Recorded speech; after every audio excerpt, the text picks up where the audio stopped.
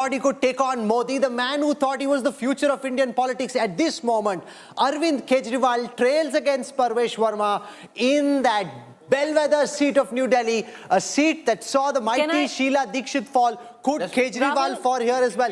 6,853 votes for Arvind Kejriwal. Rahul, the You've got Sandeep Dikshit, 3,687. Sandeep Dikshit, 3,687. Parvesh Verma at 8,290. This is in New Delhi. Yes, you know, as I said, the title of your program is Badla.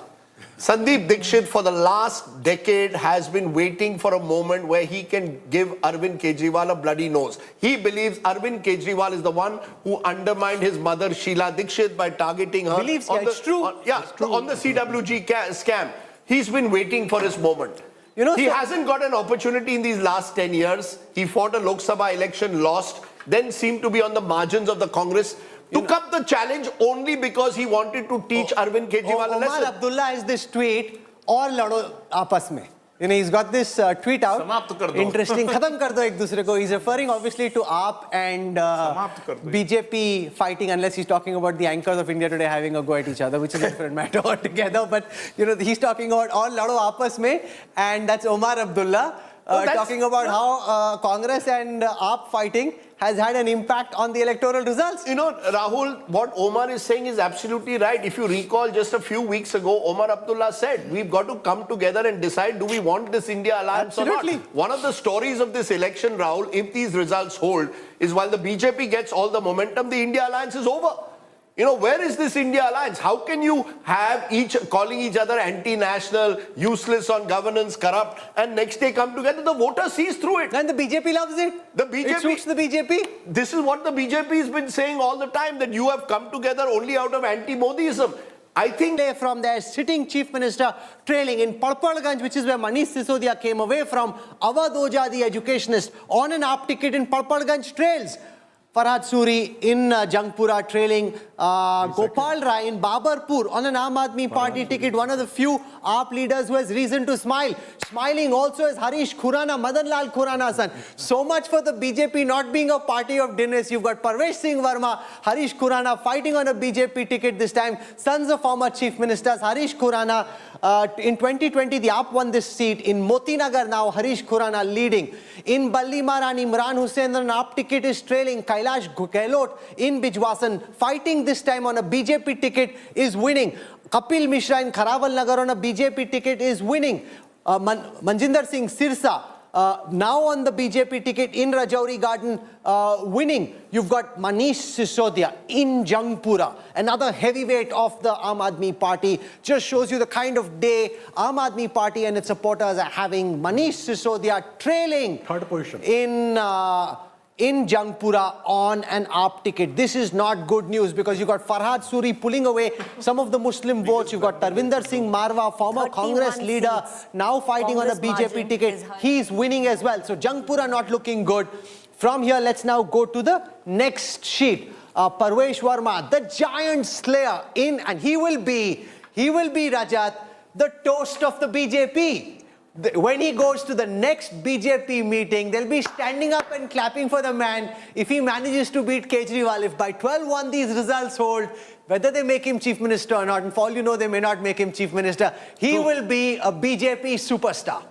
100%. He was given a task, a clear message that this is the only limited space that you will operate in. But he had a surgical approach to the whole thing. There were a lot of brickbats thrown in the run-up to the election. What is his NGO doing with those cash? But he knew, if you need to counter the Aam Aadmi Party, it has to be at least ensuring that the Jhuggi Jhopdi vote comes his way. And what a turnaround it's been. In April, his ticket was cut. So, patta cut in politics. It also shows, which is why I say, never write anyone off, never make fun of anyone, never say this is the end of AAP or the end of Kejriwal. It typically isn't. Because even if that's what your opponent would like to see, politics and voters have a way of seeing you come back. The BJP had just 3 seats in 15, 8 seats in 2020. From there, 50 plus this time round. It is one of the most remarkable turnarounds.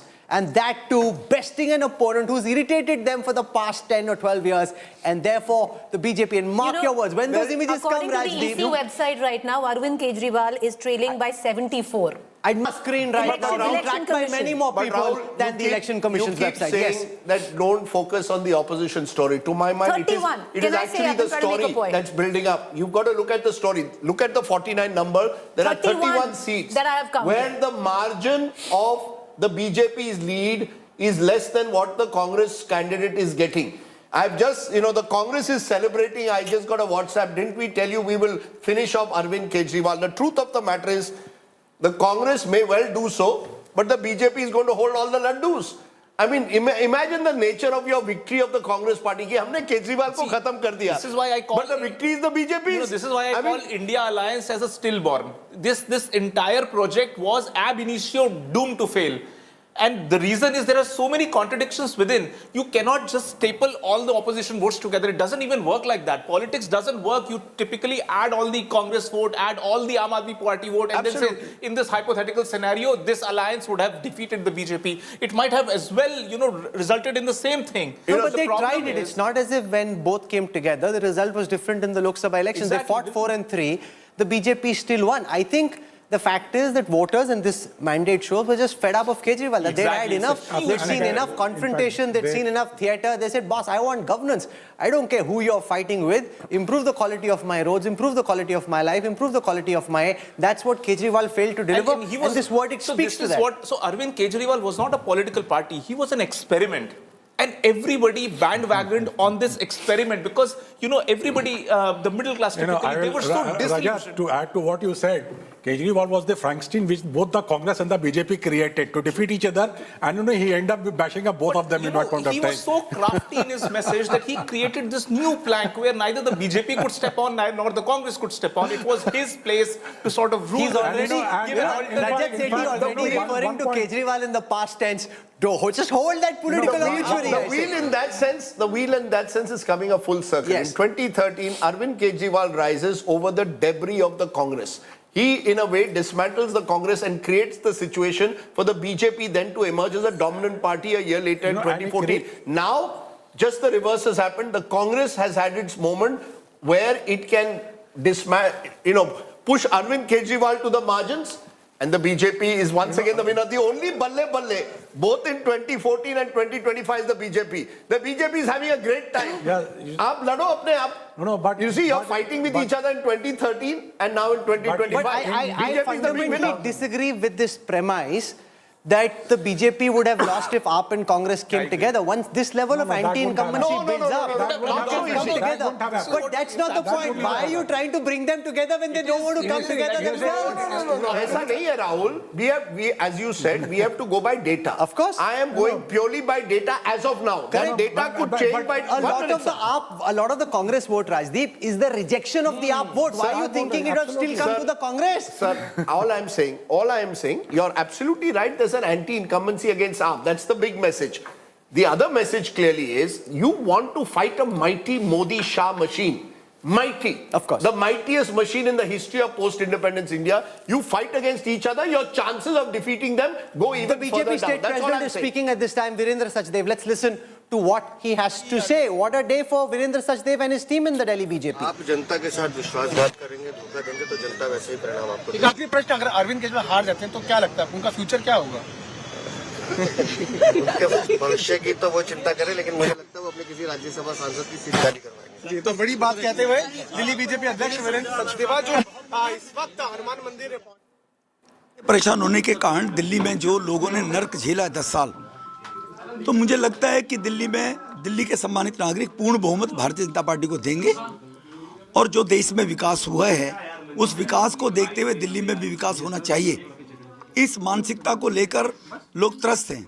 पानी एक बूंद बढ़ाया नहीं गया, वो 950 MGD पानी 1300 MGD चाहिए दिल्ली में। तो दिल्ली के लोगों ने इस बारी बदलाव का मूड रखा है और जो राष्ट्र के अंदर मोदी साहब ने विकास किया पूरे देश में, दिल्ली भी उसी दिशा में चले कि दिल्ली का विकास हो। इसलिए भारतीय जनता पार्टी की सरकार बनेगी दिल्ली में, भारतीय जनता पार्टी जीतेगी। कुछ शीला जी के द्वारा सीटों का जो डिलिमिटेशन किसी ज़माने में कांग्रेस के द्वारा किया गया, जिससे खुद ही अपनी वो हिट विकेट शीला दीक्षित जी हुई थी, इस प्रकार की कॉन्स्पिरेसी करके कि वोटों को, सीटों को इस तरह से बनाया गया। एक वर्ग है जो वर्ग भारतीय जनता पार्टी को वोट कास्ट करने में परहेज करता है, उनको धीरे धीरे जोड़ जाड़ के ऐसा करने का प्रयास शीला जी ने किया था। उस डेमोग्राफी के कारण केजरीवाल 2 बार चुनाव इसलिए जीत गए कि मुफ्त की रेवड़ी बांटनी और झूठे वायदे करने। अब 10 साल में केजरीवाल जी एक्सपोज हो गए कि वो केवल झूठे वायदे करते हैं, कर कुछ सकते नहीं है। पीछे चल रही है सर, आप आगे लीड कर रहे हैं किस तरीके से? देखो, ये कालका जी की जनता का डेवलपमेंट को लेकर अगर उनको चाहिए डेवलपमेंट होगा तो स्वाभाविक है आतिशी की वो विदाई करेंगे। वो मैं कोई किसी को लीड देने वाला नहीं हूँ, ये कोई रेसलिंग नहीं है, ये कोई कंपटीशन टेस्ट दे के हम आगे नहीं बढ़ रहे हैं, ये जनता के आशीर्वाद का है। कालका जी की जनता आशीर्वाद अगर देगी तो स्वाभाविक है आतिशी को लौटना पड़ेगा, क्योंकि आतिशी ने पिछले 5 साल में क्षेत्र में केजरीवाल जी ने दिल्ली में कुछ करा ही नहीं है। और अगर इन परिस्थितियों में भी केजरीवाल को लोग अगर वोट देते हैं तो वो वर्ग जो देश में विकास, देश की तरक्की चाहता है, तो वो लोग वास्तव में इस बात को लेकर व्यथित होगा। लेकिन मेरा 100% मानना है कि इस बारी आपदा जा रही है और भाजपा आ रही है दिल्ली के विकास को लेकर। आम आदमी आप होंगे सर, बीजेपी के मुख्यमंत्री के चेहरा आप होंगे? ये बेकार की बातें करने का लाभ नहीं है। हम सेवा के काम करने के लिए राजनीति में हैं। न तो केजरीवाल हमारे बारे में तय करेगा, न कोई और तय करेगा। हमारा पार्टी नेतृत्व है और हम किस व्यक्ति का कहाँ उपयोग होता है उस हिसाब से राष्ट्र के निर्माण में कौन कहाँ बढ़िया काम कर सकता है। हम जैसे पहले 3 बार विधायक रहे थे तब कौन से तब विकास सेवा की, 2 बार सांसद रहे हैं। हम राष्ट्र के विकास के लिए, क्षेत्र के विकास के लिए, लोगों की सेवा के लिए राजनीति में हैं। मोदी साहब के 11 साल का टेन्योर और गुजरात का 12 साल का टेन्योर देख लिए। सेवा सेवा मोदी साहब ने सेवा की है। हम एक ऐसी विचारधारा के लोग हैं, सेवा करने के लिए राजनीति में हैं, मुख्यमंत्री मंत्री बनने के लिए राजनीति में नहीं है। सर, बार बार आम आदमी पार्टी ये कहती है कि इलेक्शन कमीशन का इस्तेमाल बीजेपी कर रही है, किस तरीके से आप? देखो, ये तो केजरीवाल को पूछो आप। जब केजरीवाल 13-14 में बोला करते थे तो ईडी सीबीआई को तोता बताया करते थे। शीला जी भ्रष्ट है, जेल भेज दूंगा। कहाँ गए शीला जी के 300 पन्ने के? तो ये तो जब लोग खुद अपने आप को, जनता उनको नकारती है तो अपनी कमी को स्वीकार करते हुए स्वीकार करना चाहिए उनको कि जनता ने मैंडेट राहुल को नहीं दिया, जनता ने मैंडेट उसको नहीं दिया अखिलेश जी को यूपी के अंदर। 5 साल काम करो, मेहनत करो, तब आगे बढ़िए। ये जनता लोगों का रिपोर्ट तैयार करती है, ना इलेक्शन कमीशन करता है, ना पुलिस करती है। अगर ये स्थिति रहती तो इमरजेंसी लगाकर श्रीमती इंदिरा गांधी ने 75 में लोकतंत्र की हत्या करने की कोशिश की, 77 में लोगों ने धूल चटा दी। तो ये तो लोकतंत्र का दुनिया का सबसे बड़ा राष्ट्र भारत है। यहाँ पर कोई अपनी कमियों को छुपाने के लिए एजेंसियों पर दोषारोपण करता रहे, वो अपनी गिरबान में झांके, तब उसको जानकारी रहनी चाहिए। Thank you so much sir. Sir, एक सिंगल बोल दीजिए। Ramesh Biduri, he fought this campaign with his back towards his wall. He had a couple of hit wickets. From there, he was feeling the pressure. He's a formidable lead. I went to his house in Tughlakabad. He doesn't stay in his what used to be his MP bungalow. Always stays in Tughlakabad. And no matter what the stereotype about him on television, on the ground, he had a formidable ground game. And look at how the BJP played the Biduri card. You didn't give him the ticket for the Lok Sabha. He was angry. His supporters were miffed. They wanted him to get the ticket. He would have probably won the Lok Sabha election. Yet you did not reject him totally. You used him again. You see, the BJP is very clear. You see the difference between the opposition and the BJP, Rahul, and you're seeing BJP's clarity. The BJP has decided हमको दिल्ली जीतनी है. But साम दाम दंड भेद दिल्ली जीतनी है. Just a minute, ma'am. They've used whatever it takes to win this election. So Ramesh Biduri, useful, as you said, has a strong ground level connect. Put him up against Atishi. Let him go. He's the kind who is ready to take all, to go into the other side, all guns blazing. You've used him. On the other side, look at the disarray in the opposition. In desperation, AAP took 7 BJP candidates also on its side, changed the number of candidates. The Congress said we want to fight AAP, but Rahul Gandhi, how many rallies did he do in the end? If you really want to fight, you should address 40 rallies, but you address 4. So but the Congress has achieved its mission. They wanted to trip the Aam Aadmi Party and set up a Congress versus BJP battle in the future.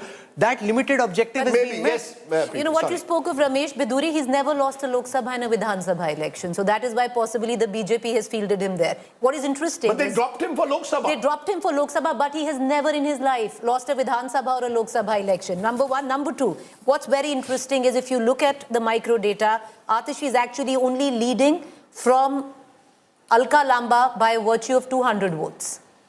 So you can actually see how close this is. Alka Lamba didn't want to fight this election on her own. When I was interviewing her, she said, I didn't want to fight this election. I was practically coerced into this election. When I spoke to a few people in Kalkaji, they were saying that Atishi was missing from the scene. It seems like her CM chair itself bogged her down so much and not to be seen in the same frame as Kejriwal. What would give Kejriwal hope is that by 254 votes, Arvind Kejriwal has just taken the slenderest of leads. 254 really hope after that the second round. Arvind Kejriwal just slipping into the lead. You know, he'll say, if Kejriwal loses, there's a very big message there. If the AAP is losing, that seems quite clear. The question is, will Kejriwal lose his own seat too at this moment? And this will keep things excited. This Saturday afternoon, you will have to stay till a long time to know, because if it goes back and forth like this, a man who thought he would be the game changer in national politics at this moment on his own seat, forget his party, is leading by just 254 votes. Khud ki seat bacha le, party ko kya bachayega? That will be the question. The story of this early morning is Arvind Kejriwal, the giant killer of 2013, the man who defied the Modi wave in 2015 and 2020, is facing the biggest political setback of his career. If these numbers hold, that message is amply clear, Rahul. Arvind Kejriwal is facing the biggest political setback of his career, and how he bounced back, if he can bounce back, is going to be a big question which is still unanswered. Also, I think, as you showed just now, Vijinder Gupta, someone who's won several elections from Rohini in the past, is trailing at the moment. A lot of these seats will change. So you could have the BJP crossing even 50 potentially, or wrestling somewhere in the 40s. We can do that. Let's take a look at the margin calculator. It'll give you a quick sense of how seats are settled or unsettled. At this moment, out of the 70 seats, there are 23 seats which the parties are winning or losing with less than 500 votes. These can change with every round of counting. The BJP currently leads on 13 of those seats. Aam Aadmi Party leads on 9, which means off that tally, potentially the BJP can go from 46 to 54. The Aam Aadmi Party currently leads on 9. They could hope to take some of those 13 seats away from the BJP. If I look at seats where the margin is less than 1,000, there are 29 such seats. BJP leading on 16 of them, up on 12. I want to go across Radhika Khera from the BJP. She's joining us this moment. The BJP has been in political exile in the national capital for a very long time. That exile, it seems, is finally about to end. Absolutely. And yesterday, day back, I was on your channel with Preeti ji, and I had predicted that Bharatiya Janata Party is going to be forming the government with at least 50 seats. We are reaching the 50 mark. 46 is already there. And trust me, even after 2 hours, the numbers are not going to change drastically. The only drastic change you're going to see is in the Aam Aadmi Party. There's a saying in Hindi, जहाँ पे इतनी कीचड़ फैल चुकी है ना, वहाँ पे कमल का खिलना निश्चित था. And that is what we are seeing. The people of Delhi are winning. This is not the win of the Bharatiya Janata Party. The people of Delhi are winning. They are getting freedom from bad water, dirty water, bad quality air. They are going to. That we don't know, Radhika Khera. That depends on what you guys do. No, once again, let's not get carried away here. Whether we are getting freedom from pollution or from bad roads or potholes and everything else that you mentioned, or from the Yamuna being toxic, it depends on what you guys do. You've just got the mandate to govern. Now you need to deliver. We've always delivered, which is why we've got historic mandates in Haryana or Maharashtra, and even a third time victory for our government in the centre. And it's really good to see Rajdeep ji on air after a very long time today, Rajdeep, and I'm sure it's pretty heartbreaking to see the results today. But having said that, no, heartbreaking for who? Rajdeep or Kejriwal? It's heartbreaking for Kejriwal, Radhika. People of Delhi. Madam, Both. My heart breaks. Both. My heart has been broken when I was in college by several women. But that is a long time ago. I don't even now remember those days. My heart is never broken. As long as you remember the women. When politicians lose and win, my heart isn't broken. I actually am an observer who enjoys seeing, you know, how political fortunes go up and down. But I just want to point out, just while you carry on with Radhika, just to tell our viewers, just as a bellwether, you know, constituency of how Delhi is changing. Karawal Nagar.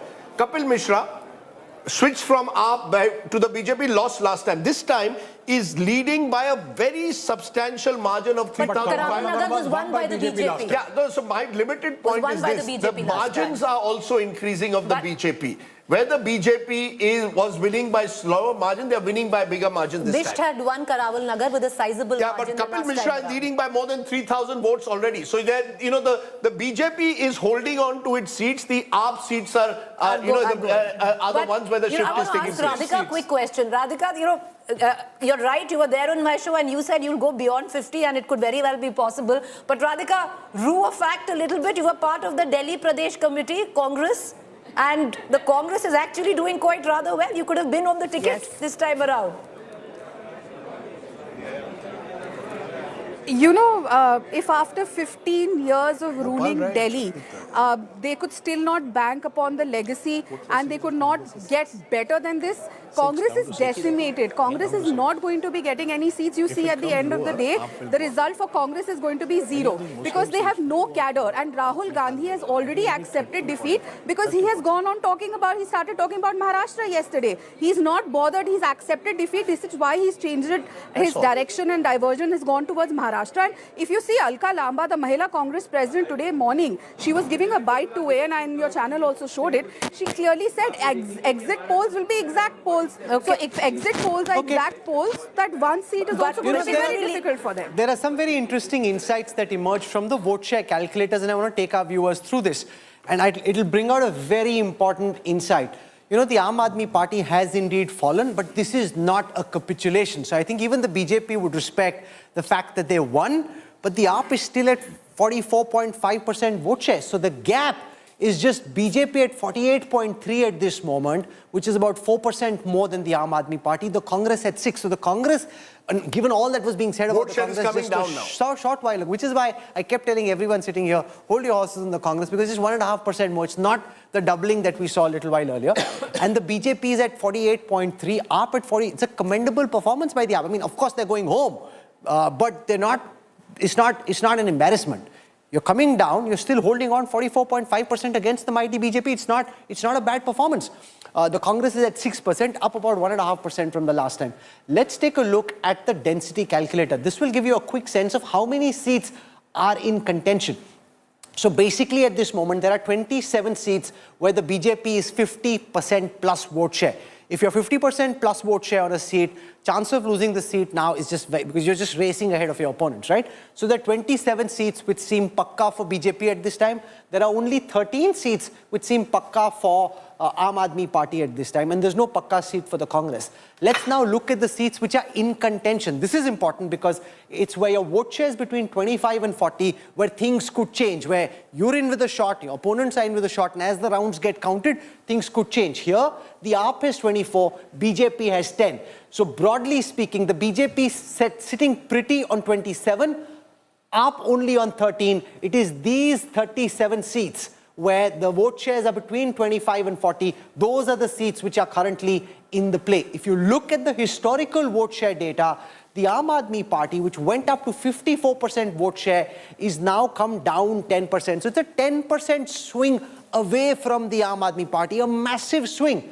The BJP, which was a 39% vote share, has gone up to 48. So it's a 10% swing in favor of the BJP. The Congress was a no-show last time, just 4%. On an aggregate level, they're a relative no-show even this time, going up just 1.5%. So too much was being said about the Congress, Rajdeep, in terms of their impact. It's largely AAP voter going to the BJP. That is the macro picture. You know, therefore, one of the constituencies to look at is Okhla. I don't know when last the BJP, if ever, won Okhla. The fact is, at the moment, Manish Chaudhary of the BJP is winning in a constituency with a large Muslim population. This is where Jamia Millia University is. It has been represented by Muslim MLAs since 1993. The BJP has never won Okhla. At the moment, Manish Chaudhary is leading by more than 2,000 votes over Amanatullah Khan. The story, therefore, is that the Muslim vote is also getting fractured. Not all the Muslims are voting for AAP. That's happening in many seats, and that's happening in Mustafabad, that's happening in Wazirpur, Poonam Sharma is leading. Tughlakabad, Rohtas Kumar is leading. In Okhla, Manish Chaudhary is leading. In Silampur, Anil Kumar Sharma is leading. In Mustafabad, Mohan Singh Bisht is leading. So at least 6 constituencies, largely Muslim dominated, where the BJP is leading at this time. That is one of the stories, that even in the Muslim dominated areas, the people are looking at options. This is where either the Congress, even in 1 or 2 AIMIM, put up candidates. But Okhla, for the first time in history, you could have a situation where the BJP Manish Chaudhary's wife is the local councillor, yes. But the truth of the matter is, history could be created in Okhla, where you will have a BJP representative, ex-congressman Manish Chaudhary, winning an election for the first time. That has never happened in the history of Okhla. Vote concentration is a very important metric to look at. What this tells you is, where is the party picking up the maximum amount of votes? And if you look here, it is in the outer extremities of Delhi that the color for the BJP, which is the concentration of vote, is the deepest and the darkest. As you come within to the center of Delhi, the BJP's concentration is lesser. It's in the Bahari areas, all across the city-state, where the saffron is of the deepest shade. In the same way, if I look at the Aam Aadmi, it will give you a broad sense of where they're losing ground. If you see the Aam Aadmi Party's concentration, it is in the core of Delhi that the Aam Aadmi Party's concentration of votes is the maximum, whereas on the outer areas of Delhi, the Aam Aadmi Party seems to have lost much more vote share. And that, again, Rajdeep, very illustrative of where the BJP, they're coming in strong in the areas surrounding Uttar Pradesh, in the areas surrounding Haryana. Those are the areas that the BJP is strong. Really there and New Delhi. New Delhi and the outer areas is where the major switch has taken place. Yes, Preeti. No, what I'm saying is, if you actually look at it, these 27 seats where AAP is leading at were actually the 27 seats which the AAP was very confident of. So they were hoping that they have these in the bag, but the ones where the seats that they thought were the fence-sitters, they were hoping that they'd be able to convert, if not, all of them, but at least 40% of them, for them to take them home. So these 27 seats, because I've gone to each of these seats and looked at, these have been what the AAP thought was, ye to hum haar hi nahi sakte. No, so that leaves, Preeti, 43 seats so remaining. Out of 43, you so would hope to win 8. Wherever they thought there was an issue that, this could go either ways, but we'll pull in some. They're not pulling in some.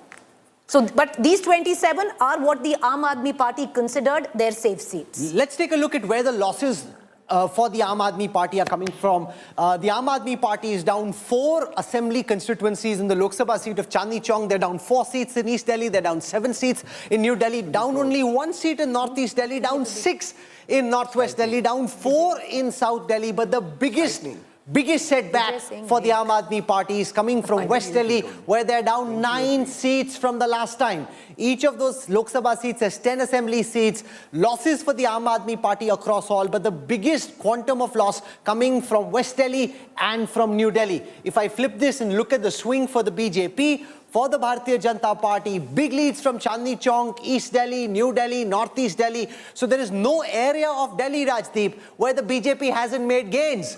So if anybody was suggesting that there is class warfare, that the poor haven't voted for the BJP, that the data is not backing the BJP winning in all parts of the state. Absolutely. BJP is even leading in 9 seats which are Dalit dominated, as against 11 of the AAP. The point, Rahul, here also is very clear, the gender divide. A number of pollsters said women are overwhelmingly voting one way, men the other. And I kept saying that doesn't happen. You could have a 7-8% lead at times, but you're not going to have 15% more for women and 15% more for men. That's not happening. At the moment, interestingly, Rahul, and this is a seat which will keep us very engrossed all through this day, is New Delhi. As of now, Arvind Kejriwal is leading Parvesh Verma by 700 votes, with Sandeep Dixit picking up 3,688. Now, I think a lot of the middle-class colony areas of New Delhi, remember the budget factor needs to be put in place. They came in large number. Here it is, Rajdeep, on your screen right now, in that crucial state seat of New Delhi.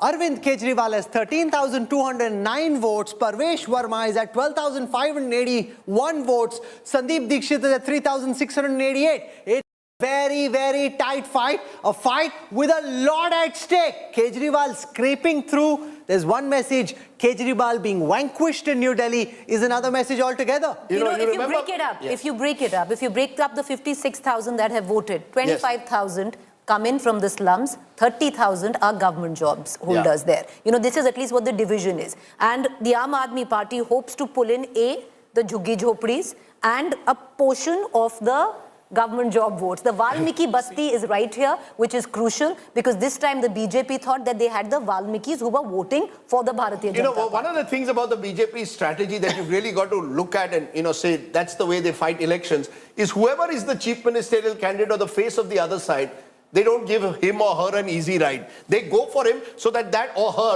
they are boxed into their constituency. That's what happened to some extent with Kejriwal. Remember, Mamata Banerjee famously lost Nandigram to Suvendu Adhikari. So you go for the top leader, Arvind Kejriwal box them will take that any day today. He'd like to lose New Delhi and win Delhi, but it's not working In out. the past 30 minutes, what's happened is that the BJP It's got tally, which tightened. seemed to have been touching 50, is now come down to 40. We've got a tighter race. We've got and a the much fact that there's tighter a race gap now. is only 4%. The gap is not 6 to 8%. So I'm not saying there'll be a twist in the tail. How much has the but vote what been is counted? very clear is that there We have a seems to tighter be race than what we a thought. tighter fight than was originally being imagined. For the first time, AAP has touched 30. For the first time, AAP has touched 30. But how much it vote makes has it been just a counted? minute. It makes it slightly tighter. I still believe the BJP, because of the margin calculator that you showed, Rahul, has the advantage. But what was seeming like a one-sided race about half an hour ago has slightly tightened. I still say advantage BJP because the BJP is winning across Delhi, but in some of the traditional AAP bastions, the AAP is recovering ground. Also, the Congress vote has begun to sharply decline. And as I keep saying, if the Congress remains at 5-6%, the advantage goes to AAP. If Congress goes to 8 to 10%, the BJP benefits from it. So we need to keep an eye on the Congress overall vote. So it's 44% vote share for the AAP, 48% for the BJP. Congress just at 6%, just 1.5% more than the last time. And the power map of Delhi is now changing. If you see, earlier there was a lot more saffron than there is at this moment. It's 30 versus 39. So it's not as if the AAP is down and out at 15, 16, 30 is bad, you're losing, but it's not a decimation. But your margin calculator, Rahul, is now the key. Every time, I think we should go to it every 10 minutes because it will tell us whether anything can change. I personally still think advantage BJP, but the margin calculator will give us a better picture because it will tell us which areas are voting. Now, AAP strategists are saying some of our key areas are slowly going to start picking in from the Juggi Jhopri clusters. We will recover some lost ground. Can they recover enough? We don't know. But it's become a tighter race. You know, Omar Abdullah said, "Aur lado aapas mein." Let's get a word in from Supriya Srinath. She's joining us, heads up the social media cell of the Congress party. You saw the Jammu Kashmir Chief Minister a short while ago, Supriya ji, saying that it's the fight in the opposition between the Congress and the Aam Aadmi party which has given the BJP the edge. What are you telling people watching at this time and the Jammu and Kashmir Chief Minister about why he thinks the opposition is in disarray? Supriya Srinath. Thanks very much for having me on the show. It's a good evening, a good morning to you and all your viewers and my fellow panelists here. Quite frankly, I do believe that people are entitled to their opinions, but I also believe in the same spate that the Congress is entitled to resting political bastions. I think the Congress is entitled to fight for where we believe our fertile political land exists. And I think the onus of making the AAP win doesn't rest on the Congress. It is with the AAP. The Congress has to fight a spirited campaign for itself. So all opinions welcome, but I think we fought a spirited campaign. I do believe that there's a larger message in this mandate. And I'll take 30 seconds on just that. I think the larger message is that filibustering and fake promises and tall claims don't really work. And I do believe that Mr. Kejriwal's political arrogance, perhaps, the AAP is paying a price for it. For us, the political message is that we've got to rebuild our organization. Without a strong organization, a spirited campaign, raising the relevant issues, perhaps helps us ends up helping the other parties, not us entirely. So I think the message for us is we've got to go back and rebuild the cadre, especially in places like Delhi, where we've been in governance till just about 11 years back. So, as far as allies are concerned, I can turn around and then ask the question, why did the TMC or the Aam Aadmi party go to Gujarat or a Goa or a Maharashtra or a Haryana or an Uttarakhand? And in Uttarakhand and Goa, the vote share difference and the seat difference between us and the BJP was exactly the number of votes that the Aam Aadmi party polled. I mean, these are statements that will come in from everywhere. No, but so Supriya, the onus doesn't rest on us for somebody to win. Supriya Srinath, from what you're saying, so are you driven by what I call badla or are you driven by your own revival? There are two parts to this. Is it that you want to somehow or the other teach the Aam Aadmi party a lesson for what they did to you in Goa, what they did to you in another state? Or is it the Congress seeking to revive itself? Let's be very clear. Please, let's be honest at the moment. Is it na banunga, na banne dunga? You see, someone once said about the Congress today, na khud banenge, na dusre ko banne denge. Not at all. And I think if you know the Congress at all, if you know any of us, I don't think we do the kind of politics. Na banunga, na badle dunga, na khaunga, na khane dunga, sab adani ko khila dunga, kisi aur ki line thi. But as far as we are concerned, I think political revival is what was key. Our local leadership, our cadres thought we should contest elections on our own. We thought that the Aam Aadmi Party is responsible and answerable for a lot of the failures of Delhi. The kind of mountains of garbage or the sewers leaking or the broken roads or, the kind of mismanagement of health services. I think those were issues on which the Aam Aadmi Party had to be held accountable. I completely disagree that this was a vendetta politics against the Aam Aadmi Party by us. It was a politics of political survival for us in Delhi, and I think we did a good job of fighting the fight. Zafar Islam. We could have done better if our cadre was stronger. Zafar Islam, the BJP now at 39. Earlier you were close to 50. 39 is not as pretty as 50. I mean, a win is a win is a win. But 39 place 30 is not as exciting for the BJP as 50 versus 16 or 17. Dil mein dhak dhak? Well, Rahul, these are early trends. We are definitely going to get more than 50 seats. We are absolutely confident based on the feedback we have from the ground. These are early trends. Of course, seats will go up and come off, but eventually, at the end of the day, we expect that we will get at least 50 seats or 50 plus seats. But what is more important for us to observe that even though Congress and AAP were fighting with each other, but Congress has actually become irrelevant people were saying that's a triangular contest, but they're irrelevant. None of the seats where they are making any impact, and BJP is winning on its own, and AAP is whatever the vote they are getting on their own. So it is very important to note that even in Delhi, Congress has become irrelevant, and AAP, whatever tall promises he has made, actually he didn't fulfill, and something which has been acknowledged by the people of Delhi, and people of Delhi have reposed confidence in the Honorable Prime Minister, because the guarantee what he gives, he always fulfills those guarantees, and that is something which has lent confidence to the people. But there is a difference. No matter what you say, one is to hit the AAP out of the park. The other is to scrape through. At this moment, if it's 31 versus 38, BJP is scraping through. You're getting the job done. We will hit... Sir, 38 kam bhi to ho sakta hai. Let me show you the margin calculator. 1 second, Zafar bhai. Let me show you, everyone watching, Supriya ji and Akshay Marathe as well, the margin calculator. At this time, there are 12 seats where the margin is less than 500 votes. If it's less than 500 votes, in one round of counting, it can change. AAP leads on 6 of those. BJP leads on 5. Congress only on 1. All these 12 seats are currently up in balance. They can change. Let's look at the seats where the margin is less than 1,000. There are 21 such seats. AAP leading on 13, the BJP on 8. So the BJP can hope that they can wrestle some of these 13 away from AAP.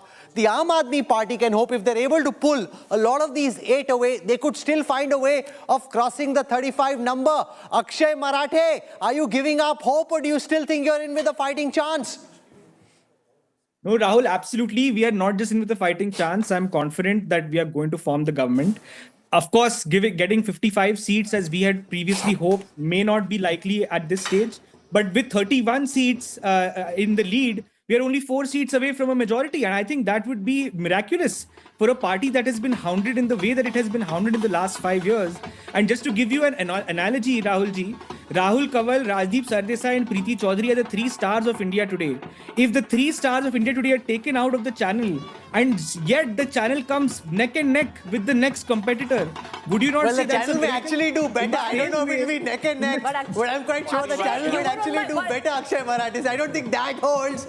But that being said, I see the point that you're making. Akshay, you were on my show yesterday, and you said you were getting over 55 seats. So suddenly to turn around and say neck and neck is also a great thing. No, all I'm saying is that this was an election for the BJP to lose.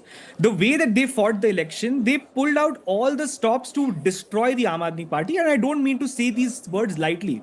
Our top leadership was jailed. Our government was completely hamstrung. The bureaucracy was taken away from us. And even after that, the BJP is not able to demolish the government of Aam Aadmi Party. I mean, kaise But chant now Zafar Islam is smiling. When he came, he had a bit of a frown on his face. That's because the BJP had slipped to 38. Now it's gone up to 42. So this is turning out to be a very exciting match where the end result may be known, but how this tally swings, the pendulum swings, Zafar Islam, your heart in your mouth each time it comes down below 40.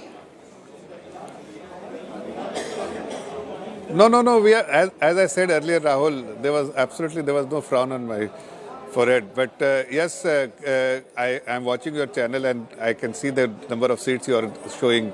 But we are confident. We are confident based on not because of the any agencies which has conducted the exit poll, but based on the feedback what we have from our Panna Pramukh and our ground level workers. And we are a cadre-based party, so we know that exactly what feedback we get from the cadre. Unlike Congress party, the cadre-less party, they are more intellectuals than cadre. That's why but let me put that question then to Suppression. This is an important fact. You had a few strong leaders in the Delhi Congress. If they'd been put on seats where you had the possibility of maximizing your seat share, that would have been one strategy. The Congress instead went with the strategy of getting its most prominent leaders, of the likes of, say, Sandeep Dikshit, of the likes of, say, Al-Kalamba, up against the AAP bigwigs. So it seemed as if the priority for the Congress in this assembly election was defeating the Aam Aadmi Party rather than trying to get on the scoreboard, which is why at this moment you're not leading on any seats, even if you've done enough damage to trip the AAP. No, actually, there's a very simple explanation for that. We are not oblivious to the fact that our cadres and our organization needs to be a lot stronger in Delhi, and which is why we chose to put our prominent faces against the prominent faces of the Aam Aadmi Party, so that at least the campaign lifted. If these faces weren't contesting these elections, the campaign would have been very damn squib. I mean, whether it's a Sandeep Dikshit or an Al-Kalamba, we chose to field them because we thought it was going to be instrumental in lifting the campaign, and I think we were absolutely right. The campaign would have been a damn squib had we not fielded them. So we were not oblivious to the fact that our organization is not as strong and we had to resort to this. But no, our priority was not just to defeat the Aam Aadmi Party. Of course, we had to hold them accountable. Of course, we had to ask them the questions of misgovernance. Our priority was very much to win an election like anybody else. And ma'am, even as you said all that, the one seat that you were leading in, Badli, the Congress is now losing even in Badli. The also interesting is that Atishi has now taken the lead, as has Manish Sisodia. So a number of the Aam Aadmi Party leaders who were trailing earlier Manish are is now still trailing. Well, it's been going up and down. So 2 minutes ago, he was leading as per our numbers. But the seat that is fascinating me, Akshay Marathe, is Okhla. You had Amanatullah Khan. This is a seat with a large Muslim population. You're trailing Manish Chaudhary. Manish Chaudhary could well become the first BJP candidate to win here, first non-Muslim candidate to win Okhla. It's never happened. And that in itself could tell a story. He's leading now by more than 2,000 votes. No, Rajiv ji, I think if you look at Indian politics, it is not uncommon for a Hindu candidate from the BJP to win in a Muslim majority seat, especially when the likes of... Never happened in Okhla. It has never happened in Okhla, but it has happened in Mustafabad before. It has happened in several seats of Uttar Pradesh. And it typically happens when you have a spoiler party like the AIMIM. And in this case, even the Congress, which is working in cahoots with the Bharatiya Janata Party to defeat the Aam Aadmi Party. And that's probably what we are seeing right now. That the kind of it's a spoiler party is just being very dismissive. Akshay Marathe, the fact is it happens when the Muslim community loses faith in their principal patron. For the last two elections, the Muslims thought they were safe with AAP. They voted for AAP. Post what happened in the Northeast Delhi riots, post the last 5 years, they didn't feel that AAP provided safe harbor, which is why they picked some Congress candidates in some places and the AIMM in another place. Let Akshay Marathe respond, then we get a quick word from Suppression. No, Rahul, I think if you look at the majority of Muslim-dominated seats in Delhi, it is not as if the Aam Aadmi Party is doing badly. It is only in Okhla and perhaps in Mustafabad, where we may not have done as well. It's not as if the Muslim community, lock, stock and barrel, has rejected the party. We have cross section of support across all communities in Delhi, and we are very proud of that. But let me make one quick point. The way the Congress fought its campaign, they started with Selampur, they went after minority seats. That is the kind of cynical view of politics that the Congress has. If they wanted to win the election, they needed to go all across Delhi, but they wanted to weaken the Aam Aadmi Party. Okay, let Supriya Shrinidhi make her point. Akshay, we've heard you. Let Supriya make the point. Can I?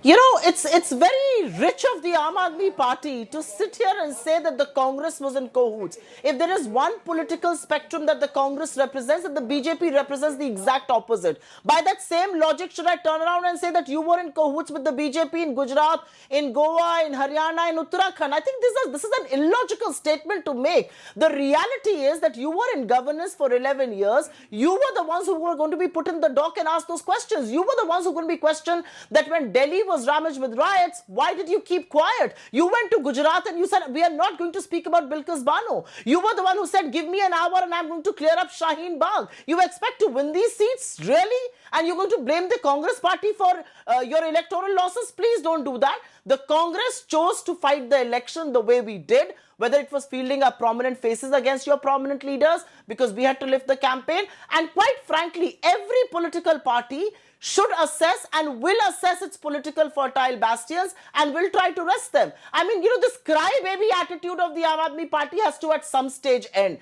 Because the Congress went, we are losing. Because they are in cahoots. What kind of a statement is this? Please do some internal introspection and come up with better arguments. Because then I can turn around and ask, what were you doing in Gujarat? What were you doing in Goa? What were you doing in Uttarakhand? What were you doing in Haryana? What the hell were you doing in Maharashtra? I mean, are these statements to be made on a day like today? Supriya Shrinidhi, Akshay Marathe, the India Alliance has officially broken on India today. The India Alliance has officially broken there. I can see the split deep between the Aam Aadmi Party and the Congress, but I want to look at some of the leading candidates just for a moment. Arvind Kejriwal, as of now, is leading at the moment over Parvesh Verma, but the margin is less than 1,000 votes. You've got some of the other major candidates to look at. Manish Sisodia is now trailing from Jangpura against Tarvinder Singh Marwa, a three-time former Congress MLA, now with the BJP. The margin is about 1,300 votes.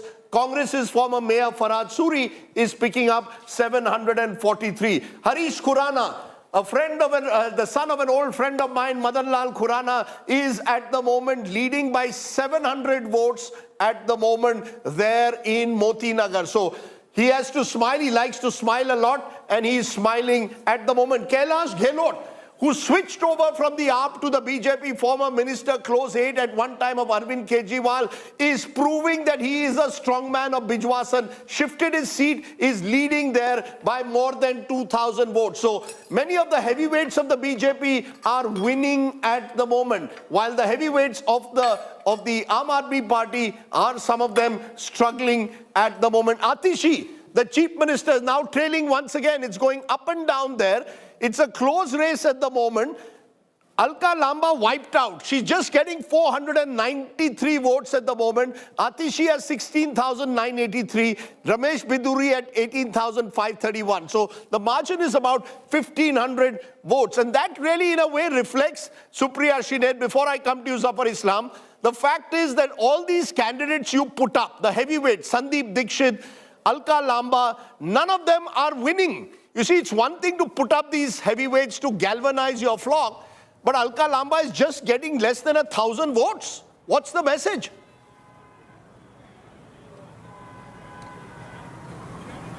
Ms. Shrinidhi. No, I agree with you that none of them are winning. My heart goes out to both Alka Lamba and Sandeep Dixit. I agree with you that they're not winning. But I think them being in the political foray did help our narrative. Them being in the political foray did give a lot of talking points to, news channels and to the campaigns and to the narrative that we were setting. I will not dismiss this experiment because I think this experiment was important. Okay. If we had a very strong organization in Delhi, maybe the fielding of these candidates would have been in question. But not when we do not have a strong organization.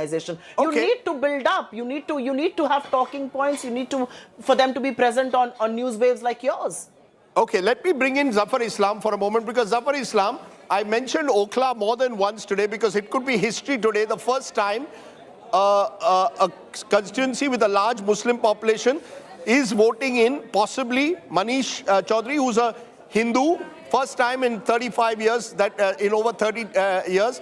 One of the concerns is if there's a BJP government, will you see a greater divide Hindu-Muslim on the ground, or are you confident that some of those divides that we saw during the Delhi riots in 2020 will now be healed? Do you see the BJP forming a government and providing a healing touch to a large section of the population?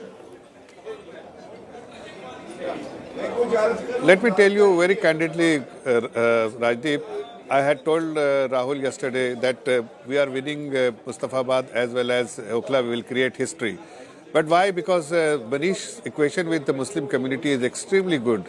And many of my friends who live in that part of the city have very candidly said that we will vote for Manish, and that is what matters, because he is being supported big time by Muslim community. And people are talking about AMIM. See the response. The people have not even given 500 votes or 600 votes to the AMIM candidate, because people know that a good candidate is always welcome, and that's why Manish Chaudhary will win from them. And the current margin is 2,200, but I'm sure that he will win at least with by 10,000 margin of 10,000. You know, that is something which we have predicted. Right. We have. Dr. Islam, I just want to bring in Akshay Marathe into this conversation. But that's Akshay one thing Marathe, I would think. I'll come back to you, sir. Akshay Marathe, just one quick question. By the time polling closes, I think there will be an understanding, because we've been talking about the Muslim vote, we've been talking about Okhla, Mustafabad, Bali, Maran, name it, all the Muslim constituencies, that the Aam Aadmi Party will understand that you cannot be ideologically agnostic anymore. You cannot not talk about Muslims. You cannot continue to play, to the gallery, say that we continue to project your soft Hindutva card and say that we are still doing it for all communities. You will have to take a stand somewhere. The sheer fact, Akshay Marathe, that Jangpura, that Manish Sisodia could be trailing, and if you actually deep dive in, a lot of those votes are coming in from the Tablighi Jamaat Basti in Nizamuddin for the Congress. And it's over 700. No, Preeti ji, allow me to make a couple points. Number one is that, of course, if Aam Aadmi Party loses, and it is a big if at this point, lots of things will have to be talked about in terms of what we could have done better, how the context of Delhi's governance completely changed, that tied our hands up a little bit. But be that as it may, I think it's let's look at this example, right? The women voters of Delhi overwhelmingly supported Aam Aadmi Party compared to the male voters of Delhi. Now, can we say that Aam Aadmi Party has abandoned the male population of Delhi? No. There are different reasons why people choose to vote for different parties, and I think every Muslim, every Christian, every Hindu, every Sikh in Delhi, they send their kids to the same government schools that Aam Aadmi Party works for. They get the same zero electricity bills that Aam Aadmi Party has worked for, same zero water bills that Aam Aadmi Party has worked for. Muslim women, Muslim young girl students take the same free bus rides that Aam Aadmi Party has worked for. So it is not as if the Aam Aadmi Party has had any ideological inconsistency when it comes to delivering on the services that the Delhi government is responsible for. When it comes to law and order, unfortunately, we don't have power over law and order in Delhi. And if we could have we're looking at the New Delhi seat, Akshay. Right now, you have Arvind Kejriwal, who's leading from a very slim margin. But Akshay Marathe, it seems that the Aam Aadmi Party has written that seat off, because the booths that have opened up right now in New Delhi are the booths that were supposed to be voting for you. The booths from Kidwai Nagar, areas which are traditional BJP strongholds, even in 2020, have still not opened. So though Arvind Kejriwal is leading right now, you might take heart, but even the Aam Aadmi Party now understands that this is temporary, because your booths haven't quite given you that kind of affirmation that you would have hoped for on the New Delhi seat. No, Preeti ji, I'm looking at my internal reports. I think approximately 4 rounds of counting has been completed. True, but I'm talking about the next round of counting will come in from the BJP stronghold booths.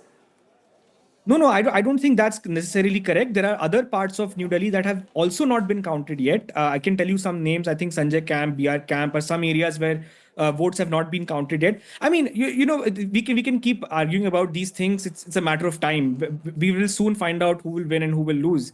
I am very proud of the fact that we fought a very good campaign. The reality that if Kejriwal after 4 rounds is leading by just 223 votes, Rajdeep, there's a very big message in that. Absolutely. I mean, look at these numbers. With every, it's been a very close contest. You're the chief minister of the, you're the face of your party. You've been the chief minister for much of the last 10 years and you're struggling to complete a hat trick. The moment that happens, the message goes down the line कि यार मामला फंसा हुआ है. Now, whether he's able to pull off a victory in the end or otherwise, we don't know at this stage. Clearly, as Preeti rightly pointed out, with the rounds that are expected to come now, he's under pressure. And I think once the message goes down that your leader... I have spoken to some of my sources within the Aam Aadmi party as well. They're writing off New Delhi seat. So because they don't think they'd be able to... If they haven't been able to consolidate their booths right now, and it's such a slim margin, they don't see it happening going forward. Okay, by the way, very interesting. I'm just seeing the flash which is also coming in. BJP is leading at the moment in Milkipur, also in Uttar Pradesh. Remember there, Akhilesh Yadav has made serious allegations of voter suppression of the way but the BJP made it a prestige fight. There are questions again, of course, of way the campaigns are run. But the BJP is slowly clawing its way back, even in places where in 2024 Lok Sabha, they suffered a bit of a setback. Remember in Faizabad, yes. Small opening that the opposition, small window that they had created. Yes. BJP is busy sealing that window completely, not leaving a small Manoj bit of Tiwari is speaking at this moment. Let's see what he's saying. मिलता दिख रहा है और ये tally बहुत अच्छी हो. हम शुरू से अंत तक बल्लेबाजी करने में विश्वास करते हैं. हमारे साथ भाजपा सांसद मनोज तिवारी जी हैं. मनोज जी, 27 साल बाद चुनावी नहर से भाजपा के खेतों में पानी आता हुआ दिख रहा है. बहुत ही अच्छे साहित्यिक शब्दों का श्रवण हमारे कान में आ रहा है. बहुत अच्छा लग रहा है. दिल्ली की जनता आशीर्वाद दे रही है, ऐसा हम पहले से भी ग्राउंड पे घूमते हुए देख रहे थे. इसी आधार पे बात कर रहे थे. और अभी जो रुझान शुरुआती जो काउंटिंग शुरू हुई है उसमें भी बीजेपी क्लियर मैंडेट के साथ आगे बढ़ रही है. हमें पूरा विश्वास है कि यही टैली आखिर तक चलेगी. वो कौन से मुद्दे हैं जो जनता को, आपके उठाए हुए मुद्दे जो जनता को सीधे टच कर गए? देखिए, जिस शहर को साफ पानी न मिले वो 1 साल भ्रमित हो सकती है, 2 साल भ्रमित हो सकती है, 3 साल भ्रमित हो सकती है, चौथी बार तो नहीं हो सकती. तो दिल्ली की जनता उस भ्रम से निकल चुकी है. साफ पानी चाहिए उसको, साफ हवा चाहिए, साफ यमुना चाहिए, लोगों गरीबों को राशन कार्ड चाहिए और महिलाओं को समृद्धि सम्मान चाहिए. वो सब कुछ मोदी गारंटी जो दिया मोदी जी ने, उसके प्रति एक बहुत बड़ा विश्वास दिख रहा है. जो शीश महल और यमुना की सफाई को लेकर आप लोगों ने अभियान छेड़ा था, उसका कितना? नहीं, उससे तो ये पता चल गया ना दिल्ली को कि जो आम आदमी पार्टी और उसके मुखिया हैं वो लोग आम आदमी के समर्थक नहीं हैं. वो खास आदमी हैं. आम आदमी पार्टी को धोखा दिया, आम आदमी को धोखा दिया. इसलिए आज आम आदमी पार्टी लोगों की नज़र से भी और ईवीएम के आधार पे भी जा रही है. बड़े बड़े चेहरे जो आम आदमी पार्टी के थे वो एकदम धूल चाटते हुए नजर आ रहे हैं या पीछे हैं? मुझे ऐसा लगता था कि ऐसा ही होगा. हालांकि मैं भी 2 घंटा वेट करूंगा, लेकिन जिस प्रकार से आम आदमी पार्टी ने जनता को धोखा दिया दिल्ली को, तो उसमें तो जो शीर्ष लोग थे वही थे सबसे ज़्यादा. नीचे के तो बहुत सारे विधायक बेचारे थे उनके, तो उनको सजा मिल रही है ऐसा दिख रहा है. एक बड़ा हर्डल तो पार कर लिया. अब सबसे बड़ी चुनौती है मुख्यमंत्री कौन होगा. चूंकि चेहरा कोई आगे था नहीं, तो अब कितनी बड़ी चुनौती मानते हैं इसे आप? हमारी पार्टी के पास ये कोई चुनौती नहीं होता है. बहुत आराम से मिल बैठ के हमारी पार्टी डिसाइड कर लेती है और बहुत अच्छा मुख्यमंत्री मिलेगा. ऐसा मिलेगा जो दिल्ली को 15-20 साल तक भारतीय जनता पार्टी की सेवा के आधार पे जो शीला दीक्षित जी का रिकॉर्ड है उसको भी तोड़ेगी भाजपा. ऐसा मेरा विश्वास. क्या सांसदों में से भी किसी को मौका मिल सकता है? पार्टी डिसाइड करेगी. सब कुछ उनके हाथ में है. देखते हैं क्या होता है. यानी अब तक देख रहे हैं नतीजे आ रहे हैं. Manoj Tiwari, ladies and gentlemen, this election is settling in favor of the Bharatiya Janata Party. Make no mistake about it, and I'll tell you why I say so. At this moment, there are 9 seats where the margin is less than 1,000 votes between the winner and the runner-up. Even if all the seats which are being won by others come towards the Aam Aadmi Party, the AAP only picks up 3 more. So at this moment, in the way that it seems, the AAP's tally at the most can go up to 30 seats. That's it, no more, because there are no more seats where the margin is less than 1,000. Whereas for the BJP, They are currently at 43. If the last few overs go in their favor, the BJP can get close to 49. That's the extent to which they can go. So the range really is the BJP potentially could end up close to 50. The Aam Aadmi Party, if everything that's up in the air goes in their favor, could get to 30. It seems game, set and match. We can see the excitement will be Kejriwal jeeta ki hara, Atishi jeeti ki hari. The Aam Aadmi Party, the voters of Delhi have done a jhadu on up. The fact is, Rahul, that 36 is the magic number. As of now, 95% chances are that the BJP will safely cross that mark. Unless something remarkable turnaround happens and AAP starts winning not just less than 1,000, but even the less than 2,000 I can see that. I'll show that. I can show that next. These are seats where the margin is less than 3,000 votes. So there are 35 such seats. 15 for the AAP, 20 for the BJP at this second. But these are tougher because Delhi is a relatively speaking, Delhi is a small state, and therefore, once margins start settling, it's very difficult. So it's seats where the margin is less than 1,000, where things can change. If we look at seats where how many rounds done, Rahul? No, how much? Different seats, different, but about 4 to 5. But it settles down by 4 to 5 usually. Oh, it's a big sample. It's a big sample. Percentage is how much? The only difference could be that in some of the counting centers, some of the polling booths were in, say, the Juggi clusters, and some of them are in Tony colonies. That could be the difference, where the Tony colony votes quite differently from the Juggi clusters. No, that's the one problem in a Delhi election, and that's why Arvind Kejriwal will be really on sort of, gasping for breath at the moment, given that he's leading with 200, and some of the areas that will now come into play are BJP strongholds. On an aggregate still, I mean, the Juggi voters and the urban class voters would have largely been randomized enough to reach to this sample. So I mean, that randomization you can pretty much sort of agree no, but to I'm saying, or hold assume on. If everything goes now in favor of the Aam Aadmi Party, Yeah, exactly. So it in where barely things changes stand, anything. Even if everything goes in their favor, they can get 3 more seats. So they can go up from 28 to 31. That's the extent to which this can go. I think the best case scenario for AAP as of now is BJP 40, AAP 30. The worst case scenario for them is BJP 50, AAP 20. That's the two ranges you're looking at. 40 for BJP, 30 for AAP, or 50 for BJP, 20 for AAP. Either way, BJP as of now is well on its way to forming a government in Delhi for the first time since 1993. And that is a huge story in itself. After 3 decades to come back to power, as I said, BJP had a traditional sort of affection. Their political exile was longer than Bhagwan Ram's exile. That's right. That was just 14 years. This is 27 years. We could go back to Vijay Kumar Malhotra becoming the chief executive of the Metropolitan Council of Delhi way back in 1967. A number of which leaders would contest Lok Sabha elections from here. Whether it was Lal Krishna Advani, whether it was Atal Bihari Vajpayee. At various stages, Delhi was seen to be a BJP city. And yet for 25 years, they've been in a vanvas of 25 years, 25 saal baad. 27 saal take a moment. 27 saal baad. 27 Take a moment to reflect on how sharp Delhi voters are. While there was a Modi wave, they didn't fall for it. They believed genuinely, they, sort of gave enough time to Kejriwal that this man is fit for Delhi. We need and we expect governance from him, not from the BJP. And even historically, he went out and defeated the incumbent Sheila Dikshit, who was, by any stretch of imagination, was a very good chief minister. And look now, relatively a weaker candidate, Parvesh Verma, is giving a restless day to Kejriwal. No, but this is not about Parvesh Verma. This is anti-Kejriwal. I've been saying from the beginning that this is a referendum on Kejriwal. You hate him or you love him. At this moment, more people hate him than love him. Atishi is facing the brunt of Kejriwal. Which is why AAP is where it is. And Kejriwal figured this out halfway, which is that suddenly he had a galaxy of leaders with him in his public interactions. For all these years, it was always just about the persona of Kejriwal.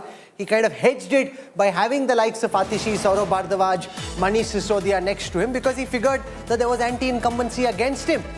In Kalkaji, Ramesh Biduri is currently in the lead against Chief Minister Atishi. He's leading by about 1,600 votes. GVL Narasimha Rao is a numbers man himself. Leader of the Bharatiya Janata Party now joins us.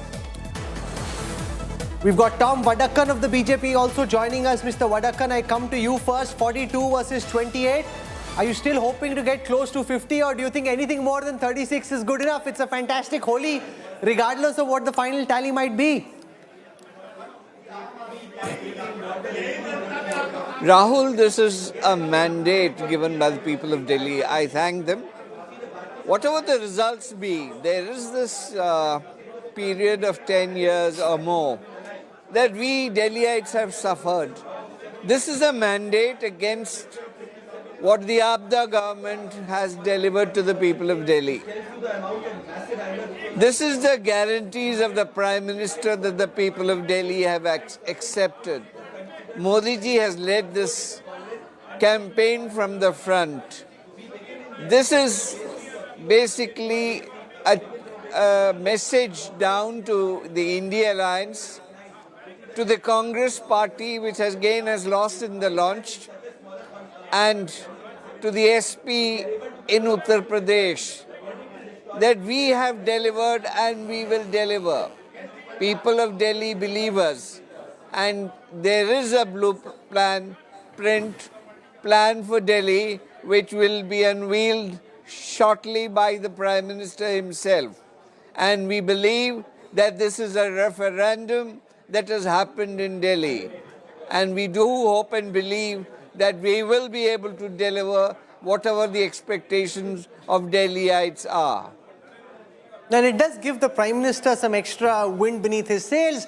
He goes to Paris next, he's going to DC, he'll be meeting Trump. Trump's won a big victory, not that it matters to Trump or in the international scheme of things, but the PM will be feeling pumped about it. Now that I'm sure about. He will be charged up. He coined this brilliant political word, Apada. That stuck like absolutely like insane. It was like wildfire. That gave, you know, the necessary tools for BJP to go and full thrust. Look, see, Kejriwal also attempted doing that. He started saying BJP is Gali Galoch party and Gunda party, but none of that stuck. What stuck was Apada. I think we saw the Prime Minister, the President's address also in Parliament. This was a recharged Modi. I mean, if you look at his speech, you know, he was clearly knowing where to hit his opponents where it hurts. You hit Rahul Gandhi and the Congress on dynasty. You hit Arvind Kejriwal on Sheesh Mahal. This is the Prime Minister almost back to where he was. Someone who now takes, you know, offense is the best form of defense. But he did it in a mature fashion. It wasn't high decibel and high voltage in the way that it was in the past. He kept the stakes sober, unlike last time where they made it very personal. They fought the election, they fought hard, but they didn't take the whole load on their own head. The whole system was functioning. He was visibly upset when, Kejriwal brought this Haryana poisoning the Yamuna river. He was, he was visibly angry from his body language. Now you guys better fix, let me put that question to, we want to ask Tom Vadakan this. Now you better fix the Yamuna. Whoever it is who's Chief Minister of Delhi and Nayab Singh Saini really need to work together because you're out of excuses. Air pollution, garbage collection. Delhi, along the Yamuna, Tom Vadakan, it's time now to deliver. 3 years. Amit Shah said 3 years में जमुना का पानी में डुबकी लगाएंगे. 3 years. Yes, Rahul. That's the deadline. No, they'll work on it. Rahul, this is a promise. This is a promise to the people of Delhi that Yamuna will be taken care of. This poisoning of Yamuna has hurt the people of Delhi, hurt the people of Haryana. 2 states are angry. And I think this is the worst thing you can do in a campaign, to say any political party would poison or do genocide to another state. He has created a difference between 2 states and he claims that he is the son of Haryana. How can he say a thing like that? People of Delhi are shocked, so are the people of Haryana. This is not campaign. So you're telling us, Mr. Vadakan, you're telling me in 3 years, we are about 2025, by 2028, the Yamuna will be fully clean, is it? Am I right? Rajdeep, let me tell you what we have done to the Ganges. We are capable of doing it in Yamuna. And watch it out. Ganges this is is a not cleaned promise. up. Please don't use Ma Ganga so easily. I travel through Ma Ganga areas. वो कोई clean नहीं हुई है. I am asking you a straight question. Yamuna will be clean by 2028. Am I clear? Rahul, actually, he said river. Am I clear? Yes, you're loud and clear. You can tell the Congress party and the Abda that we will do it and we'll stand by it. So you're inviting Supriya, he's inviting you, Supriya Shinde, to come along with him in 2028 for a dubki in Yamuna ji, saying tab tak saaf kar denge. Supriya is itching to come in, so let's give her a chance. Supriya. Let's not get too carried away and ahead of ourselves. The 50 crore penalty that the Supreme Court had imposed was imposed both on the Delhi government led by the Aam Aadmi Party and the central government led by the BJP as far as the Yamuna is concerned. एक को माँ गंगा ने बुलाया था, एक को माँ यमुना ने बुलाया. गंगा का पानी भी आचमन के लायक नहीं है. But the reality is that the BJP can't walk away with a lot. The BJP has won, is perhaps going to form the next government. Congratulations to them. But the BJP was an MCD till about 2 years back, right? वो कूड़े के पहाड़ तो आपके भी जमाने में थे, अब उनको हटा दीजिएगा. That is what the people of Delhi want. The people of Delhi want sewers to be clean. The people of Delhi want roads, the broken roads. But I do want to just go back to the point that was being made, I think by Rahul, if I did not miss it. The Prime Minister's mature statement. What part of the Prime Minister's statement in the Lok Sabha or the Rajya Sabha sounded mature to you? I have a lot of asking to do there. He did not speak about the basic issues of the day. He did not speak about jobs. He did not speak about high prices. He did not speak about how our people are being handcuffed and being sent back. 140 crore people being humiliated. So I don't know what part of that was mature. Well, let me try and explain what I said. In the Hyderabad municipal elections or in the last assembly elections. Absolutely. And I want to say one thing. Yes. I want to say one thing, please. What started in 2011 with the whole Anna Andolan has today unraveled. Mr. Kejriwal's filibustering and fake promises and his attempts to just malign the Congress are today unraveling. And I think people of Delhi have seen through that. But Supriya, does that mean that there is going to be now, from here on, no truck with the Aam Aadmi Party? You have a Gujarat election coming up. No truck at all. Is that now a policy decision that the Congress has made, that you will never ally with the Aam Aadmi Party? Exactly the question that the Aam Aadmi Party should have been asked in Uttarakhand, in Goa, in Gujarat, in Maharashtra, in Haryana, and you answer it for us right now. Elections in. Going exactly forward, the question that should have been posed before them. But as far as we are concerned, as far as we are concerned, this mandate is for Delhi. We were contesting the election in Delhi. We were very, very clear that we had to ask questions and put the government and incumbent government of the day in the dock. There is no denying that. There is a I just want to ask Akshay Marathe that, because, you know, Yamuna, I saw when I was away on sabbatical a video of mine playing of Arvind Kejriwal promising me on a show that Preeti and I did a few years ago कि हम Yamuna साफ करेंगे to 2025 तक. It didn't happen. Do you believe that particularly in your second term, many of the promises you made, because you spent all your time in firefighting, governance lost out? Are you willing to concede this today on the show, and you paid a heavy price for that, whether it's at MCD level or the Delhi government level? No, Rajiv ji, I think all of us have lived in and loved Delhi. It's a city that is truly magical. And when we formed the government in 2015, we came in with a lot of promises. And in the first 5 years, for the most part, we were able to deliver on them because of the way that the constitutional structure of Delhi was sort of maintained. But by 2021, when the BJP realized that stopping Arvind Kejriwal using fair means of politics is not possible, they changed the GNCTD Act and changed the definition of the government to lieutenant governor. In 2023, when the Supreme Court verdict came in our favor and we got power over bureaucrats, they changed the definition of who has control over bureaucrats to the lieutenant governor.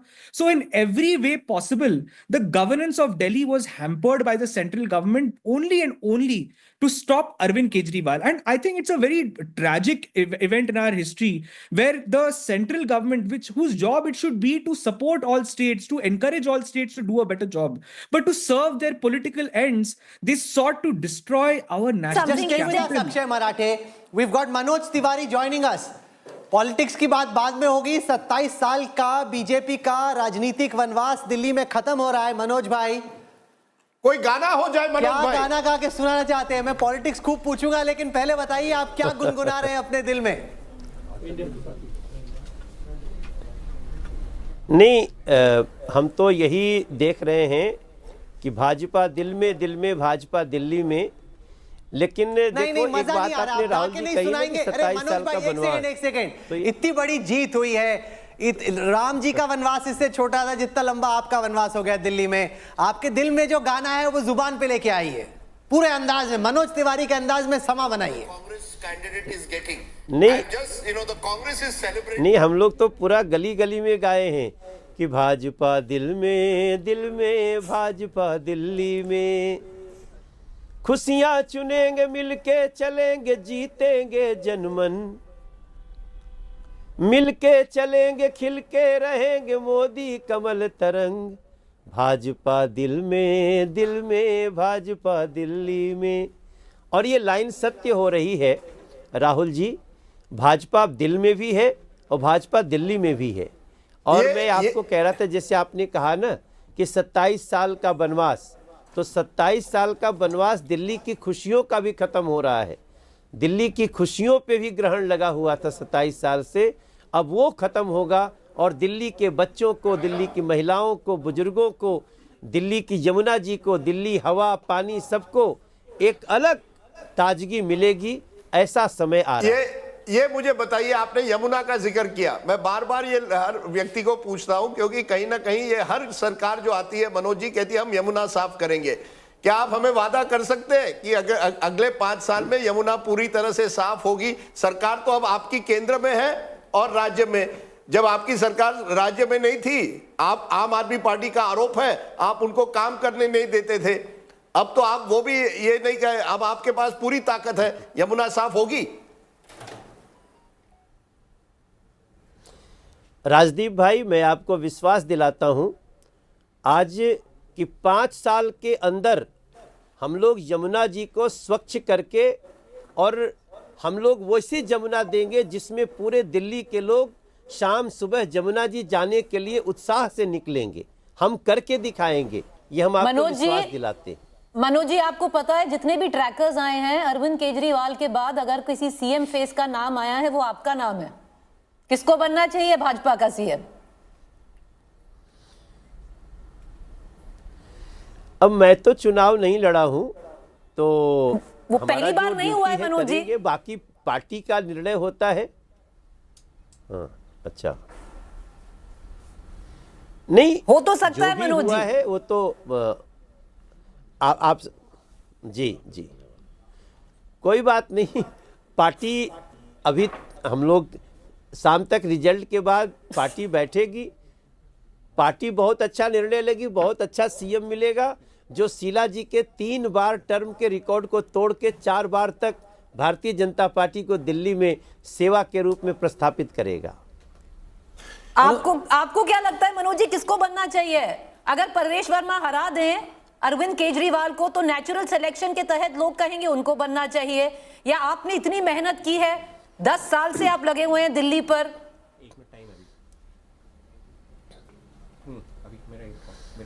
मैंने कहा ना कि इसका एक process है जिसमें अभी शाम तक रिजल्ट होने के बाद हमारी पार्टी बड़ी अच्छे ढंग से फ्यूचर को देख करके चलती है, और आप इंतजार करें, बहुत सुंदर निर्णय होगा।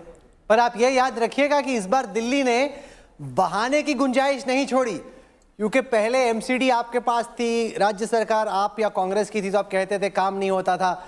अब केंद्र में भी आपकी सरकार है, राज्य में भी आपकी सरकार है, अब कोई एक्सक्यूज नहीं है। जो आपने राम राज्य की बात की, साफ पानी, साफ हवा, साफ सड़कें, अब भाई कर दीजिएगा आप, फिर चलेंगे आप और हम डुबकी लगाने यमुना जी में 5 साल बाद। 100% 5 साल भी नहीं लगेगा राहुल जी, 3 साल बाद। आप सोच के बोलिए, जो बोल रहे बाद में इसी का वीडियो बनेगा घुमा घुमा के अगर गंगा जी यमुना जी साफ नहीं रही तो 3 साल बाद आपके यही वीडियो बनेगा। नहीं, निश्चित रूप से हम 3 साल बाद आपके साथ यमुना जी में, जो यमुना जी आज किनारे खड़ी होने लायक नहीं है, उनको हम लोग डुबकी भी लगाएंगे और उस यमुना जी को पूरे देश का एक सुंदरतम स्थान बनाएंगे, दिल्ली को दुनिया की बेहतरीन राजधानी, राष्ट्रीय राजधानी बनाएंगे। अच्छा, ये बताइए, ये आम आदमी पार्टी का आरोप है कि आपने उनको काम करने नहीं दिया 5 साल। 5 साल आपका एक ही मिशन था, अरविंद केजरीवाल को खत्म करो। किस तरह से आप उसका जवाब देंगे आज?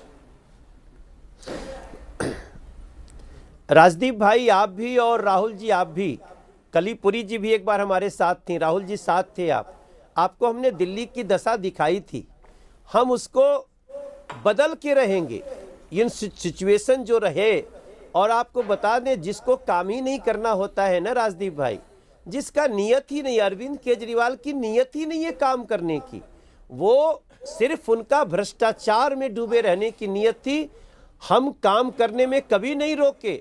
हम तो उन्हीं के शासन रहते हुए द्वारका एक्सप्रेस बनाए, NH24 बनाए, प्रगति मैदान का टनल बनाए, अक्षरधाम से लेके देहरादून वाली हाईवे बनाए, मेट्रो लाए। हम कहाँ रोके? उनको चाहिए था तो अच्छे ढंग से उसका लाभ ले सकते थे, लेकिन उन्होंने अपना काम नहीं किया क्योंकि वो काम करना जानते ही नहीं है, वो सिर्फ बेईमानी करना जानते। स्ट्रॉन्ग वर्ड्स दे। मनोज तिवारी जी, आप म्यूजिक के अलावा क्रिकेट के बड़े शौकीन हैं, तो क्रिकेट के अब अगर आज IPL का दिन होता तो क्या कहेंगे? आपने कितने सिक्सर आज मार दिए? या आखिरी सिक्सर आपका तभी होगा जब कोई कहेगा मनोज तिवारी को मुख्यमंत्री बनाइए। आप सब उनको फंसाने में लगे हुए हैं यार। इतनी मुश्किल से तो उनकी पार्टी जीती है, जब से आए हैं तब से सब उनको फंसाने में लगे हुए हैं। नहीं, देखिए 2020 में हम लोगों ने 8% वोट बढ़ाया, लेकिन हमारी सफलता नहीं हो सकी। इस बार हम अच्छे तरीके से सरकार बनाने जा रहे हैं। हमने वेलफेयर स्कीम भी दिया है, और कल CCL का दिन है। कल अरुण जेटली स्टेडियम में मनोज तिवारी और सलमान खान की टीम का सेलिब्रिटी क्रिकेट लीग का मैच है। राहुल जी, राजदीप जी, आप जरूर आइए, पूरी दिल्ली आएगी। और कल हम अरुण जेटली स्टेडियम में हमारे सेलिब्रिटी क्रिकेट लीग का पहली बार वेन्यू हुआ है, और मैं भोजपुरी दबंग नहीं, that's a no contest. Manoj Tiwari much better cricketer than Salman Khan. Rahul, Manoj Tiwari is a good cricketer. I've played against him. He has put up nets. In the MPs versus thing, ये batting करने लगे, out ही नहीं हो रहे थे फिर। उनके garden में क्रिकेट के नेट्स है। He is a good batsman. अच्छा कवर ड्राइव मारता है। But university player for Banaras Hindu university. हाँ, मुश्किल हो गया था मनोज तिवारी ने यूनिवर्सिटी खेला है। Ji Rahul ji is also very good cricketer. Rahul को मैंने देखा है। नहीं, लेकिन तो कल तो मैं आपको इनवाइट कर रहा हूँ। कल हमारा शाम को 6:30 बजे मैच है। खेलने बुला रहे हैं या देखने बुला रहे हैं? हाँ सर, ये बताइए। अरे थैंक यू सर, आपको याद है। नहीं, राहुल जी की कल तो देखने बुला रहे हैं, उनकी परफॉर्मेंस से बेटर है। मैं क्रिकेट नहीं, मैं टेनिस। राहुल जी एंथुसियास्टिक बहुत है क्रिकेट के फील्ड पे। आप अच्छे खिलाड़ी हैं, लेकिन आखिरी का सवाल मनोज जी ये बताइए जी नहीं, मैं आपसे ये पूछना चाहता हूं कि आप लोगों ने बहुत वादे किए हैं। आप लोगों ने कहा है महिलाओं को 2,500 रुपए मिलेंगे मार्च 8 तक। ये सब वादे जो हैं, क्या ये एक तरह से आप पर प्रेशर डालेंगे? जैसी आपकी अब सरकार आएगी, अब आप किसी और को ब्लेम नहीं कर पाएंगे दिल्ली में, ये आप मानते हैं कि नहीं? हम कभी भी सरकार बनाने के बाद दूसरे को ब्लेम नहीं करते राजदीप भाई, आप तो ये तो देख रहे हैं। और हम 2,500 रुपया प्रति गरीब महिला को, जो हमारा महिला समृद्धि सम्मान है, हम बहुत जल्दी उसकी शुरुआत कर देंगे, और दिल्ली की महिलाओं को ये सुविधा दे करके रहेंगे। जो रिजल्ट अभी 42 सीटों पे हम आगे चल रहे हैं। जो दूसरी प्रेस कॉन्फ्रेंस की थी बीजेपी ने, भारतीय जनता पार्टी की टीम इसके उसमें आपने बोला था कि दिल्ली के पास पैसे ही नहीं है देने के लिए, तो कहां से लेके आएगी अभी भाजपा ये पैसा? क्योंकि आप ही ने कहा था कि दिल्ली के पास कोई पैसा नहीं है कि ये दे पाए, जो अरविंद केजरीवाल जी ने 1,000 और 2,100 का बाद में दावा किया है। नहीं, शायद आप मेरे को मिसकोट हो जा रहा हूं मैंने ये कभी नहीं कहा कि दिल्ली के पास पैसे नहीं हैं। सरकार को देने की नीयत नहीं है। जब भी कोई ये कहता है कि हम प्रत्येक महिला को देंगे, तो झूठ बोल रहा है। हमने स्पष्ट कहा है प्रत्येक गरीब महिला को देंगे दिल्ली की, और इन दोनों में बहुत अंतर है, और हम वो करके दिखाएंगे। दिल्ली में पैसे की बिल्कुल कमी नहीं है। हम जब 14 में आए थे सांसद बनके, तो दिल्ली का बजट 37,000 करोड़ था। आज दिल्ली का बजट 76,000 करोड़ है। इसलिए पैसे की कमी नहीं है, नियत की कमी थी, जो अब नरेंद्र मोदी जी का डबल इंजन पूरा करके देगा। अच्छा, जाने से पहले आपने दिल्ली में जो अपने आप को पॉलिटिक्स के सलमान खान समझते थे, उनको तो ध्वस्त कर दिया, लेकिन जो गाना सुनाया आपने वो कैंपेन सॉन्ग था।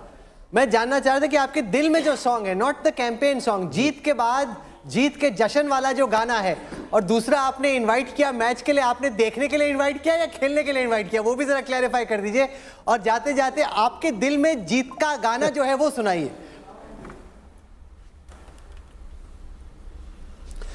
राहुल जी, पहले तो कल जो सेलिब्रिटी क्रिकेट लीग का मैच है उसमें मैं आपको देखने के लिए बुला रहा हूं, क्योंकि आप क्रिकेट लवर भी हैं और इसमें तो सिर्फ एक्टर खेलते हैं, मगर बहुत जल्दी एक ऐसा टूर्नामेंट दिल्ली सरकार बनने के बाद हमें स्पोर्ट्स को बहुत बढ़ावा देने वाले हैं। तो बहुत जल्दी ऐसा भी टूर्नामेंट आप देखेंगे जहां राहुल कंवल अपनी कैटेगरी में प्लेयर बनेंगे और वैसा टूर्नामेंट दिल्ली में करके हम देंगे, जो एक आप यमुना क्लीन करने में फोकस कीजिए। होगा, रियल सेलिब्रिटी क्रिकेट लीग। अच्छा चलिए, रियल सेलिब्रिटी क्रिकेट लीग आप और हमारी दोनों की टीम लगाते हैं। मनोज तिवारी 11 वर्सेस राजदीप सरदेसाई 11, पत्रकार वर्सेस एमपीज। आप बाहर से प्लेयर मत लाइए, उतना ही। पिछली बार आपने बाहर से प्लेयर लाए थे हमको हराने के लिए, अपने प्लेयर रखिए। MPs versus journalist. ये मैच फिक्सिंग का आरोप लगा रहे हैं राजदीप, यहाँ पे भी मैच फिक्सिंग का आरोप। No, last time the MPs went and brought, half a dozen players from outside to defeat us. But we will see how it goes. Manoj Tiwari. Half a dozen players from outside. Yeah, they had all these guys, some, local guys who are much better than the average MP. In the match, I remember with the MPs, I won't name that MP, there was a official, the umpire, wanted some work done with the BCCI. And one of the MPs was a BCCI official. So no matter how often we got him out, usko out hi nahi deta tha. So when the charges level of the umpire being biased, I've experienced that at close quarters. But all that being said, let's come back to the action. Here it is. On your screen now, the margin calculator for Delhi. Can anything change? What can change is AAP can go from 28 at best to 31, because there are 9 seats where the margin is less than 1,000. So only 31 is the upper range that the AAP currently looks at. The BJP, on the other hand, which is at 42 at the moment, could at best go up to 48. So 50 seems a far cry at this moment, but they could go up to 45, potentially to 48 as well.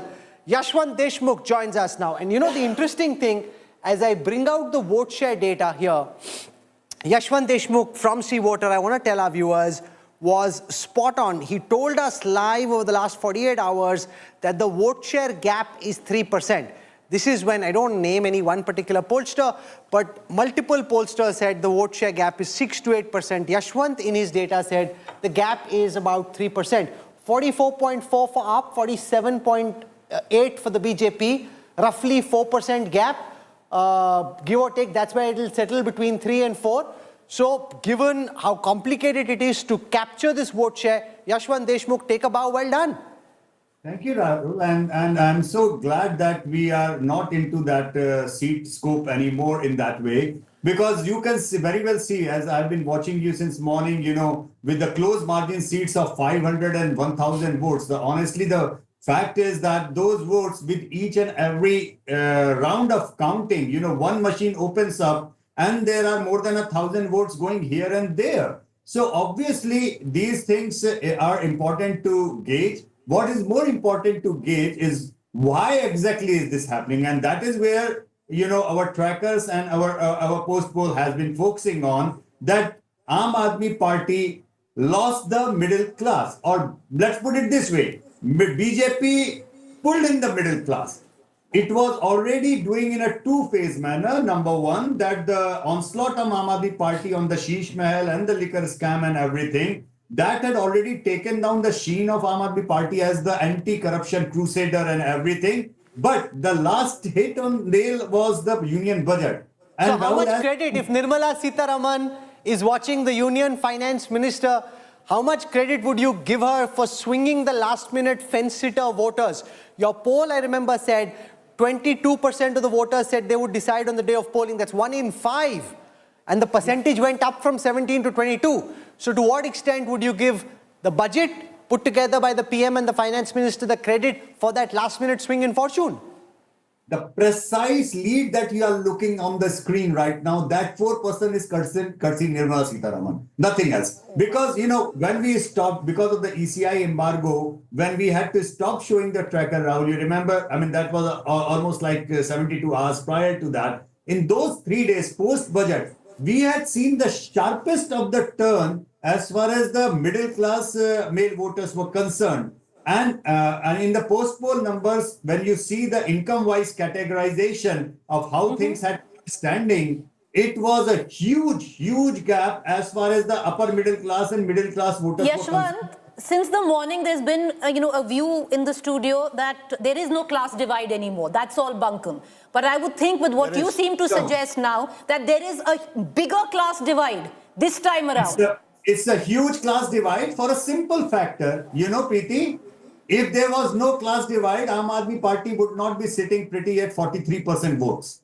You're right. These 43% votes are precisely coming from the bottom of the pyramid. From the Juggi Jopdi, low-income group, the minorities, this is precisely where they are getting it from. So that class divide has only widened, Yashwant. That's what you're saying. It's even more stark than it was in 2020. It's more starker than the 2020 because in 2020, even the urban middle class went the Aam Aadmi Party's way. Their entire vote bank of we spoke of where we agree with your data. I'll tell you where we disagree, Yashwant. You captured data to say that more than 15% of the women voted for AAP. That's the gap between AAP and BJP was more than 15%. Yeah. The fact is that if the BJP is leading in this fashion, do you still believe that to be the case, or do you think you oversampled the gap, that the gap that you came back with was bigger than the actual gap on the ground? You remember that I said that if the turnout number is the same between male and female, then BJP would be having a lead of 3 to 4% votes. That is precisely what is happening. You see, without that bottom of the pyramid support, without the support of the female voters in Delhi, our vote share would have crashed below 40%. If you are but I think more than that's the wrong way of looking at it. But I think more than gender. But Yashwant, more than gender, this is a class divide. Exactly. The gender divide. But Rajdeep, if I'm a middle class woman. But can I just frame the argument differently? Let's assume earlier you went to the Juggi clusters and 9 out of 10 said they voted for the Aam Aadmi Party. This time, even if it is 7 or 8, it is still a stark class divide in favor of the AAP. But at the margins, your core vote share has fragmented, which is how you've come down from 54 to 44. You won't lose 10% vote share otherwise. No. Rahul, that's the wrong way of looking at it in my view. Okay, argue. The fact of the matter is that the Aam Aadmi Party there, Yashwant is right, would have probably done even worse but for the income divide that exists in Delhi. The lower income groups, by and large, comparison to the BJP, and I believe you must use the reference point to some extent, at least also as Lok Sabha, the 54%. The BJP has now got the lower middle class. You see, the middle class is not a monolith. Those who benefited, he says the budget made a difference. If I get 60,000 plus salary, I am now a beneficiary. Earlier it was 7 lakhs. Middle class, 1 minute. No, 1 minute. I am now differentiating those who have toilet, who have a fridge in house, who have other consumer durables in house. All of them, to a large extent, have consolidated fully behind the BJP. Similarly, a substantial section of those who do not have those facilities, who are at the bottom of the pyramid, have still stayed with AAP. The gender divide has ensured also that the AAP hasn't done as badly as we thought. If the AAP is getting 28, it's because you will find, I believe, in post polls, a disproportionate number of women have voted for the AAP in comparison to the BJP. So let's pause that to say that a lot of the people who've switched back to the BJP are not your income tax beneficiaries. They're not the ones who had salaries of up to 12 lakhs and therefore have benefited. Over 7 lakhs. Correct. At the margins, the AAP vote has fragmented. If that wasn't the case, you wouldn't have slipped from 54 to 44. But they've lost the middle class. That's not the only vote you've lost. That's the main vote. That's the main vote. That's a key part of the vote. But I'm saying, let's assume you lose a part of the Muslim vote, a little part of the Muslim vote. You lose a little part. You lose a little part of the. That's what I'm saying. You're chipping away. See, this is what I'm chipping away. If you look the other way around, from 54% votes in the Lok Sabha elections, now they are down to 49. That means that they have been able to save their middle class vote. Sandeep Dixit is speaking at this moment. Congress candidate from New Delhi. Let's listen. They've lost the middle. Okay. We'll try and pull that out in just a moment from Rajat wants to make a point. I see the starting point of the BJP. It was 40%, around 39-40%. They are almost at 48%. So they've added this 8% kitty. Now, look at the seats that the BJP is leading on. It is all on the outer. There too, there is substantial poorer sections of the society. Look at the central, which is a more urbanized seat where Aam Aadmi Party is still controlling some of the seats. I still believe that this is a Delhi-wide phenomena. Within the Delhi, I don't see that poor would have gone out in the same enthusiasm as they have been doing in the past. BJP's strategy was retain your core 40% and then chip away wherever you can. Yes. Even in poorer sections, there were certain jhuggi jhopris who were suffering really really badly. One minute. I would agree with your logic if the AAP had really collapsed as much as some. No, it's not like a zero. Rajdeep, it's not a binary. Rajdeep, when the margins are so tight, it's not a binary. You have to chip away at your vote share. You have to keep yours, consolidate your vote share, chip away at the opposition vote share. All of that is fine. If you look at CSDS data, we can dispute what is the size of the middle class in Delhi. Some data suggests it's as big as 65 to 70%, right? That is the number which is given in some of the CSDS data. AAP has got 44% of the vote. I am willing to bet 4/5 of this vote has come from lower income groups.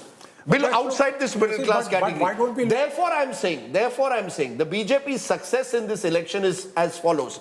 They have made sure that the chunk of the middle class vote that was voting for Modi for Prime Minister and Kejriwal for Chief Minister has said, no, I want Modi for Prime Minister, I want BJP for Chief Minister. And that is the vote that has made the difference in this election. It is not there. I disagree with Rajat that the BJP has dented the lower income group. Chipping away won't win you an election. You had to win this election by retaining that core. And the core it's the middle class versus the lower income. That is Delhi's that class divide continues. That's exactly the point that I was making this morning. It will only get starker by the end of the day. Women may have disproportionate, but let's be clear. There, I think Yashwant got it wrong. I don't believe that 15% women more have voted for AAP. A middle class woman has voted for BJP in a resident welfare association. It's not gender this time. No, but the thing is, ultimately, if the poor vote for Aam Aadmi Party and the women vote for Aam Aadmi Party, then the results would have been different. It is clearly these two big sections you cannot create that. Ultimately, the reality is people will put their political bias ahead of that and they will draw whatever conclusion. You can draw any conclusion. The fact is, unless you take away from everywhere, you cannot win. The fact that they won requires a chipping away. And I disagree with Rajdeep that chipping away doesn't matter, because as you chip on every brick, you lay the foundation which is the opposite of the foundation which was laid. But you're already a 54% anyway. You won't dispute it. To my point of view, first, BJP has been able to retain its majority of the votes which it got in the Lok Sabha elections. That has been the biggest success of BJP campaign, that they were able to retain their Lok Sabha figures, number one. And number two, you see this assurance by Prime Minister and others that we will not do away with the welfare schemes and all. Fair enough. Would have made the poorer voters indifferent, and they did not vote as passionately for Aam Aadmi Party as they would have voted last time. I'll give you a certain microcosm of what Aam Aadmi Party movement was all about. Rakhi Birla, Mangolpuri seat. A quintessential example of a common person rising up the ranks and, becoming a minister. She's trailing.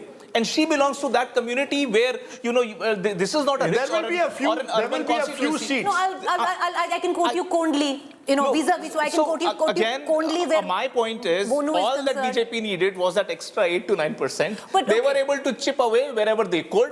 There are certain strong leaders who have done the work. They didn't chip, the Congress did the work for them. Wherever they didn't chip, the Congress did the work for them. The remaining 5% chipping was ultimately Jo Jeeta Wahi Sikandar. Everything else is pure analysis. You can put your bias over theory. The Congress story is not as, is only 6% at the moment. So as 6, no, but this is good news for the Congress. So AAP cannot blame the Congress for this defeat. Let's be very clear. 100%. You see, I thought when there was a stage in the morning where Congress was leading in 20, was leading in 1 and number 2 in 21, you could blame the Congress. Today, Aam Aadmi Party cannot blame the Congress for this defeat. Let's go to Shelley Oberoi from the Aam Aadmi Party. Shelley, are you conceding defeat now? Anshul Avijit from the Congress also joins us. The Aam Aadmi Party was bombastic. 50 se ek kam nahi, 55 bhi aa sakti hai. We may hit 60. From there, it seems you may not touch 30 at the end of the day.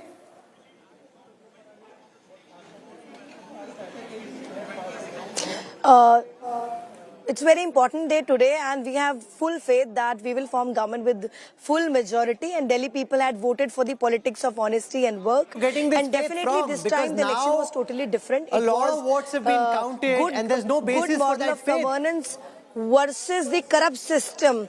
Arvind Kejriwal versus the entire corrupt system, the Bharatiya Janata Party, Congress, the all agencies all together, and the Arvind Kejriwal votes have been counted. And The it was only possibility Arvind of this Kejriwal and the now Aam Aadmi Party, being turned on its even after, head. despite challenges, they were tried to overcome. Chelly ji, And you're talking 21.6% of the about vote has been counted. Congress has failed to open its None of them are, account, none of them are even in the listening to last anything. two. It's not like you're not listening to the voter of Delhi. You're definitely not listening to the anchor. 4 rounds are done. I think we need to have patience. 4 rounds are done. Shelley We Oberoi, need to let have me ask you patience, one and question. In the coming Shelley Oberoi, can you hear me? few hours, we'll get to know the clear Shelley results. Oberoi, can you and hear me? definitely- Can you hear me? You're not audible. Am I audible? Can you hear me? Yes, yes. Shelley Oberoi, one of the main reasons why Aam Aadmi Party finds Yes, you're itself... audible but not clear. One of the main reasons, Shelley Oberoi, Aam Aadmi Party finds itself in a position that it does could very well be with the body that you headed. You were mayor of the city.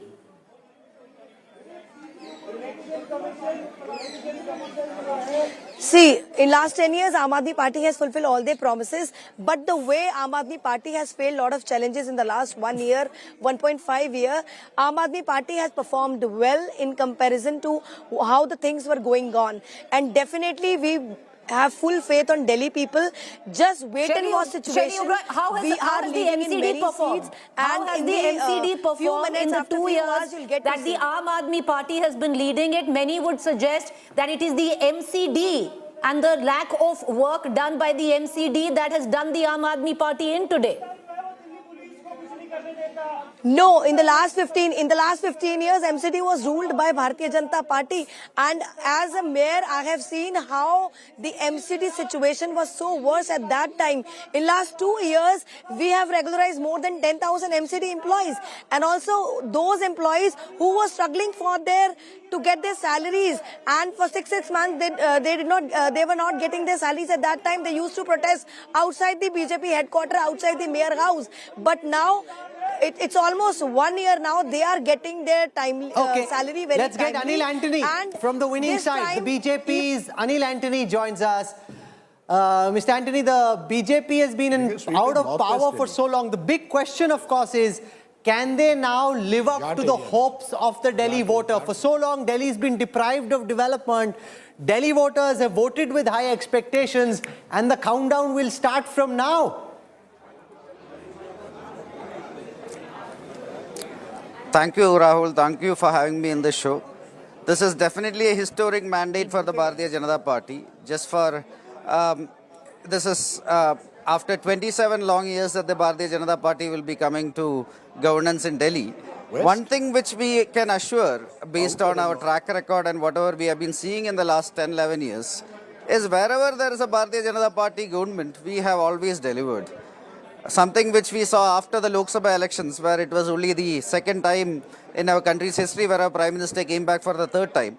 After that, you saw state elections in Maharashtra, in Haryana, and now in Delhi. And all these places, the common trend is people are giving us historic mandates. All these states, it is our best ever mandates that the people are giving. And that is because people are now saying that they would like double-engine governments. They know that for the next 5 years, just like the last 10 years on the national stage, it is going to be a very stable government that is led by our Prime Minister Narendra Modi ji. And in a situation like that, they would like the policies that we are creating from the national level be implemented Anil, you well mentioned in the a word. levels, and this is why they are Anil, you giving us mentioned these a word, historic double mandates. engine. And that's a word that really, in a way, is now echoing once again. We saw it play out in Maharashtra. We saw it play out in Haryana. And therefore, are you saying that it is only when you have governments of the BJP at the center and the state will governments function efficiently? Is that the message you believe that you're trying to send out with this Delhi verdict? See, in Delhi itself, something which we saw was Mr. Kejriwal and the Aam Aadmi Party purposefully and trying to create scenarios where some of the policies were not given to the people. For example, the Ayushman Bharat health insurance scheme. Right now, it is the largest health insurance scheme in the world. 50 crore plus beneficiaries. Now, after the Lok Sabha elections, now we have given it free coverage to everybody over 70. But in some states like Delhi and West Bengal, the governments there, the state governments were trying to deny people the benefits that they deserve. And this is not something the people appreciate. Anshul Avijit, the difference between the Aam Aadmi Party's campaign and the Congress, if the Congress was in power in a state like Delhi versus the BJP being out of power, chances are the Congress would have collapsed. The AAP is still 44.4% vote share, the BJP 47.6%. That, frankly, is the difference. Despite their back to the wall, despite their top leadership being in jail for a large part and out of action, they've still come back with 44.4%. Do you accept that? That the AAP's ability to fight, even if they lost in the end, the AAP's ability to fight and not give up is much more than the current day's Congress ability to fight? Yeah, well, why don't you use that argument in Telangana, Rahul, where the ability of the Congress party to fight and come back to power was amply proven there. I mean, nobody gave a chance 1 year before the Telangana election. No, I don't buy that. There are contingent circumstances. Look, here all our top Delhi leadership fought the election. We ran a very aggressive, positive campaign. We hope to up our vote share as well. Yeah, the number of seats is very disappointing, I have to say. It's not all what you expect it to be.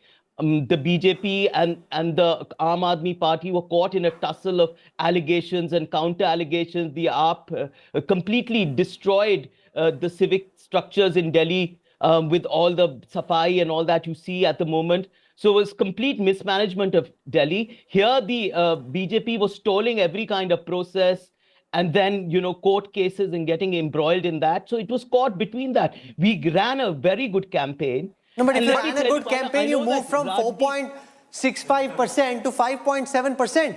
1% in 5 years, that's the end result of what you're calling, Anshul, a spirited campaign. And let me just add to that of Rahul, you're saying spirited campaign. How do you run spirited campaigns unless you don't revive your organization?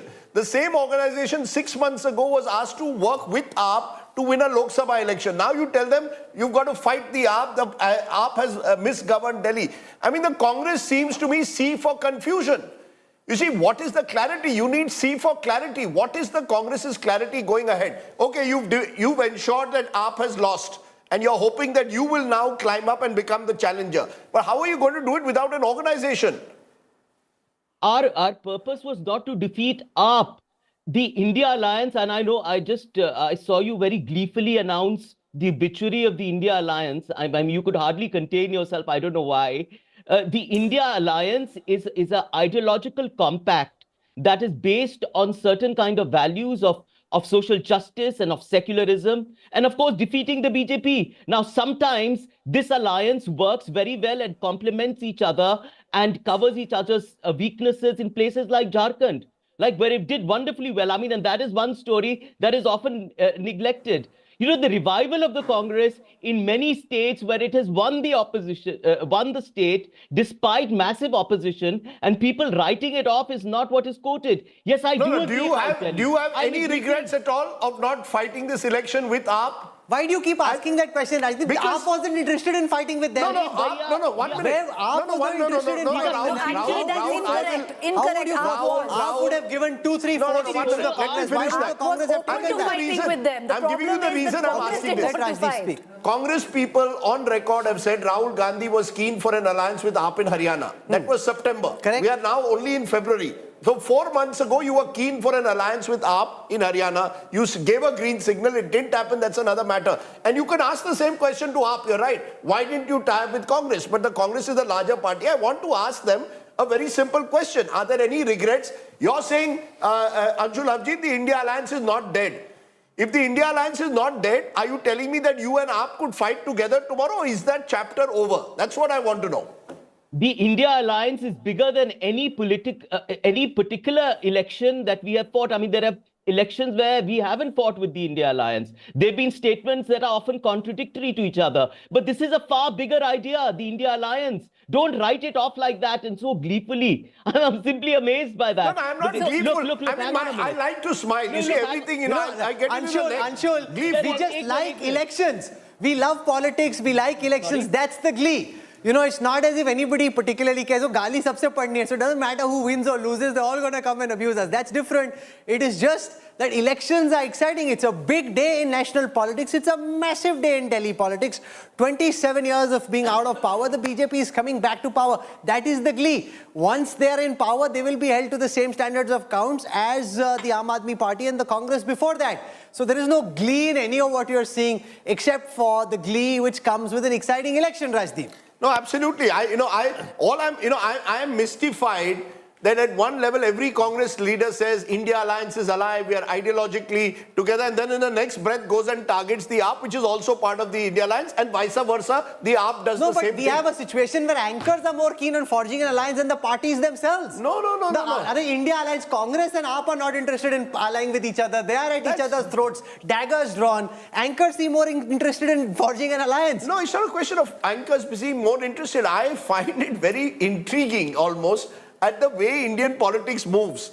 If you see what was happening 8 months ago and what you see happening today, all I'm saying is that dissonance reflects in the voting also. Voters also see through it. There are various factors that have led to the erosion of credibility of AAP and Arvind Kejriwal. One of those is the fact that, one day you want to do a transactional alliance with one party, next day you say Ekla Chalo Re. Ditto with the Congress. I mean, Rahul Gandhi and the Congress have to decide. Are you going to ally with regional parties or are you an Ekla Chalo Re party? So we'll do this post facto hypothesis in a while. Let's focus at the battle that is still on. Let's take you through the VIP candidates and see whether that big fight in Delhi, how does that shape up? At this moment in New Delhi, Arvind Kejriwal, the formidable convener of the Aam Aadmi Party, the man who thought he could take on and vanquish Modi in Varanasi, he is currently trailing, but not with a very big margin. Parvesh Verma is ahead of Arvind Kejriwal in New Delhi. Sandeep Dixit's vote share, and that's the point that Rajdeep was making, Sandeep Dixit's vote share is more than the gap between Kejriwal and Parvesh Verma. So the Congress didn't stand up on its own, but they just tripped the Aam Aadmi Party. So they did what you do in a school. But having said that, it could mean Sandeep could also be getting some votes of people who didn't want Kejriwal but also didn't want BJP. Sure. So that is in Delhi. That's the biggest story. Remember, he felt Sheila Dikshit, thought he could do the same to Modi. Is he being bested in his own bastion now? A lot for the man to think about. Arvind Kejriwal trailing currently in New Delhi. The other big story that's playing out at the moment, if you look at region-wise, and that's really the story of Delhi, Northwest Delhi, West Delhi and Outer Delhi. These three regions are deciding Delhi's future. In all the other regions, it's very competitive. But Northwest, West is a sweep. If you look at the numbers for West Delhi, it's a complete sweep at the moment for the BJP in West Delhi. Rajdeep, let's go through this. In Okhla now, Amanatullah Khan on an AAP ticket is currently leading. That's big relief for Okhla, for AAP and for Amanatullah Khan himself. He's currently leading in Okhla. In Kalkaji, the incumbent Chief Minister, Atishi, trails against Ramesh Biduri. In Parpalganj, Avadoja, brought in with so much fanfare, given this high prestige seat, he's currently trailing in Parpalganj. Harish Khurana, Madan Lal Khurana's son, former Chief Minister's son, in Motinagar, he's leading. Gopal Rai leads in Babarpur.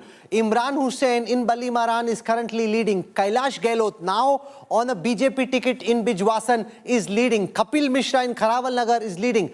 Manjinder Singh Sirsa, currently leading in Rajouri Garden. Manish Sisodia trailing. So it's not just Kejriwal. Sisodia trails, Atishi trails. How the mighty Rajdeep have fallen. All five leaders are trailing. Yeah, the only one who's survived at the moment is Saurabh Bhardwaj and Gopal Rai. Only because competition was not very good. Yeah, and GK, had there been a better candidate. Let me be fair to Saurabh Bhardwaj. You can travel through GK where I live. You had a good candidate. He has a very good reputation. GK, you had Shikha Roy, who has been... He's seen as a... No, let me be fair to Saurabh Bhardwaj. A lot of the vote is coming from his personal equity that he has built. And he had a formidable candidate. But I want to ask you, Preeti, when I look at these numbers region-wise, is this what AAP feared? That Outer Delhi, Northwest Delhi and West Delhi, these are areas, some of them bordering neighboring states. There's a large Jat and Gujar population in some of those areas. That's where the biggest hit is being taken by AAP. Did AAP factor that in, that this is where that turnaround could take place? Well, I'm glad that I can speak again, firstly. Secondly, yes, They were expecting the outer areas. The Aam Aadmi Party was expecting that they're going to lose heavily in the outer areas. I don't think they saw that kind of a rout in West Delhi. West Delhi, they swept last time around. So if you actually look at that... What could have changed? It's the middle class, Rajdeep. I really do think it's the middle class that has come and taken it away from the Aam Aadmi Party. They factored it in, but they didn't think it's going to come out so strongly. Because I do remember after the budget was announced, they went into a little bit of a recalibration. There are 3 surveys that the Aam Aadmi Party was doing. And I would reckon all of us... We've got Anna Hazare speaking at this moment. The political protege is trailing. Anna Hazare is speaking. Let's listen to him. मैं पहले से बता रहे हैं आचार को शुद्ध रखो विचार को शुद्ध रखो वो उनके दिमाग में नहीं रहा और उसके कारण आज वो इलेक्शन में हार गया कम वोटिंग है तो क्या अल्लाह भ्रष्टाचार जो उनके नेताओं के ऊपर जो भ्रष्टाचार के आरोप लगे थे तो क्या वो भी इस नाकामी के पीछे जो उनको कम सीट मिली है वो भी वजह रही भ्रष्टाचार उनके ऊपर भ्रष्टाचार क्या अरविंद केजरीवाल हो या उनके कई नेता हो उनके ऊपर भ्रष्टाचार के आरोप लगे थे क्या ये वजह हो सकती है जो उनके कम सीट चुनकर आए हैं राजनीति में आरोप प्रत्यारोप होते रहते हैं लेकिन जब आरोप होते हैं तो ये आरोप कैसे गलत है वो जनता को दिखाना जरूरी है कि ये मेरे ऊपर जो आरोप हुआ ये गलत है ये साबित करना पड़ता है जो साबित होगा तो कोई नहीं बिगाड़ सकता है और सच हमेशा सच होता है झूठा हमेशा झूठ होता है तो सच के मार्ग से जाना चाहिए कई बार ऐसा आरोप भी लगा है क्या अन्ना हजारे के वजह से अरविंद केजरीवाल जो है तो दिल्ली पे सत्ता पर अन्ना हजारे के ही वजह से अरविंद केजरीवाल दिल्ली पे सत्ता पर बैठे उन्हीं के साथ वो अनशन करते थे बार बार आप पे उंगलियां उठाई गई और अभी भी उठाई जाती है कैसे देखते हैं अन्ना इसे ये बराबर नहीं है दिल्ली में पहली बार एक मीटिंग हुई थी और उस मीटिंग में ये इन्होंने पक्ष और पार्टी निकालने के लिए सोच किया था मीटिंग इसके लिए थी और जिनको पक्ष और पार्टी में जाना है वो मीटिंग के लिए आ जाओ मैंने देखा मैंने तय किया पक्ष और पार्टी में मैं नहीं जाऊंगा किसी पक्ष और पार्टी में मैं नहीं जाऊंगा और वो मीटिंग हो गई मैं पक्ष और पार्टी से दूर रह गया तब से आज तक दूर रहा फिर वो पक्ष निकाले पार्टी निकाला और पार्टी में चले ये नया पार्टी था लोगों ने विश्वास किया आगे चलकर शराब के दुकान निकालना शराब के बिक्री के दुकान बढ़ाना पैसा one of the many people who played a role in propping up Kejriwal but feel betrayed by the man. The list is long, Rajdeep. You know, very few people who would have betrayed or have as many people feel betrayed than Kejriwal. From Prashant Bhushan, Yogendra Yadav, Kiran Bedi, Shazia, Ashutosh, Ashish Khaitan. Kumar Vishwas. There's a very long list in a very short span. There is, and therefore, you know, let's be honest, this is a startup whose many co-founders have left it. And that doesn't, you know, that clearly shows that something perhaps didn't quite go well with the original idea of this startup and where it stands today. You're right that Anna Hazare may well feel betrayed. And which leads to the question of bounceability. I want to go right round. I mean, can Kejriwal bounce back from this? It's pretty clear now that he's probably going to lose in New Delhi. And it's pretty clear now that the BJP is winning Delhi. Let's go right down the thing. Quick comments. Can Kejriwal bounce back? You see, first thing which Arvind Kejriwal would be thinking after today's defeat, how to keep his flock together. Because whatever 20, 25 odd MLAs is going to win, they are not people who are ideologically aligned to him, because this party never had any So you think ideology. your first challenge is to keep the party together? The first challenge is to keep the party together in assembly and also save itself in power in MCD. Preeti, what's Kejriwal's bounceability? Can he bounce back? Well, in this election, no, he's lost this election. What does he do now? Well, number one, I think even before he starts looking at losing his MLAs in Delhi, he needs to look at Punjab immediately. I think that is priority number one for the Aam Aadmi party, and I think they understand that. With 91 MLAs, you are saying the danger exists to his government? Yeah, they feel that, and it's going to happen, and they thought it was the inevitable, and if they lost What Delhi... would happen? Multiple things could happen. And Eknath Shinde but possible. figure? There could have been a possibility, but they will, number one, Punjab. Number two, yes, in Delhi, because if at about 26, 27, Arvind Kejriwal will not be in the assembly. They'll need to figure out how to safeguard their own MLAs. Number three, I actually, contradictory to what Siddharth said, I think Arvind Kejriwal will let go of the MCD. I have a feeling, because that has been something, that there is a part of the Aam Aadmi party, think tank, that, if this was an eventuality, if at all, then the MCD is only going to pull back the party further. So that is something, and you can't put anything beyond Arvind Kejriwal, because with him everything is possible and anything is possible. So is he going to bounce back from this? No. But eventually, will Arvind Kejriwal bounce back for a person I followed for so long? Yes. Where does he start? You see, the problem he has, I mean, let's be fair to him. It's incredible in today's India to build a political startup so soon, win 2 states, become a national party. I don't think that's ever happened. A party which has been set up in the manner that it is. You could argue Telugu, there's some one state. No, but it has been the fastest growing. So my point is, where do you start the bounce back? Because, you need a base. I have a feeling he's also going to start. I feel he's going to Punjab, and I think he's going to start setting up base in Gujarat. No, but there's there's a very big difference. Let's keep that in mind, Rajdeep. In Gujarat, part of the reason the Aam Aadmi party saw purchase was on the back of the springboard that Delhi provided. With that core motherboard now out of action, these ancillary units that you're seeking to bring, how much life will they have? Rajat wants to come in on this. That where does the generator draw its bijli from? Agar generator mein bijli nahi hai, then how do you kind of power and irrigate Gujarat? They believe that the diesel from Punjab generator would supply fuel to all the other states. That's not going to happen. Allow me to finish. Supplier in Punjab. How dependable is the supplier in Punjab? This is the problem. I think now if today Kejriwal goes and starts meddling in Punjab's affair, he's going to do further damage.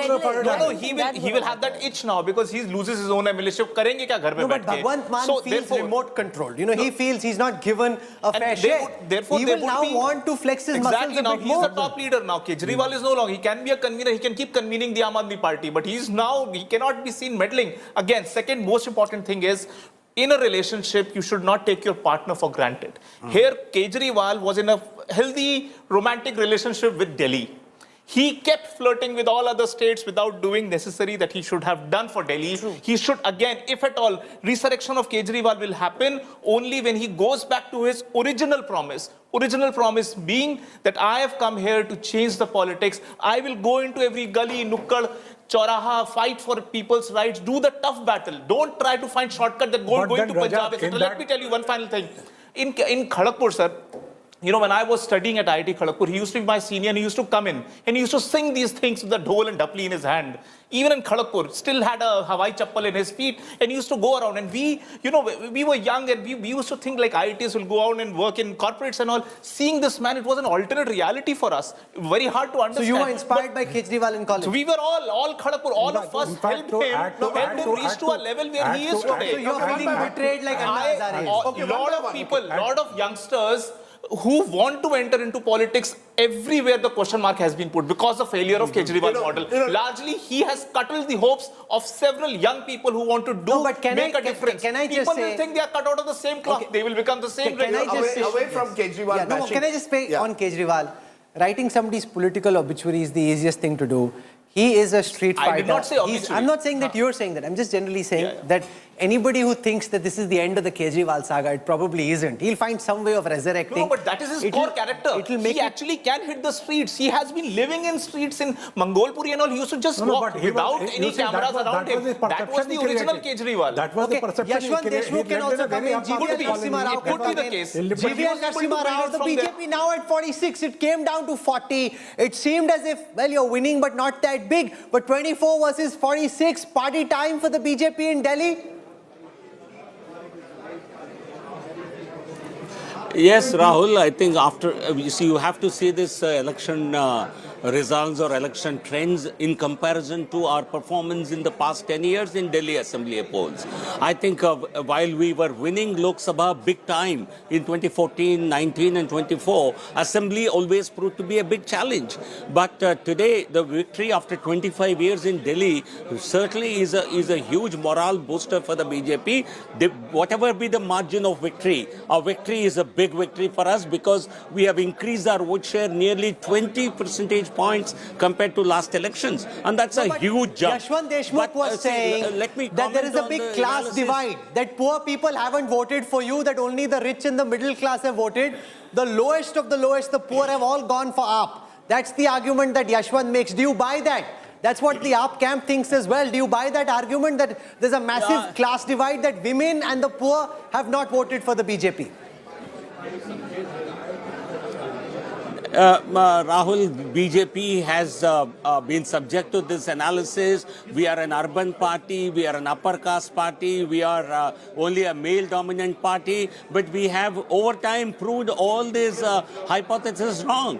And Delhi also, even if some sections have voted less for us compared to other sections, we will ensure in power we will have maximum gains across all sections. BJP, you have seen Delhi, Haryana, Maharashtra, states we have retained after 10 years. And here you have Aadmi Party, which succumbs to the BJP's onslaught after 2 terms. We have seen that happen with every other party, KCR in Telangana. BJP is the only party which has that stamina to not only remain in power, but win elections one after the other by fulfilling promises to the people. Aadmi Party's loss in Delhi, let me give you one insight, or one food for thought. You see, loss of Delhi, Rahul, loss of Delhi for Aam Aadmi Party is not such a big threat. GVL, the fact is that... Yeah, see, you were describing, you see, I've seen many politicians, I see a lot of crosstalk, if I may be allowed just 30 seconds. A lot of political leaders have really suffered in political defeats, but have bounced back. But for Kejriwal, it will not be possible, mark my words, because he's just not lost an election. He has lost his promise. He has lost his image. He has lost his entire foundations of his promise. He's too, he's just stay with us, GVL. Bhojpuri superstar Ravi Kishan, Member of Parliament, joins us. We had Manoj Tiwari sing a beautiful song for us. And I want to talk about politics, but I'm also wondering, आप क्या गुनगुना रहे हो किशन साहब? क्या गाना है आपकी जुबान पर? कौन से वो शब्द हैं आपके होठों पर जो आप दर्शकों को बताना चाहते हैं? Nothing, Rahulji. I'm very happy that Purvanchalia, all my people, my community, our community has voted for Pradhan Mantri Modi ji, believed in him, और फाइनली जितना कहब की जिंदगी झंड बा आज इन लोगन के आपका, और अब उन लोगन के शीश महल वाला के कोनो बात के घमंड ना रही. तो this is what I want to say. Very very happy with the result. Finally capital रहेगा राहुल जी. एंड जो नर्क हमने 56 कॉन्स्टिट्यूंसी में ट्रैवल किया, सारी झुग्गी झोपड़ियों में, हर क्लस्टर में, हर पूर्वांचलियों के पास आई वेंट. पार्टी ने जहाँ जहाँ भेजा, और यही एक आवाज़ थी, जैसी उनकी ज़िंदगी थी बहुत बदतर थी, उससे आज आज़ादी मिलेगी. Thank God. जो रुझान बहुत अद्भुत आ रहे हैं, यही रुझान आगे और बने, which I am expecting we might touch 50. तो मुझे वो लग रहा है कि एक अच्छी जिंदगी की ओर ये कैपिटल जाएगा, ये राजधानी जाएगी. 27 साल बाद मोदी की गारंटी ने हमको वापस लिया. Ravi Kishan ji, they backed the Aam Aadmi Party in the last couple of elections. Why do you think voters from the eastern parts of India, northeast India, the eastern parts of North India switched this time to the Bharatiya Janata Party? Because they've been betrayed, they've been cheated, fraudster हुआ है उनके साथ, उनके बच्चों को you serving them booze, एक बोतल पर एक free, वो drunkard बना गए, वो बेचारे काम करने, they've come मायके के हम कमाए जाता नहीं हम Delhi, and here you are giving them what service, what life you're giving, no water, pollution, no drinking water, no school, everything was lies and lies, they've been cheated, first 200 unit बिजली पर bus में free घुमा देंगे तो ladies this two thing they poor people because they very innocent community and they got carried away and finally जब हम लोग पहुंचे उनको बताया कि कौन सी नर्क की जिंदगी में जी रहे हो ये 200 यूनिट के चक्कर में और एक बस के at least you know wake up guys otherwise all your life will be finished आप बार बार कह रहे हैं आप झुग्गी झोपड़ी गए लोगों से पूर्वांचलियों से बात की you said this was you went where the party called you we just want to understand is it true that a lot of your MPs MLAs from Bihar from UP were given specific areas to target और ये कब से हो रहा था पिछले 1 महीने से 3 महीने से 3 हफ्तों से No, this is very long. See, Prime Minister Modi ji and Bhajpa Sangathan plans very, very early. Yesterday only you could see that Prime Minister met all the NDA Gathbandhan for Bihar and Bhajpa 12 महीना काम करती. We worked 12 months. This been ये तो चल ही रहा था. 5 साल से we were planning कि दिल्ली का next election. I started last month and I went very crazy 15 days back and 5 सभाएं 6 सभाएं दिन में करता था मैं रात तक आता था और मैं 250-300 kilometers I should travel every day by road. When Delhi traffic and reaching there and reaching inside where no one can reach वहां तक जाता था and talk to them, have conversation and then come back and then travel. ऐसे रोज करता था. ये बहुत serious हो रहा है रवि किशन जी अगर अरविंद केजरीवाल अभी आपको देख रहे हैं तो अपने भोजपुरी अंदाज में कुछ बताइए कि क्या डायलॉग होगा बहुत सीरियस हो रहा है राहुल जी तकरार छिड़ल बा तो तकरार चली यही चला this all words you know you should take out all this clips of my आपके पास चैनल पे है जब मैं ट्रैवल करता था कौन तकरार छिड़ल बा तो तकरार चली भरपूर जवानी में तलवार चली केजरीवाल जी ये महफिल का मजा हम तरीका से ले कहीं यहाँ मर्जी महादेव के चली so this is what is Shiva's blessing what you can see is all Lord Shiva's blessing and Modi is guarantee. You see, I think it's interesting how the BJP has the firepower. See, when I have so many MPs, MLAs, all of whom can target specific areas. Bhupender Yadav was targeting areas with a large Yadav population. You've got those going into... You see, the BJP is a machine. That's the point. You know, I think today is proving, no, and it's a machine. The BJP has been a machine even before. Despite that, they couldn't win in Delhi. Look at कितने जोर जोर से वो ठा के ला के हंस रहे. They haven't had an opportunity to laugh like this in Delhi in a long time. Machine तो 2015 में भी थी. Machine तो 2020 में भी थी. Rahul works so hard in Delhi, so hard that they will at least make an example, a shining example of what BJP can do to the national capital. Actually, yeah, they करना पड़ेगा. Ravi Kishan ji, Rajat Reddy has an important point. This is an opportunity for the BJP to show what they can do to Delhi. If you can turn around Delhi in the next 5 years, then the voters will say thank you. For the entire country. आप लोगों ने MCD में किया was not a role model. MCD was terribly run, whether now or earlier. You didn't make much of a difference. अभी मौका दिया है voter ने आपको एक बार फिर से. But now after 27 years and definitely Prime Minister Modi ji पर पूरा विश्वास everybody has, everybody, entire country and he knows, they know and उनका भी घर यहीं है.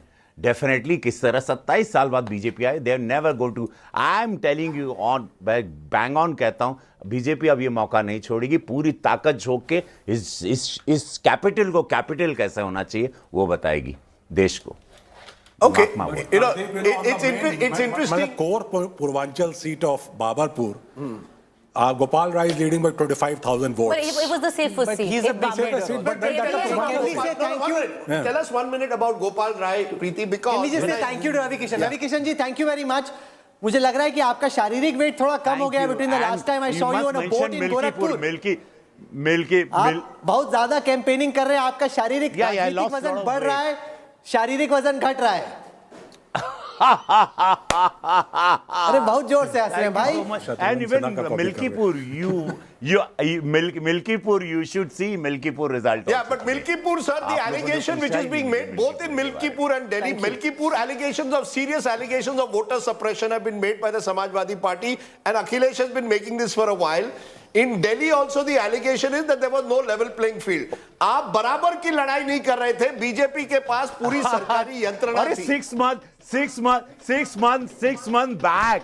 6 months back, the same Chunav Ayog was on mountain, Himalaya पे था. आज वो मर गया. See, this is what, when you win a Lok Sabha 42 seat, when you win in UP, that time this Chunav Ayog and everything was perfectly all flowery, all beautiful, la type, and suddenly the minute you come to know, you're losing it, and then you start blaming. This is a very immature way of running politics, and kind of the legendary netas talking all this. I feel as an actor, as a new learning politician, I feel very sad. When you win, it's all beautiful, and when you're losing it, you start blaming straight away, you know. This is very sad. Look at this. Ayodhya में जब जीते थे, वो जो जीते थे अवधेश प्रसाद, उनको trophy की तरह राहुल जी और अखिलेश जी लेके पार्लियामेंट में ट्रॉफी की तरह घूमते थे. And today, look at the result. Okay. Thank you so much, Rahul ji. बहुत shukriya. Thank you very much for joining us, regaling us with your laughter. And Rajdeep, this laugh, I mean, it's almost as if it's been suppressed for 2 decades, that laughter now coming out. You know, Jo Jeeta wo Sikandar, but I just want to understand from you, Preeti, I see all the AAP leaders, even Saurabh Bhardwaj now, is trailing in Greater Kailash. The only AAP senior leader at the moment leading is Gopal Rai from Babarpur. Satyendra Jain, Somnath Bharti, Atishi. Manish Sisodia is also leading now. Yeah, interestingly in Jangpura, but it's going up back and forth. Yeah, it's back and forth. Does Manish Yeah. Sisodia now become possibly the leader of the opposition if he wins, or Gopal Rai? And we come back to the question, where does Arvind Kejriwal start? The next round of elections are Bihar, Tamil Nadu, Assam, Bengal and Kerala, none of which where the AAP has a big stake. Then you have Punjab 2 years from now. Does he start rebuilding from that Punjab election, or does he start rebuilding from Delhi? Well, number one, you know, you spoke about Gopal Rai. Well, there are a couple of senior leaders who are leading right now. Jarnail Singh, I would think, and Gopal Rai are two big leaders that are leading. If, of course, Gopal Rai wins, you can see him as the leader in the assembly. And I think he's going to take the charge. But where does Arvind Kejriwal go from here, Rajdeep? I don't see him fighting an election anytime soon. I think Arvind Kejriwal has understood he's already gone back to the drawing board. And if there is somebody who can resurrect himself, I would think he's... How does he do it? That's I think he's going to... Where does he do it? I feel, number one, I think he's going to take a big call on MCD. He's going to make a big call on that, this way or that way. I think MCD is something which the party has understood, has only... You know, in hindsight, the Aam Aadmi Party would have hoped that they had lost the MCD election. So, number one, will he go all in to try and resurrect the MCD and try and make it function better, or does he give it up? So that's the question number one that will go. Yeah, but I want to understand from you, Preeti, that is a Delhi call. At the end of the day, Arvind Kejriwal saw himself as a national leader. Whether he was not, or how does he now resurrect himself as a national leader? Well, I do see that there is, on the larger India alliance, which already started before the Delhi elections, you will see now a coterie emerging of the regional parties. Right. You will see an Arvind Kejriwal, you will see a Mamata Banerjee, you will see a Samaj together. Now, what will, now where this goes, one can very well imagine, because it does isolate the Congress somewhere, number one. Number two, I don't see him fighting any election in the near future. I feel he's going to go all in for Gujarat. And I feel... All in for Gujarat? He's going to try to go all in for Gujarat. Because in Delhi, of course, what do you do? For 5 years, you are where you are in Delhi. You will lose, if there's 25 on the board, you will lose at least 10 of these over the next few years, if not months. So you will lose a lot of these MLAs. How strong can you keep Delhi going? I don't think right now. It's not his, how does he overcome the political setbacks? It's bigger question. I've been underlining this thing. How does he get his credibility back?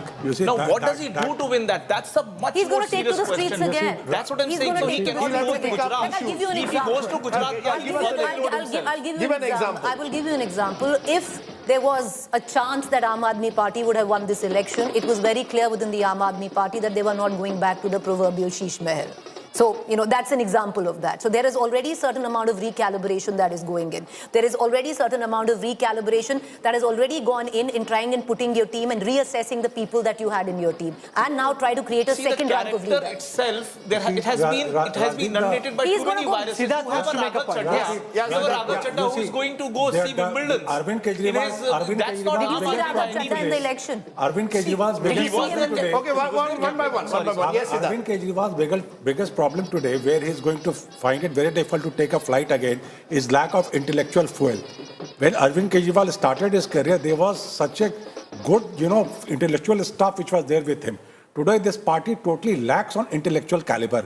Look at the people who have been given ticket, all, migrant people with all kind of, credentials for which Aam Aadmi Party never came into existence.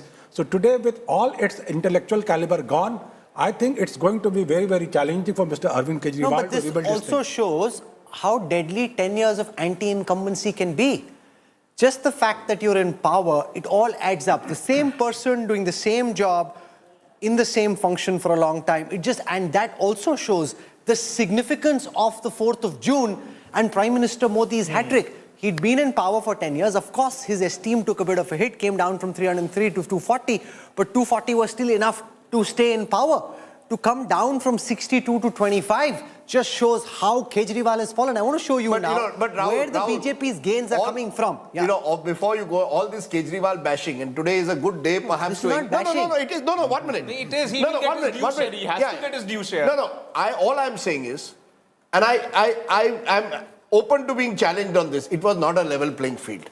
Over the last 3 years, ever since Kejriwal went into Gujarat, the BJP consciously decided we are going to destroy him. It's that when the Delhi liquor... politics for charity. 1 minute, sir. What do you mean by this? He was just power. He was not. He cannot play victim card. See, I'm asking you a question. He has consistently played the victim card. Let me finish. I'm not even doubting that he has consistently played the victim part. I'm only stating facts. Almost his entire top leadership at some stage or the other has faced court charges in the last couple of years. The fact is, laws were changed. Ordinance was brought in Parliament to essentially mean that bureaucrats would respond only to the LG and not to him. Please understand, let's not, the BJP ensured even YSR Congress stayed with them for enough time to change to ensure that the ordinance was passed in Parliament. You create a situation where you reduce the chief minister to a virtual, Did he not know what he's signing up for? Why did he contest? That's a different... But Rajdeep, this argument can't cut both ways. See, on the same day... You choose your battles, you stick with those battles and see to the conclusion. On the same day, on the 23rd of November, when results came out, it was a level playing field in Jharkhand and not in Maharashtra. I'm talking about Delhi. The point I'm making is, last 2 times when they won, was it a level playing field in 2015? Was it a level playing field in 2020? When the Congress was in power, was it a level playing... The incumbent always has an advantage. It's not right or wrong. No. That's a different argument. Delhi is distinct. Do not use these examples in to make... In Jharkhand, how did they win? Because if which state has an ordinance? Just a minute, ma'am. In which state has an ordinance been brought to reduce the powers of the chief minister to ensure that he responds to an when Kejriwal had credibility on the streets of Delhi, he won despite that.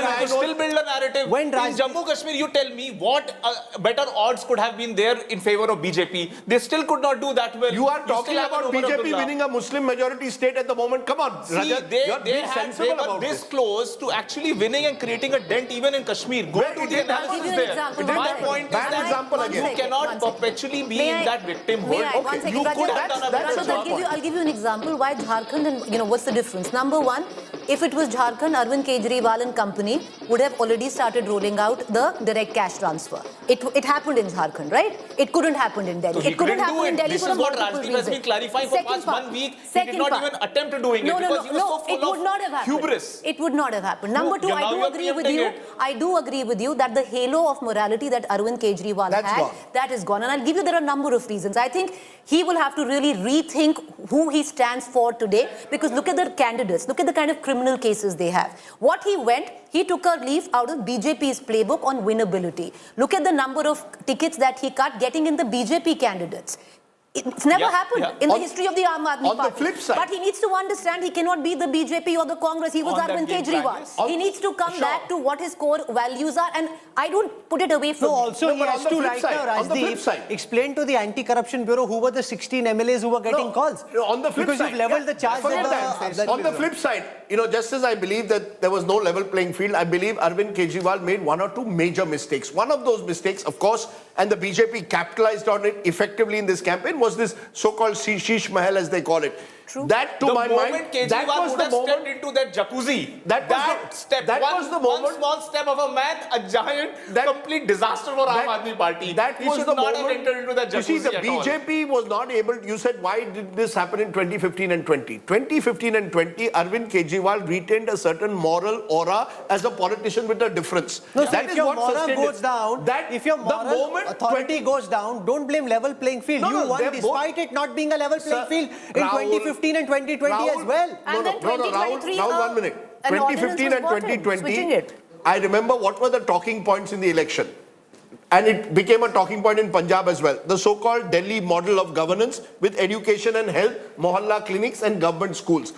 It was a time when Arvind Kejriwal could go to a public gathering and claim, I am a politician with a different, ye sab neta alag hai, main alag neta hu. By 2023-24, on the back of the alleged Delhi liquor scam and the Sheesh Mahal controversy that breaks, Arvind Kejriwal then loses the moral halo. The BJP has benefited hugely from that. It's not ever one factor. I'm only pointing out two issues. One is the lack of a level playing field that the BJP has ruthlessly exploited. Number two, Arvind Kejriwal's own mistakes, which he is paying a heavy price for. That's how politics but works. why a loser lost cannot consume more time than what the winner now intends to do. And the fact that Delhi has This an election is about the loser. No, This but was a referendum on but Kejriwal. Rajdeep, that's looking at the rear view mirror. Look in front. There's a new Delhi that awaits. Sure, sir, The but BJP has an opportunity to fix the ills of the last 10 years. Do you and I agree? Try and provide, if they can, a new model of governance to the capital. Yes. Do you and I agree on a simple issue? Which is? That this election, and maybe everyone on this, was a referendum on Kejriwal. Of course. Of course. That And he whether, failed. right? And he's lost the referendum. one more That's thing. why I'm spending time on him. Rajdeep ji, one more This thing. election is not about One the more thing. BJP.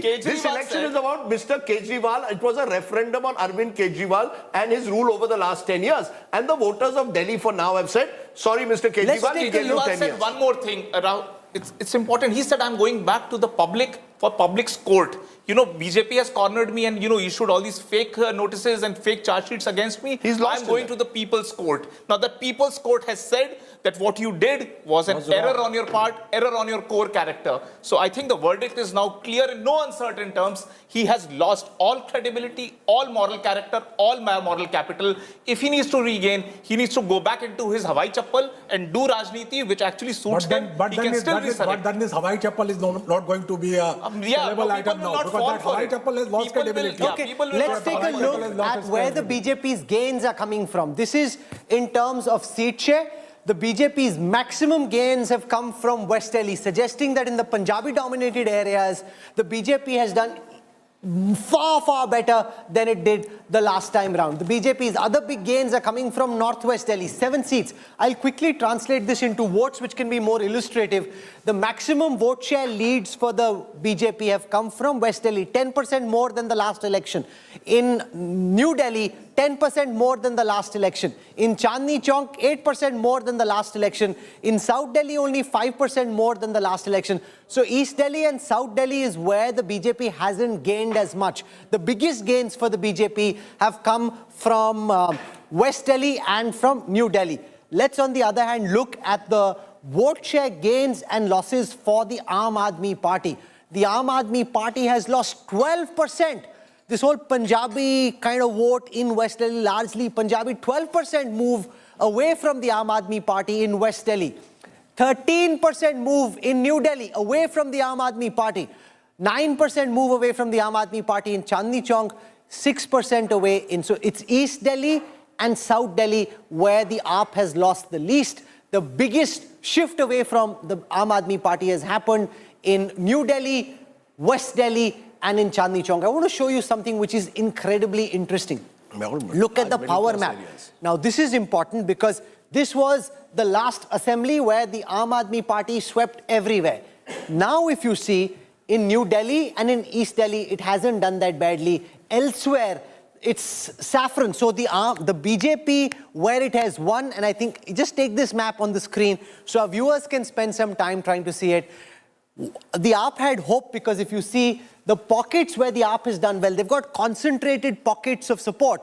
Where the AAP has lost, Rajdeep, they've been hammered so badly that there is no sign of the BJP on the outer periphery of the capital. Where the AAP holds in the southern part and in New Delhi, it is still quite strong. So where it holds in contiguous areas. Where it has lost, it's been bested almost entirely. Rahul, the AAP has declined across Delhi. In all the regions you said, it's a question of scale. The scale is highest in areas where you will find what I call not just middle class, but I like to call them aspirational middle class. The areas where you've seen large middle class colonies mushroom over the years. Now we can define the medium income of middle class in Delhi as 3 lakhs, 6 lakhs, 12 lakhs. We can go into that debate. But the truth of the matter is, the more urbanized areas of Delhi,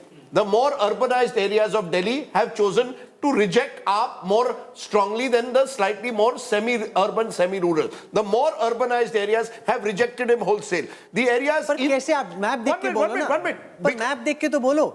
It's the outer periphery that's picked all these areas the are southern becoming, parts of Delhi. All these are becoming also aspirational. Look at the affluence that is coming in. Look at the number of middle class families. We can go by CSDS numbers, 65 to 70% of Delhi is middle class. Arvind Kejriwal lost the Delhi middle class completely in this election. That is a fact. Now, you can say chipped away at income groups. Of course, that will happen. But the real loss for Arvind, the middle class hero. How did Arvind Kejriwal come to power, Rahul? Before 2015, he came to power as a middle class hero, anti-establishment. Later, he made, transformed himself into a pro-poor image. मैं आपको free power दूंगा, बाकी दूंगा. That part, a large part of it has stayed with him. Otherwise, you would not get even 24 seats. He would have been wiped out completely. But 24 is very different from 30 plus. Earlier, they came to 30 plus. They've slipped and the BJP has gone up to 46. I'm going by vote share out. No, and also look at seats where the margin is less than 500. There are only 4 such seats. This election very quickly formalizing and stabilizing. The AAP at the most, if at all, can go from 24 now to 26. Rahul, the BJP at most can go up to 48. Rahul, don't look at seats. No, I know. I can look at votes as well. Look at vote share. It's 44% to AAP, 49% to BJP. That's a 5% difference. At 44%, while it may be a big, it will translate into a number of seats, 44% is a substantial number of votes. But also means that from last election... इस बार 44 आए, 10% हट गया. Obviously, your base is so high. 10% उड़ गई आपकी vote share. Substantial तो हो गई. और लोकसभा चुनाव You asked me where is the vote come. My limited point I will keep making is he has lost the middle class vote of Delhi overwhelmingly. Everything else has been chipped away. But the real vote, the real damage to Arvind Kejriwal is someone who came to power as a middle class hero has lost the Indian middle, Why do you think, Rajdeep ji, why was he not listening to or reading the writing on the wall? It was so evident. He was making mistakes after mistakes. Everything that he, didn't want to stand for, he kept repeating those mistakes. He was in the political office. In the last 12 months, even in jail. Who could have been more shameless to be in jail and be a chief minister? He flouted every single thing that he was standing for. Now you are pointing out to one of the big mistakes. He should have given up at the moment he went to jail. He could have given up. You can go into all of that, Rajdeep, but we can discuss that in another mistakes. I'll just tell you, Rajat, exactly a week ago you were on my show, right? You yourself admit the turnaround happened in the last 1 week. Fair enough. You multiple times. See, most BJP wanted a positive narrative. Just allow me to complete. Most psephologists have come and confirmed that the turnaround has happened in the last 1 week. So before that, everything was seemingly fine, right? No, not at all. See, let me counter. You asked me a question, let me counter. So Aam Aadmi Party is starting with 62 seats. Okay, they had to climb down. They climbed down because of Sheesh Mahal and the halo completely eroding. Okay, they climbed down to a level where there was a stiff competition, and then BJP wanted something, some positive agenda to go to the people. They've not been in power. They don't have the leaders. They don't have the bench strength within Delhi adding to what Preeti they had said, to do something. That last 7 days, 8 days, in last 7-8 days, one, the budget was announced, 12 lakh rupees tax rebate, and 2, Amit Shah going out and saying that unauthorized colonies will give you property rights. That means that means the people. But again, reiterating it in an election rally, कि अगर आप हमें जिताएंगे तो आपको हम property rights देंगे। And I feel Yamuna issue अगर BJP नहीं जीतेगी तो प्रॉपर्टी But राइट्स नहीं am I right in saying? Am I right in saying when I list the mistakes? Since we are looking at the mistakes that Kejriwal made, he was jailed in March last year. One view could have been, I am resigning as chief minister till I prove myself in a court of law. That I don't want to wait for 6 months before I took that decision. Was that a mistake? We will have to look at that. Sheesh Mahal and the way the BJP played it up, saying, look at the lifestyle of Arvind Kejriwal, a mistake. Possibly at the end of the day, therefore, Arvind Kejriwal found, I repeat, I think this election has been a referendum on Mr. Kejriwal 5 years after 2020, where he was seen as an anti-corruption crusader. Today, Arvind Kejriwal is seen by many of those who supported him, yaar, unme aur unme kitna farak hai. And I think that is the vote that you are seeing reflecting in this election. Can I be honest? I think the biggest drawback for Arvind Kejriwal, or the mistake or something that has pulled him down more than the corruption charges and the liquor scam allegations, are the moral corruption, is how people have seen. The Sheesh Mahal. The Sheesh Mahal,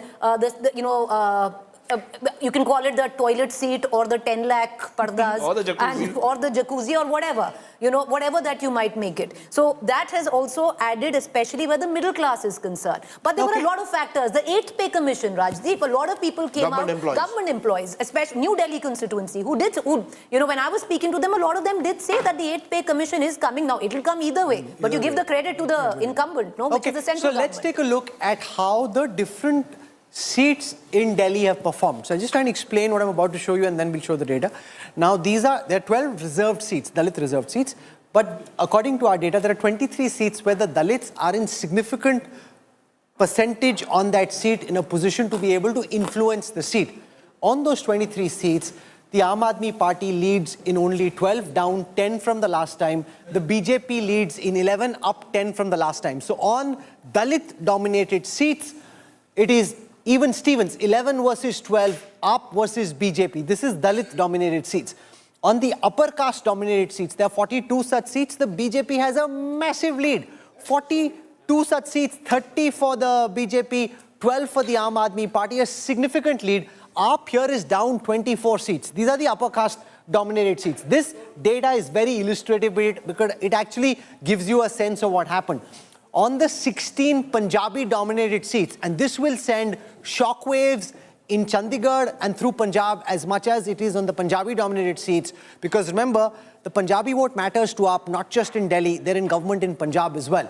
On the seats dominated by the Punjabi community, 11 for the BJP, up 10 from the last time, AAP only at 5, down 10. This particular data sheet will be looked at extremely closely all through Maja Malwa, where the Aam Aadmi Party is on extremely slippery ground, losing that core Panthik vote which it had in the 2022 assembly elections there. Now from there, let me now come to the Muslim-dominated seats. In the 11 Muslim-dominated seats, the AAP leads on 7, the BJP leads on 4. Now, for the BJP in Gandhinagar, Kharawalagar, Mustafabad and Simapur, they're leading on these seats, which is significant because these are supposed to be Muslim. So, this whole aspect of fragmentation of a part of the Muslim vote sees the AAP BJP had won 2 of these seats last time, also 3 of these 4 seats last time. Rajdeep, that's the point I've been trying to make for a while, that it's the chipping effect. You're not going to pull something away completely. You need to chip at your adversary vote share, consolidate your own, which is what the BJP has done. They didn't let them consolidate their vote share. Usko todo, apna jodo. That's how the BJP has built this vote share. No. If, for example, in SCC, it's out of the 12, I think 8 or 9 have been won by the Aam Aadmi Party. So the Aam Aadmi Party is holding out the reserved seats. You showed just now a graphic about upper caste. Correct. Just look at the big margin in the upper caste. 30 is playing, I think, 11. It's a virtual sweep for the BJP. Upper caste, OBCs, aspirational middle class is the one which has deserted Arvind Kejriwal en masse. The rest you can call chipping away. But you don't win this election by chipping away. You really win big when you consolidate your vote, which the other person had. Arvind Kejriwal won these two big victories with a genuine cross-caste grouping. He has now found that the middle class has deserted him. never had the upper caste vote in Delhi in any case, which is why the BJP started with 38. So you start with 38 and then you add whatever you can. Fair enough. And you chip on the AAP vote share. That's how you bring them down. And the rest of the damage. So what you're saying, upper caste is the upper caste. Most viewers of India today were never on AAP side. No, my limited point is... That's the broad outlook. Has an anomaly. Here are the OBC data. 50 OBC dominated seats. BJP leading on 34 on them. Aam Aadmi Party on 16. AAP down 16. And remember, Rajdeep, here is a clear transfer. Look at how many AAP is down by. AAP is down by 29. BJP is up by 29. It shows all the hype that we were seeing in this studio and elsewhere about the role of the Congress. The Congress is a fringe player. Last time it's a fringe player. This time. It's a direct transfer from AAP to BJP. It is a direct transfer with one again caveat. Please appreciate, the BJP in Delhi swept the Lok Sabha elections 9 months ago with more than 50% of the vote. So the BJP is already, the only difference was in Delhi people would say, Kejriwal Delhi ke liye, Modi ji center ke liye. This time they have decided, humko Modi wahi chahiye. It's not that these are not BJP voters. These are BJP voters. But Rajdeep, 46%, Delhi is one of those few city-states which has the maximum number of upper castes. So Delhi has 46% of upper castes. Where you talk about the middle class... 46%. 46%. One of the highest in the country, Delhi has. Now, the second part that we talk about, the proverbial middle class. Now, again, we'll say it's not a monolithic, but it's astounding. Delhi has 66% of Delhi is the middle class. Now, you can break it out into lower income groups or higher income groups, but 66% is the middle class. And a lot of that had voted for the Aam Aadmi Party in 2020. And we've got to understand it's moved away. So, yes, he's been able to keep hold. If you look at the 12 reserved seats, Aam Aadmi Party is still leading in 8 with this abysmal figure. 8 are coming in from the reserved seats. Correct me if I'm wrong, Preeti. I was told 24%. These figures again vary. 24% of Delhi lives in Jhuggi Jhopdi clusters. Yes. So we've got Anna Hazare joining us. Anna Hazare joins us live. Anna ji, namaste. Welcome. आपने इतना role play किया अरविंद केजरीवाल के India against corruption campaign में, मतलब आपका campaign था, उन्होंने बाद में हाईजैक कर लिया, it's a different matter, but आपका शुरू में कैंपेन था. आज जब बीजेपी जीत रही है, अरविंद केजरीवाल और आम आदमी पार्टी इस तरह से हार रहे हैं, आप इस नतीजे को अन्ना हजारे साहब कैसे देख रहे हैं? अन्ना जी. हाँ जी, दिल्ली के नतीजे को आप कैसे देखते हैं? नतीजे को जब देखता हूँ, आज तक तो मैं केजरीवाल जब रालगंज में आता था,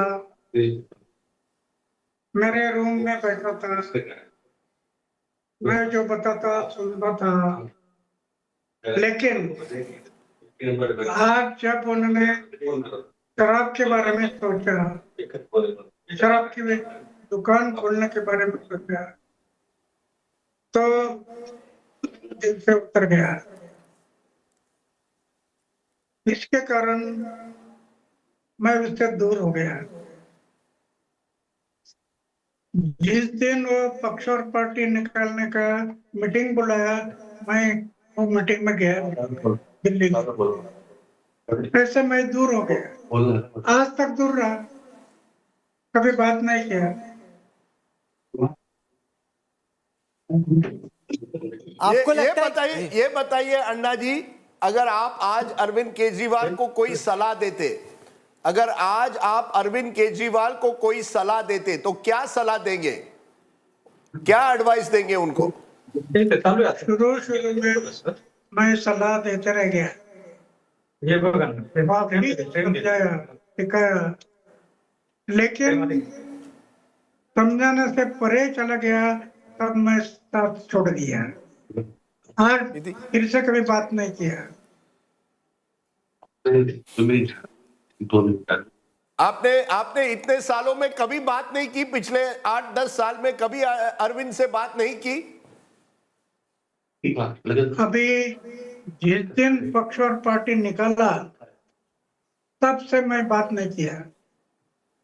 तो अन्ना जी, आज जब अरविंद केजरीवाल दिल्ली हारते हुए दिख रहे हैं, तो आपकी इस पे क्या टिप्पणी है? नहीं, अभी तो मैं बताने से परे गया हूँ, अभी कोई बता नहीं सकता। रजत आपसे पूछने जाते हैं। रजत, गो अहेड। अन्ना जी नमस्ते। मैं आपसे ये पूछना चाहता हूं कि युवाओं को आपका क्या संदेश है, जो युवा आज भी राजनीति में आना चाहते हैं?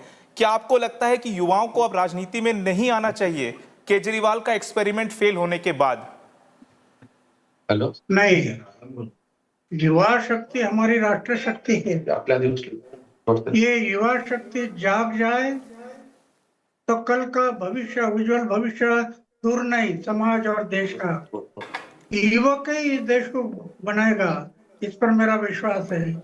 उसका कारण, मैं एक 17 साल का युवक था। मैंने जीवन में तय किया कि जब तक मैं जीऊंगा, मेरा गांव, मेरा समाज और मेरे देश की सेवा करूंगा, और जिस दिन मैं मरूंगा उस टाइम पर गांव, समाज और देश की सेवा करते करते मरूंगा। ये मैंने व्रत लिया, आज तक मैं वो व्रत का पालन करते आए हैं। ओके, फिर से मैं अंदर गया नहीं पक्ष और पार्टी का। We'll leave it there. You know, many such broken dreams of working together as Kejriwal forged his own blazing political path that meets resistance today from the voters of Delhi. Anna Hazare Saab, for joining us. Thank you very much. Appreciate you taking out time. 24 versus 46. It seemed as if it was tied. 24 versus 46 is not tied. It's a very comprehensive defeat of the Aam Aadmi Party at the hands of a marching BJP. It is a comprehensive victory for the BJP. Anything over 40, frankly, is a victory when you have only 70 seats on offer.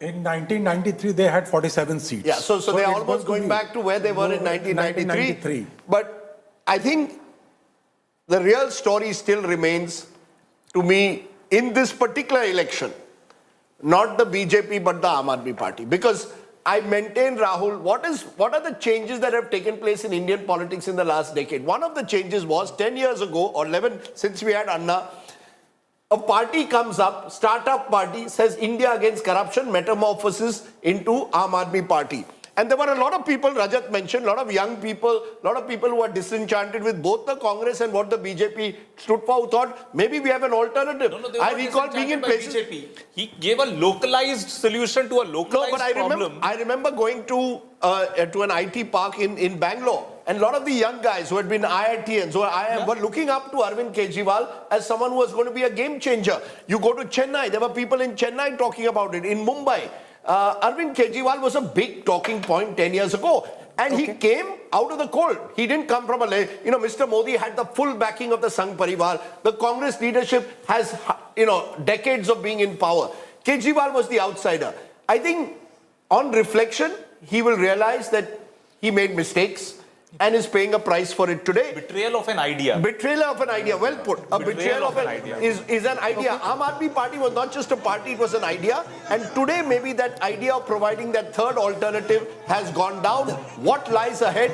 Huge question mark. You see, That's Virendra Sachdeva is being held on the shoulders by BJP workers, dancing and celebrating. It's going to be a wild Holi at the BJP headquarters. And let's be clear, it's not as if, you see, when we talk about bounceability, it's easier for a Congress leader or a BJP leader to bounce back. They have a structure in place.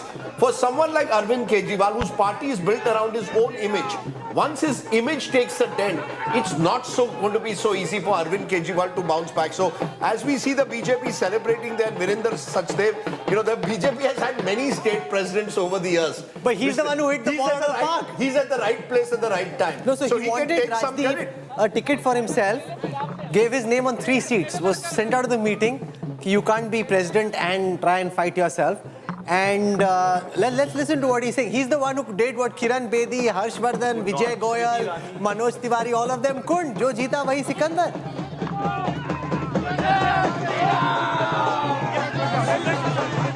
Okay, Salman Sos joins us.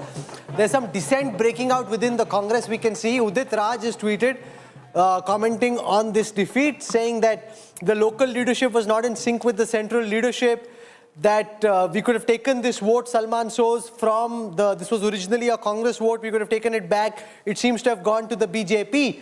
Lots of murmurings of what could have been within the Congress already. Oh, well, Rahul, the Congress party, it is inhabited by human beings. We all have feelings. We all are, obviously deeply upset. I mean, I'm very upset by what has happened here. This is the third time that we have such a poor performance. And I guess we're all looking for answers. And I hope, that, of course, the party leadership will sit and actually look for answers in a very forthright manner so that we can now, in some ways, of course, the BJP deserves congratulations. Aam Aadmi Party has also done well, but I think Rajdeep may have a point about Aam Aadmi Party and what this might do to Mr. Kejriwal. But frankly, this may also be an opportunity for the Congress now to force the path ahead. The BJP did not win in Delhi for all these years. And now, after all these years, they have won, and it is a very good victory. So no reason that the Congress cannot come back. Okay. But Nalin Kohli joins us. Nalin Saab, इतने दिन से TV से गायब, जीत गए तो आ गए. That's a big complaint. You hardly make. You're all busy fighting all these fancy legal cases. Now that you won, welcome and congratulations. Well, in fairness, Rahul, your comment is not incorrect, because I've been doing TV only in the last few weeks. Not too much of it. I normally tend to give bites, but it's nice to be back on your show. You did call me once, and I'm thankful for you to remember me from time to time. Okay, so tell us, what do you attribute this big BJP victory to? I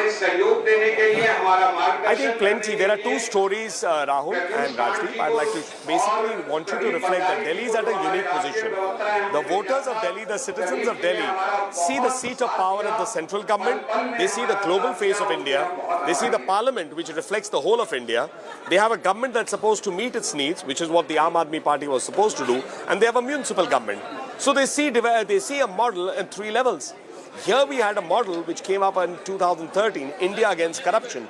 Tall promises of an alternative politics. Tall promises that we will not take homes, we will not take cars, we will serve the people, we will not allow corruption to take place. What do we have? No home versus Sheesh Mahal. No corruption versus a liquor scam. Virtually the top leadership going to jail. Any development, always a model of excuse or confrontation. Blame somebody. When Punjab was not the Aam Aadmi Party, they blamed it for the pollution. When Punjab came to the Aam Aadmi Party, they blame Haryana. How long will the people of Delhi give them a rope? They gave it for 10 years. The Yamuna is worse. The air is worse. Infrastructure is crumbling. So is education and health not keeping pace. So how much time does the BJP need for voters and citizens in Delhi to start seeing a difference? You're now in the saddle. How many weeks or months before Delhi can tell the difference? I think what you need to know is that we always hit the ground running. When Prime Minister Modi came in 14, he said, I will work 24 hours a day, 7 days a week as the Pradhan Sevak and show you that we will not stop the effort to transform India and make it a developed nation by 2047. That's the model of the BJP states. Why should Delhi be an exception? Delhi deserves better. Okay. Nalin Kohli talking about the BJP's big victory. We are seeing all the big guns. You made this a prestige battle.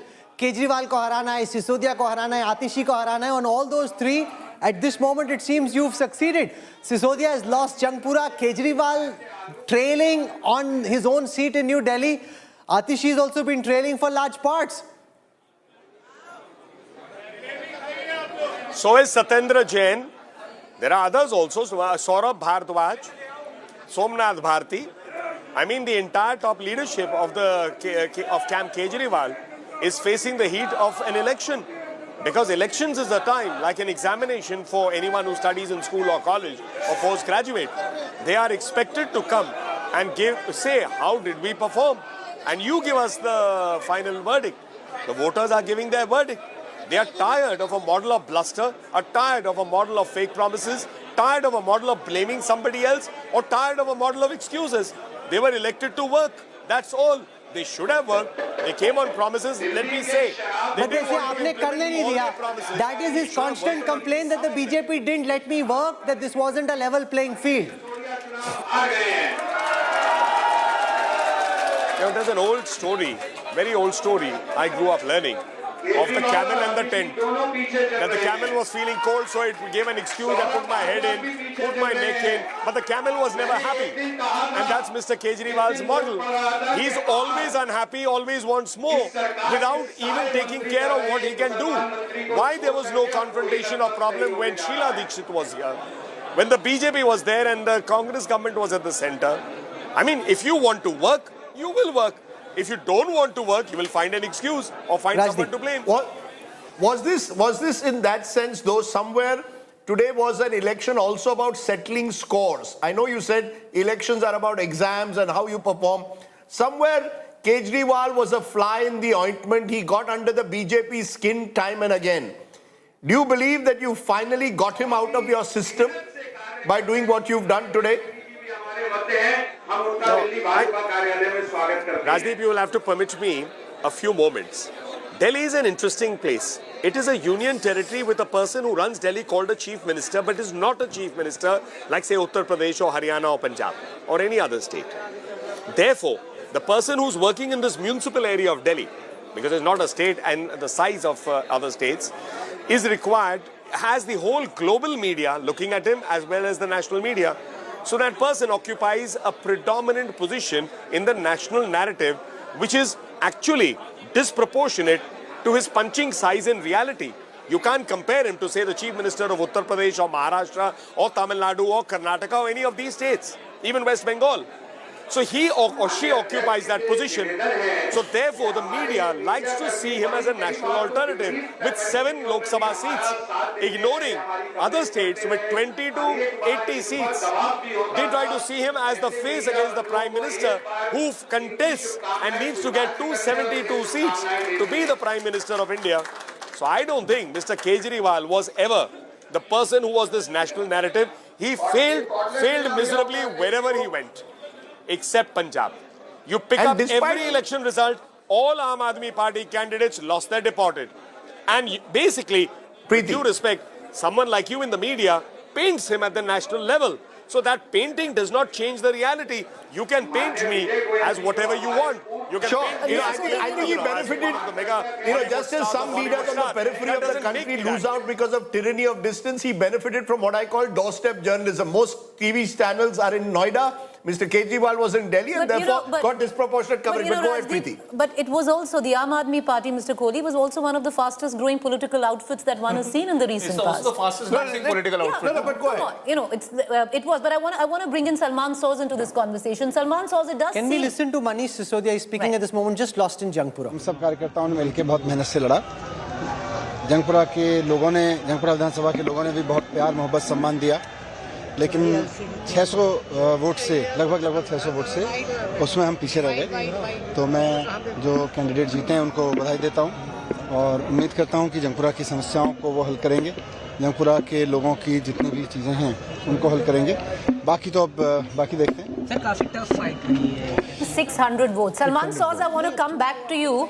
You know, what you were hoping to possibly engineer and cause a bigger dent in Delhi, you might actually get the benefit of that in Punjab, Salman Soz, because there will be immediate ramification in the state of Punjab, and the viable option there is not the BJP, it's you. You can stand to gain in Punjab of what's going on in Delhi today.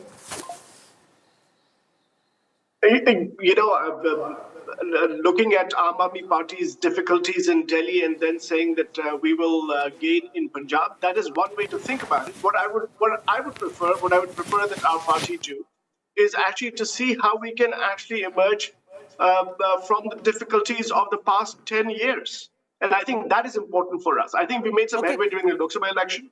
We need to do more of that, much more of that. We've had some big reverses in the past few months. And we need to really understand what's going on. And then I think things like Punjab and everything else, they will fall in place. But if we start just going willy-nilly to, okay, now these guys are suffering here, let's take them out in Punjab, I don't know if that's going to be sustainable for the long run for us. We need a long-term Take a look at this. in Jangpura, Manish Sisodia at 30,724 votes.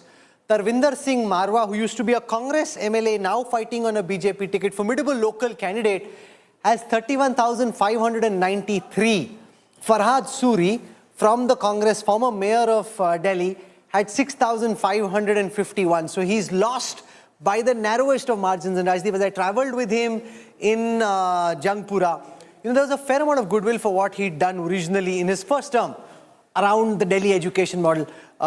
This is a very, when you lose, but if you lose badly, you say, kya kare yaar, pit gaye. When you lose like this, you keep saying, oh, 600 vote, yahan pe, wahan pe. Virendra Sachdeva is speaking at this moment. Just 1 second. BJP president, let's listen to it. प्राथमिकता ये है कि हमने कहा, जैसा माननीय प्रधानमंत्री जी ने भी, कि पहली कैबिनेट में जितने घोटाले हुए उसके लिए एसआईटी का गठन होगा, आयुष्मान योजना लागू होगी, महिला समृद्धि सम्मान योजना जो है वो लागू होगी, और दिल्ली में हर घर नल से जल, दिल्ली की सड़कें, यमुना का प्रदूषण, ये वो विषय है जिसपे हमको काम करना है, 24/7 काम करना है, दिल्ली को विकसित राजधानी बनाना है। आप कई सारे मुद्दों को, भ्रष्टाचार के मुद्दों पर सवाल उठाते रहे आम आदमी पार्टी की सरकार पे, क्या उनकी अब जांच होगी सरकार बनने के बाद? कहा कि हर घोटाले की एसआईटी का गठन होगा, जांच होगी, दोषियों को बख्शा नहीं जाएगा। इस मैंडेट को लेकर के उम्मीद थी बीजेपी को?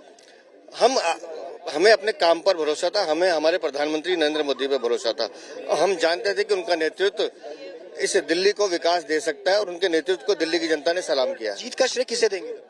एक ही जीत का श्रेय सिर्फ एक है, श्रीमान नरेंद्र मोदी। कार्यकर्ताओं ने मेहनत की है, लेकिन हम सब कार्यकर्ता हैं, लेकिन हम कार्यकर्ताओं को चलाने का काम, हमको प्रेरणा देने का काम माननीय प्रधानमंत्री करते हैं।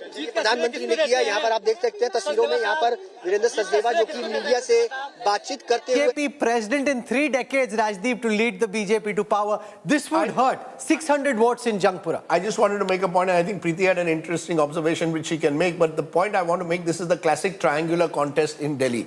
You see, wherever there were a few, they wouldn't have made a difference given the fact that you have such a big victory. Had it been 37, placed 33, you could have said Congress has caused the defeat. But this is the kind of constituency where a Congress candidate picks up 6,500, you lose by 600.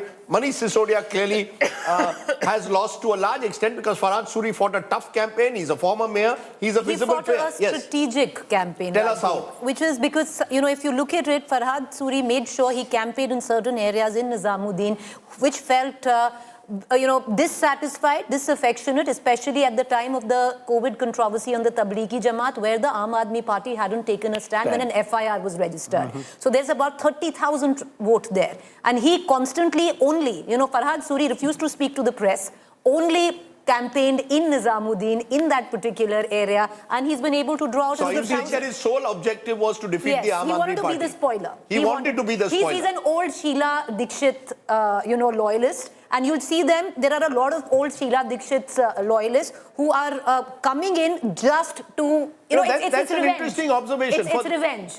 When I sort of, the Congress people who are feeling elated today or vindicated are largely those who have worked in and around Sheila Dikshit. You may have heard, just the other day, Pavan Kheda said that, Kejriwal is anti-democratic. Now, I think the likes of Pavan Kheda, who works so closely with Sheila Dikshit, Sandeep Dikshit, her son, Farhad Suri, you've got a few others out there, Harun Yusuf. All of them went into this election knowing they would lose, but wanted to teach Kejriwal a lesson. But look at how the numbers have changed. BJP is more than double the Aam Aadmi Party. See, it's not just victory and defeat. Kejriwal winning under Modi's nose is always a massive irritant. Now they've beaten him, and how? All his big guns have lost, and AAP is half. That is a big message by itself. Yeah. AAP is half. AAP is half, and what Mr. Modi, all through this, his campaign is connect with the workers, his connect with the booth workers has been कि आपको अपने booth पे बहुत मजबूत करना है, and the whole idea was कि जो लोकसभा elections में when we can get 54-55% vote, why can't we retain it in assembly elections? And they have been able to save that vote shifting away from the Lok Sabha elections to Vidhan Sabha elections to Aam Aadmi Party. So that way, BJP has absolutely consolidated itself. So I want to make the same point that you're saying. Earlier thing which you showed, the Punjabi and the Vaishyas, Punjabi and the Banya votes, who in the earlier elections went to the finance minister and arguably the woman of the match. Yes. Nirmala Sitharaman is speaking. She'll also get a big cheer when she goes to the next BJP meeting. Let's listen to Nirmala Sitharaman speaking at this moment. अपने budget speech में trust शब्द का इस्तेमाल 18 बार किया है, credit शब्द का इस्तेमाल 26 टाइम्स और लोन 15 टाइम्स रिपीट किया है। तो आपसे ये सवाल है गवर्नर सर कि क्या हम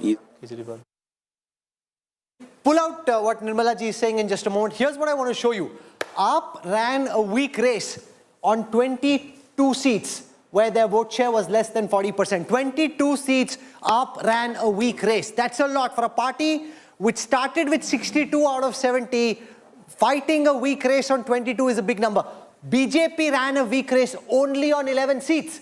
9 plus 2, less than 40% vote share, only 11. BJP fought on 59 seats, a hard fight where they have more than 40% of the vote share. BJP fought an exceptionally good race, 50% plus on 28. AAP fought a good race, good 50% plus only on 14. That shows you the difference. Your Kamzor Kadi suddenly, because remember, as the BJP kept saying during the campaign, आपका उधारी का vote है. There's nothing of their own. थोड़ा BJP से लिया है, थोड़ा कांग्रेस से लिया है. It's time to take it back.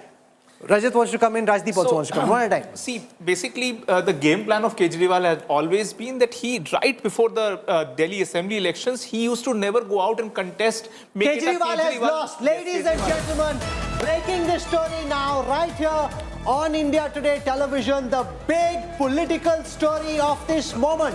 Yes. The man who once thought he could be the new Modi, the man who thought he could beat the Prime Minister in Varanasi, Arvind Kejriwal of the Aam Aadmi Party, its national convener. What a fall from political grace.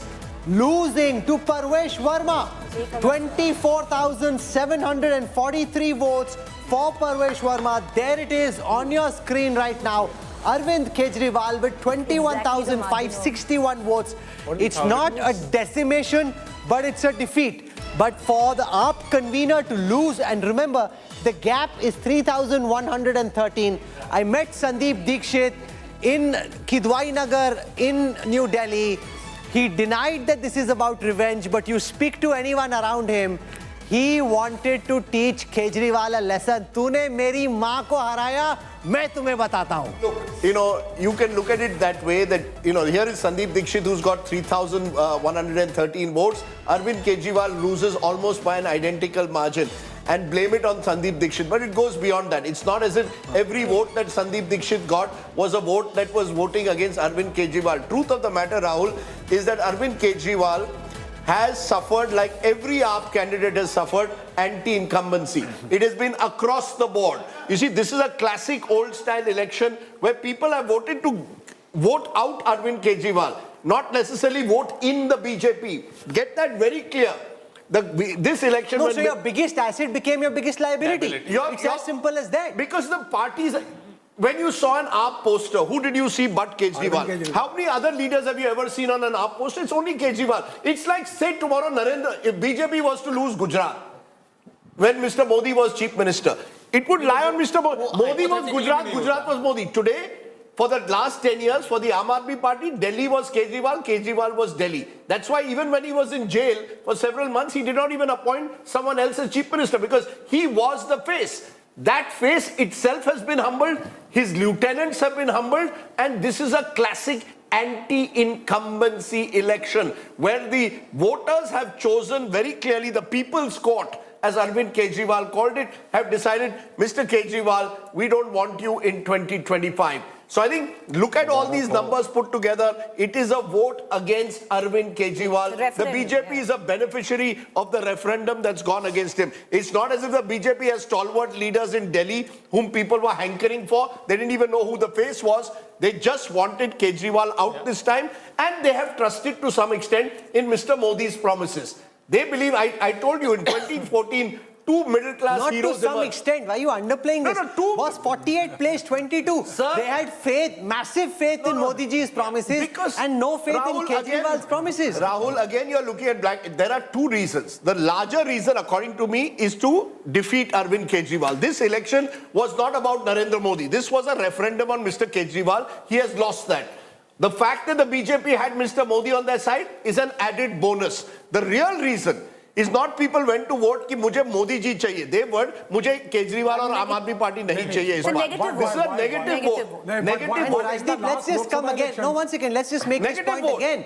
When you are at 48 versus 22, you have won votes from all communities. In fact, it Rahul, is not as if Rahul, only the rich and the fancy India Today viewers have voted for you, and that's how you won. but it's a All vote kinds against of you. people across all Sir, communities. when I come- Maybe in certain communities, more people still voted up. That's obviously true. But you have won votes across communities. Nobody's political bias or personal bias should supersede the data. The data Rahul, speaks Rahul loud, again, and it speaks clearly. Rahul, sorry. Rahul, I would have thought the fact is a party has come down from 62 to 22. Yes. When you come down, the vote principally is against you. The other side, So you which is lose everywhere. Sir, Arey, Rajdeep, what was being said earlier, कि in women every- and poor Are you have telling- disproportionately voted. Sir, for You can't win 48 seats if the poor haven't voted This for is you. a classic anti-incumbency election. People have voted out the incumbent. The entire top brass of AAP has lost. Not just Kejriwal, So but all kinds of people have voted against you, Yes. including the poor. You can't say only the rich, fancy pants have voted for us and BJP won 48 that's seats. a foolish statement, Rahul. That's what I'm sorry saying, to but say. which was being said. 44% of the vote. Where have that come from? So obviously that is Where is the correct. 44% That is come from? correct. So I'm saying So how can you say that? But Rajdeep, that's the point I'm making, that vote has got chipped away. You've lost a part of your co-vote. It cannot happen. But the हमारा सारा vote हमारे पास है, फिर भी हम 22 seat पे आ गए. That makes no sense. Sir, You've lost so a part of again- your vote. You have to wake up and feel the coffee. If not core wake up vote and isn't- feel all wasn't there a that's happening 15% across. because of the Rajat, vote? yes. मैं एक सुमन के शब्द हैं, कवि सुमन रहे हैं, बहुत जरूरी है. केजरीवाल हारना is a colossal loss. Rajat Now, I just getting wanted to say poetic that- now. क्या बात है? I've never heard him. No, this is in what all I'm- the yes, time yes. he's No, been no, with no, us, no, we've this never is heard coming any straight poetry. from the heart. Straight from that. You see, Irshad, Rajat Irshad. Sethi is part of that group. All IITians who had invested a lot of hopes in Kejriwal. Some of them, like Rajat, also had a leaning towards Modi. He chose Modi over Kejriwal. Today is his day to exult. Irshad. So it says, आसमां इतनी बुलंदी पे जो इतराता है, आसमां इतनी बुलंदी पे तो जो इतराता है, भूल जाता है कि जमी से ही नजर आता है. The problem of Kejriwal was that he started, thinking that he is that larger than life. And he forgot the gully nukkad from where he has risen. The problem with Kejriwal was that he started thinking that everything that he could stand for, he can just chuck it aside and go back and be a typical politician, enjoy all the glory that comes with politics, live lavishly, forget about your core promise. Janta to moorkh hai, freebie baat do. The biggest disservice that he has done to the entire country is introducing this virus of freebies. Who brought freebie culture in our country? It's him only. And it was never targeted. These freebies were pan-Delhi, pan-population, and he kept pushing this idea, and everybody, every other political party, Congress, BJP, had to join that bandwagon of giving freebies. The defeat of Huge Kejriwal, disservice. Rajdeep, is a big day in Indian politics. The fact It is, that you had, and in some senses, And while you since this was linked to a startup, let's draw the startup analogy. I don't want to take any I'll one. give you a startup example. So, make a ball I'm saying, boliye. let's not take any one company's name, but we've seen many Indian startups reach $10 billion, $16 billion valuations. I was going to say exactly only that, to be proven to be made of feet And of then the clay, whole and they sector takes a collapse. hit. It's in some ways the equivalent of the Indian political startup story, and we've seen that happen in business. It's happening now in politics, right? Look, in politics, it's far more difficult. When we compare, Kejriwal was India's only political unicorn of the 21st century. Let's be very clear. You have lots of but he had unicorns. exaggerated You have lots of valuation. Valuation thi. Exaggerated Real value valuation. No, with Not actually matching cash flows. Agreed. Exactly. Agreed. Zero profit. You've had many such startups which have zoomed up and dramatically so in terms of politics. Between he joins politics in 2012. By 2013, he's become chief minister. 2015, wins a big majority. He is a political unicorn. And I think the disappointment... No, he may no longer be a unicorn. The unicorn requires 1 billion plus. You still hold on to Punjab, so I suppose you're unicorn to that extent. I don't think he's... But you had a multi-billion-dollar valuation. still That's in crashed. national party. That's You're quite still in crashed. While my friend Rajat Sethi exults over Kejriwal's defeat, I think the troubling part is simply this. He represented not he represented for those who supported him over the years, not just a political party, but an idea that you could do politics differently. The troubling part of today will be all those who thought you could do politics differently Not have politics realized differently, he could govern We've got differently. Nimi Rastogi joining us from the AAP office. I've just received word from the AAP office. They've locked up the AAP office. They've apparently locked up the AAP office. They're restricting entry. Only party officials are allowed. Unknown media people are being sent outside. Known people are being kept inside. Unknown people are being sent outside. Nimi Rastogi, क्या हो रहा है? क्यों बंद कर दिया आपने AAP का office?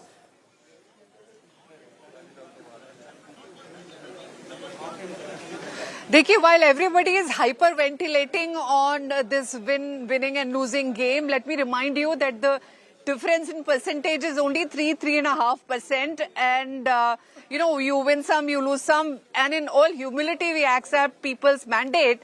But let me remind you, it was Arvind Kejriwal who set the narrative, who set the higher standards in electoral politics, who called a spade, and who had the guts to say even the most unthinkable the very things rare which people shy piece of away. good news And we in belong the to- last round of counting in Khalkaji. Atishi at this moment is leading by 2,700 votes, which means unless all the votes which are still to be counted go against a chief minister, sitting incumbent chief minister, now on her way out, Atishi is likely to win. So they'll have somebody, you'll have somebody in the assembly on an AAP ticket who's a prominent leader. Atishi likely to win, though Kejriwal and Sisodia have both lost. Nimi Rastogi.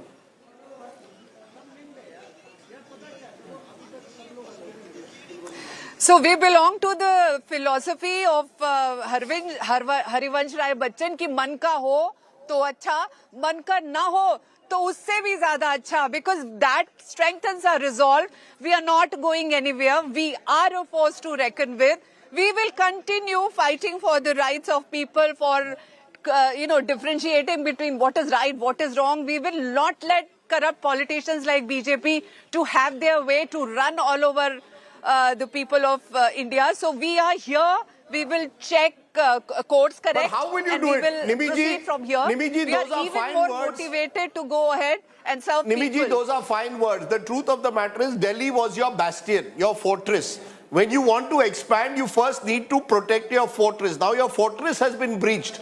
How do you expand or even contemplate the future? Do you accept that you have a very long marathon now to run? You are a startup, as we are calling it. You've met a huge bump. अब आप next level पे कैसे जाओगी?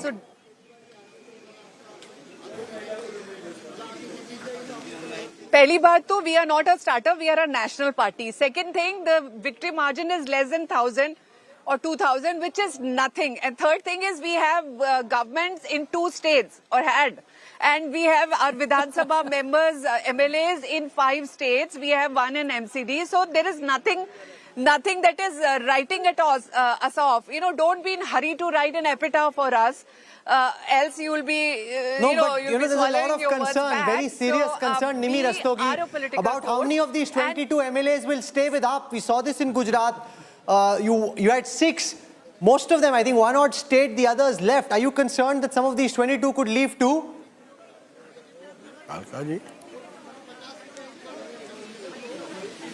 See, you are speaking as if you're normalizing horse trading and you're kind of almost raising a concern. anticipating that BJP Parvesh will Verma throw is speaking money at this the time, the MLAs biggest and slayer the MLAs in Indian will- politics at this moment. क्या वजह रहा है जो इतना प्रचंड बहुमत जो है बीजेपी को मिला है, और साथ में नई दिल्ली की सीट पर भी आप कैंपेनिंग में थे, लोगों की क्या कंप्लेंट है? देखिए, जब 11 साल झूठ से कोई सरकार चलाएगा, जब लोगों को फुसलाएगा, उनकी बातें नहीं सुनेगा, तब लोग उसको एक बार मौका और दे सकते हैं। दूसरी बार मौका देना, ये गलती दिल्ली वाली नहीं करेंगे और उन्होंने नहीं करी है। हमारी जो बहुमत से सरकार बनी है वो बहुत एक्सपेक्टेड थी। जब आप लोगों की शिकायतें सुनते हैं, उन लोगों की जो दिक्कतें सुनते हैं, उसके बाद एक्सपेक्टेड था। मीडिया वाले कह रहे थे कि शायद पलट जाएगा इलेक्शन, लेकिन जैसे हम देख सकते हैं बहुत क्लियर कट विक्ट्री है। पापा की भी बहुत क्लियर कट विक्ट्री है, सुबह से लीड में चल रहे हैं और आप सबके समर्थन के लिए वापस धन्यवाद। Thank you. जिस तरह से अकाउंट खुला था शुरुआत में, जब ट्रेंड की तरफ लगातार बढ़ रहे हैं, तो उस वक्त की स्थिति क्या थी? सब बहुत टेंस थे, लेकिन जैसा हम तीनों ने 4 दिन पहले भी बोला था, बहुत क्लियर कट विक्ट्री आएगी, बस सही वक्त का इंतज़ार था।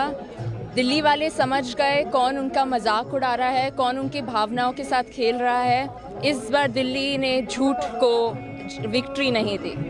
लगातार हनुमान चालीसा चल रहा है घर में। पापा बहुत बड़े भक्त हैं हनुमान जी के और हनुमान जी का साथ है, इसलिए हमें ये विक्ट्री मिली है।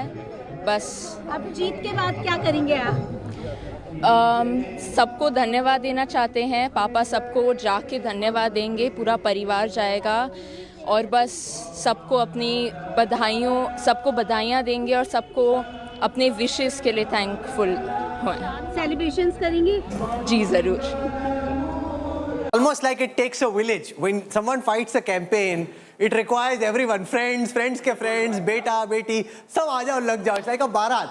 And when I'd gone to their house, it was interesting to see how everyone was chipping in. They all had like, as if they were all like deep data strategists, looking at the data, but just trying to chip in. It's like contributing to a barat, contribute in any big, small way that you can.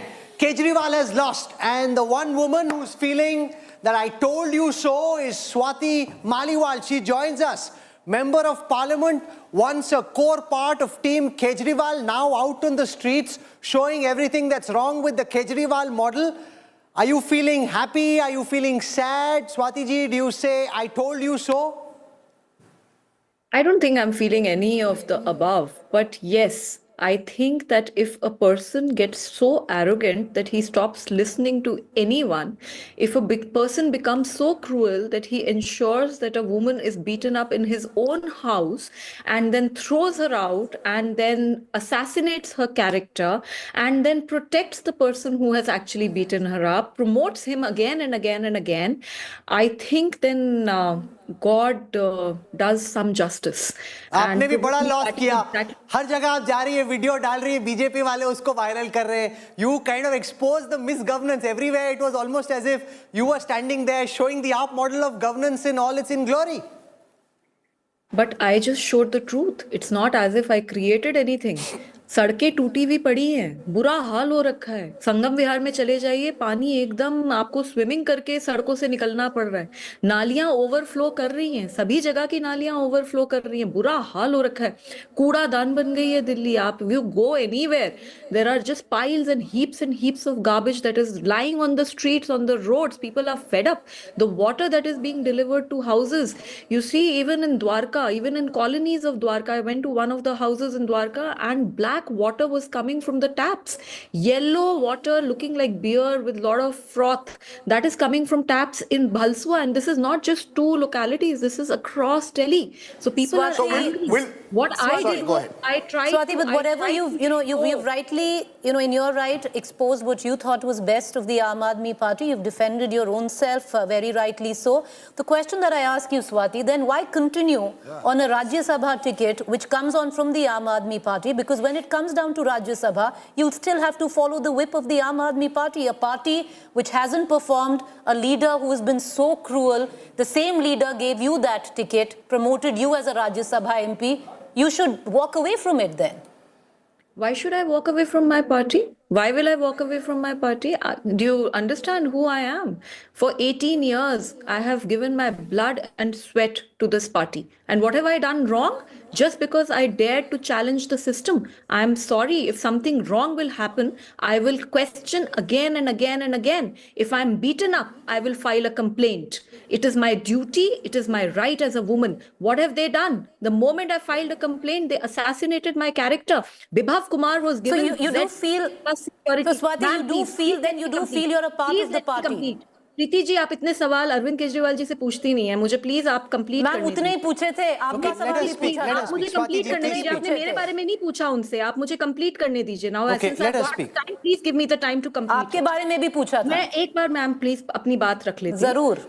मैं आपसे ये बताना चाहती हूँ कि जब मेरी leadership, विभाव कुमार जिसने मुझे पीटा, उनके घर में पीटा, उसको Z+ सिक्योरिटी देंगे, उसको पंजाब में एडवाइजर टू चीफ मिनिस्टर बनाएंगे और उसके बाद उसको डीजीपी और चीफ सेक्रेटरी रिपोर्ट करेंगे. उसके लिए 7-7 गाड़ियों का काफिला चलेगा.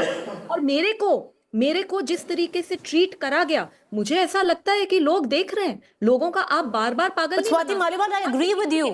I agree with what you're saying. I'm answering your question, Preeti ji. Have some patience. Question आप पूछ रही हैं कि मैंने क्यों नहीं छोड़ा. मैं क्यों छोड़ूं? मैंने अगर कुछ गलत करा होता मैं सबसे पहले छोड़ती। आप ये कह रही हैं कि आप एक्सपोज कर रही हैं, मैं क्यों नहीं एक्सपोज करूंगी? मैं संविधान की शपथ लेके एक मेंबर ऑफ पार्लियामेंट बनी हूं, मेरा ये काम I agree with you. I don't think you're understanding my question. I agree with you. How does that, ma'am, Swati Maliwal, how does that change the fact you're claiming you're exposing the Aam Aadmi Party and you're within? You're almost saying that we want inner party democracy. I want to fight for my rights, remain in the Rajya Sabha. I believe that I am still part of the Aam Aadmi Party. But you tell me, after this defeat today, right, where does the Aam Aadmi Party, according to you, go from here? If you're going to sit there, attack everyone else, have you in a way also contributed today to the defeat of your own party? You are among those who has attacked the... It's one thing to take on Kejriwal. You claim to be part of the Aam Aadmi Party. The Aam Aadmi Party itself has lost today, and you have contributed to the loss of a party of which you are the Rajya Sabha MP. If I'm not contributing to my party, why doesn't my party throw me out? They can also throw me out. They are not throwing me out because I'm contributing to the cause of the Aam Aadmi Party. Aam Aadmi Party is my party, and it was built with a vision to change the system. So what happens now? Not about you. What happens? Do you believe the Aam Aadmi Party can recover from what has happened today, being dismantled and decimated in Delhi? Do you see the Aam Aadmi Party recovering? I think the leadership needs to sit down and think. I think we really need to think, and I think that we need to get all the contrary voices and sit down together. Why do I have to use Twitter in order to reach out to my leadership? What have I done? What is the wrong thing that I have done? If somebody beats you up or somebody beats up anybody else, that person is going to complain. I am a former Delhi Commission for Women chief. I am the member of parliament. If I don't complain, if I'm beaten up, what is wrong with that? Of course, are you asking for a new leadership of AAP? Of course, I'm going to work for Delhi. I went to Swati Maliwal, for the last 10 years, I raised an issue about it. What is wrong with that? Ma'am, for the last 10 years, the impression was Kejriwal is AAP, AAP is Kejriwal, right? Do you believe that has changed as a result of today? And do you therefore see a new AAP emerging, possibly with a new leadership at all? Absolutely. I think it is very important. I think that even Arvind Kejriwal, I hope that he realizes what has happened. I hope that he realizes that you cannot always play the blame game. You can't always act like a rondu bacha and get away with the lack of work, with lack of governance. I hope that he takes notice of it, and I hope he calls voices like me, and I hope that there can be some discussion as to what should be the future of the party. Just one question, Swati Maliwal. In Parliament now, in Rajya Sabha, will you be following the whip of your party because you really do feel aligned with it? Will you follow the whip of your party? Of course, why will I not follow the whip of the party? I will have a discussion and I will decide and I will follow the whip of the party. Since you've been such a core part of Team Kejriwal for so long before you fell out. Why don't we question Mr. Arvind Kejriwal ji for doing what he did? Have anyone question, ma'am? You know, I don't think you watched. Okay, so Swati Maliwal, I don't think you watched enough interviews. The first interview that we did with Arvind Kejriwal, we had asked him about your case, ma'am. Have you questioned Mr. Arvind Kejriwal ji for giving Z plus security to Bibhav Kumar? Have you questioned him like this? Ma'am, I don't think it's okay. One second. Swati Maliwal, because you're a member of parliament, let me tell you, this question is not for, madam, allow me to speak, you've asked me a question. This question is not for Arvind Kejriwal, this question was for Bhagwant Mann, and yes, Swati Maliwal, Bhagwant Mann was asked this question in this interview that I had conducted. I think the voters of Delhi have spoken very loudly and all questions have been answered in that, Swati ji. True. You tell me this. Where do you think Arvind Kejriwal lost the plot? You've been such a core part of his key team. Then you fell apart. Where do you think this man who thought he could be the messiah, the Moses Indian politics was waiting for, where do you think he went wrong? So I think it is absolute arrogance. You see, when we got Punjab government, after that, the amount of money, the amount of power that started flowing in, I think that caused a lot of arrogance. Otherwise, there is no justification for this. You see, during COVID, the entire Delhi was burning. The country was burning. Why does a man have to build, the chief minister of Delhi, why does he have to build a sheesh mahal during that period? आपकी कथनी और करनी में कुछ भी समानता नहीं है. केजरीवाल कहते काम नहीं करने दिया मुझे. मैं तो करना चाहता था, ये बीजेपी वालों ने, एलजी ने करने नहीं दिया. सर आपने दिल्ली महिला आयोग का काम देखा? 9 साल में दिल्ली महिला आयोग में थी सर, मैंने 9 साल के अंदर 1,75,000 केसेस की सुनवाई करी। हर दिन 4,000 कॉल्स हमारी 181 हेल्पलाइन पे आती थी। Stay with me, Swati, just for a moment. Parvesh Verma is speaking at the moment. I want to listen in. Okay, that's Parvesh Verma. We'll try and get more from him in just a moment, but go out and complete your argument. Sir 2,500 से ज्यादा rescue operations करे। दिल्ली महिला आयोग का नाम आज पूरे देश में नहीं विदेश में भी लोग जानते हैं। तो एलजी साहब तो हमारे साथ मैं भी तो दिल्ली सरकार में थी, एलजी साहब वहां भी थे, केंद्र सरकार वहां भी थी, पुलिस हमारी भी बहुत बार नहीं सुनती थी, हमारी भी बहुत लड़ाई होती थी पुलिस से, लेकिन काम तो किया ना सर। तो काम ना करना ये मैं सही नहीं मानती, क्योंकि मैं ये मानती हूँ कि अगर आपकी इंटेंशन है तो आप कुछ भी कर सकते हो। पुलिस तो हमारे अंडर कभी भी नहीं थी, but still the Delhi commission for women, जब हम कोई नोटिस इशू करते थे दिल्ली पुलिस को काम करना पड़ता था, because we were working with soul force. I think it is very important if you are an activist, if you want to bring about political activism, it is so important to maintain that. You can not get corrupt, you can not not listen to others, you cannot meeting people. You're saying the turning point. You're saying the turning point for you was the victory in Punjab. You believe the victory in Punjab led to the Aam Aadmi Party believing that it could walk on water. That's where you believe that the transformation took place. If you had one piece of final advice for Arvind Kejriwal today, Swati Maliwal, what would it be? What would you tell him if you met Arvind Kejriwal today? Sir घमंड नहीं करना चाहिए, और घमंड और अहंकार तो रावण का भी चूर चूर हो गया था। मैं बस इतना ही कहना चाहूंगी, घमंड मत करिए और किसी भी महिला को कभी कमजोर मत समझिए। आपको लगा था ना कि एक अकेली महिला क्या बिगाड़ लेगी, मेरा क्या कर लेगी, तो एक अकेली महिला नहीं होती। जब एक महिला पे वार होता है ना तो पूरा देश साथ खड़ा होता है। मुझे लगता है शायद वही हुआ। Do you think BJP will do a better job? I just hope, I really hope, and I think it will be really shameful if they are not able to perform, because you see, the people of Delhi have voted again with a strong mandate.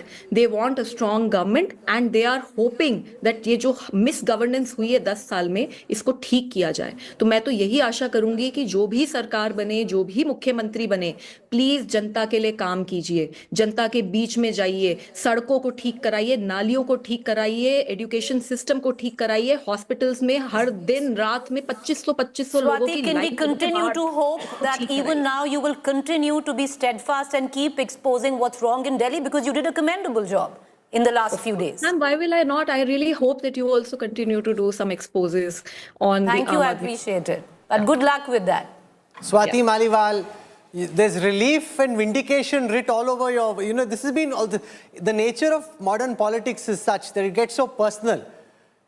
Your voice just demonstrates and exudes this great sense of relief, redemption in some ways, because it did, frankly, between आप and you get very personal. Mr. Arvind Kejriwal, I'm not feeling any of that. नहीं, drama तो आपने भी खूब किया, जब अलग-अलग जगह जा रही है, कोई ड्रामे में कमी नहीं थी. There was a lot of theatre there and a lot of like. मैं तो ये काम, ये मेरा, आपको ड्रामा लगा होगा सर, मेरे को तो काम लगता है. Dramatics, drama नहीं, dramatics. दिल्ली महिला आयोग में मैंने यही काम करा है.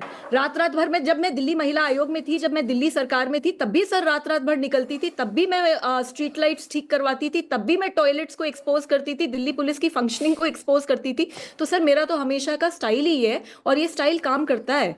ये स्टाइल मुझे interestingly was the style that Kejriwal had as well. और एमएलएस को यही स्टाइल अपनाना चाहिए, वो जमीन पे उन्हें जाना चाहिए सर, और उन्हें जनता के लिए काम करना चाहिए. एयर कंडीशनड ऑफिसेज में बैठ के अगर प्रेस कॉन्फ्रेंसेस करोगे तो सीटें जाएंगी. यही तो एक टाइम पे केजरीवाल का भी स्टाइल होता था, the same style that you are talking about. Sir I hope I will maintain my style for the rest of my life, and I am very proud of it. Okay. Thank you. It's interesting in a way. Swati Maliwal, speaking out today, and you will find possibly, she of course has been speaking out for a while, but I think over the next Kumar Vishwas. Over the next 6 to 12, there are lots of these people. Sure, but she's a member of Parliament. Yogender Yadav. It'll be interesting to see if Yogender Yadav joins in the next 6 to 12 months. I think you will see many more voices speak out, with especially MLAs who perhaps are also looking at greener pastures. I think the Aam Aadmi Party is going to go through great amounts of churning. You'll have MLAs leaving, joining. There are MLAs in Gujarat. It has Okay, let's now go Okay, that's the big news. Atishi has Silver won. lining, So if you there got is the one. one silver lining on what has been a very, very cloudy day for the Aam Aadmi Party, that Atishi has won from Kalkaji. And look at the difference there. There, the Congress has been completely wiped out. You know, Alka Lamba was there. Sandeep Dixit has got over 3,000 Ramesh votes. Biduri loses his first Vidhan Sabha or a Lok Sabha election. With that being said, let's go across now to the IT chief of the Bharatiya Janata Party. Came in for a lot of criticism during the last few months, saying BJP was silent on the IT cell, kuch kar nahi rahe hain aapke log. Well, on the ground, you had a good game, 47 versus 23. Amit Malviya, is it party time this Super Saturday already? Well, of course, this is a great win, and the BJP has reclaimed the capital after 27 long years, and that makes it really special. But having said that, Rahul, I think it was important to defeat the Aam Aadmi Party and Arvind Kejriwal. The state that Delhi is in today is completely abysmal. If Lalu Prasad was the worst politician my generation had seen, Arvind Kejriwal is far, far worse. You have to just travel around Delhi to see how bad the city is, how terrible the roads are. There's a crumbling infrastructure, there's no healthcare, no education, but just a lot of talk about these things. Arvind Kejriwal had come to sort of personify a model which was all about advertisement, which was about high decibel communication and really no delivery on the ground. And finally, the people of Delhi have spoken, and have spoken unequivocally. And I think it's a new dawn for Delhi. Things will only get better from here. And the BJP, led by Prime Minister Modi at the center and now in the state, will ensure that India has the capital that it deserves. Capital for a Viksit Bharat of 2047. Do you believe, though, that Arvind Kejriwal, Mr. Malviya, was not just another political rival? He was also someone who got under your skin for a decade, and today, finally, with this defeat, you believe that you have managed to ensure perhaps that Arvind Kejriwal is pushed to the margins. Is that the significance, apart from what you mentioned about Delhi, that political rivals, Arvind Kejriwal was one person that you were going for right from the beginning?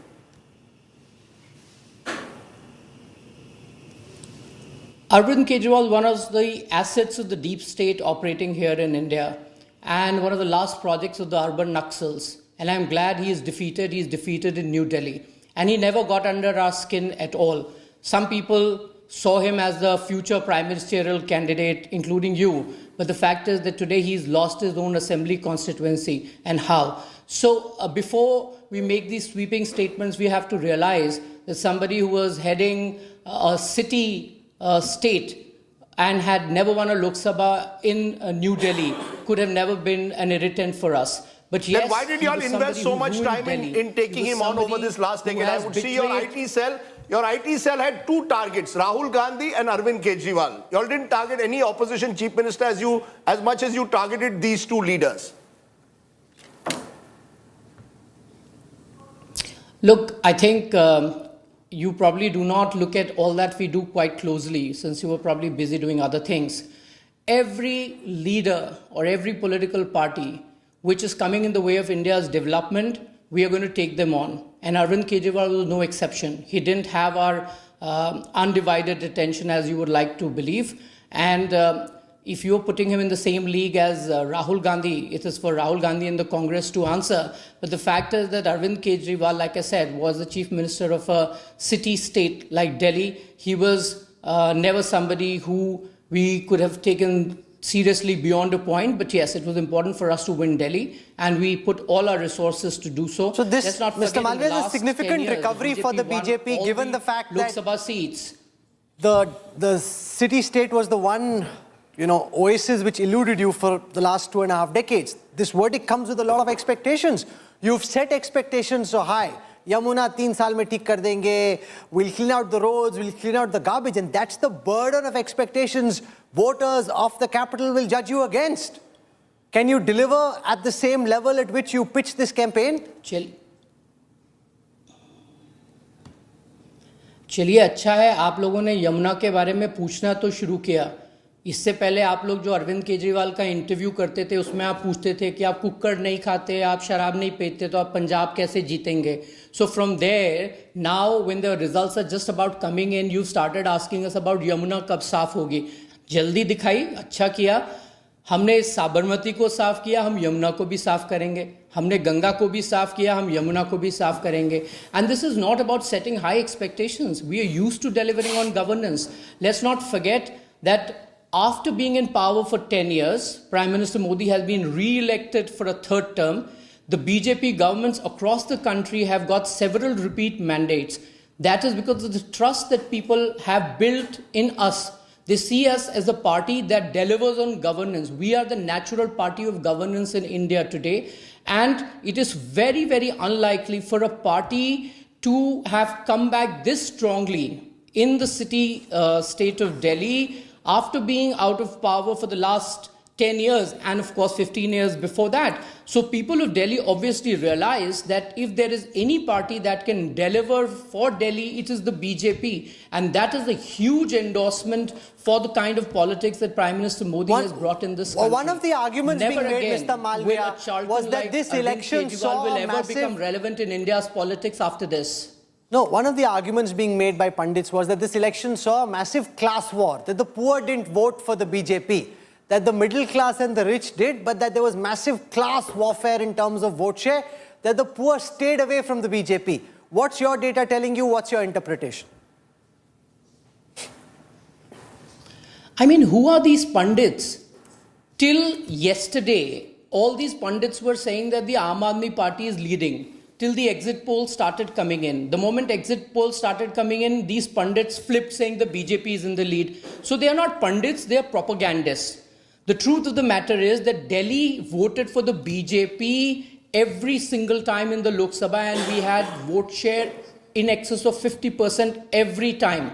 Therefore, the people of Delhi were not averse to voting for the BJP. There was no class divide. Everybody voted for the BJP. The rich, the poor, those living in jhuggi jhopdis, those living in high rises and urban pockets. The fact is that Arvind Kejriwal made promises to them, and the people of Delhi, particularly the poor, believed that it could be an opportunity for them to maximize.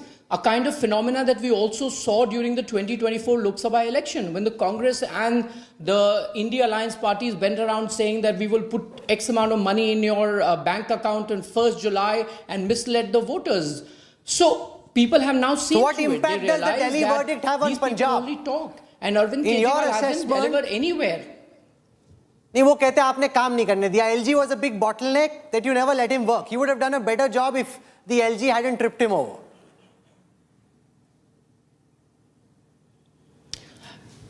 Arvind Kejriwal की party तो पंजाब में भी है. पंजाब में तो LG नहीं है. पंजाब में 1,000 रुपए जो महिलाओं को वादा किया था चुनाव के समय, क्यों नहीं दिया और किसने रोका? और दिल्ली में भी जब अरविंद केजरीवाल ने कैबिनेट में 1,000 रुपए का प्रपोजल पास करवाया तो एलजी ने उसको अप्रूव कर दिया. एलजी ने नहीं रोका, अरविंद केजरीवाल ने नहीं दिया. इसलिए आप अरविंद केजरीवाल और आम आदमी पार्टी की लाइन को पैरेट करना बंद कर दीजिए. The man has lost. You guys need to find another potential candidate to build up against the BJP because he is now in the dumps. तो एलजी ने किसी को नहीं रोका. आप काम ही नहीं करना चाहते हो. एलजी ने सड़क बनाने के लिए रोका. Amit Malviya, are you writing today obviously every election sees winners and losers. You seem to have written the obituary of Arvind Kejriwal. I come back to it. Are you saying that Arvind Kejriwal is over? That as far as the BJP is concerned now, Arvind Kejriwal no longer poses anything remotely like a challenge to you anymore?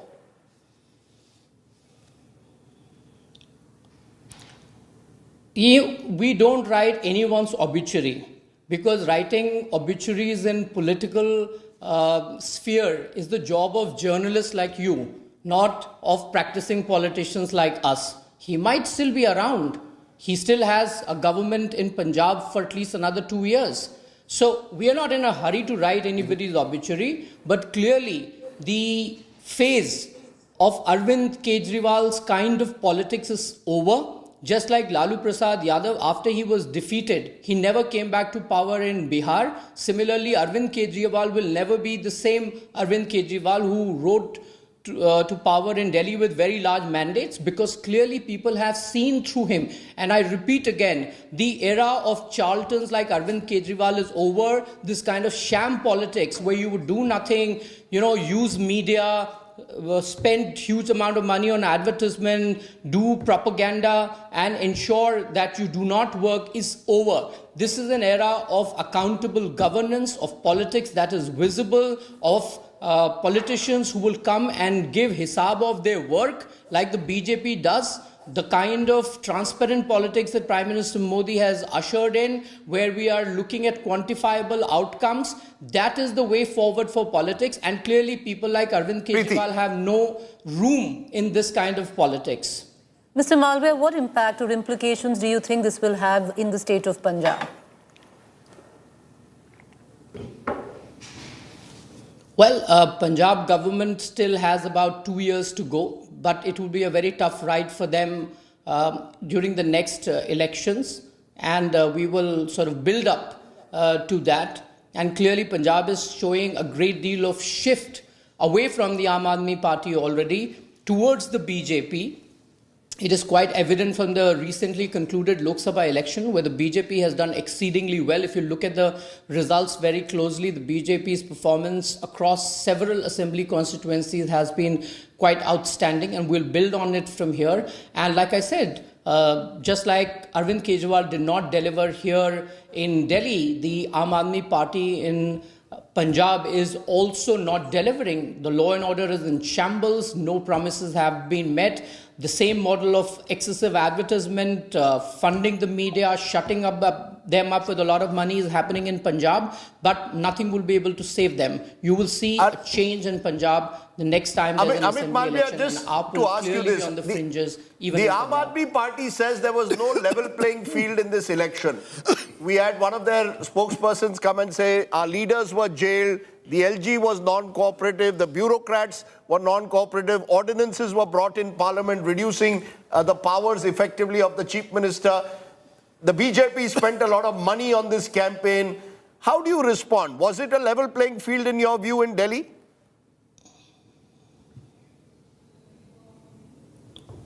Did they make similar arguments when they won 62 seats and 68 seats? So why are they making this argument now? Did they not know what they have signed up for? Did they not know what the structure of Delhi's governance model is? That there is an LG, that there is central government, all of them have a say in the governance. And what is it that Arvind Kejriwal tried to do which the LG did not allow him to do? I just gave you an example. 1,000 rupees to women. LG approved it. Why did Arvind Kejriwal not implement it? Why was the liquor policy first introduced and then withdrawn when they were called out? Their leaders were in jail because the Congress party filed a complaint. The courts took cognizance. The agencies investigated. And eventually, the Supreme Court gave them bail on technical grounds, not because they did not find them guilty. The matter is still being pursued. So what level playing field are you talking about? Mr. Are you saying Malviya, that it is kosher to be stems from the corrupt? fact You that the think power Kejriwal equation can ruin the completely country, was tilted ruin after the state ordinance and was still voted in continue to be in office? 2023, overturning a Supreme Court order? Madam, how did Sheila Dikshit deliver while Atal Bihari Vajpayee ji was the Prime Minister? Sheila Dikshit was the Congress Chief Minister. Atal Bihari Vajpayee was the Prime Minister of the NDA alliance. But there was no problem. Delhi had the most prosperous growth during that period. So the problem is with Arvind Kejriwal. The problem is with nobody else. And so making the point, health? Mr. Malviya, Why did Arvind that Kejriwal will now have a lot of time to train. Yes, Rahul, yes. Rahul. Go on, sir. Rahul, let me just finish. This whole boogie about LG ने हमें काम नहीं करने दिया. Health तो आपके पास था. Education आपके पास था. जब कोविड में LNJP हॉस्पिटल में the mortuary was full. Arvind Kejriwal did not even go there. It was Home Minister Amit Shah who went to LNJP and inspected. He was the one who ensured that burials and last rites of people who had died was ensured. Kejriwal was nowhere to be seen. School क्यों नहीं बनाए? सड़कें क्यों नहीं बनाई? इसके लिए तो LG का approval नहीं चाहिए. Meanwhile, on the screen we have Parvesh Verma. Basically, Arvind Kejriwal को कुछ काम करना नहीं है. Is Parvesh Verma, Amit, Is Parvesh Verma the man who could now be the next Chief Minister of Delhi? We are seeing pictures of him being, held aloft by supporters of the BJP. Do you see a generational change now in BJP in Delhi?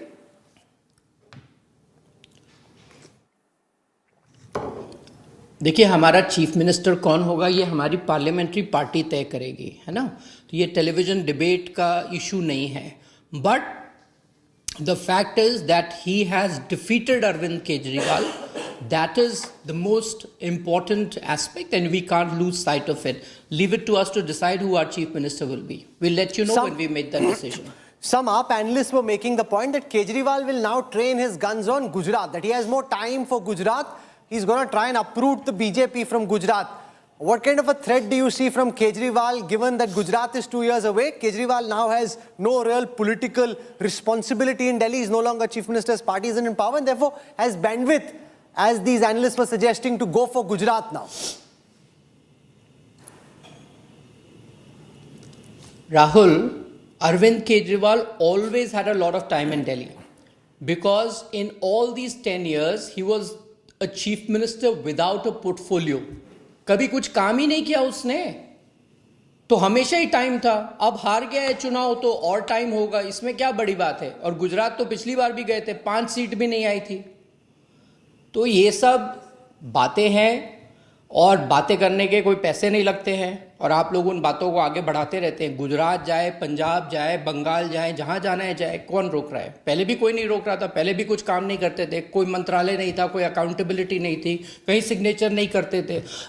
बाद में supreme court ने disallow कर दिया तो resign हो गए, फिर बोले कि मुझे वोट दो, फिर मैं मुख्यमंत्री बनूंगा.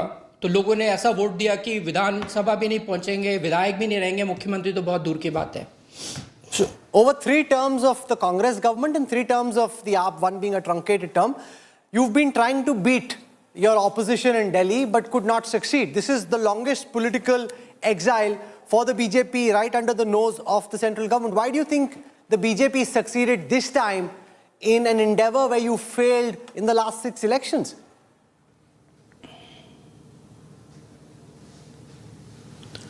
Look, I think what you have to understand is that it was quite circumstantial. When Sheila Dikshit was the chief minister, Arvind Kejriwal came on the back of a popular movement, right? He came in with the likes of Anna Hazare at a time when India was seeing absolutely abysmal governance, corruption was at its peak, you had the Nirbhaya episode. He basically exploited the emotions of the people, the heightened emotions of the people at that point in time, in a campaign which was called India Against Corruption. He formed a political party out of it, and it was the emotions of the people that he sort of exploited to come to power in Delhi. He formed his own political party after saying that he will not do it for the longest time. And therefore, that particular moment was the inflection point where the BJP's return back to power was somehow thwarted.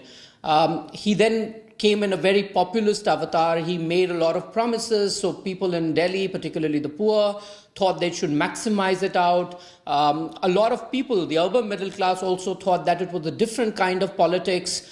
Arvind Kejriwal has cheated all of them.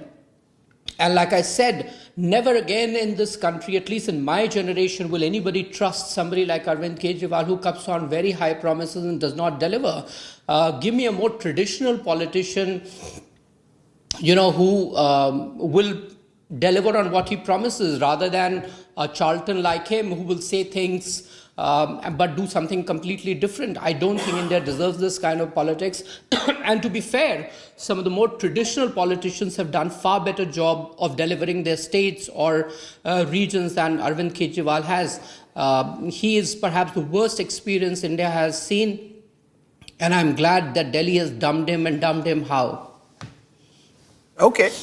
Amit Malviya has reason to celebrate. I maintain, Rahul, and I think we agreed on this. No, but there are lots of these laddus in the BJP office. I hope you're sending some our way as well. Mr. Malviya, you can't eat all the laddus yourself and not give us any. We've been anchoring since early in the morning and are quite famished by now. He's a diabetic. He doesn't have to eat the laddus, he can send them to us. Well, Rahul, the mood in your studio is pretty somber. I mean, I don't think people in your studio are up for laddus.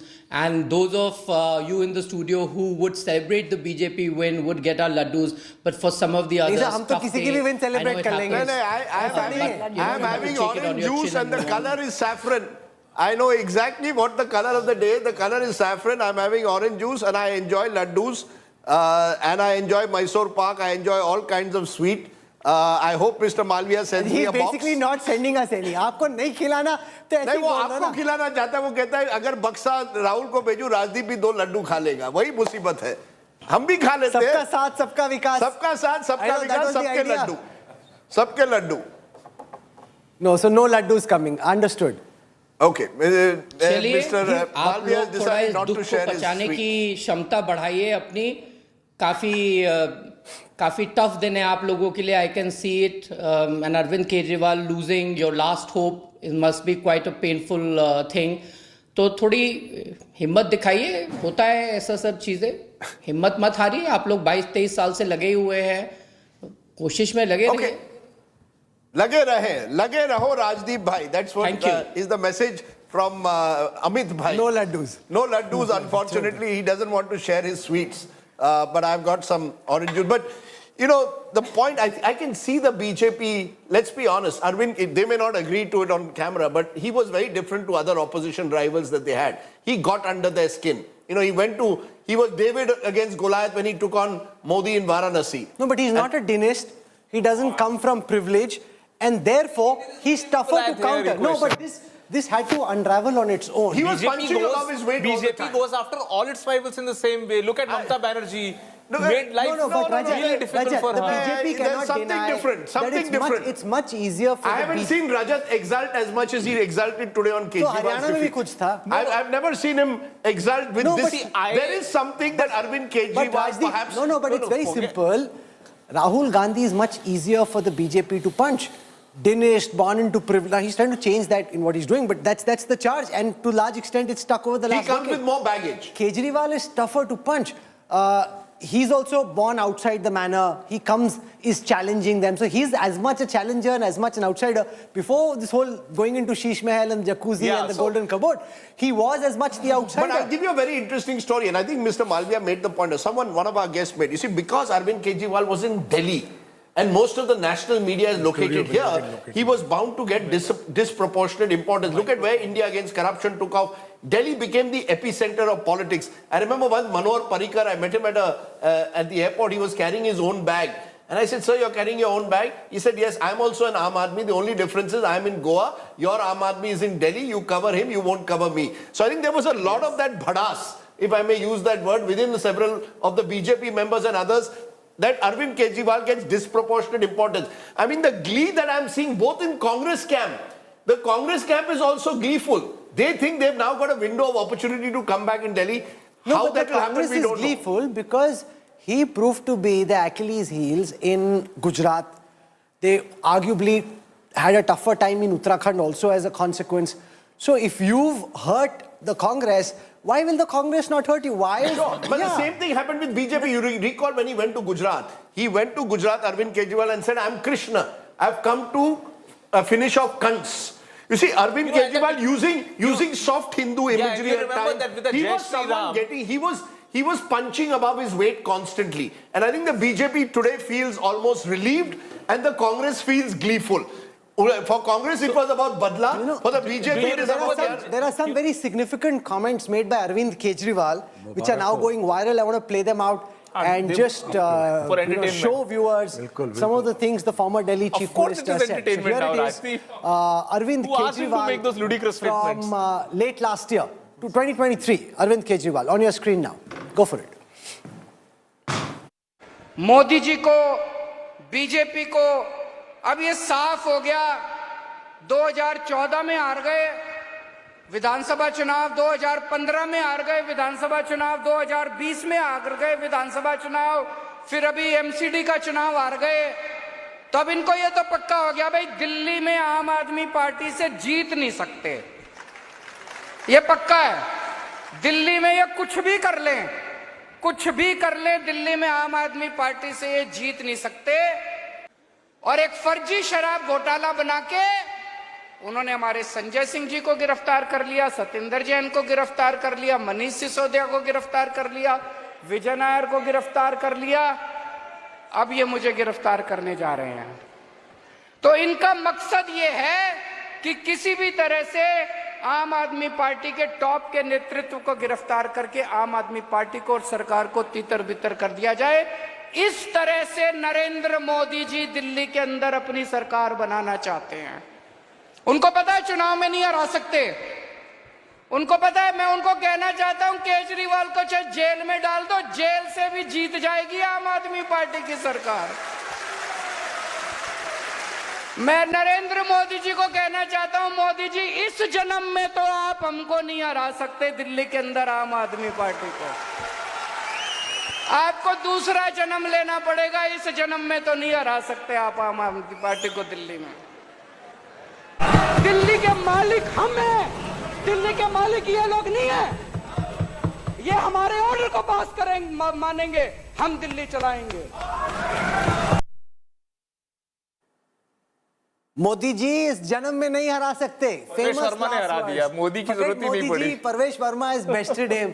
You know, people should be careful. Anchors too about the extremity to which they go in terms of what they say, because this can be pulled out and be very, very dangerous. Rajdeep, that reeks of hubris. Modi ji is janam mein kya agle janam mein nahi hara sakte. That is hubris. Now you got Parvesh Verma, whose ticket was cut in the Lok Sabha elections. He's bested you. You see, it is seen, it will certainly be seen as hubris today, particularly when we played back. But for Arvind Kejriwal supporters, that was one of the reasons why he was also, so many people reached out to him. You see, for the last 10 years, a large number of people have been looking for who is that person who's going to take on Modi. And many of them who felt disenchanted and felt, can Rahul Gandhi really do it? Is he a dentist? Does he have it in him? Turned to Kejriwal.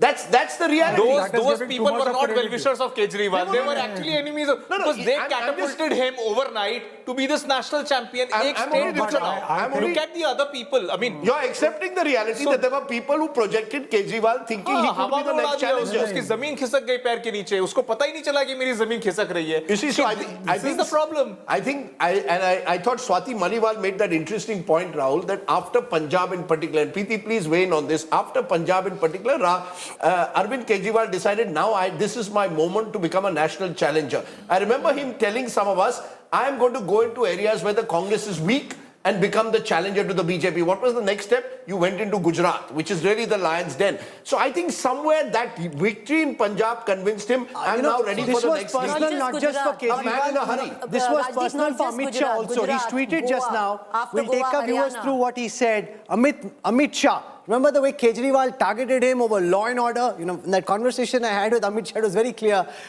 He wanted to teach Kejriwal a lesson because he was getting irked with the fact that Kejriwal kept targeting him, made it seem as if it was Kejriwal versus Amit Shah in the campaign. Didn't attack Modi as much as he attacked Amit Shah. So here it is. Home Minister Amit Shah commenting for the first time. I'll take you through what he says. Delhi ke dil mein Modi. Delhi की जनता ने झूठ, धोखे और भ्रष्टाचार के शीश महल को नेस्तनाबूद कर दिल्ली को आपदा मुक्त करने का काम किया है। दिल्ली ने वादा खिलाफी करने वालों को ऐसा सबक सिखाया है जो देश भर में जनता के साथ झूठे वादे करने वालों को मिसाल बनेगा। ये दिल्ली में विकास और विश्वास के लिए एक नए युग का आरंभ है। It got personal, Rajdeep, quite bitterly so. And the Home Minister said, "ठीक है दिखाता हूँ, पहले अपनी सीट बचा, forget the state." Preeti, you want to agree on the Gujarat point? No, but no, I'll tell you why it's gotten personal. It's gotten personal because 2020 was an election where Amit Shah and it was versus Arvind Kejriwal. Amit Shah did 23 rallies, went across campaigning. It was seen as an Amit Shah versus Arvind Kejriwal election. So therefore, it has become personal between them. With what you speak, what we were talking of earlier, Rajdeep, not just Gujarat, Goa, Haryana, Uttarakhand. Yes. So, you tried to spread further than what you could actually afford to. Yeah, and you realized that you shouldn't have done it. In hindsight, should have Arvind Kejriwal gone to Gujarat at the time he did? No, and I'm sure that even the troubleshooters, and there are only few and far between where the Aam Aadmi Party comes into question, agree that maybe it was a bad idea. They should have gone to Haryana, maybe Goa, but Goa is a place where I think Arvind Kejriwal will still look at penetrating again. But is Arvind Kejriwal someone, I mean, one of the challenges for all opposition leaders is to work with each other. When you're faced with the Modi-Shah juggernaut, can Arvind Kejriwal work with other leaders? Do you see him actually, you know, we blamed the Congress up to now. Let's now, No, but he's- one minute. Let's put one minute. Whatever it is, whether in Goa, for example, in Goa, if you recall, the South Goa seat in Lok Sabha was won with AAP and Congress coming together. I'm just asking you, do you see Arvind Kejriwal being able to work with any other Can leader? I tell you something? Arvind Kejriwal over the years has become quite amiable to working, especially with the Congress. And I'll give you an example. I think you will come in on this. Who brokered the deal of fighting the Lok Sabha 7 seats together? Arvind Kejriwal kept trying to get in touch with Rahul Gandhi. Rahul Gandhi never really gave him the time of day. It was Sharad Pawar who actually had to come in and broker that deal and say, okay, let them fight 4, you fight 3. So there have been multiple times. Gujarat, Arvind Kejriwal wanted to fight with the Congress. He was denied. Haryana, they would have settled on 3 seats. He was denied. Even Delhi, till 2 months ago, the Aam Aadmi Party was open with an alliance with the Delhi Congress. The reason I'm asking you this is because if you've seen in the last few weeks, Akhilesh Yadav campaigned with Arvind Kejriwal. Yes. The Mamta Trinamool Congress put its weight behind Arvind Kejriwal. Sharad Pawar also said Arvind Kejriwal is the man to take on the BJP. Uddhav Thackeray also, in a sense, sent out a message that But Rajdeep, I'm just asking, is that now possible at all? After this defeat, Yes, what happens? See, Mamta Banerjee could come out very strongly in the India alliance because she won Bengal, she won big, she won on her over his team. Now, if these figures were in somewhat way seem to identify that it's the Congress that had played the spoiler, then Arvind Kejriwal could have gone to the India alliance and said that, listen, it's the Congress which played into as the B team of the BJP. That hasn't quite happened. Right. Arvind Kejriwal has lost this election on his own steam. So with what face will Arvind Kejriwal now go to the India alliance, the likes of his allies in the India alliance, which is the TMC Samajwadi Party, that, you know, now what? Because he will not have elbow room to continue being what his position was earlier. So he's going to have to find some place to again. And now he was kick off. anyway alienated in the first place. You know, Rajdeep, this is illustrative. Yes. It shows you how Kejriwal and AAP have suffered all-round defeat. You know, they've splintered everywhere. On the OBC seats, they're 29 down from the last time. Upper caste seats, they're 26 down from the last time. Why this is adding up to more than 17? Because some seats have more than 20% voters of different communities. On Gujar seats, they're 3 down from last time. Dalit seats, 10 down from last time. Muslim dominated, only 1 down. On Punjabi seats, 11 down. And this has ramifications for Punjab as well. That is as far as the stronghold seats are concerned. As far as the stronghold seats are concerned, the seats which AAP has won in 3 elections, they've lost now more than 50% of them. Seats which AAP won in every election for the last 3 elections. Seats which would typically be considered stronghold, safe seats. AAP has lost more than half. Out of 26 such seats, AAP has won only 12. The BJP has won 14. So what was supposed to be the AAP's biggest strength became their biggest weakness, losing 12 of what was supposed to be stronghold seats, Rajdeep. No, look, when you come down from 62, you're going to come down across the board. You know, you come down from 62 to 24, you've lost 38 seats. In a small state like Delhi, the losses have been all across. The losses have been disproportionately higher in certain areas. And I think the bottom line I maintain, Rahul, is that Arvind Kejriwal lost the middle class mind. You see, he was someone who had become the idea of Kejriwal, was very attractive to the middle class. That's gone. Recovering that is not going to be easy. India's middle class is notoriously fickle. You move from one leader to another. I remember VP Singh was once a middle class hero, Mr. Clean. The moment he started moving into decline, the middle class looked for other heroes. Now the middle class will look for new heroes. There was no ideological base that way. I mean, it was not something that was weaved into Kejriwal's politics. That's where he's the been people lose. ideologically agnostic right This from is the the start. problem. So, but, you know, I'll tell where you do today, you start from? When every tinka of that jhadu is being blown away in the wind, how do you get those tinkas back? Because there is no glue left now. And you are right, at a level, you know, it did splinter because Rajdeep, at about 11 o'clock, those who've been watching, you know, from the Aam Aadmi Party, there are 3 seats one had to watch out for. One, and Sangam Vihar, Malviya Nagar and Greater Kailash. These 3 seats were their safest seats. So minute at 11 o'clock, they realized that there is something going down. the indication came that it's not favorable to the Aam Aadmi Party from what was happening in these 3 seats. They've lost all 3. You know, which is Sangam Vihar, Malviya Nagar, Greater Kailash. You know, I've got a WhatsApp, core voter base WhatsApp from Kiran Bedi. Kiran Bedi also has a score to settle with Arvind Kejriwal. She was the Says India deserves to get a capital as once was, that it gets its exuberance, creativity and energy back. Most of all, the trust back with a sense of pride in being a Delhiite. Now citizens too need to rise to the occasion of playing their responsibility. So you've got all these people who over the years have felt marginalized in some form or the other. The vindication is going to be at some other level, Rajdeep, because at one end you'll have Ajay Makan, who was projected in 2013. You will have Dr. Harshvardhan, who was projected in 2013. Then you go across to Kiran Bedi. You know, today I would think, and I don't know, maybe Rajat Sethi would come in. Rajat Sethi, there was so much talk at one point of time of Smriti Irani coming into Delhi. This could have been the ideal platform for Smriti Irani to actually make her political re-debut after what had happened in a meeting. See, there's no point in getting into counterfactuals. No, of course there's not. But I'm just, BJP always wanted this to remain a low affair, so that, you know, you reach out to people with your core messages. And the core messages are very simple for the BJP. Aapada hai ye. This is a disaster. That's all. I mean, they kept on reiterating this word so much so that it became a public lexicon. Everybody now doesn't call Aap. They're calling it Aapada now. See, this is where I'm saying that Kejriwal, where he lost even in the wits game, where he was so far doing good, towards the end, towards that last 1 month, when BJP's graph sort of started picking up, there was very little. I was telling you about body language also. You remember, in the last week or so, when I was coming on your shows and on Rahul's shows, I was saying that something is off about the body language of the Aam Aadmi Party spokespersons and even their leaders. That confidence that was there suddenly was vanishing.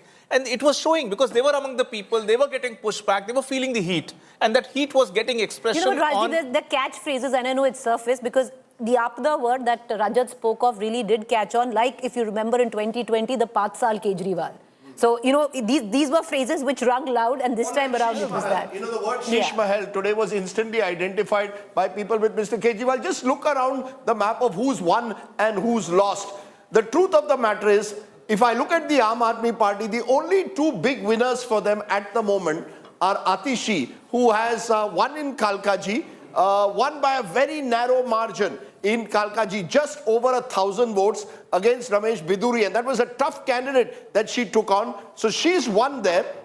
And Gopal Rai in Babarpur, who's won by a big victory. So for Atishi, this is a big day. She's the Chief Minister of the state. She's one of the few people who's won. She could well, along with Gopal Rai, be the face of the Aam Aadmi Party. They will need to have a strong face in place.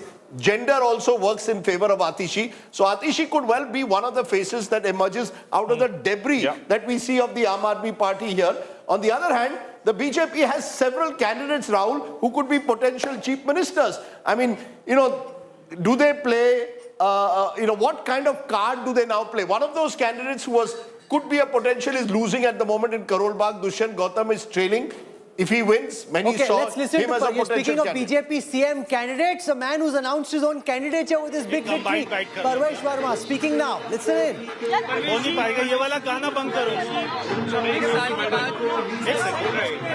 देखो आप ऐसे करेंगे तो मैं भी नहीं करता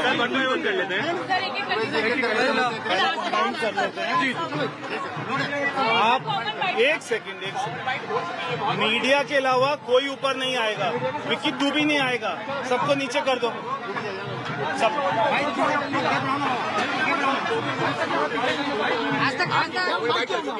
चाहो तो आप अंदर बैठ के दे दो 2 मिनट सर बाहर की है अरे यही हो जाता है यार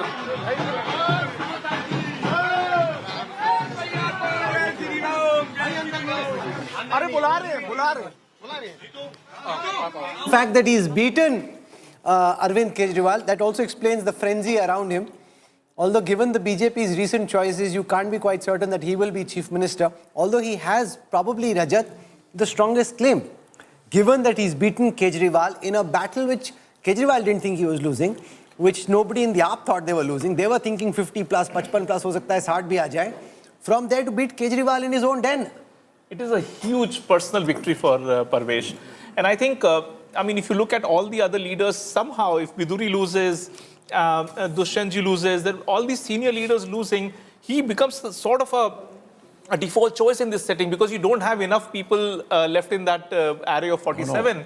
But you still, again, with BJP leadership, they have larger nationwide calculations in mind. What gender but this representation? gives him the stature. See, Certainly, frankly, it gives him the stature. He cannot be ignored anymore in Delhi politics. Stature. If they make the choice for who the BJP cadre would want today, it would be him. It would be him. No, there's another reason. Remember, in Haryana, Jat, you decided you chose an OBC. Yeah.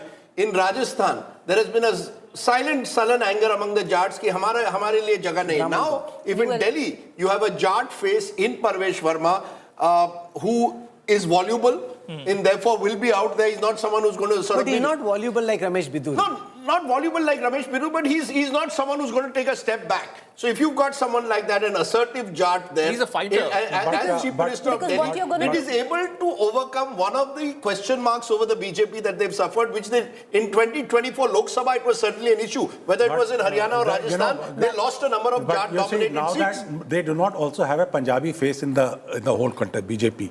And on the Punjabi seats, you have one in stock. Yeah, so that's the other option for them. And and there are prominent Punjabi candidates who have won. Like in Janakpuri, I was seeing this person called Ashish Sood, who was a Prabhari in Jammu and Kashmir. Right. Yes. He's leading by about 20,000 votes. Yes. Satish Upadhyay, another former leader of the former BJP president. BJP president. He has won his Malviya Nagar seat, defeating Somnath Bharti. Yes, yes. So there are prominent faces. Rajdeep, other than natural selection, because he's beaten Arvind Kejriwal, the David who was now Goliath, coming to the fact that outer area, Parvesh Verma comes from outer Delhi, borders Haryana. This is that area where there was a certain amount of resentment because we kept talking about the Jat vote so much in Haryana. You appease that. In Rajasthan, everybody thought that the fulcrum of Jat politics from Haryana is now going to spin over to Rajasthan. At some level, you're giving messaging there as well. Western Uttar Pradesh, there's a certain amount of messaging that goes to Western UP as well. So you're saying the Jat factor could well work in Parvesh Verma's No, but you also need somebody with some stature and you need somebody who has some standing. Stature का मतलब क्या है? I'm saying felling Kejriwal gives him that stature instantaneously. Everything else, you can find a Dalit, you can find a Jat. And also, you need somebody who the Delhi BJP voter says deserves to be chief minister. While we are At this moment, he's the one who will have and the it's vote. also generational. You're bringing in a much younger generation with him. You're sort of suggesting sending out. Rahul, not to forget, both the Satish Upadhyay and Ashish Sood are products of Vidyarthi Parishad. They have been pracharaks of RSS also at some point of time. But then it counters breaking news coming in. Breaking news coming in that the General Administration Department of the Government of Delhi has put out a notice. They have sealed the Delhi Secretariat to address security concerns and the safety of records. They think the app could be up to no good in the last few hours. They're imagining or suggesting that app might try to delete records. So it is requested that no files, documents, computer hardware may be taken outside the Delhi Secretariat complex without permission from the General Administration Department. It is therefore directed that necessary directions may be issued to the concerned branch in charges under the department offices situated in the Delhi Secretariat to ensure safety of records, files, documents, electronic files under the section. This is a bit like Kejriwal saying, "मेरे 15 MLO को ले रहे हैं, ये बोल रहे हैं ये लोग delete कर देंगे, हरा देंगे, जला देंगे before leaving." None of which has happened. But they're playing back in fact, will there be vendetta? I have a feeling things will get ugly. I actually have a feeling things will get ugly. I have a feeling. How do you define ugly? Who will make it ugly? No, will make it I ugly. think, no. No, will an SIT? We just. I think we heard Virendra Sachdev saying we will appoint an SIT to investigate into the previous government. होना ही चाहिए. SIT होना चाहिए even on the allegations that were leveled yesterday. उसके ऊपर SIT, shoot and scoot. This strategy has been carrying him forward for all this while. This should not be the new normal of Indian politics. कुछ भी बोल दो 15 करोड़ 50 करोड़ मैं बोल दूं केजरीवाल ने 50 करोड़ दिए डिफेंड करो मुझे ये कोई लॉजिक हुआ? I haven't seen the end of the Sheesh Mahal controversy just yet. I think it's going to play out. I have a feeling that the BJP or the government which comes in will go in for the kill. They're not going to let it rest with just Arvind Kejriwal and Aam Aadmi Party's defeat. I have a feeling papers will be pulled out. I think they're going to make an example of Arvind Kejriwal and the Aam Aadmi Party. Big message in the Delhi vote for all of Punjab politics. The Panthik vote, the Punjabi vote, the Sikh vote which AAP had, which really laid also the foundations for what followed in Punjab, where they won a decisive victory that slipped from right underneath their feet. Yes, but just to take what Preeti said forward, this sort of politics of vendetta, let's not also forget that the Enforcement Directorate, in an extremely unusual move, actually named AAP as a political party, as one of the... No, but that suggestion was made by Sisodia's lawyer. Yes, exactly. He said Sisodia's lawyer said if the benefit has gone to Aam Aadmi Party, why they not be made into this thing? But my limited point that I'm saying, that's never happened that you named. So I believe... No, but then in their defense, Sir, but it was there. I'm only saying it is, you have never named a political party until then. Sir, ED had done it, had already planned on it before Mr. Sisodia's lawyer came in. My limited point is, I believe now that you will have a government that will go for Mr. Kejriwal. They should go for AAP also. They should go for Kejriwal also. Why They only asked for it. You asked that, okay, why should I? You know, is that what you the want? logic was 100 crore मैंने नहीं लिए जी, वो तो जी party के पास आए थे जी. अगर ये डिफरेंस है आपके पास, then you to finish off Arvind Kejriwal or to build a better Delhi? नहीं, I'm telling you, to nab every criminal who's been doing corruption, follow the law of the land. Now, what is there in trying to see vengeance or vendetta or anything? Follow the law of the land. It is in black and white. The Delhi BJP has danced for other people's victories, parties' victory, but in other states. बहुत बार dance किया है. पहली बार अपने लिए dance कर रहे हैं. I've got this whole generation, all young kids, largely young, middle-aged kind of people. They wouldn't have danced on their own victory. They've danced for Modi ji at the center. They've danced for wins in Maharashtra, Haryana, elsewhere. They're dancing for themselves for the first time, guys. The big day for these guys. No, I think the point you made earlier also, the fact that, you've got some prominent Sikh faces who won, is also an important moment for the BJP, given the fact that that is another vote, which certainly in the last few years, the BJP has struggled to hold on to, the Sikh vote. We saw that in Punjab. And we've seen it in general, the farmers' agitation, the feeling that... It's the Punjabi vote versus Sikh. Yeah, so, no, but there are Sikh faces who won. Yeah, of course. Manindra Singh Sirsa has won by a big margin. But the Jitendra Shanti has also won, no? From who came in from the BJP to Rajouri Garden was not seen to be an easy seat. They won by a big margin. So clearly at the moment, the message has gone down that they've won very strongly across West Delhi with a large Punjabi Sikh population. West Delhi and Punjab are very closely related. So therefore, you've got a situation that the BJP will have to take a call as to what kind of a government do you send out, what is the messaging you send out. So let's ask that question to Sardar RP Singh about the impact of the Delhi verdict potentially on Punjab politics. Sat Sri Akal, RP ji, you must be celebrating big victory for the Bharatiya Janata Party. You've been waiting to dance in Delhi for a long time. There was a crowd at my house another half an hour ago, and they have gone to the BJP Delhi office now. And with dhol and bhakar, everything there, with crackers also, although I told them not to brush it here, they should go to the party office and do it there itself. But coming to the issue, the Sikh votes, yes, there's a shift in the Sikh votes, and then also that Rajouri Garden and even in Tilak Nagar, we have done quite well. I mean, although there was a woman candidate we had lost that seat, but we have done quite well in Tilak Nagar. Harinagar, another seat, which is a Sikh seat. And mark my word, this will have a great impact on the Punjab politics also, because... What is the impact on Punjab politics? What is your assessment of the impact on Punjab politics? I'll come into that. Because that message that BJP doesn't promote Sikhs or BJP doesn't push Sikhs will be washed out, because that's the message which these parties used to convey, that BJP is anti-Sikh or they don't promote Sikh. Although Prime Minister has done so much of work for Sikh community as such, which has not happened in the last 60, 70 years. For example, the Kartarpur corridor, the Sajjan Kumar going to jail, Jagdish Thakur on the hook now. So all these have worked in psychologically, but the barrier was that Sikh faces. And then you were talking about who can be Sikh face, who can be a CM? Probably a Sikh face can be a CM of Delhi also. तुसी किसको बना रहे हो? सिरसा जी को बोल रहे हो कि उनको बना दे CM? I'm saying probably. I never said that. I can't name anyone. I'm no one to decide on that. But I mean, since you're talking about, Siddharth Mishra has a question for you. RP जी, आपने 3 नाम मुझे WhatsApp किया था कि रमेश, प्रवेश और आशीष जीत रहे हैं. आपके दोस्त हैं विद्यार्थी परिषद के. रमेश हार कैसे गए? चलिए, मतलब मेरे तो सतीश भी हमारे पुराने दोस्तों में से हैं.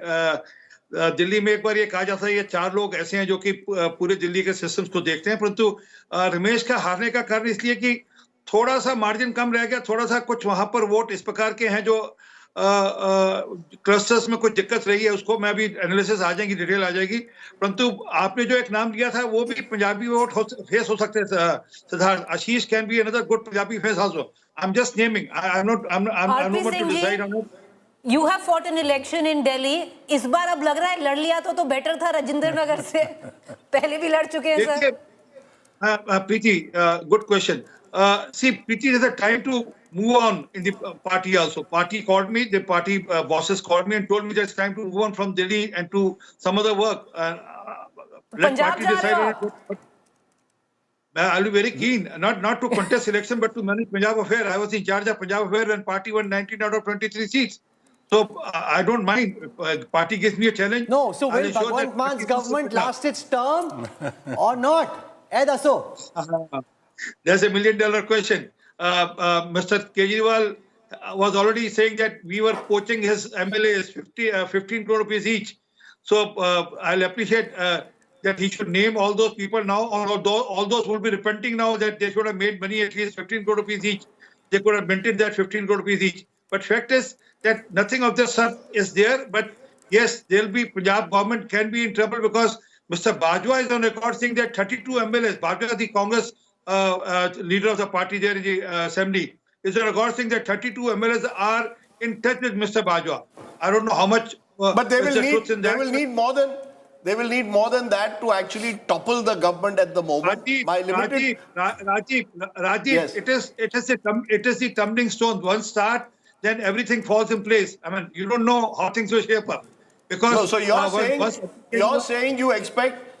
saying that the Bhagwant Mann government in Punjab could be toppled as a result of this election with the Congress leading the way. Am I correct?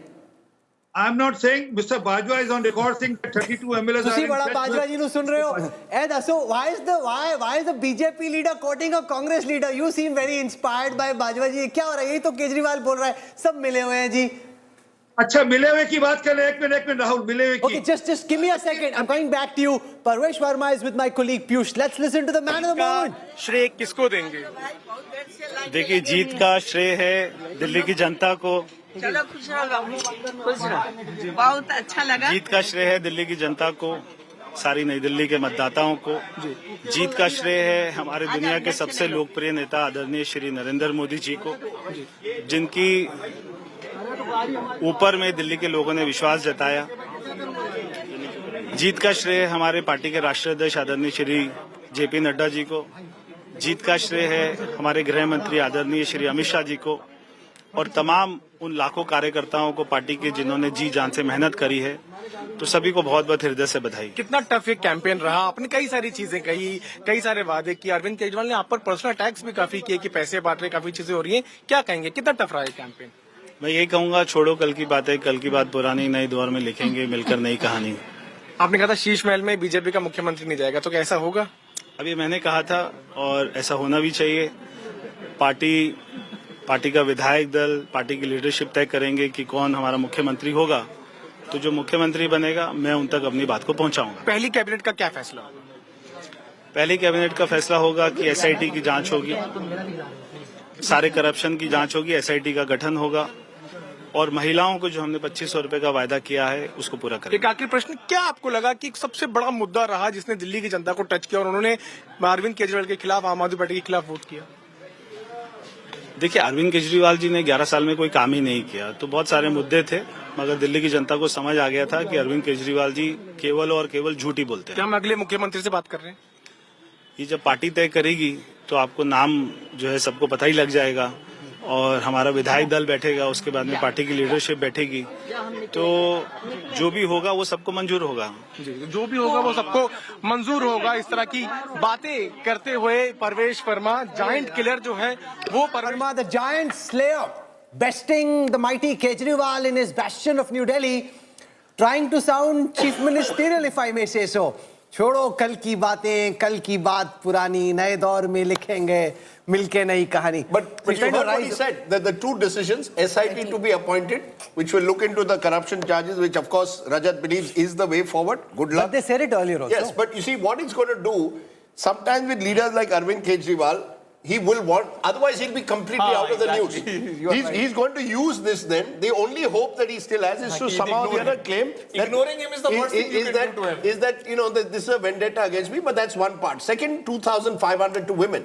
And I think once we get the gender breakup in a post-poll, we'll know. All the pollsters who suggested that, women were voting overwhelmingly for the Aam Aadmi Party, that's not happened. Good. I'm glad you're changing some of the analysis. No, 1 minute. I said very clearly, the class divide in Delhi is still there. You still think all the poor voted for AAP? A substantial. Substantial, of course. I'm saying you said that the vote didn't break. I am willing that it was as consolidated as the last I am willing to bet that Arvind Kejriwal's majority of the vote came from low-income classes. No, of course. That's like saying the obvious. No, it's not the saying fact the that obvious. Splintered was being disputed earlier. Splintered means what? 20% I get. I have won this election by consolidating the middle class. 20% of the poor people's vote splitting is a big split in your vote share. It is, of course, but the bigger story of this election is the fact that the middle class deserted Arvind Kejriwal. I maintain that. No, of course, there's no dispute about that. Gadkari ji is speaking at this time. Let's listen to Senior Union Minister Nitin Gadkari. We'll try and get some reactions from these big guns of the BJP as they speak and celebrate what will be a historic victory.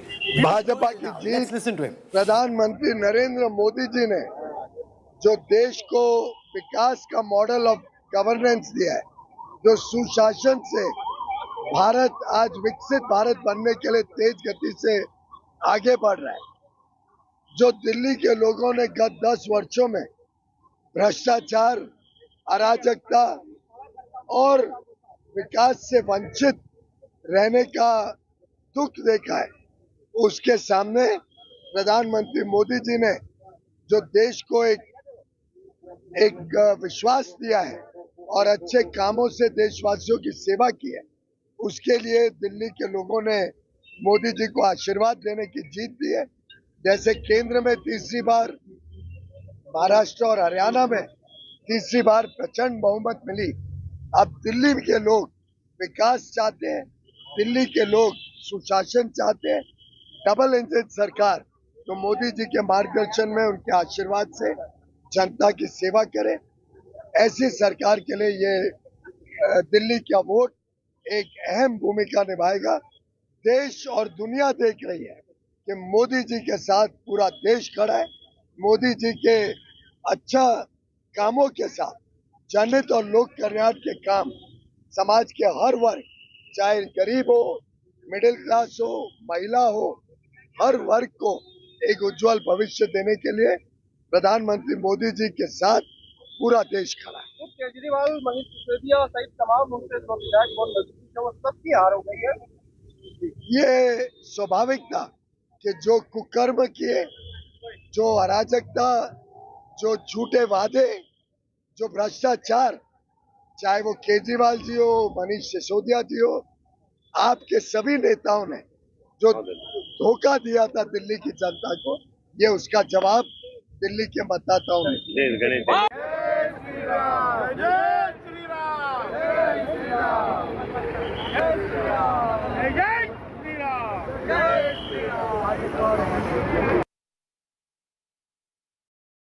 All right, Piyush Goyal there, of course, the BJP ecstatic, elated, Parvesh Verma coming in, and also suddenly, Rahul, for somebody who went out for Arvind Kejriwal very statesmanly when he was questioned, कि अब छोड़ दो जो पीछे हुआ, जाने दो. That's why he's going to try and sound chief ministerial. He wants to make his case. He knows that there are people who... Okay, I want to go across to Pratap Singh Bajwa. He's joining us now. He's on the farms.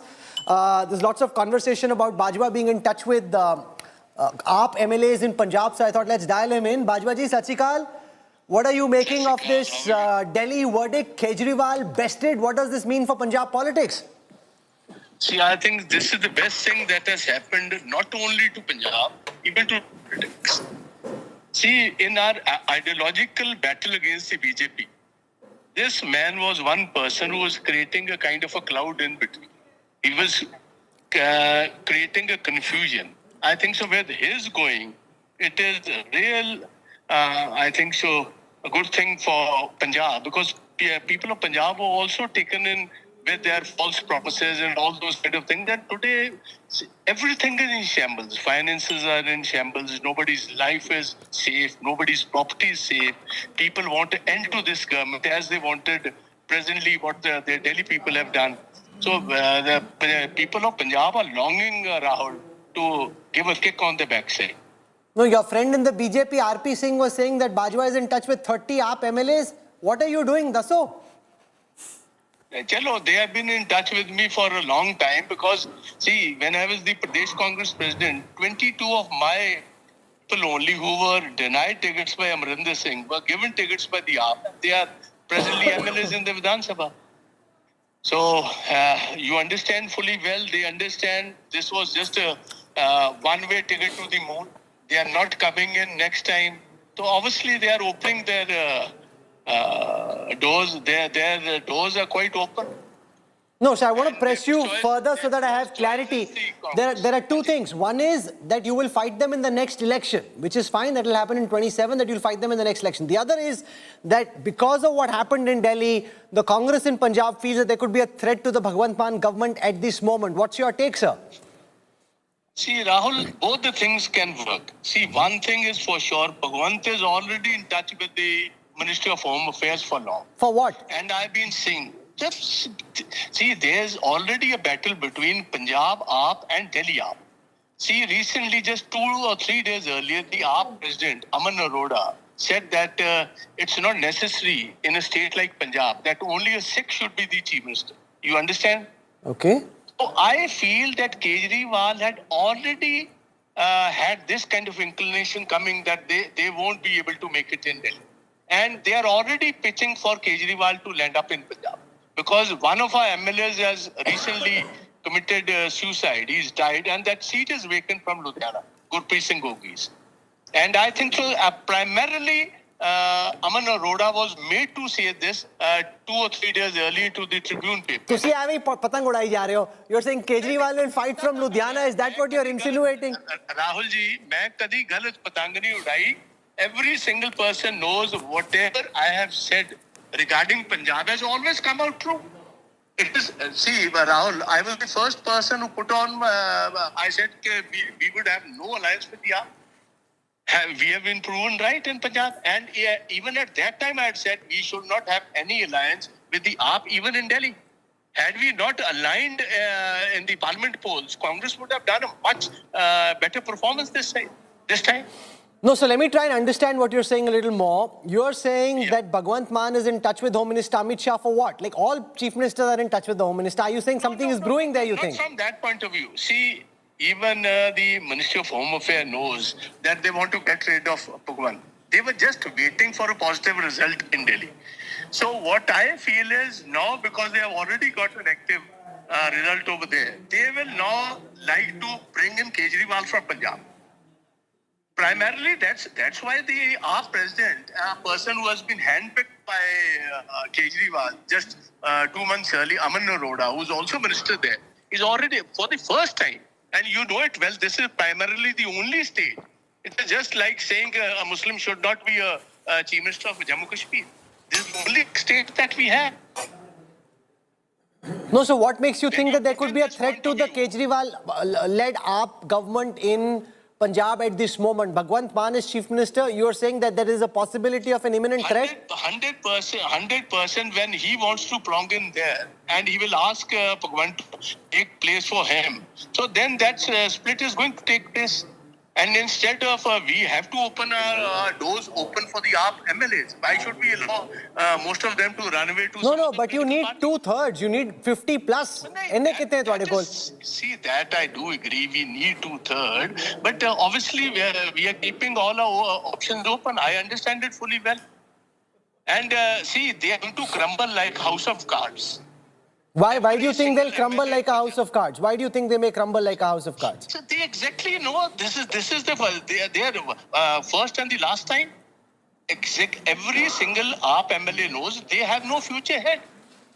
ये तो पहले भी पता था since see. But sir, Congress लड़ नहीं पाती. Haryana में also you had a chance. Your party, not you, found a way of botching it up. I mean, what's the guarantee, even if there is anti-incumbency, that you will be the beneficiary? Rahul, I can't answer on Haryana. At least on Punjab, I can say that we fought them. See, Bhagwant was saying, I'm going to win 13.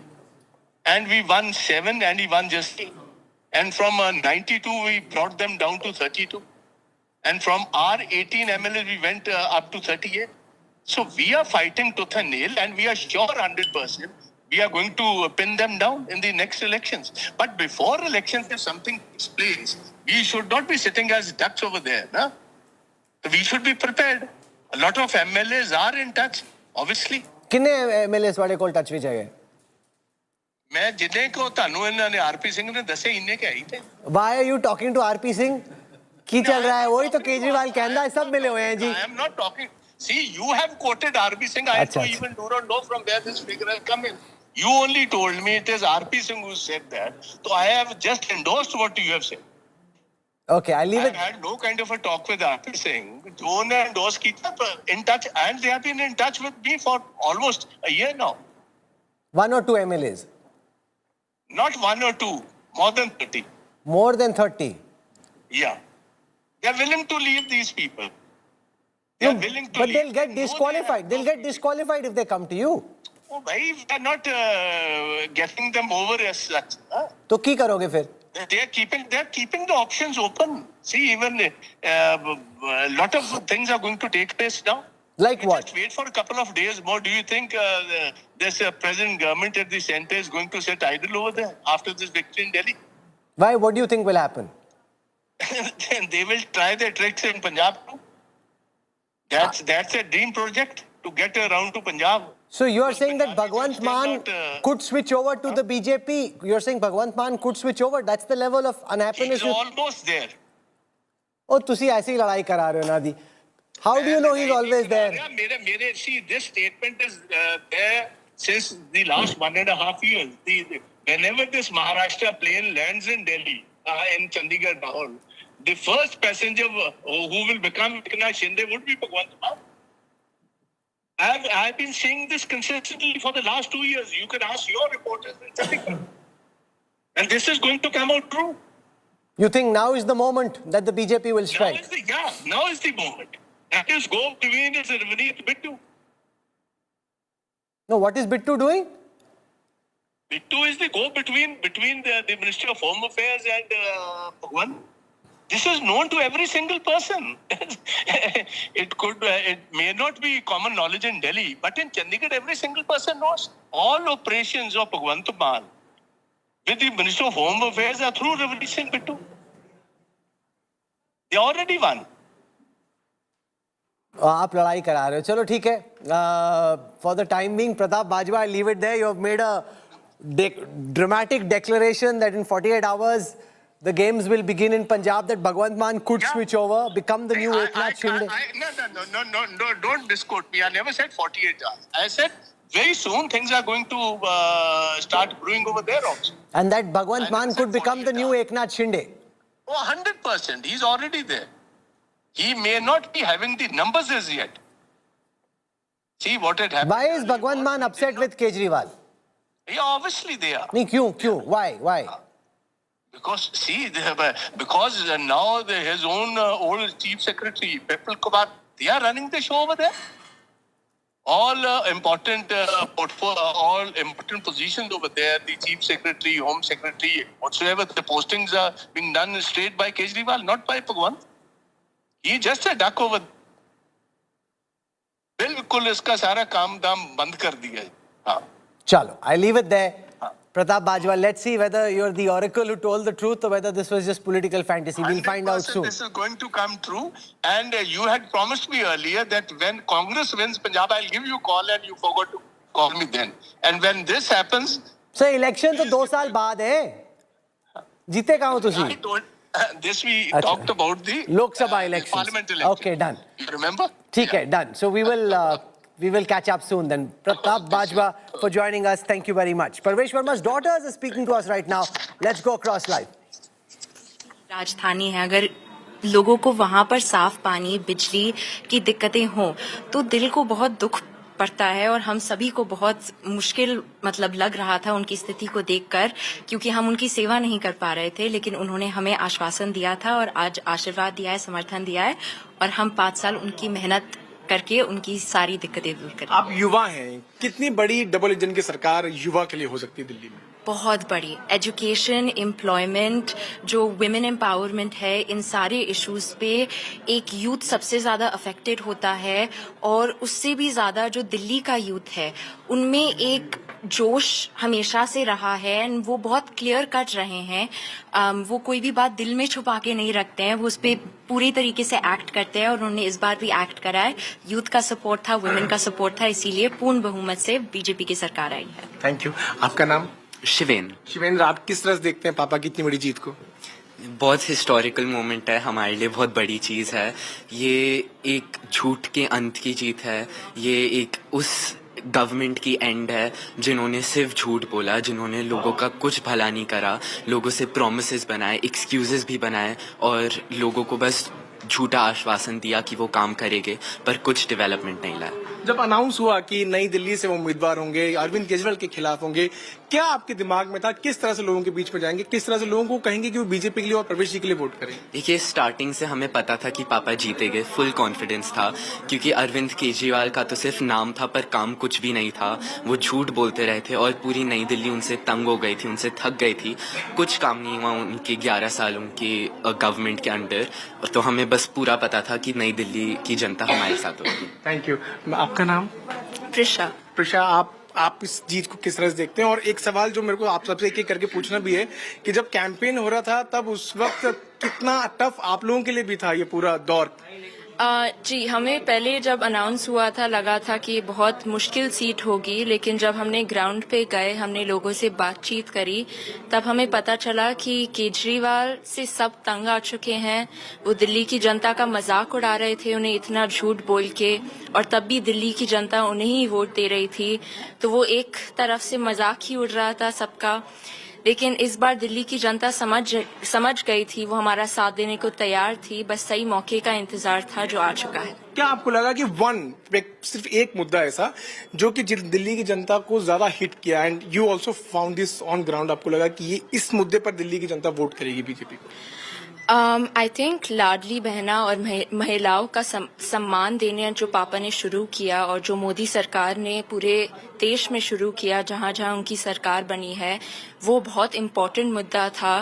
Because हमेशा women development की हमेशा बात ही होती थी, लेकिन कभी कुछ काम नहीं होता था उसके टुवर्ड्स। और मुझे जो लिकर पॉलिसी केजरीवाल जी ने शुरू करी थी, उससे सब तंग आ चुके थे। घर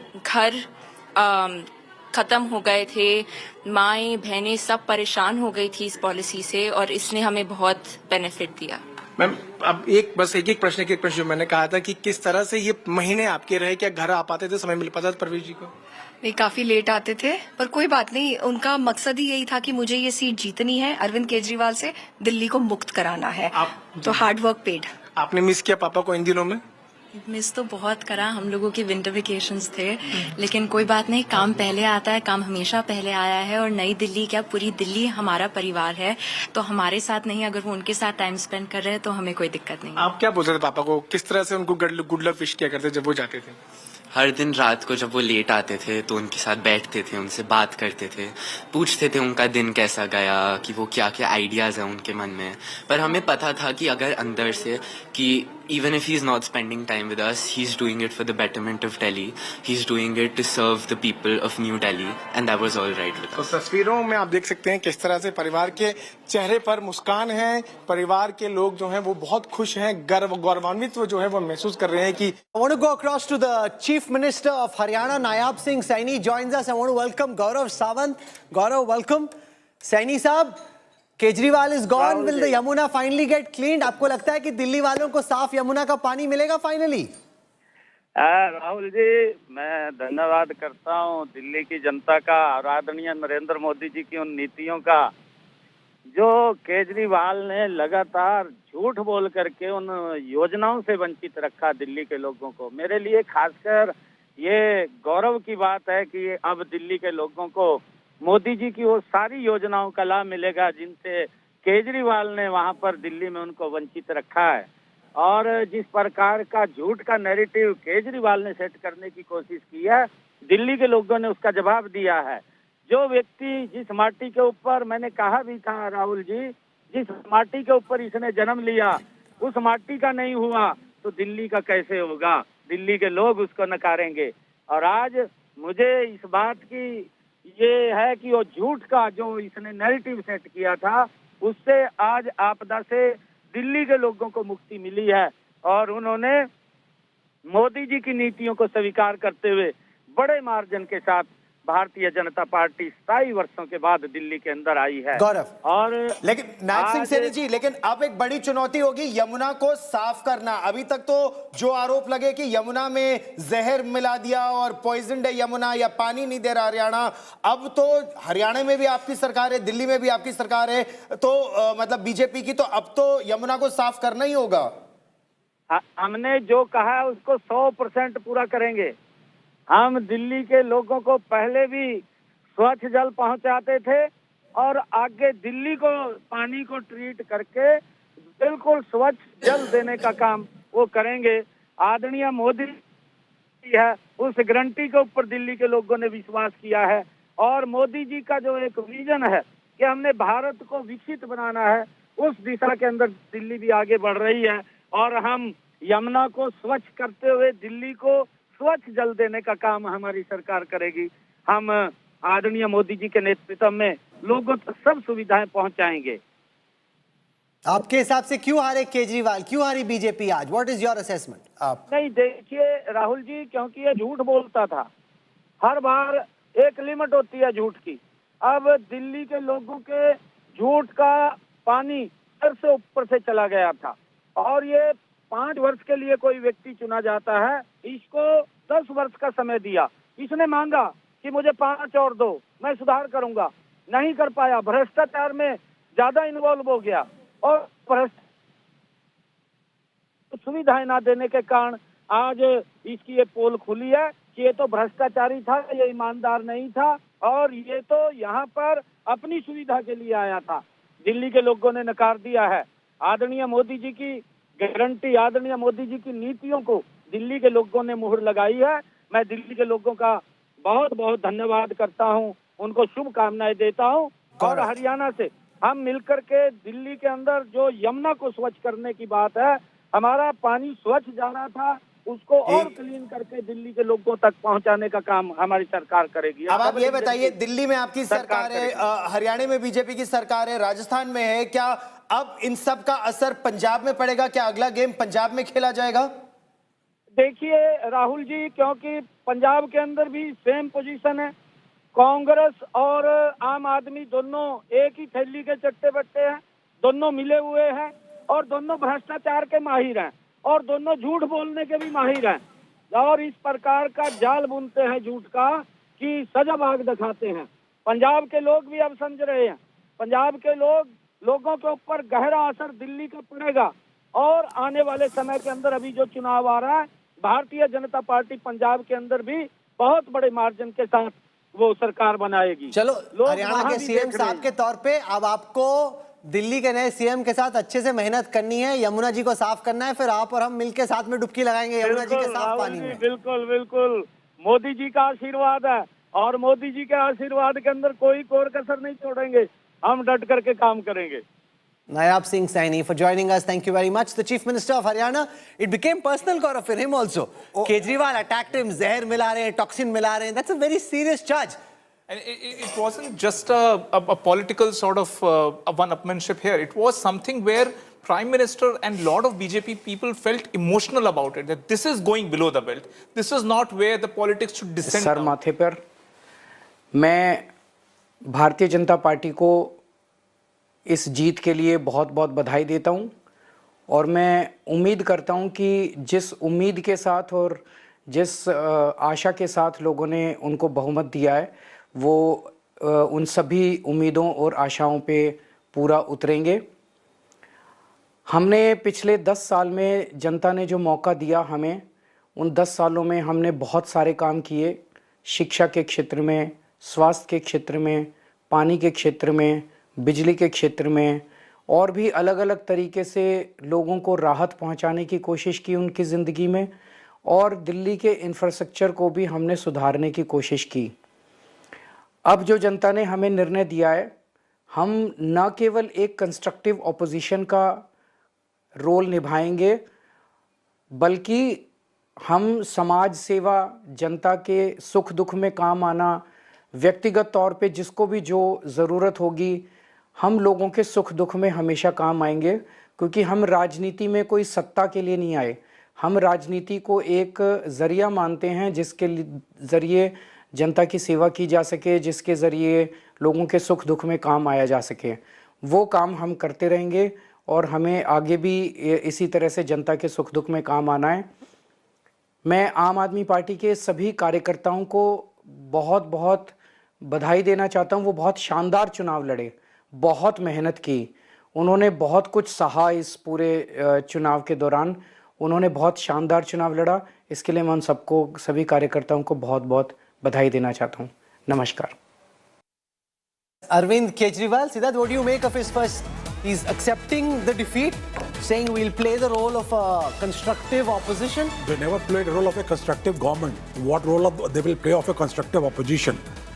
They will be out, to the old ways, the way they while they were in government, they always behaved like an opposition. Yeah. So now that they are in opposition, I think they will be lost for the ideas of what role to play actually. No, but they may be better at opposition than being in government. You see, that's the nature of their agitational politics. That activist politics, activism in politics was over, 10 years back. When in 2015, when he came to power, all his activist friends, all his activism had left. And as my friend Rajat was saying, the biggest discredit he has done to Indian politics, that nobody is going to trust a social activist now for doing any good. The one AAP leader who's won, Chief Minister Atishi, outgoing Chief Minister Atishi, speaking at this moment to the media. Let's listen to him. तमाम नेताओं ने देखा, मनीष सिसोदिया हूँ, चाहे अरविंद केजरीवाल, चाहे तमाम सौरभ भारद्वाज हों, जो बड़े चेहरे आम आदमी के थे, जिनकी उम्मीद थी, तमाम चीजें थी, वो लोग हार जाते हैं। किस तरह से इस सबको देख रहे हैं? सबसे पहले तो मैं कालका जी विधानसभा की जनता का धन्यवाद करना चाहती हूँ, जो उन्होंने मुझ पे भरोसा दिखाया। मैं अपनी पूरी टीम का धन्यवाद करना चाहती हूँ, जिन्होंने बाहुबल, गुंडागर्दी, मार पिटाई का सामना भी करते हुए जमीनी स्तर पे मेहनत करी और जनता तक पहुँचे। बाकी दिल्ली की जनता का जनादेश है, हमें जनादेश स्वीकार है। ये मैं अपनी सीट जीती हूँ, लेकिन ये जीत का समय नहीं है, ये जंग का समय ही है। जंग जारी रहेगी भारतीय जनता पार्टी के खिलाफ, उनकी तानाशाही और उनकी गुंडागर्दी के खिलाफ। आम आदमी पार्टी हमेशा गलत के खिलाफ लड़ती आई है और हमेशा गलत के खिलाफ लड़ती रहेगी। ये ज़रूर एक सेटबैक है, लेकिन आम आदमी पार्टी का संघर्ष दिल्ली के लोगों के लिए, देश के लोगों के लिए कभी खत्म नहीं होगा। मैम प्लीज अगेन, नहीं। Through? Okay. Let's go across now to the man of the moment, the man who scripted electoral history for the Bharatiya Janata Party, the man who's being celebrated all the way from Kashmir to Kanyakumari amongst the BJP cadre, Parvesh Verma, the giant slayer, now joins us live. Parvesh bhai, from a BJP lens, aapne to kamal kar diya.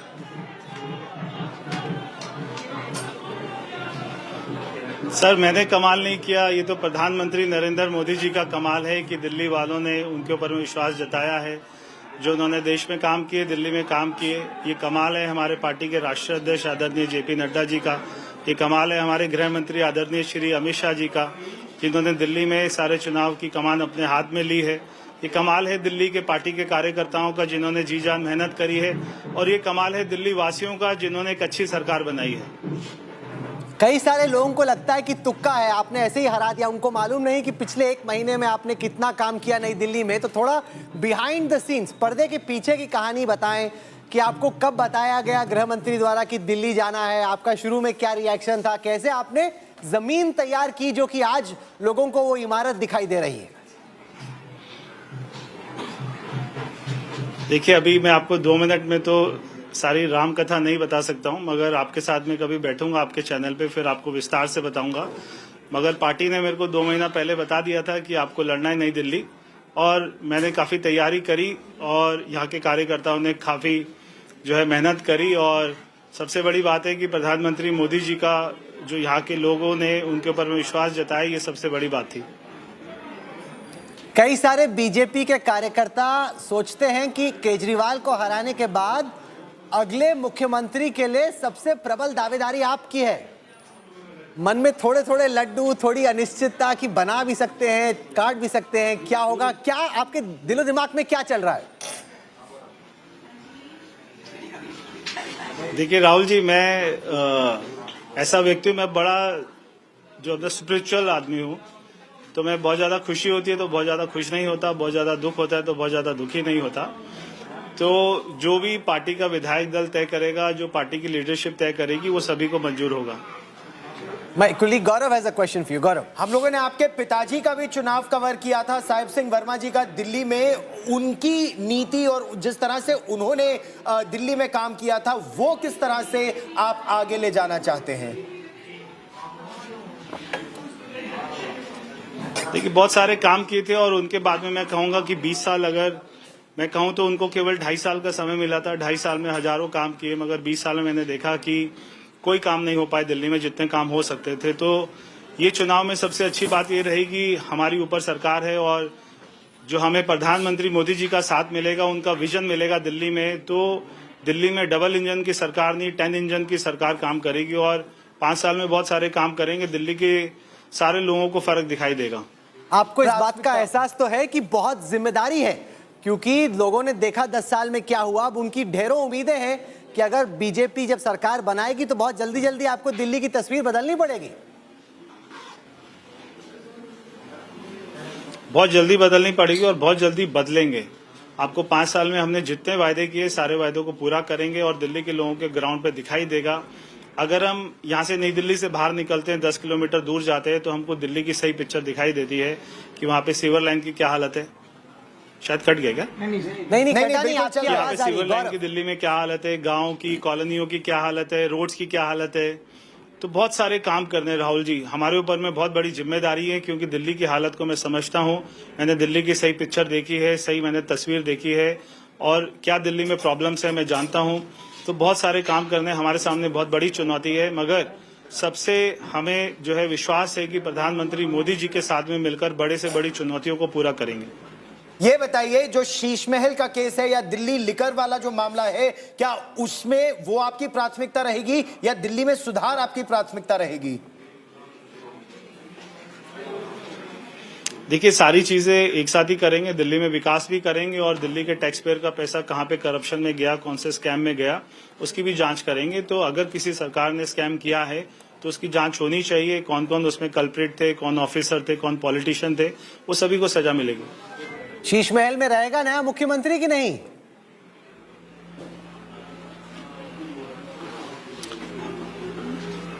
मेरे से पूछेंगे तो नहीं रहना चाहिए। अच्छा, ये बताएं सेलिब्रेट कैसे करते? परवेश वर्मा पॉलिटिक्स को लेके तो बहुत सीरियस लग रहे हैं, आप सेलिब्रेट कैसे करेंगे अपने यार दोस्तों के साथ, फैमिली के साथ? इतनी बड़ी जीत हुई, इतना गंभीर क्यों लग रहा है? ये भी नहीं समझ में आ रहा। इतनी बड़ी आपकी जीत हुई, आप इतना सीरियस लुक दे रहे हैं।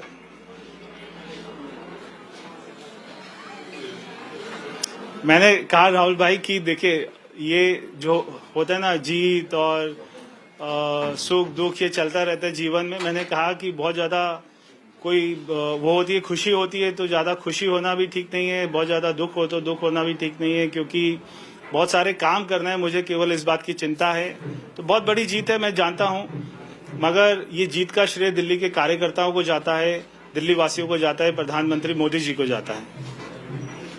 क्या एमसीडी आपके लिए चुनौती रहेगी? क्योंकि इस समय जब अरविंद केजरीवाल मुख्यमंत्री थे और बीजेपी एमसीडी में थी तो कहते थे सहयोग नहीं मिल रहा है, या फिर एलजी का सहयोग नहीं मिल रहा है, केंद्र का नहीं मिल रहा है। आपके साथ वो वाली प्रॉब्लम्स तो नहीं रहेंगी, लेकिन MCD?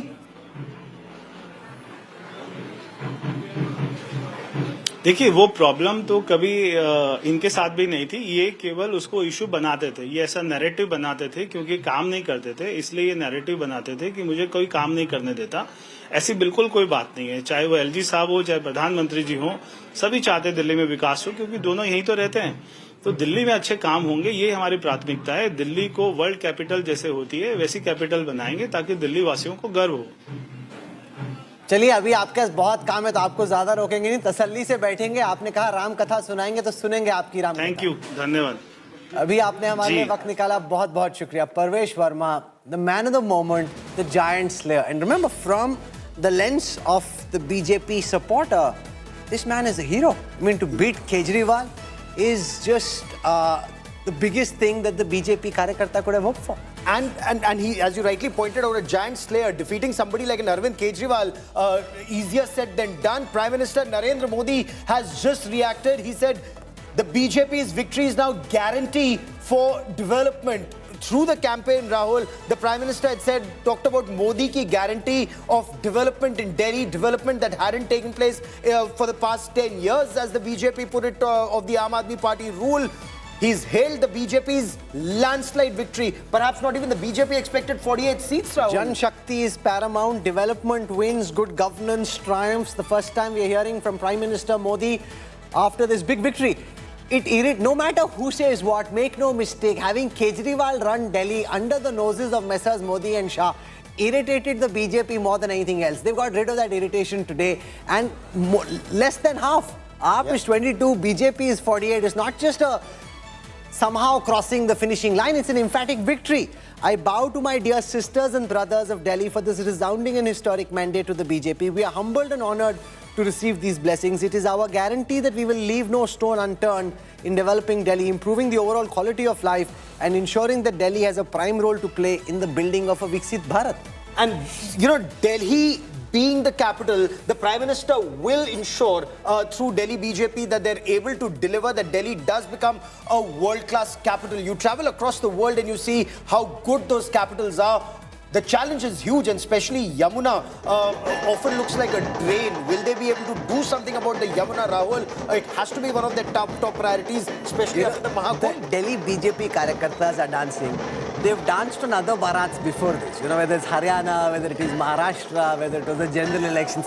This is the first time they're dancing for themselves. I mean, this whole generation, many of them would be in the late 20s, early 30s. They've never danced on their own victory. Absolutely. First victory after 27 long years. We'd covered, Madan Lal Khurana and Sahib Singh Verma, and when Sushma Swaraj was brought in. And after that, 15 years of Congress, 10 years of the Aam Aadmi Party, and the BJP getting low numbers in the past 10 years, especially 3 and 8. Now suddenly 48. It's a spectacular turnaround for the Bharatiya Janata Party. And the question also is whether the AAP can hold on to these 22. Will they all stay with the AAP, as Kejriwal and the AAP would naturally hope, or could some of them break away, as was the case in Gujarat? What's extremely interesting, Rahul, if you notice, Rahul Gandhi, after Maharashtra defeat, is questioning the electoral rolls. He's asking a lot of questions. Arvind Kejriwal, at least as of now, has said, I concede, we will be a constructive opposition. No, but he's been questioning everything for the last several days. For the past so many days, he has been. Now it remains to be seen what's his next course of action. No, but there were some smart ideas, like this business of taking Form 17C from all your polling agents, uploading it the next day. So you give no one any scope for hanky-panky. You tell the voters, हमने सारे 17C upload कर दिए. Now you can tally what's on the AAP website with the EC website. And yet he said that though they're not uploading those forms and they're not giving us those forms, that the Election Commission had to then put out a clarification. The EC can't dance to their tunes and function as per their timelines. Yes. They put out the data. They did. I mean, they should do it sooner, no doubt. But they did put out the data. It's very interesting, Rahul, as you know, you asking Pratap Singh Bajwa what happens next in Punjab. The big story very quickly will shift from Delhi to Punjab, because will Aam Aadmi Party be able to keep their flock together in Punjab? But that depends on how Messrs Modi and Shah see it. Do they want to precipitate a crisis, or do they want the AAP to stew in its own troubles for the next 2 years? The elections are in 27. If you let them play itself out, there would be enough anti-incumbency. What Bajwa was saying, can they turn Bhagwant Maan into a Shinde and get him to cross over? What do you think? No, it depends on how you see it. They can try and engineer that crisis, but is it to their long-term advantage? Is it better? There's no better vindication than winning a genuine election. You try this hanky-panky game. You can, of course, unsettle your opponents, and the BJP has done that. But is that the right thing to do? Probably not. And will they then want to shift focus and concentrate on Bengal? That's one bastion that's become a huge prestige issue. And anti-incumbency building up there as well. So now you've got multiple terms of anti-incumbency. But Mamta, again, is a pugnacious street fighter. Yes. So that will be a very exciting contest too. Bengal after this, Kerala that the BJP has never been able to do, they'll again focus on Bengal. But clearly, Delhi was that big litmus test. After 27 years, the BJP is back in power. The Aam Aadmi Party has been swept out of power. The BJP's next course of action, Rahul, will also be extremely interesting. What does the BJP do next, especially on cases like Sheesh Mahal? What will they do on cases like the Delhi liquor scam? Because these are cases which will have a ripple effect in Delhi and in Telangana. No, but they'll go all guns blazing. They want to just go after Kejriwal and not leave him. So if there's a case and they can prosecute the case, they're not going to let up on it. There's no sympathy and no love lost between the two. What Amit Malviya told you in a conversation on India Today just a short while back is very, very significant if they have evidence to back it. He said Arvind Kejriwal was a deep state asset. Saying that on live television by the BJP's... but in Sheesh Mahal and in this liquor scam, they allege so many things. I mean, they have to go out and prove it, right? Correct. They have to prove this. If that is truly the case, on what kind of funding have people received in our country? Who are the people who've received that kind of funding and why? How have those funds been used? That becomes That's Jay extremely Panda. Jay significant. Panda ran the Delhi campaign for the BJP. He's taken the BJP to victory. It was an import from the Biju Janata Dal in Orissa. From there, his stock is risen. Vice President leading the BJP to victory for the first time in 27 years. And he's worked extremely hard on Delhi. He's focused extensively on Delhi. So Jay Panda, BJP Vice President... They keep eating these laddus and I keep feeling hungry. They've been just like chomping away on all these laddus. They got reason to as well. They won a big victory. And this, they're celebrating at Naddaji's residence. So you see Anil Baluni, the media wing head. You see Rohan Gupta, an import from the Congress party, now BJP leader, Jai Panda. It just also shows how they've pulled in different people from different parties. It's all this coming together rainbow coalition that's now taken the BJP to this historic victory. What explains these numbers in your view? Because you've traveled across the length and breadth of Delhi, Rahul. What explains the 48 mark? You know, because some exit polls had predicted yes between 35 and 45, maybe 46. Many said that Arvind Kejriwal had his nose ahead and may scrape through with 36. That didn't happen. But the BJP was quite confident. You know, the BJP, if you ask them, doesn't agree with this thing that we won after the union budget. They think this was already building up. Union budget के बाद आपको दिखने लगा, हमें पहले से ही पता था. That's their line on it.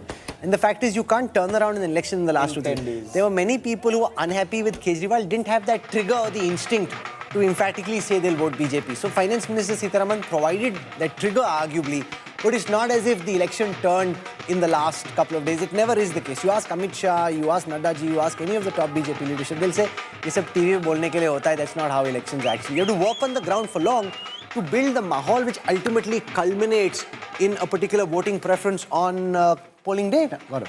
And the figures are there for all to see. Some of the Aam Aadmi Party's biggest leaders, including Arvind Kejriwal and Manish Sisodia, losing. Some of them losing in their strong Satinder seats. Jain, Somnath Bharti, apart from Gopal Rai and Atishi, the entire battery of AAP leadership has lost.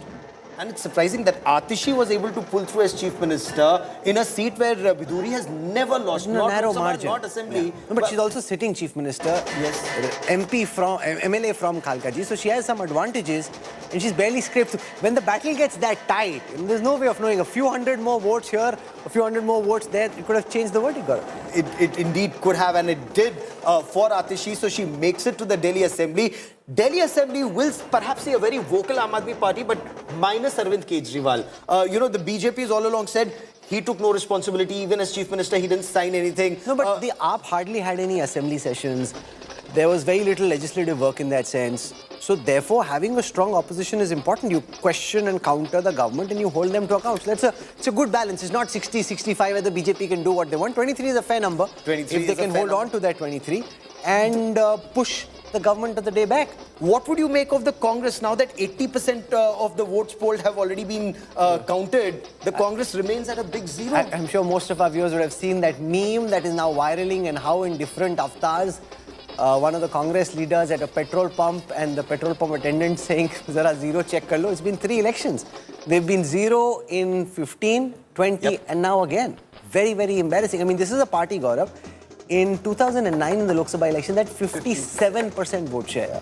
when they won their vote share in the mid-40s. From there now to just be at 6 is quite embarrassing. Ruling for 15 long years. When Sheila Dikshit was chief minister, her son sadly could poll just about 3,800 odd votes. No, but he caused the defeat of Kejriwal. Caused the so defeat. those are 3,000 priceless votes from the BJP's lens. Absolutely, and he's in a way avenged all that was said about his mother by Arvind Kejriwal. It became so personal. Kejriwal made it seem as if Sheila Dikshit was the biggest charlatan Indian politics had ever seen, which wasn't the case. Nope. I think 10 years of Kejriwal being in power, give viewers some perspective. But the thing is, our voters are so young that many of them didn't remember Sheila Dikshit and her term in office. And the great work that had been done when Sheila Dikshit was chief minister for 15 long years in the national capital. Rahul and I are slipping into a quick break. Back कि जनता का मजाक उड़ा रहे थे उन्हें इतना झूठ बोल के और तब भी दिल्ली की जनता उन्हें ही वोट दे रही थी तो वो एक तरफ से मजाक ही उड़ रहा था सबका लेकिन इस बार दिल्ली की जनता समझ गई थी वो हमारा साथ देने को तैयार थी बस सही मौके का इंतजार था जो आ चुका है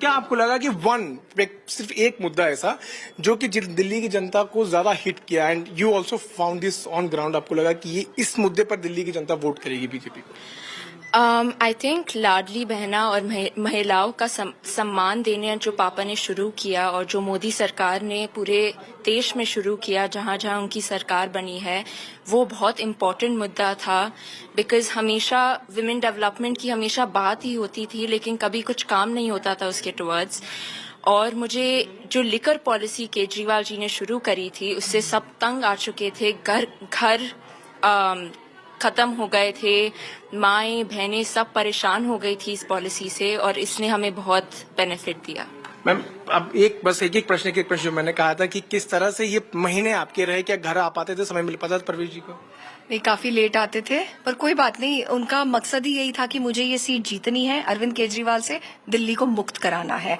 तो हार्ड वर्क पेड आपने मिस किया पापा को इन दिनों में मिस तो बहुत करा हम लोगों के विंटर वेकेशंस थे लेकिन कोई बात नहीं काम पहले आता है काम हमेशा पहले आया है और नई दिल्ली क्या पूरी दिल्ली हमारा परिवार है तो हमारे साथ नहीं अगर वो उनके साथ टाइम स्पेंड कर रहे हैं तो हमें कोई दिक्कत नहीं आप क्या बोलते थे पापा को किस तरह से उनको गुड लक विश किया करते जब वो जाते थे हर दिन रात को जब वो लेट आते थे तो उनके साथ बैठते थे उनसे बात करते थे पूछते थे उनका दिन कैसा गया कि वो क्या क्या आइडियाज हैं उनके मन में पर हमें पता था कि अगर अंदर से कि even if he's not spending time with us, he's doing it for the betterment of Delhi. He's doing it to serve the people of New Delhi, and that was all right with us. तो तस्वीरों में आप देख सकते हैं किस तरह से परिवार के चेहरे पर मुस्कान है परिवार के लोग जो हैं वो बहुत खुश हैं गौरवान्वित जो है वो महसूस कर रहे हैं कि I want to go across to the Chief Minister of Haryana, Nayab Singh Saini joins us. I want to welcome Gaurav Sawant. Gaurav, welcome.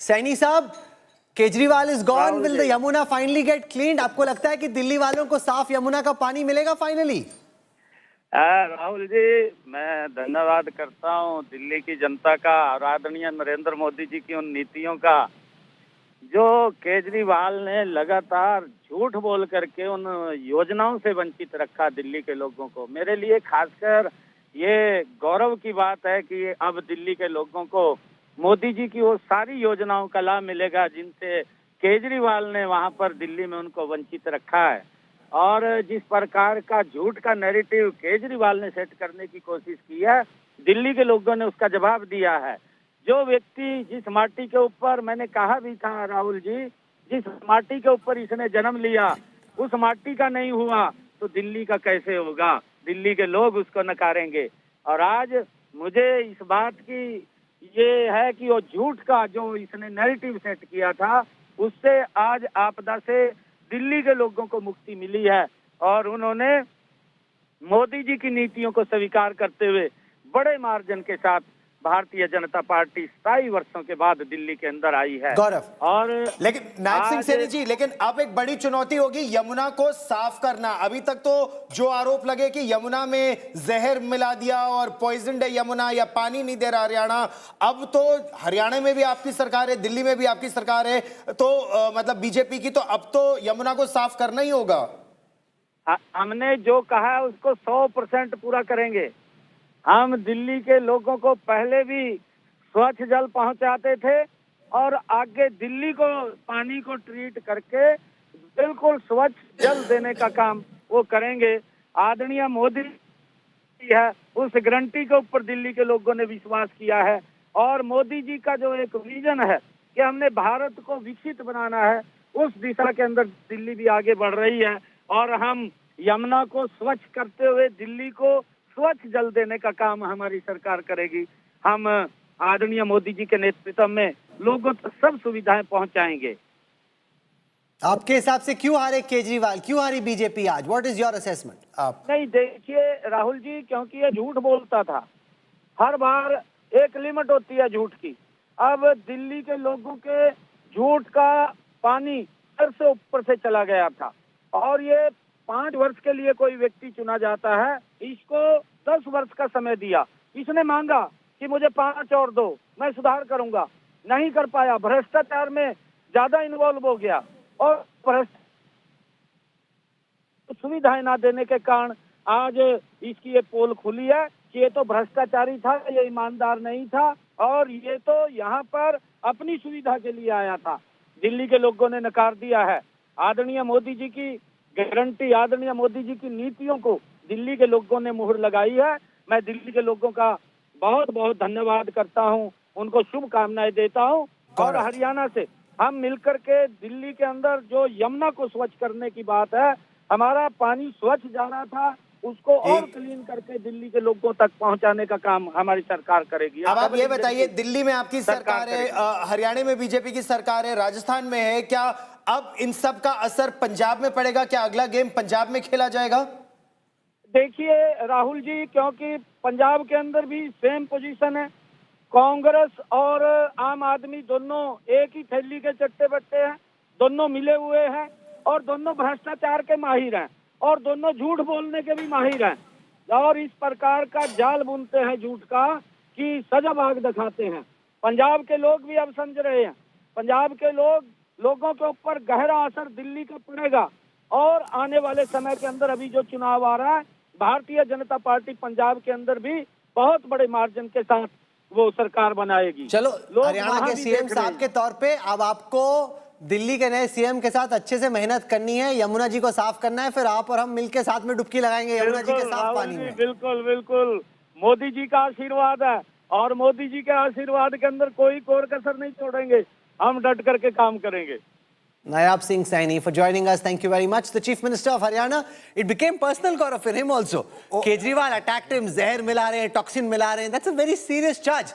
And it wasn't just a political sort of one-upmanship here. It was something where Prime Minister and lot of BJP people felt emotional about it, that this is going below the belt. This is not where the politics should descend sir down. माथे पर मैं Bharatiya Janata party को इस जीत के लिए बहुत बहुत बधाई देता हूं और मैं उम्मीद करता हूं कि जिस उम्मीद के साथ और जिस आशा के साथ लोगों ने उनको बहुमत दिया है, वो उन सभी उम्मीदों और आशाओं पे पूरा उतरेंगे।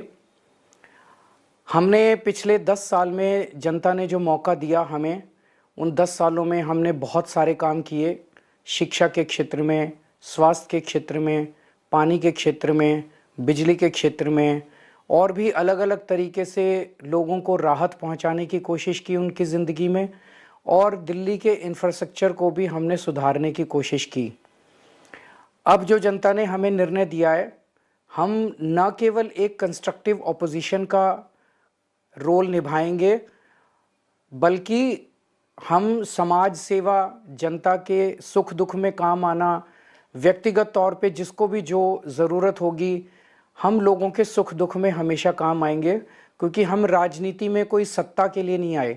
हम राजनीति को एक ज़रिया मानते हैं जिसके ज़रिए जनता की सेवा की जा सके, जिसके ज़रिए लोगों के सुख दुख में काम आया जा सके।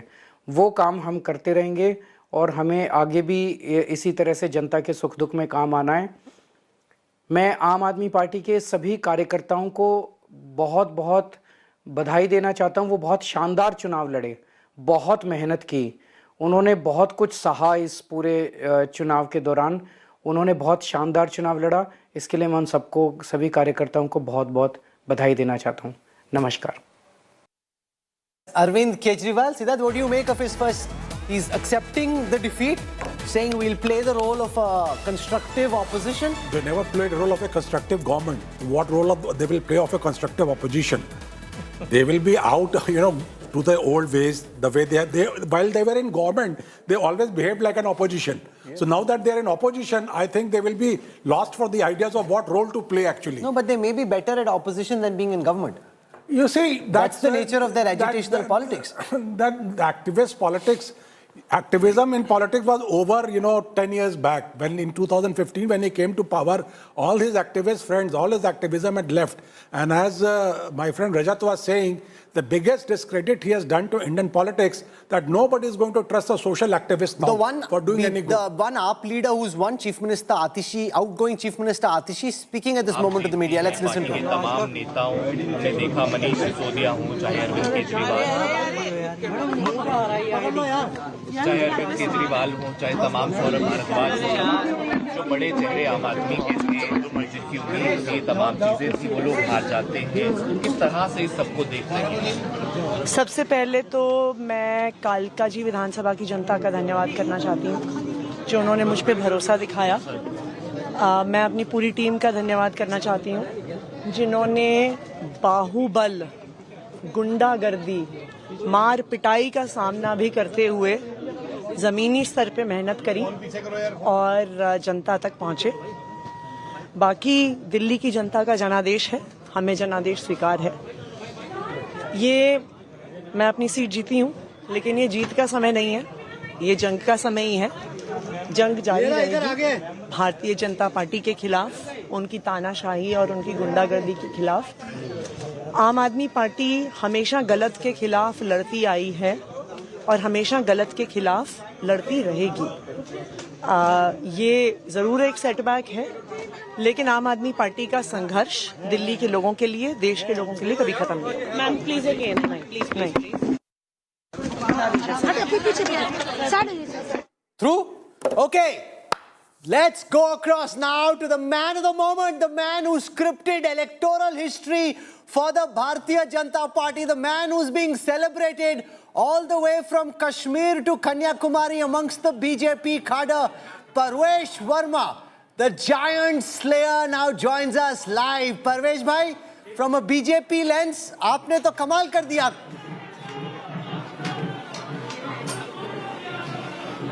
सर, मैंने कमाल नहीं किया, ये तो प्रधानमंत्री नरेंद्र मोदी जी का कमाल है कि दिल्ली वालों ने उनके ऊपर विश्वास जताया है।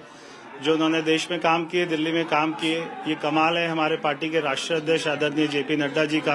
ये कमाल है हमारे गृह मंत्री आदरणीय श्री अमित शाह जी का, जिन्होंने दिल्ली में सारे चुनाव की कमान अपने हाथ में ली है। ये कमाल है दिल्ली के पार्टी के कार्यकर्ताओं का, जिन्होंने जी जान मेहनत करी है, और ये कमाल है दिल्ली वासियों का, जिन्होंने एक अच्छी सरकार बनाई है। कई सारे लोगों को लगता है कि तुक्का है, आपने ऐसे ही हरा दिया। उनको मालूम नहीं कि पिछले एक महीने में आपने कितना काम किया नई दिल्ली में। तो थोड़ा बिहाइंड द सीन्स, पर्दे के पीछे की कहानी बताएं कि आपको कब बताया गया गृह मंत्री द्वारा कि दिल्ली जाना है, आपका शुरू में क्या रिएक्शन था, कैसे आपने जमीन तैयार की जो कि आज लोगों को वो इमारत दिखाई दे रही है। देखिए, अभी मैं आपको 2 मिनट में तो सारी राम कथा नहीं बता सकता हूं, मगर आपके साथ में कभी बैठूंगा आपके चैनल पे, फिर आपको विस्तार से बताऊंगा। मगर पार्टी ने मेरे को 2 महीना पहले बता दिया था कि आपको लड़ना है नई दिल्ली, और मैंने काफी तैयारी करी और यहाँ के कार्यकर्ताओं ने काफी जो है मेहनत करी। और सबसे बड़ी बात है कि प्रधानमंत्री मोदी जी का जो यहाँ के लोगों ने उनके ऊपर विश्वास जताया, ये सबसे बड़ी बात थी। कई सारे बीजेपी के कार्यकर्ता सोचते हैं कि केजरीवाल को हराने के बाद अगले मुख्यमंत्री के लिए सबसे प्रबल दावेदारी आपकी है। मन में थोड़े थोड़े लड्डू, थोड़ी अनिश्चितता कि बना भी सकते हैं, काट भी सकते हैं, क्या होगा, क्या आपके दिलो दिमाग में क्या चल रहा है? देखिए राहुल जी, मैं ऐसा व्यक्ति हूँ, मैं बड़ा जो अंदर स्पिरिचुअल आदमी हूँ, तो मैं बहुत ज्यादा खुशी होती है तो बहुत ज्यादा खुश नहीं होता, बहुत ज्यादा दुख होता है तो बहुत ज्यादा दुखी नहीं होता। तो जो भी पार्टी का विधायक दल तय करेगा, जो पार्टी की लीडरशिप तय करेगी, वो सभी को मंजूर होगा। My colleague Gaurav has a question for you. Gaurav, हम लोगों ने आपके पिताजी का भी चुनाव कवर किया था, साहिब सिंह वर्मा जी का, दिल्ली में उनकी नीति और जिस तरह से उन्होंने दिल्ली में काम किया था, वो किस तरह से आप आगे ले जाना चाहते हैं?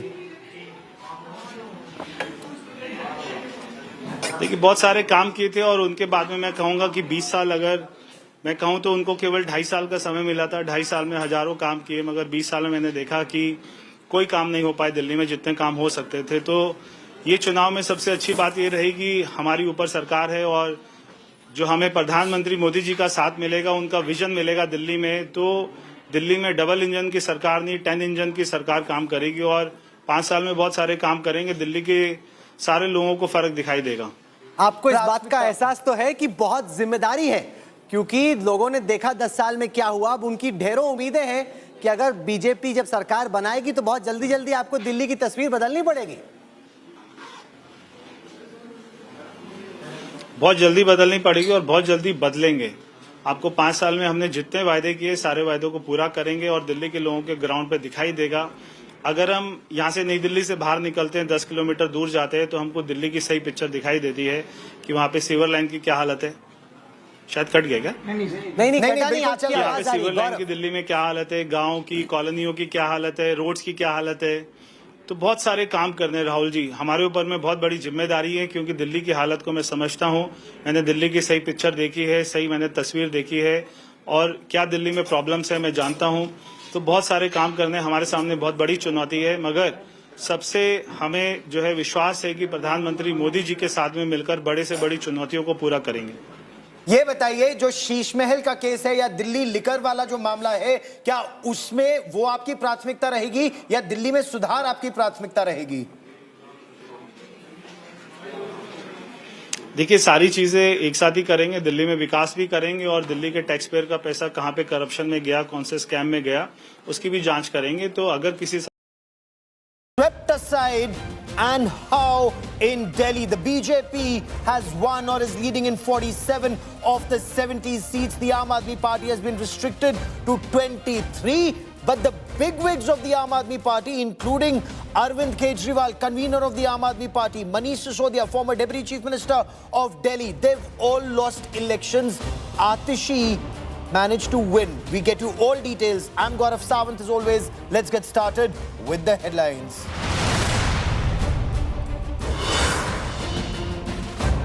Landslide victory for the Bharatiya Janata Party in Delhi Dangal. BJP ends 27-year-long exile in Delhi. Top Aam Aadmi Party leaders lose. Congress fails to open its account again. Arvind Kejriwal loses his 3-time bastion in New Delhi by 4,089 votes. BJP's Parvesh Verma wins New Delhi, emerges as the giant slayer. मैं आम आदमी party के सभी कार्यकर्ताओं को बहुत बहुत बधाई देना चाहता हूं। वो बहुत शानदार चुनाव लड़े, बहुत मेहनत की। मैंने कमाल नहीं किया, ये तो प्रधानमंत्री नरेंद्र मोदी जी का कमाल है कि दिल्ली वालों ने उनके ऊपर विश्वास जताया है।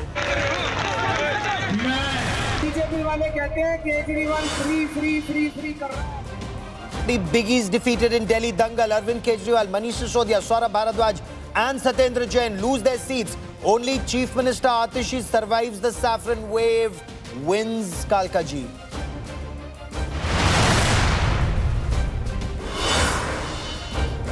Prime Minister Narendra Modi hails the BJP's landslide victory in Delhi, says development and good governance won, claims Jan Shakti is supreme.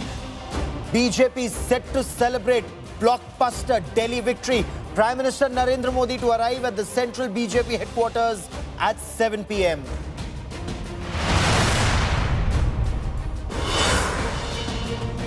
Delhi political quake leads to political tremors in the Aam Aadmi Party ruled Punjab. Punjab Congress claims Aam Aadmi Party MLAs are ready to jump ship, claims Aam Aadmi Party MLAs are in touch with the Congress.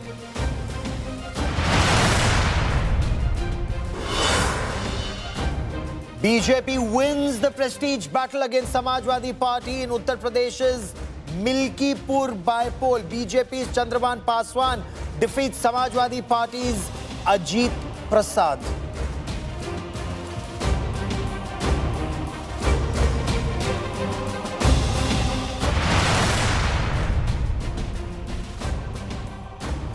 It's a big win for the Bharatiya Janata Party. After 27 long years, the BJP is back in power in Delhi, and how? Winning or leading as of now in 47 of the 70 seats. But one man is being talked about very extensively, and that is the giant slayer.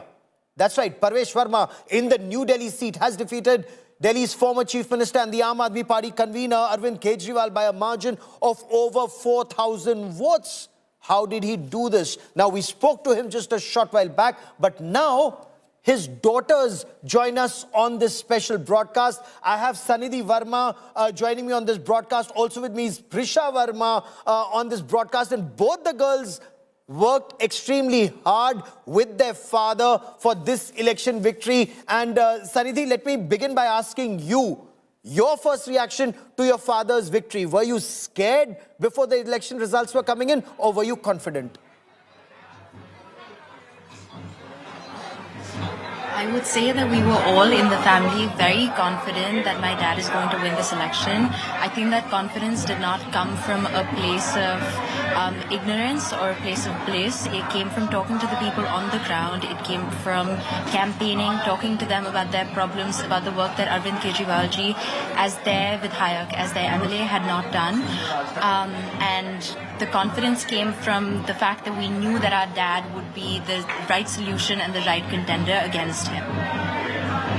You know, Prisha, your dad was always in the line of Aam Aadmi Party fire. People were saying, look, he's paying money to win elections. Openly, money is being paid. But the young generation is someone that both of you also reached out to in a big way, I'm told. Tell us about how all of you campaigned as a team for your father's victory. I think it was a very, he knew from the start that he's going to lose the elections, so he tried every single possible way to put the people against Papa, which did not work. People were tired of his excuses, of his lies, of him making fun of them by giving them all fake promises and never completing any one of them. So it was a very easy way to convince them to support us, to help us in removing him from power. They wanted us to go away, sit home, and let them campaign for us. So I'd say the groundwork was very easy. Initially, we thought it would be tough, but it wasn't. So what was the family strategy? Let me also bring Shivan into this conversation. Shivan is Parvesh Verma's son, so this was actually a team and the family working together. Shivan, was it tough, this entire campaign in New Delhi, something that was seen as Arvind Kejriwal's bastion? Nobody had defeated him in 3 elections.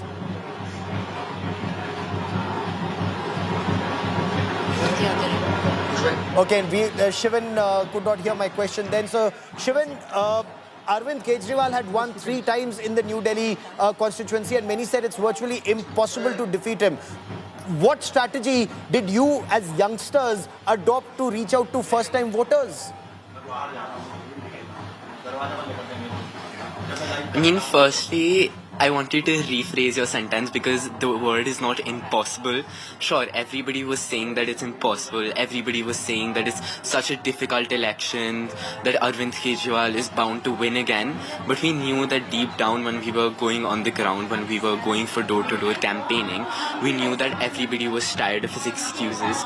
We just appealed to voters by telling them all the promises that Arvind Kejriwal did not complete, that we would complete them. We did introduce a lot of new schemes that will come into play after, like right now, because Papa has won the elections. We appealed to them by bringing up the idea of cancelling the liquor policy, because that just ruined every single household. Because there during lockdown, when people were distributing oxygen masks, when people were distributing oxygen cylinders, Arvind Kejriwal was there and he was distributing alcohol bottles, which just deepened the wound for the families during the lockdown, when they were already grieving the deaths of their loved ones. So I think that it wasn't really a very tough election. Sure, everybody was saying that it was, but deep down everybody was tired of this government and they just wanted a new person in power who would actually benefit them. And Sanidhi, what would you want your dad's priorities or the BJP's priorities to be in these elections? Because many said that getting women to vote for the BJP would be very difficult. Women in large numbers were voting for the Aam Aadmi Party, and especially Arvind Kejriwal in New Delhi seat. I would honestly ask my dad to focus on education and employment. I feel as though the most essential of issues can boil down to the fact that has the person received a chance to educate themselves, a chance at sustaining themselves financially, and the fact that the Delhi government for the past 11 years under Arvind Kejriwal-ji had not had the chance to sort of work on these issues. They say that they built schools, but if 80% of the schools that they built still have a vacant position for their principal, then what kind of schools have they built? A school is not built just from the building. A school is not built from pools, auditoriums. A school is built when the students are ready to study. I ask AAP's government why none of their ministers' kids had studied in these government schools that they said that they had built in these colleges. So I feel as though these are the priority issues that BJP and my dad is going to work on and is going to deliver in the next 5 years. And Prisha, for you, what are priority areas where the BJP or your father especially should be focusing on, that you would want your father to focus on? I think air pollution is one thing which is, I've been studying environmental science and even listening to all youth concerns. The main one that came out, that stood out, was air pollution. How Delhi, which is the capital of the nation, nobody wants to visit this place because of the air quality index, and how people are scared to even send their kids to schools every day. Schools are shutting down. If because of such an issue, schools, their education is coming at risk, that they have to sacrifice going to schools because of such reasons, then I think the government should definitely work towards it. And I think Papa's main focus, one of his main focuses, should be on combating air pollution. Okay. Shivan, there are those who say that the BJP may have come to power, but connecting with the youth does remain a challenge. But that is something that during the campaign, all of you worked on extensively with the BJP. A youth connect, a women connect. Kejriwal did say that women are voting for him, but I did not see that happen. I think all they want is for their families to stay intact, their families to stay close-knit. And in during COVID, when their family members were dying, he was busy releasing the liquor policy, which was instead destroying their families. And I think the youth and women have given their support to us, have put their trust in us, and we will not let them down. Okay, Sanidhi, what was the toughest part of this battle in the past 1.5 months, when your dad came home and said, it's the New Delhi seat that I have to contest on? What was it that the family went through? I would say that initially we were all quite doubtful. He had been talking about wanting to fight against Mr. Arvind Kejriwal for quite some time by then, and we were all quite stressed. But when we started door-to-door campaigning, when we started connecting with people on the ground, the confidence slowly started to build up. The people, as my sister and my brother have already pointed out, were quite sick of the AAP government and of Mr. Arvind Kejriwal-ji. And so it was quite obvious that the election results were going to be positive. None of us had expected a margin of 5,000, but we would like to thank the New Delhi constituents for their support. And we promise to deliver on everything that we've talked about for the past 2 months. For joining me here on India Today, many thanks, and wish you all the best and celebrate. How are you celebrating tonight? Sanidhi and Priya, how are you celebrating tonight? I think we're going to be celebrating with family, with friends. Right now we're celebrating with the people of New Delhi, and I think the celebrations are going to continue. We have a lot of people to thank for this moment, whether it be a party member, whether it be a family member, whether it be friends who've worked tirelessly, who've, sacrificed their work for the past 2 months. So I think we're going to be celebrating with all of them, and it's going to be a fun couple of weeks before we get back to work.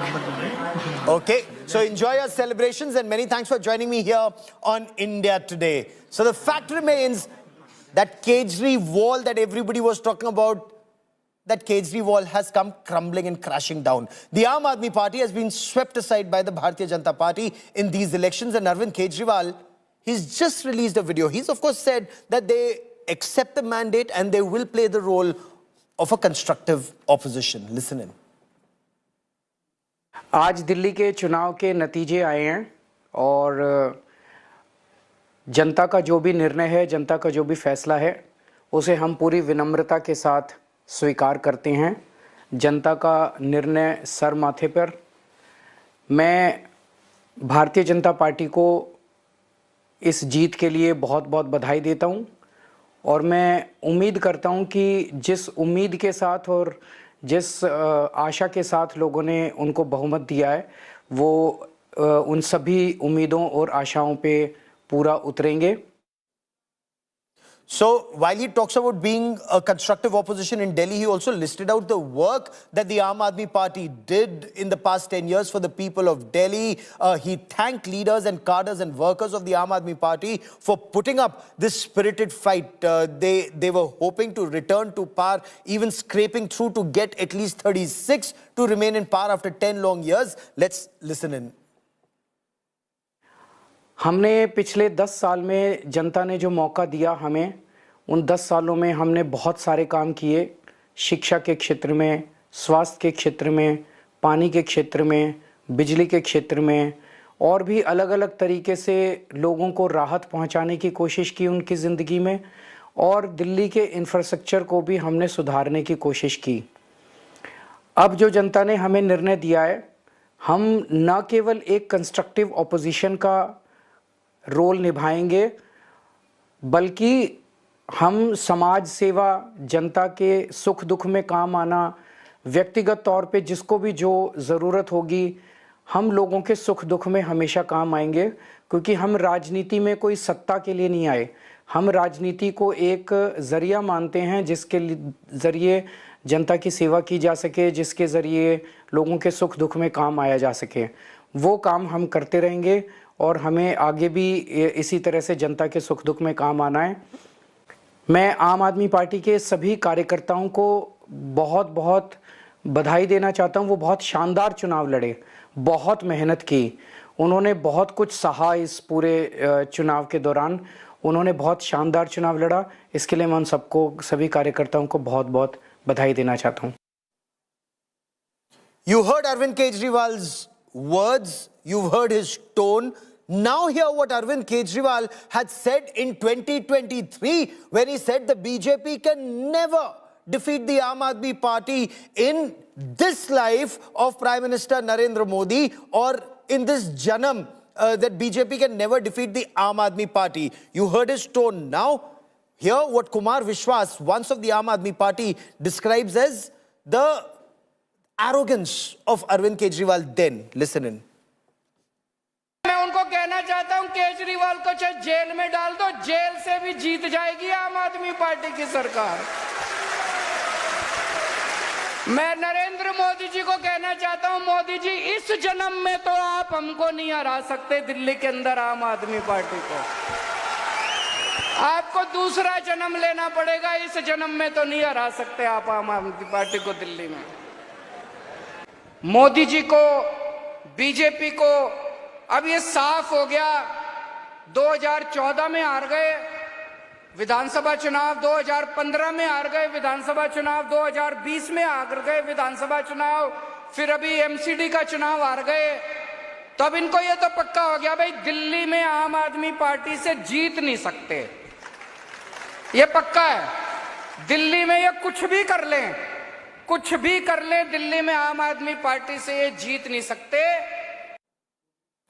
There's an old saying, pride goes before the fall. BJP, of course, has finally conquered the national capital. The BJP swept Delhi after 27 long years. It's been swept into power. The Aam Aadmi Party has been swept out. The BJP finally managed to breach what was seen as the Aam Aadmi Party fortress for the past 10 years, decimating Arvind Kejriwal, defeating him in the New Delhi seat. In fact, except Atishi, some of the top leaders of the Aam Aadmi Party have lost elections, whether it's the former Deputy Chief Minister Manish Sisodia in Jangpura or even Saurabh Bharadwaj in Greater Kailash. The BJP won the middle-class dominated seats of West Delhi, East Delhi, South Delhi. Outer Delhi is one area where the BJP is won in a big way. The Aam Aadmi Party is now leading in 23 seats. The Congress nowhere in the picture. Prime Minister Narendra Modi is set to meet party workers at the BJP headquarters for a victory celebration that happens at 7 this evening. 2025 election results is a huge turnaround for the BJP that had won only 3 seats in 2015 elections and could increase it only to 8 seats in the 2020 elections. जीत का श्रेय है दिल्ली की जनता को, सारी नई दिल्ली के मतदाताओं को। जीत का श्रेय है हमारे दुनिया के सबसे लोकप्रिय नेता आदरणीय श्री नरेंद्र मोदी जी को, जिनकी ऊपर में दिल्ली के लोगों ने विश्वास जताया। जीत का श्रेय हमारे पार्टी के राष्ट्रीय अध्यक्ष आदरणीय श्री जेपी नड्डा जी को। जीत का श्रेय है हमारे गृह मंत्री आदरणीय श्री अमित शाह जी को और तमाम उन लाखों कार्यकर्ताओं को पार्टी के जिन्होंने जी जान से मेहनत करी है। तो सभी को बहुत बहुत हृदय से बधाई। कितना टफ एक कैंपेन रहा, आपने कई सारी चीजें कही, कई सारे वादे किए। अरविंद केजरीवाल ने आप पर पर्सनल अटैक्स भी काफी किए कि पैसे बांट रहे, काफी चीजें हो रही हैं। क्या कहेंगे, कितना टफ रहा है कैंपेन? मैं यही कहूंगा, छोड़ो कल की बातें, कल की बात पुरानी, नए दौर में लिखेंगे मिलकर नई कहानी। आपने कहा था शीश महल में बीजेपी का मुख्यमंत्री नहीं जाएगा, तो क्या ऐसा होगा? अभी मैंने कहा था और ऐसा होना भी चाहिए। पार्टी का विधायक दल, पार्टी की लीडरशिप तय करेंगे कि कौन हमारा मुख्यमंत्री होगा। तो जो मुख्यमंत्री बनेगा मैं उन तक अपनी बात को पहुंचाऊंगा। हम अगले मुख्यमंत्री से बात कर रहे हैं। ये जब पार्टी तय करेगी तो आपको नाम जो है सबको पता ही लग जाएगा और हमारा विधायक दल बैठेगा, उसके बाद में पार्टी की लीडरशिप बैठेगी, तो जो भी होगा वो सबको मंजूर होगा। There is a process. That process will start immediately. It will take a little time because finally it has to be approved at our highest body, which is the parliamentary board. And after that, whoever becomes the leader of the BJP in the assembly, in the Delhi assembly, will be a very good leader and will start implementing the Sankalp Patra immediately from day one. Can we expect a name in the next 15 days at least? Oh, I'm sure it'll be before that, earlier than that. Yes. Earlier than that. So some name we'll get a clarity at least in a week's time or 10 days' time? I don't want to speculate because, as I said, we're a party which believes in principles and processes.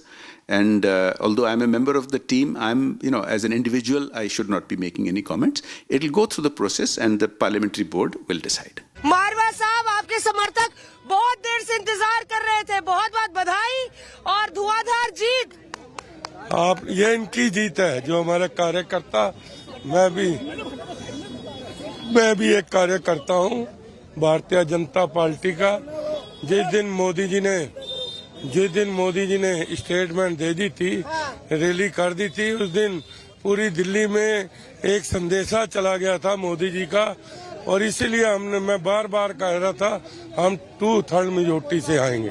वो पूरा हुआ और केजरीवाल भी भारी मतों से हारा, सिसोदिया भी भारी मतों से हारा। अभी चेहरा था क्योंकि डिप्टी सीएम रहा है 11 साल, तो चेहरा करके ठीक है। आपको लगता है मोदी जी आए उसका ज्यादा असर हुआ?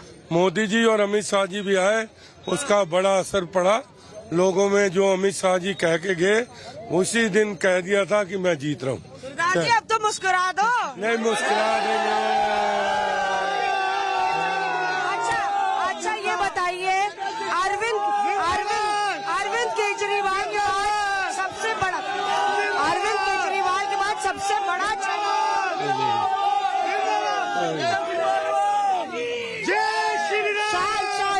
देखिए यहाँ पे जय श्री राम के नारे हो रहे। अरविंद केजरीवाल के बाद मनीष सिसोदिया ही सबसे बड़ा चेहरा है, तो आपको लगता है आपकी दावेदारी भी बड़ी हो जाती है जहाँ तक सीएम, उप मुख्यमंत्री और मंत्री बनने का सवाल? देखो, कार्यकर्ता की कोई डिमांड नहीं होती, पहली बात तो सुन लो।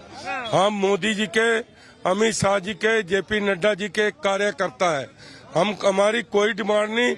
मैं तो यही शुक्रिया करता हूँ भाई अमित शाह जी का, नरेंद्र मोदी जी का और जेपी नड्डा जी का, जिन्होंने मुझे इस काबिलियत समझा कि मुझे मनीष सिसोदिया के खिलाफ उतारा, क्योंकि और भी बड़े चेहरे थे लेकिन उन्होंने विश्वास दिखाया। गढ़ था आम आदमी पार्टी का जंग पर। गढ़ था, लगातार गढ़ था।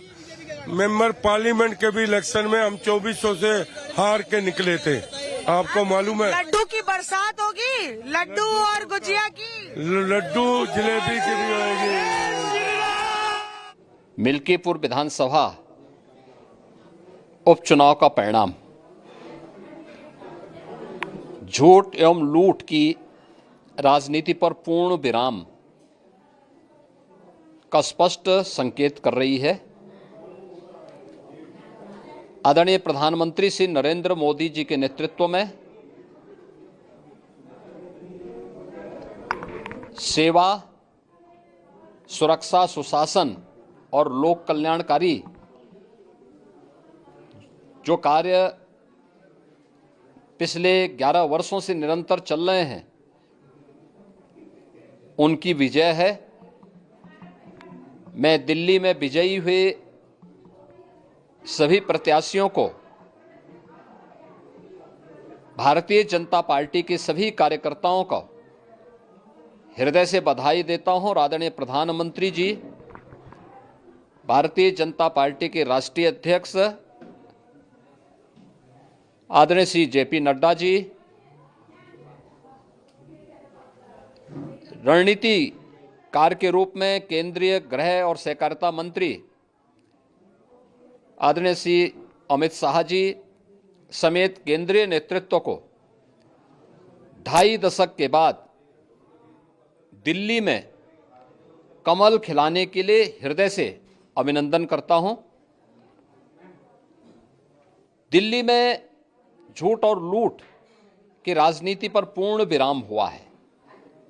अब हमारा राष्ट्रीय राजधानी भी विकास, सुशासन और लोक कल्याणकारी योजनाओं का सही लाभ दिल्ली वासियों को प्रदान करने में सफल होगा। पिछले लगभग 2.5 दशक से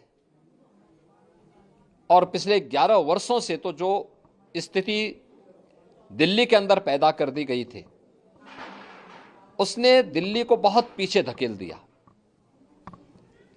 जनता को बुनियादी सुविधाओं से वंचित किया। वेलफेयर के नाम पर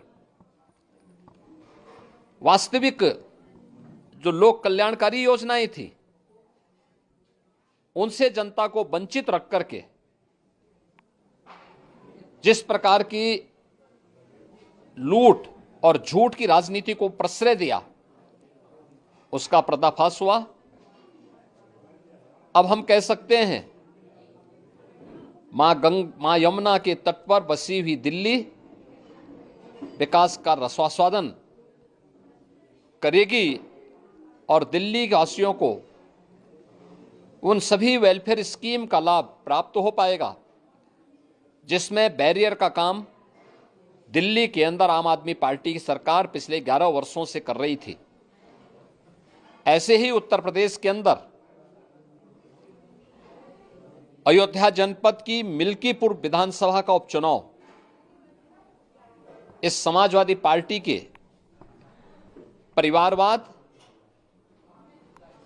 और झूठ की राजनीति को पूर्ण विराम देते हुए डबल इंजन सरकार के सेवा, सुरक्षा और सुशासन के मॉडल को अंगीकार किया है। जनता जनार्दन ने बहुत स्पष्ट किया है कि भले ही अपने राजनीतिक स्वार्थ के लिए समाजवादी पार्टी कितना भी झूठ का सहारा क्यों न ले ले, कितना बड़ा प्रोपेगेंडा क्यों ना कर ले, लेकिन जनता जनार्दन उन्हें सबक सिखाने के लिए पूरी तत्परता के साथ कार्य कर रही है। अयोध्या का ये परिणाम लगभग 61,000 वोट से भारतीय जनता पार्टी के चंद्रभान पासवान की विजय इस बात को प्रमाणित करती है कि जनता जनार्दन का विश्वास डबल इंजन की भारतीय जनता पार्टी सरकार और प्रधानमंत्री मोदी जी के नेतृत्व में है। मैं चंद्रभान पासवान की विजयी होने पर भारतीय जनता पार्टी और सहयोगी दलों के सभी पदाधिकारियों को, अयोध्या के मिल्कीपुर विधानसभा के सभी कार्यकर्ताओं का हृदय से अभिनंदन करता हूं, बधाई देता हूं और उन्हें इस बात के लिए आश्वस्त करता हूं कि जिस विश्वास के साथ उन्होंने डबल इंजन की भारतीय जनता पार्टी पर विश्वास जताया है, उनकी आशा और अपेक्षाओं पर ये डबल इंजन की भारतीय जनता पार्टी सरकार खरा उतरेगी और झूठ और लूट की राजनीति को हमेशा के लिए पूर्ण विराम देने के लिए दिल्ली और उत्तर प्रदेश के इन चुनावों ने जो परिणाम दिए हैं वह सचमुच अभिनंदनीय हैं और एक सुखद भविष्य की ओर हमें ले जाने के लिए एक नई प्रेरणा भी प्रदान कर रहे हैं। मैं सभी कार्यकर्ताओं को इसके लिए हृदय से बधाई देता हूं।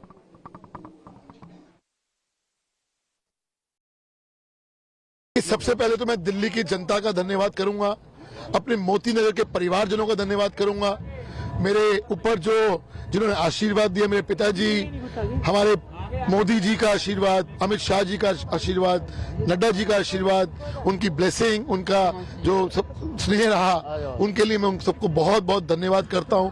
जिस प्रकार से सब लोग दिल्ली के अंदर भी और मेरी मोती नगर विधानसभा के अंदर भी कार्यकर्ता भी लगे रहे, उनका भी दिल से बहुत बहुत धन्यवाद। ये जीत जो है जनता की जीत है और जिस प्रकार से उन्होंने एक जो जिम्मेवारी सौंपी है उसको हम निश्चित तौर के ऊपर अच्छी तरह निभाएंगे। So Arvind Kejriwal had asked voters of Delhi before the elections, vote for me if you think I am kattar, imandar or absolutely honest, and he's been voted out of power. The people of Delhi have spoken. The government meanwhile has just issued a clarification. The government has said that rumors are being spread that the Delhi Secretariat has been sealed off. These reports are incorrect. These reports are mischievous. The Delhi Secretariat is functioning as normal. It's functioning in a normal manner as it was functioning earlier. It is being ensured and the sting is in the tail. Hear the government statement. It is being ensured that no official papers, no files, no records, no data, no laptop, no computers, no hard drives, etc. are being removed by anyone from any of the offices in the Delhi Secretariat, and safety and security of all official records is being ensured. The cooperation in this regard from all concerned is solicited. That's the statement that comes in from the government on reports that the Secretariat had been sealed after Arvind Kejriwal's Aam Aadmi Party lost elections, reduced to 22, leading or won in 22 of the 70 seats, as 87.4% of all polls voted have been counted so far. Lot of reactions that are coming in from across the national capital. We'll get to those reactions. We'll also tell you in greater detail the significance of BJP's victory in Ayodhya, in Milkipur. And you just heard Uttar Pradesh Chief Minister Yogi Adityanath talk about it. He campaigned extensively even in Delhi. Much more on the other side of a short break. Stay with us.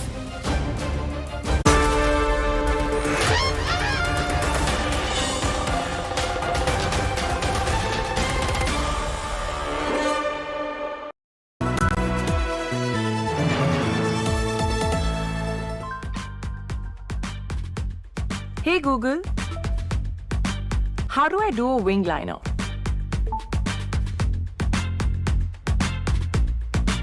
AI Ray.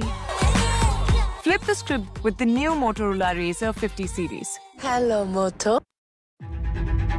They decode the complex, making sense of the battle for power.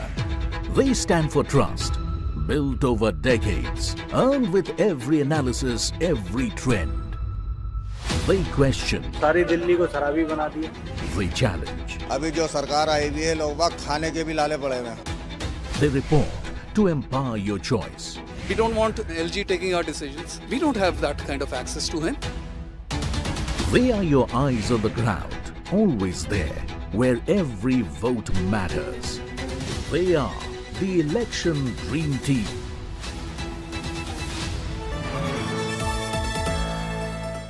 In association with Tata AIG Health Insurance. मुस्कुराए लड़खड़ाए जिंदगी चाहे जो भी हो मैं हूँ चाहे जो भी हो मैं हूँ गले से लगा बिन सोचे कल हो। सर, पेशेंट के लिए कौन सा रूम प्रेफर करेंगे आप? सर, जिंदगी भर के प्यार का कोई रेट कार्ड नहीं होता। Tata AIG health insurance, with you like family, with you always. Motorola Razr 50 Ultra comes with Google Gemini. hi, I am AI anchor Sana, bringing the top headlines for you, presented by Motorola. BJP heads for landslide victory in Delhi, BJP to form government after 27 years.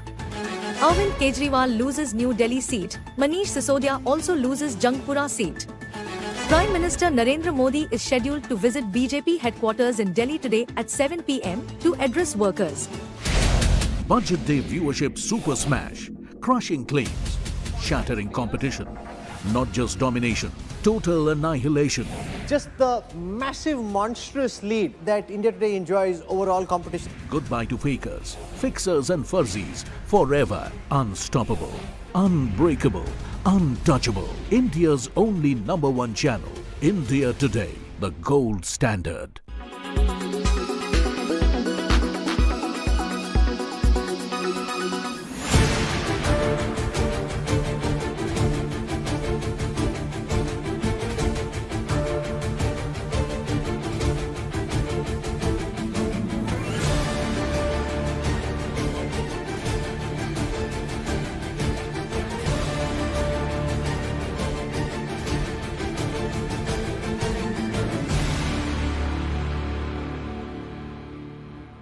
कि BJP के ऐसे कौन से मुद्दे थे जो आगे उसको लेकर के गई और आम आदमी पार्टी एकदम पीछे चली गई? भरोसा।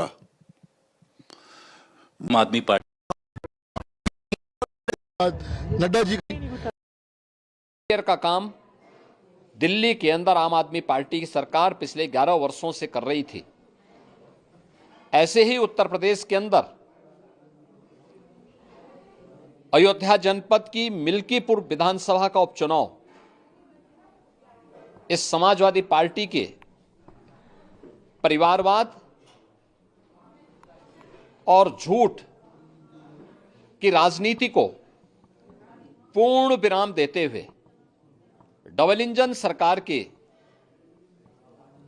सेवा, सुरक्षा और सुशासन के मॉडल को अंगीकार किया है। जनता जनार्दन ने बहुत स्पष्ट किया है कि भले ही अपने राजनीतिक स्वार्थ के लिए समाजवादी पार्टी कितना भी झूठ का सहारा क्यों न ले ले, कितना बड़ा प्रोपेगेंडा क्यों ना कर ले, लेकिन जनता जनार्दन उन्हें सबक सिखाने के लिए पूरी तत्परता के साथ कार्य कर रही है। अयोध्या का ये परिणाम लगभग 61,000 वोट से भारतीय जनता पार्टी के चंद्रभान पासवान की विजय इस बात को प्रमाणित करती है कि जनता जनार्दन का विश्वास डबल इंजन की भारतीय जनता पार्टी सरकार और प्रधानमंत्री मोदी जी के नेतृत्व में है। मैं चंद्रभान पासवान के विजयी होने पर भारतीय जनता पार्टी और सहयोगी दलों के सभी पदाधिकारियों को, अयोध्या के मिल्कीपुर विधानसभा के सभी कार्यकर्ताओं का हृदय से अभिनंदन करता हूं, बधाई देता हूं और उन्हें इस बात के लिए आश्वस्त करता हूं कि जिस all the latest information, inputs and analysis. And this is very, very interesting. Where does the victory come from? Where does the victory margin come from? So the BJP as of now at 48, leading in 48, that's up 40. The Aam Aadmi Party at 22, and that's down 40. So that spectacular shift of the Aam Aadmi Party vote has happened directly to the Bharatiya Janata Party. Now, when you look at the victory margin, because often a lot is talked about the victory margin. If the victory margin is less, the seats can go either side. But when you look at the victory margin, only 3 seats with less than 500. Of course, all 3 have gone to the BJP. Less than 1,000, just about 5 seats. One's gone to AAP, 4 to the Bharatiya Janata Party. Less than 3,000. I also want to get you those seats. 7 to the BJP, 2 to the Aam Aadmi Party. To a very large extent, it's a very decisive mandate for the Bharatiya Janata Party. I also want to get you what many people say, that some castes were not voting for the Bharatiya Janata Party. But how does that pan out? When you look at the Dalits, the Aam Aadmi Party has won 10, which is down 12. The BJP has won 13, which is up 12. So that big Dalit outreach has worked for the Bharatiya Janata Party. What about the Gujars, which was seen as a stronghold for the Bharatiya Janata Party? The outer area, the BJP has won 6, which is up 3 from last time. The Aam Aadmi Party has won 3, down. As far as the Congress Party is concerned, well, the Congress Party was at 0, remains at 0. But then they have damaged the Aam Aadmi Party in some seats. We'll talk about that also. But now when you talk about the upper caste votes, and there are 42 seats here, the BJP at 33, up 27. The Aam Aadmi Party 9, down 27. And very, very interesting matrix all over. When you take a look at, well, if you talk about the swing seats, let me also get you information on the swing seats in Delhi. But before I get you that, I want to get you the latest on what's been happening in the national capital. The Aam Aadmi Party has been swept out of power in Delhi, and how the BJP has breached the Aam Aadmi Party fortress of the national capital after 27 years. And it was a shocking defeat for Arvind Kejriwal personally in the New Delhi seat. But if you look at some of his top associates, from former Deputy Chief Minister Manish Sisodia to, of course, Atishi has won in Kalkaji, but several others who were seen as very strong. Satyendra Jain was seen as a very, very strong candidate. He's lost. Saurabh Bharadwaj has lost at Greater Kailash. Arvind Kejriwal conceded defeat. He lost to Parvesh Verma in New Delhi by a margin of about 4,000 votes. He said he accepts the mandate of the people of Delhi and will play the role of a constructive opposition. Former Deputy Chief Minister of Delhi, Manish Sisodia, he too lost the Jangpura seat to BJP's Tarvinder Singh Marwa. Again, the BJP has made a big effort to reach out to the Punjabis, to the Sikhs, once seen as strong vote base during the times of Sahib Singh Verma, and before that Madan Lal Khurana. Incidentally, Madan Lal Khurana's son has also won, and Sahib Singh Verma's son has also won. Delhi's sitting Chief Minister, now outgoing Chief Minister Atishi, one of the survivors, she managed to scrape through at Kalkaji, defeating BJP's Ramesh Biduri. All the Aam Aadmi Party biggies, they had to bite dust in these elections, and not just Arvind Kejriwal and Manish Sisodia. Saurabh Bharadwaj, for example, he lost Greater Kailash. Durgesh Pathak lost. Satyendra Jain lost. Somnath Bharti lost the Malviya Nagar seat. And these were considered strong bastions of the Aam Aadmi Party. Lots of reactions coming in. Listen in. हमने पिछले 10 साल में जनता ने जो मौका दिया हमें, उन 10 सालों में हमने बहुत सारे काम किए। शिक्षा के क्षेत्र में, स्वास्थ्य के क्षेत्र में, पानी के क्षेत्र में, बिजली के क्षेत्र में, और भी अलग अलग तरीके से लोगों को राहत पहुंचाने की कोशिश की उनकी ज़िंदगी में, और दिल्ली के इंफ्रास्ट्रक्चर को भी हमने सुधारने की कोशिश की। अब जो जनता ने हमें निर्णय दिया है, हम न केवल एक कंस्ट्रक्टिव ऑपोजिशन का रोल निभाएंगे, बल्कि हम समाज सेवा, जनता के सुख दुख में काम आना, व्यक्तिगत तौर पे जिसको भी जो ज़रूरत होगी, हम लोगों के सुख दुख में हमेशा काम आएंगे, क्योंकि हम राजनीति में कोई सत्ता के लिए नहीं आए।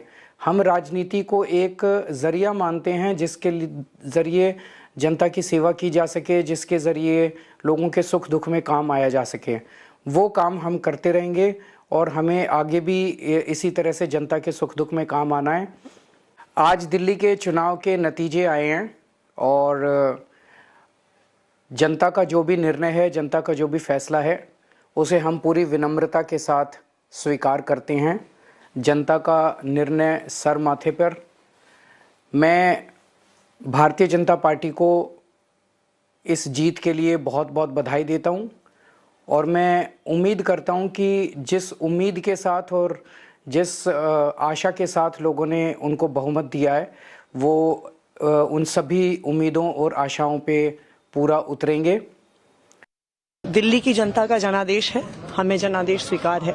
मैं अपनी सीट जीती हूँ, लेकिन ये जीत का समय नहीं है, ये जंग का समय ही है।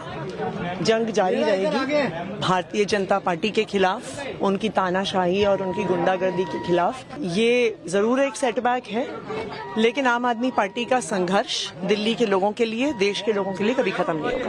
जंगपुरा विधानसभा का चुनाव हम सब कार्यकर्ताओं ने मिलकर बहुत मेहनत से लड़ा। जंगपुरा विधानसभा के लोगों ने भी बहुत प्यार, मोहब्बत, सम्मान दिया, लेकिन 600 वोट से लगभग 600 वोट से उसमें हम पीछे रह गए। तो मैं जो कैंडिडेट जीते हैं उनको बधाई देता हूं और उम्मीद करता हूं कि जंगपुरा की समस्याओं को वो हल करेंगे, जंगपुरा के लोगों की जितनी भी चीज़ें हैं उनको हल करेंगे। बाकी तो अब बाकी देखते हैं। मैं आम आदमी पार्टी के और ग्रेटर कैलाश में हमारे तमाम सपोर्टर्स, वॉलंटियर्स और डोनर्स जिन्होंने हमारे साथ कंधे से कंधा मिला के इतनी लंबी लड़ाई लड़ी, उनका बहुत शुक्रिया करना चाहूँगा और ये बताना चाहूँगा कि आप डरिएगा मत, आप हताश मत होइएगा।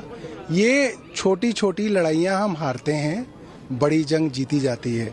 Small battles are lost to win a bigger war. So that's quite a spirited thing for Saurabh Bharadwaj to say, that they may have lost a battle, but they're still there to fight that war. Very, very interesting what that war is or would be in the days and weeks ahead, and what the Bharatiya Janata Party's priorities would be: development of Delhi or prosecution when it comes to the Sheesh Mahal case or the Delhi liquors case, and several others that the BJP wants to pursue in the days and months ahead. We put that question to Parvesh Verma. He said everything will happen simultaneously: development and prosecution to bring back funds. All that and much more on the other side of a quick break. Stay with us.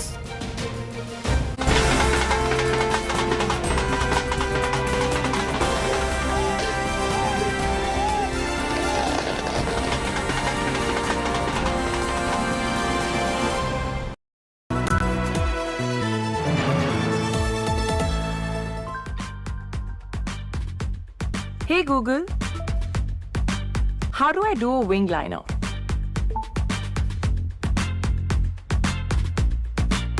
AI Ray.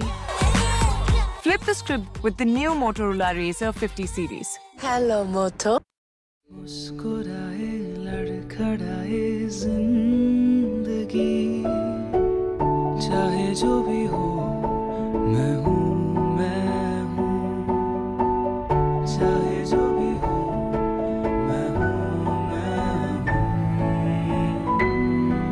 गले से लगा बिन सोचे कल हो। Sir, patient के लिए कौन सा रूम प्रेफर करेंगे आप? सर, जिंदगी भर के प्यार का कोई रेट कार्ड नहीं होता। Tata AIG health insurance, with you like family, with you always.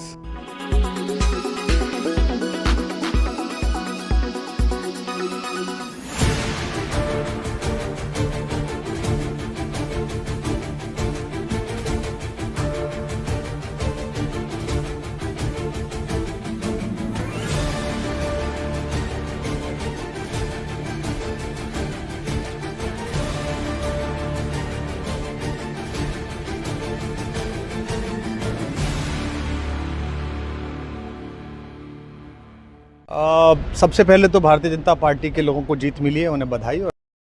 As under Arvind Kejriwal ji had not had the chance to sort of work on these issues. They say that they built schools, but if 80% of the schools that they built still have a vacant position for their principal, then what kind of schools have they built? A school is not built just from the building. A school is not built from pools, auditoriums. A school is built when the students are ready to study.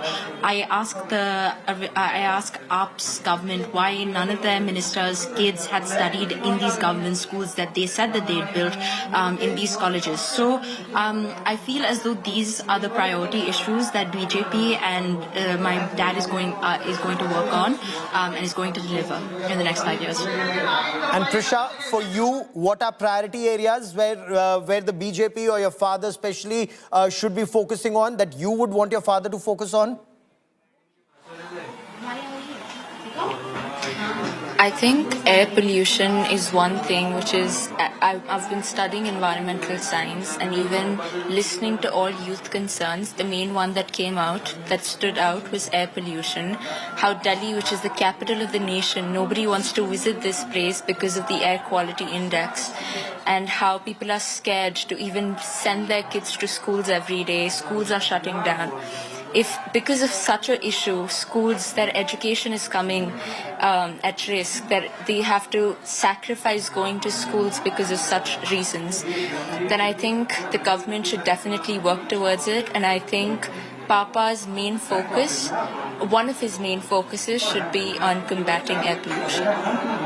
Okay. Shivan, there are those who say that the BJP may have come to power, but connecting with the youth does remain a challenge. But that is something that during the campaign, all of you worked on extensively with the BJP. A youth connect, a women connect. Kejriwal did say that women are voting for him, but I did not see that happen. I think all they want is for their families to stay intact, their families to stay close-knit. And in during COVID, when their family members were dying, he was busy releasing the liquor policy, which was instead destroying their families. And I think the youth and women have given their support to us, have put their trust in us, and we will not let them down. Okay, Sanidhi, what was the toughest part of this battle in the past 1.5 months, when your dad came home and said, it's the New Delhi seat that I have to contest on? What was it that the family went through? I would say that initially we were all quite doubtful. He had been talking about wanting to fight against Mr. Arvind Kejriwal for quite some time by then, and we were all quite stressed. But when we started door-to-door campaigning, when we started connecting with people on the ground, the confidence slowly started to build up. The people, as my sister and my brother have already pointed out, were quite sick of the AAP government and of Mr. Arvind Kejriwal ji. And so it was quite obvious that the election results were going to be positive. None of us had expected a margin of 5,000, but we would like to thank the New Delhi constituents for their support. And we promise to deliver on everything that we've talked about for the past 2 months. For joining me here on India Today. Many thanks, and wish you all the best and celebrate. How are you celebrating tonight? Sanidhi and Priya, how are you celebrating tonight? I think we're going to be celebrating with family, with friends. Right now we're celebrating with the people of New Delhi, and I think the celebrations are going to continue. We have a lot of people to thank for this moment, whether it be a party member, whether it be a family member, whether it be friends who've worked tirelessly, who've sacrificed their work for the past 2 months. So I think we're going to be celebrating with all of them, and it's going to be a fun couple of weeks before we get back to work. Okay, so enjoy your celebrations, and many thanks for joining me here on India Today. So the fact remains that Kejriwal that everybody was talking about, that Kejriwal has come crumbling and crashing down. The Aadmi Party has been swept aside by the Bharatiya Janata Party in these elections, and Arvind Kejriwal, he's just released a video. He's of course said that they accept the mandate and they will play the role of a constructive opposition. Listen in. आज दिल्ली के चुनाव के नतीजे आए हैं और जनता का जो भी निर्णय है, जनता का जो भी फैसला है, उसे हम पूरी विनम्रता के साथ स्वीकार करते हैं। जनता का निर्णय सर माथे पर। मैं भारतीय जनता पार्टी को इस जीत के लिए बहुत बहुत बधाई देता हूं और मैं उम्मीद करता हूं कि जिस उम्मीद के साथ और जिस आशा के साथ लोगों ने उनको बहुमत दिया है वो उन सभी उम्मीदों और आशाओं पे पूरा उतरेंगे। So while he talks about being a constructive opposition in Delhi, he also listed out the work that the Aam Aadmi Party did in the past 10 years for the people of Delhi. He thanked leaders and cadres and workers of the Aam Aadmi Party for putting up this spirited fight. They were hoping to return to power, even scraping through to get at least 36 to remain in power after 10 long years. Let's listen in. हमने पिछले 10 साल में जनता ने जो मौका दिया हमें, उन 10 सालों में हमने बहुत सारे काम किए। शिक्षा के क्षेत्र में, स्वास्थ्य के क्षेत्र में, पानी के क्षेत्र में, बिजली के क्षेत्र में और भी अलग अलग तरीके से लोगों को राहत पहुंचाने की कोशिश की उनकी ज़िंदगी में और दिल्ली के इंफ्रास्ट्रक्चर को भी हमने सुधारने की कोशिश की। अब जो जनता ने हमें निर्णय दिया है, हम न केवल एक कंस्ट्रक्टिव ऑपोजिशन का रोल निभाएंगे बल्कि हम समाज सेवा, जनता के सुख दुख में काम आना, व्यक्तिगत तौर पे जिसको भी जो ज़रूरत होगी हम लोगों के सुख दुख में हमेशा काम आएंगे, क्योंकि हम राजनीति में कोई सत्ता के लिए नहीं आए। हम राजनीति को एक ज़रिया मानते हैं जिसके ज़रिए जनता की सेवा की जा सके, जिसके ज़रिए लोगों के सुख दुख में काम आया जा सके। वो काम हम करते रहेंगे और हमें आगे भी इसी तरह से जनता के सुख दुख में काम आना है। मैं आम आदमी पार्टी के सभी कार्यकर्ताओं को बहुत बहुत बधाई देना चाहता हूं। वो बहुत शानदार चुनाव लड़े, बहुत मेहनत की, उन्होंने बहुत कुछ सहा इस पूरे चुनाव के दौरान। उन्होंने बहुत शानदार चुनाव लड़ा, इसके लिए मैं उन सबको, सभी कार्यकर्ताओं को बहुत बहुत बधाई देना चाहता हूं। You heard Arvind Kejriwal's words, you've heard his tone. Now hear what Arvind Kejriwal had said in 2023 when he said the BJP can never defeat the Aam Aadmi Party in this life of Prime Minister Narendra Modi or in this Janam, that BJP can never defeat the Aam Aadmi Party. You heard his tone. Now hear what Kumar Vishwas, once of the Aam Aadmi Party, describes as the arrogance of Arvind Kejriwal then. Listen in. मैं उनको कहना चाहता हूं केजरीवाल को चाहे jail में डाल दो, जेल से भी जीत जाएगी आम आदमी पार्टी की सरकार। मैं नरेंद्र मोदी जी को कहना चाहता हूं, मोदी जी इस जन्म में तो आप हमको नहीं हरा सकते दिल्ली के अंदर आम आदमी पार्टी को। आपको दूसरा जन्म लेना पड़ेगा, इस जन्म में तो नहीं हरा सकते आप आम आदमी पार्टी को दिल्ली में। मोदी जी को, बीजेपी को अब ये साफ हो गया। 2014 में हार गए विधानसभा चुनाव, 2015 में हार गए विधानसभा चुनाव, 2020 में हार गए विधानसभा चुनाव, फिर अभी एमसीडी का चुनाव हार गए। तो अब इनको ये तो पक्का हो गया भाई दिल्ली में आम आदमी पार्टी से जीत नहीं सकते, ये पक्का है। दिल्ली में ये कुछ भी कर लें, कुछ भी कर लें, दिल्ली में आम आदमी पार्टी से ये जीत नहीं सकते। There's an old saying, pride goes before the fall. BJP, of course, has finally conquered the national capital. The BJP swept Delhi after 27 long years. It's been swept into power. The Aam Aadmi Party has been swept out. The BJP finally managed to breach what was seen as the Aam Aadmi Party fortress for the past 10 years, decimating Arvind Kejriwal, defeating him in the New Delhi seat. In fact, except Atishi, some of the top leaders of the Aam Aadmi Party have lost elections, whether it's the former Deputy Chief Minister Manish Sisodia in Jangpura or even Saurabh Bharadwaj in Greater Kailash. The BJP won the middle-class dominated seats of West Delhi, East Delhi, South Delhi. Outer Delhi is one area where the BJP is won in a big way. The Aam Aadmi Party is now leading in 23 seats. The Congress nowhere in the picture. Prime Minister Narendra Modi is set to meet party workers at the BJP headquarters for a victory celebration that happens at 7 this evening. 2025 election results is a huge turnaround for the BJP that had won only 3 seats in 2015 elections and could increase it only to 8 seats in the 2020 elections. जीत का श्रेय है दिल्ली की जनता को सारी नई दिल्ली के मतदाताओं को। जीत का श्रेय है हमारे दुनिया के सबसे लोकप्रिय नेता आदरणीय श्री नरेंद्र मोदी जी को, जिनकी ऊपर में दिल्ली के लोगों ने विश्वास जताया। जीत का श्रेय हमारे पार्टी के राष्ट्रीय अध्यक्ष आदरणीय श्री जेपी नड्डा जी को। जीत का श्रेय है हमारे गृह मंत्री आदरणीय श्री अमित शाह जी को और तमाम उन लाखों कार्यकर्ताओं को पार्टी के जिन्होंने जी जान से मेहनत करी है। तो सभी को बहुत बहुत हृदय से बधाई। कितना टफ ये कैंपेन रहा, आपने कई सारी चीजें कही, कई सारे वादे किए। अरविंद केजरीवाल ने आप पर पर्सनल अटैक्स भी काफी किए कि पैसे बांट रहे, काफी चीजें हो रही है, क्या कहेंगे, कितना टफ रहा ये कैंपेन? मैं यही कहूंगा, छोड़ो कल की बातें, कल की बात पुरानी, नए दौर में लिखेंगे मिलकर नई कहानी। आपने कहा था शीश महल में बीजेपी का मुख्यमंत्री नहीं जाएगा, तो क्या ऐसा होगा? अभी मैंने कहा था और ऐसा होना भी चाहिए। पार्टी का विधायक दल, पार्टी की लीडरशिप तय करेंगे कि कौन हमारा मुख्यमंत्री होगा। तो जो मुख्यमंत्री बनेगा मैं उन तक अपनी बात को पहुंचाऊंगा। हम अगले मुख्यमंत्री से बात कर रहे हैं।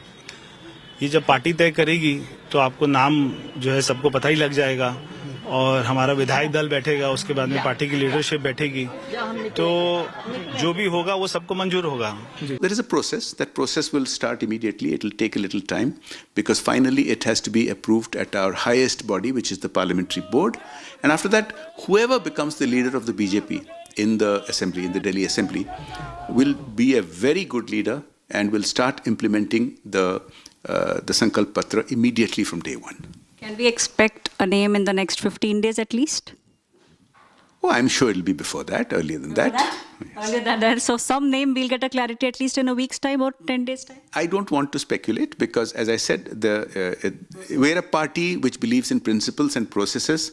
And although I'm a member of the team, as an individual, I should not be making any comments. It'll go through the process and the parliamentary board will decide. मारवा साहब, आपके समर्थक बहुत देर से इंतजार कर रहे थे, बहुत बहुत बधाई और धुआंधार जीत। ये इनकी जीत है, जो हमारे कार्यकर्ता, मैं भी एक कार्यकर्ता हूँ भारतीय जनता पार्टी का। जिस दिन मोदी जी ने स्टेटमेंट दे दी थी, रैली कर दी थी, उस दिन पूरी दिल्ली में एक संदेशा चला गया था मोदी जी का, और इसीलिए मैं बार बार कह रहा था हम 2/3 मेजोरिटी से आएंगे। वो पूरा हुआ और केजरीवाल भी भारी मतों से हारा, सिसोदिया भी भारी मतों से हारा। अभी चेहरा था क्योंकि डिप्टी सीएम रहा है 11 साल, तो चेहरा करके ठीक है। आपको लगता है मोदी जी आए उसका ज्यादा असर हुआ? मोदी जी और अमित शाह जी भी आए, उसका बड़ा असर पड़ा लोगों में। जो अमित शाह जी कह के गए उसी दिन कह दिया था कि मैं जीत रहा हूँ। अब तो मुस्कुरा दो। नहीं मुस्कुरा देंगे। अच्छा ये बताइए, अरविंद केजरीवाल के बाद सबसे बड़ा,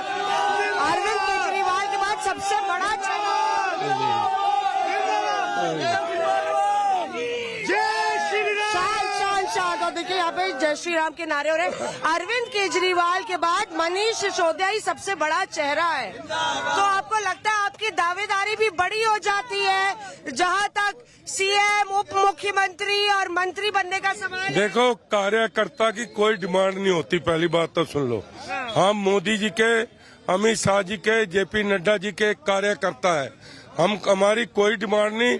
मैं तो यही शुक्रिया करता हूँ भाई अमित शाह जी का, नरेंद्र मोदी जी का और जेपी नड्डा जी का, जिन्होंने मुझे इस काबिलियत समझा कि मुझे मनीष सिसोदिया के खिलाफ उतारा, क्योंकि और भी बड़े चेहरे थे लेकिन उन्होंने विश्वास दिखाया। गढ़ था आम आदमी पार्टी का जंग, गढ़ था, लगातार गढ़ था।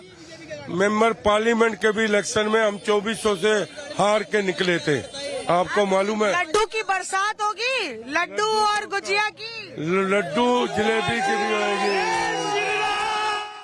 मिल्कीपुर विधानसभा उपचुनाव का परिणाम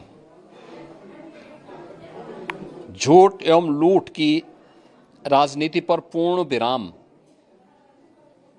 का स्पष्ट संकेत कर रही है। आदरणीय प्रधानमंत्री श्री नरेंद्र मोदी जी के नेतृत्व में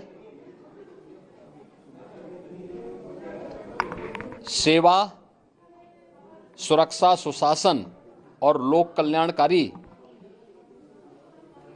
जो कार्य पिछले 11 वर्षों से निरंतर चल रहे हैं,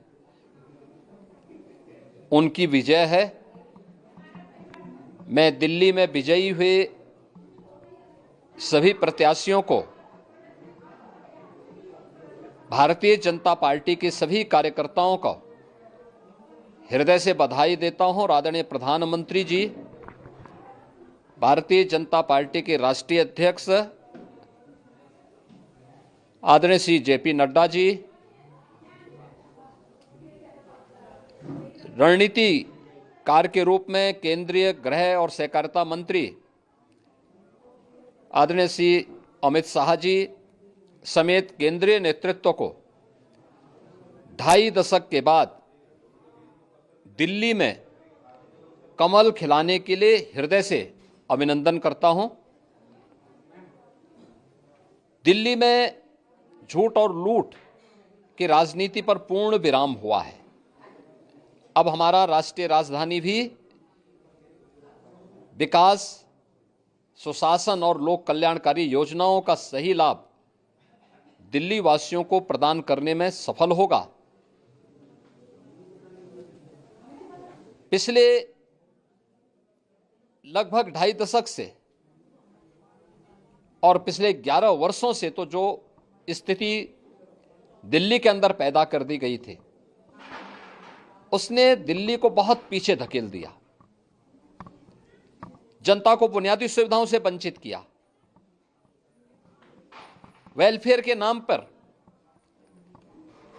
वास्तविक जो लोक कल्याणकारी योजनाएं थी उनसे जनता को वंचित रख करके जिस प्रकार की लूट और झूठ की राजनीति को प्रश्रय दिया, उसका पर्दाफाश हुआ। अब हम कह सकते हैं मां यमुना के तट पर बसी हुई दिल्ली विकास का रसास्वादन करेगी और दिल्ली वासियों को उन सभी वेलफेयर स्कीम का लाभ प्राप्त हो पाएगा जिसमें बैरियर का काम दिल्ली के अंदर आम आदमी पार्टी की सरकार पिछले 11 वर्षों से कर रही थी। ऐसे ही उत्तर प्रदेश के अंदर अयोध्या जनपद की मिल्कीपुर विधानसभा का उपचुनाव इस समाजवादी पार्टी के परिवारवाद और झूठ की राजनीति को पूर्ण विराम देते हुए डबल इंजन सरकार के सेवा, सुरक्षा और सुशासन के मॉडल को अंगीकार किया है। जनता जनार्दन ने बहुत स्पष्ट किया है कि भले ही अपने राजनीतिक स्वार्थ के लिए समाजवादी पार्टी कितना भी झूठ का सहारा क्यों न ले ले, कितना बड़ा प्रोपेगेंडा क्यों ना कर ले, लेकिन जनता जनार्दन उन्हें सबक सिखाने के लिए पूरी तत्परता के साथ कार्य कर रही है। अयोध्या का ये परिणाम लगभग 61,000 वोट से भारतीय जनता पार्टी के चंद्रभान पासवान की विजय इस बात को प्रमाणित करती है कि जनता जनार्दन का विश्वास डबल इंजन की भारतीय जनता पार्टी सरकार और प्रधानमंत्री मोदी जी के नेतृत्व में है। मैं चंद्रभान पासवान के विजयी होने पर भारतीय जनता पार्टी और सहयोगी दलों के सभी पदाधिकारियों को, अयोध्या के मिल्कीपुर विधानसभा के सभी कार्यकर्ताओं का हृदय से अभिनंदन करता हूं, बधाई देता हूं और उन्हें इस बात के लिए आश्वस्त करता हूं कि जिस विश्वास के साथ उन्होंने डबल इंजन की भारतीय जनता पार्टी पर विश्वास जताया है, उनकी आशा और अपेक्षाओं पर ये डबल इंजन की भारतीय जनता पार्टी सरकार खरा उतरेगी और झूठ और लूट की राजनीति को हमेशा के लिए पूर्ण विराम देने के लिए दिल्ली और उत्तर प्रदेश के चुनावों ने जो परिणाम दिए हैं और सचमुच अभिनंदनीय हैं और एक सुखद भविष्य की ओर हमें ले जाने के लिए एक नई प्रेरणा भी प्रदान कर रहे हैं।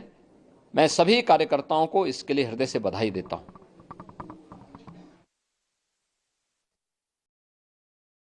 कि सबसे पहले तो मैं दिल्ली की जनता का धन्यवाद करूंगा, अपने मोती नगर के परिवारजनों का धन्यवाद करूंगा, मेरे ऊपर जिन्होंने आशीर्वाद दिया, मेरे पिताजी, हमारे मोदी जी का आशीर्वाद, अमित शाह जी का आशीर्वाद, नड्डा जी का आशीर्वाद, उनकी ब्लेसिंग, उनका जो स्नेह रहा, उनके लिए मैं उन सबको बहुत बहुत धन्यवाद करता हूं। जिस प्रकार से सब लोग दिल्ली के अंदर भी और मेरी मोती नगर विधानसभा के अंदर भी कार्यकर्ता भी लगे रहे, उनका भी दिल से बहुत बहुत धन्यवाद। ये जीत जो है जनता की जीत है और जिस प्रकार से उन्होंने एक जो जिम्मेवारी सौंपी है उसको हम निश्चित तौर के ऊपर अच्छी तरह निभाएंगे। So Arvind Kejriwal had asked voters of Delhi before the elections, vote for me if you think I am Kattar, Imandar or absolutely honest, and he's been voted out of power. The people of Delhi have spoken. The government meanwhile has just issued a clarification. The government has said that rumors are being spread that the Delhi Secretariat has been sealed off. These reports are incorrect. These reports are mischievous. The Delhi Secretariat is functioning as normal. It's functioning in a normal manner as it was functioning earlier. It is being ensured, and the sting is in the tail. Hear the government statement. It is being ensured that no official papers, no files, no records, no data, no laptop, no computers, no hard drives, etc. are being removed by anyone from any of the offices in the Delhi Secretariat, and safety and security of all official records is being ensured. The cooperation in this regard from all concerned is solicited. That's the statement that comes in from the government on reports that the Secretariat had been sealed after Arvind Kejriwal's Aam Aadmi Party lost elections, reduced to 22, leading or won in 22 of the 70 seats, as 87.4% of all polls voted have been counted so far. Lot of reactions that are coming in from across the national capital. We'll get to those reactions. We'll also tell you in greater detail the significance of BJP's victory in Ayodhya, in Milkipur. And you just heard Uttar Pradesh Chief Minister Yogi Adityanath talk about it. He campaigned extensively even in Delhi. Much, much more on the other side of a short break. Stay with us.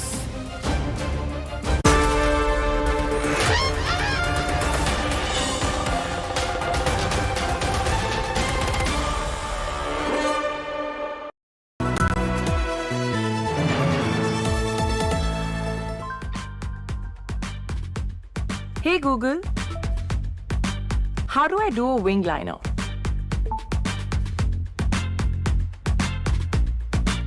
AI Ray. Flip the script with the new Motorola Razr 50 series. Hello, Moto. They decode the complex, making sense of the battle for power. They stand for trust, built over decades, earned with every analysis, every trend. They question. सारी दिल्ली को शराबी बना दिया. They challenge. अभी जो सरकार आई हुई है, लोग बाग खाने के भी लाले पड़े हुए हैं. They report to empower your choice. We don't want LG taking our decisions. We don't have that kind of access to him. They are your eyes on the ground, always there, where every vote matters. They are the election dream team.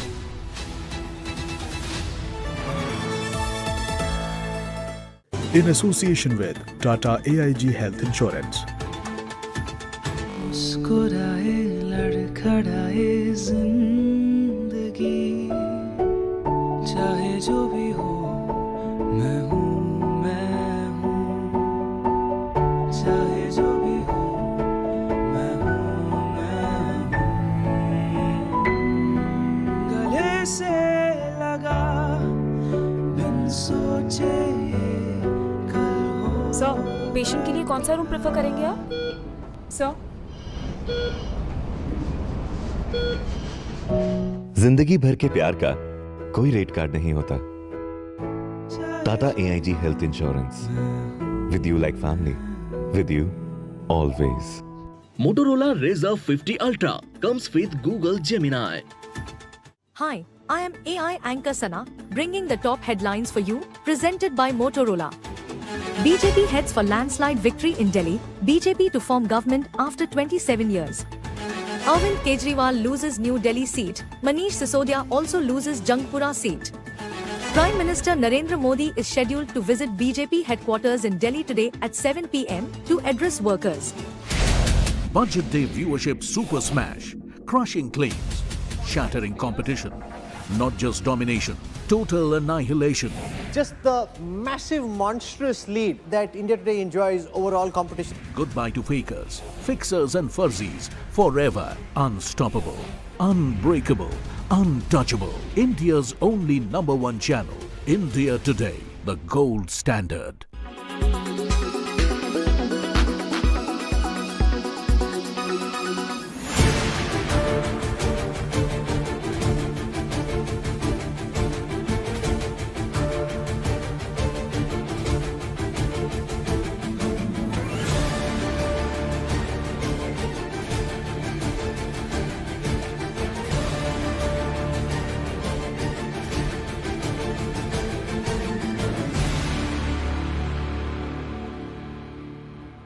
कि BJP के ऐसे कौन से मुद्दे थे जो आगे उसको लेकर के गई और आम आदमी पार्टी एकदम पीछे चली गई? भरोसा। मोदी जी के बातों पे लोगों को भरोसा, एक ही मूल मंत्र था। लोगों का भरोसा उठ गया था और मोदी जी के बातों पर लोगों को भरोसा हुआ। इन चुनावों में जिस तरीके से आपने देखा कि लगातार प्रचार हुआ, आम आदमी पार्टी ने अलग अलग तरीके के आरोप लगाए, आप लोगों ने भी उनके ऊपर भ्रष्टाचार और शीश महल का आरोप लगाया, क्या उसकी वजह से जनता कन्विंस हुई जिस तरीके के रिजल्ट्स आ रहे हैं? देखिए, जो भी हो, ये केवल नैरेटिव बनाने का काम करते थे। पहला मुख्यमंत्री होगा कि दिन में उनके टीम रोज 3 बार 4 बार मीडिया के सामने आता था सरकारी चीजों को लेकर के, और जमीन पर कुछ नहीं। न मोहल्ला क्लिनिक था, क्लिनिक अगर है तो डॉक्टर नहीं, डॉक्टर है तो दवा नहीं, स्कूल मॉडल बना नहीं, पानी लोगों को मिला नहीं, जो बेसिक चीज था वो मिला नहीं, तो मोदी जी पे भरोसा किया।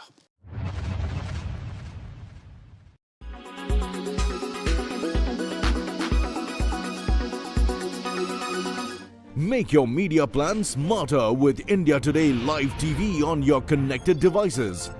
Amplify your brand with 100 million smart internet viewers. To advertise, mail us at sales@aajtak.com.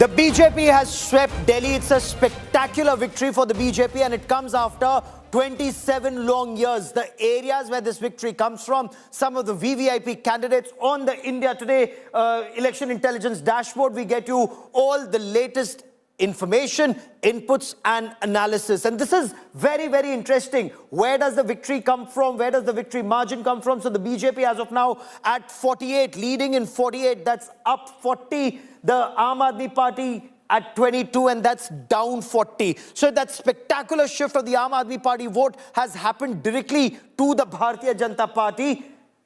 Now, when you look at the victory margin, because often a lot is talked about the victory margin, if the victory, the headlines at 4.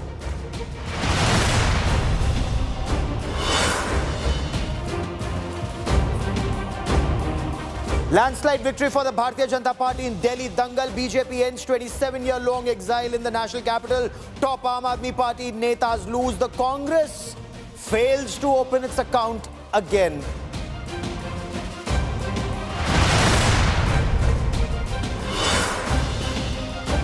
Arvind Kejriwal loses his 3-time bastion New Delhi by a margin of 4,089 votes. BJP's Parvesh Verma wins the New Delhi seat, emerges as a giant slayer. मैं आम आदमी party के सभी कार्यकर्ताओं को बहुत बहुत बधाई देना चाहता हूं। वो बहुत शानदार चुनाव लड़े, बहुत मेहनत की। मैंने कमाल नहीं किया, ये तो प्रधानमंत्री नरेंद्र मोदी जी का कमाल है कि दिल्ली वालों ने उनके ऊपर विश्वास जताया है।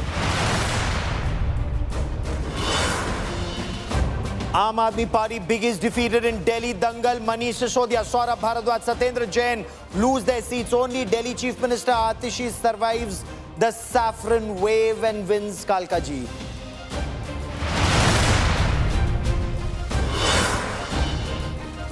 Prime Minister Narendra Modi hails the BJP landslide in Delhi, says development and good governance won and Jan Shakti is supreme. Set to celebrate BJP's blockbuster victory at BJP headquarters tonight.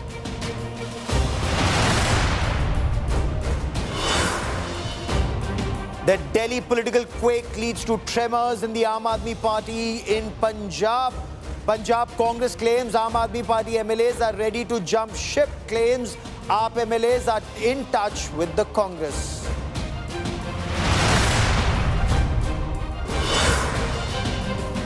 BJP wins the prestige battle against the Samajwadi Party in Uttar Pradesh's Milkipur by-polls. BJP's Chandrabhan Paswan beats Samajwadi Party's Ajit Prasad in that crucial Ayodhya contest.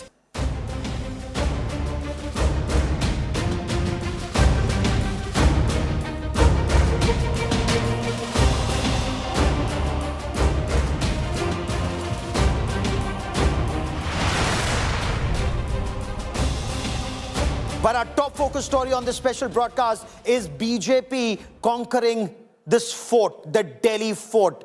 The Red Fort is finally in BJP's control after 27 long years. So all the election battles that the BJP fought when Madan Lal Khurana was the chief minister, when Sahib Singh Verma was the chief minister, when Sushma Swaraj was briefly the chief minister, and then there was a 15-year-long drought when the Congress was in power with Sheila Dikshit, and then another 10-year-long drought for the BJP when Arvind Kejriwal of the Aam Aadmi Party was in power. And how? But this time, Delhi voted for change. And in this broadcast, in this special broadcast, we will show you how that vote for change has been almost all across Delhi, in every part of the national capital, and not restricted just to outer Delhi or some pockets of South Delhi, as was initially being said. And also the, the class divide, as some seem to want to put it. There's an overwhelming vote that has come for the BJP, winning 48 of the 70 seats. Over the course of the next 1 hour, we get you all those details. Of course, Arvind Kejriwal, as Chief Minister, or as former Chief Minister of Delhi and as the convener of the Aam Aadmi Party, he said he conceded defeat. He said they'd worked hard. He said they will play the role of a constructive opposition. The BJP, of course, it won the middle-class dominated seats, whether it was in West Delhi, where the BJP has done exceptionally well, Punjabi-dominated seats, some of the Sikh seats, the BJP's Sikh candidates have also done extremely well, and that's something that the BJP is talking about extensively. They've done well in Central Delhi, they've done well in New Delhi, and not just New Delhi seat, but overall in the New Delhi area, which was again seen as a stronghold of the Aam Aadmi Party. Defeating Arvind Kejriwal in the New Delhi seat was seen as a tall order for Parvesh Verma initially. When we spoke to him in the run-up to these elections, he said it was a tough battle. He conceded it was a very tough battle that was given to him. But then he said when he had approached, when he was called by the Union Home Minister Amit Shah, he said, give me a contest which would be a tough seat to win so that I can prove my mettle, I can show you I can deliver. The Aam Aadmi Party has been restricted to 22 seats this time. The Congress nowhere in the picture even this time. Of course, to an extent, Sandeep Dikshit can say that he managed to get revenge. He was able to defeat the insult, the abuse that his mother, late Sheila Dikshit, was subjected to, because the votes that he polled played a critical role in Arvind Kejriwal losing the New Delhi seat. Right now, we'll show you images of what's happening at the Bharatiya Janata Party headquarters. Mega celebrations have been planned, and this was where the BJP gave it its all at every stage to win the 70 seats. All 70 seats were seen as independent battles. The BJP brought in their big guns. Uttar Pradesh Chief Minister Yogi Adityanath, he was called to Delhi, he was called to campaign. He's seen as a popular icon of the Hindus and what many describe as the Hindutva vote. He campaigned extensively. Prime Minister Narendra Modi campaigned. Union Home Minister Amit Shah, they campaigned extensively, and their effort was to go after every single seat in Delhi. Let's get you lots of reactions that are coming in, including Arvind Kejriwal conceding defeat.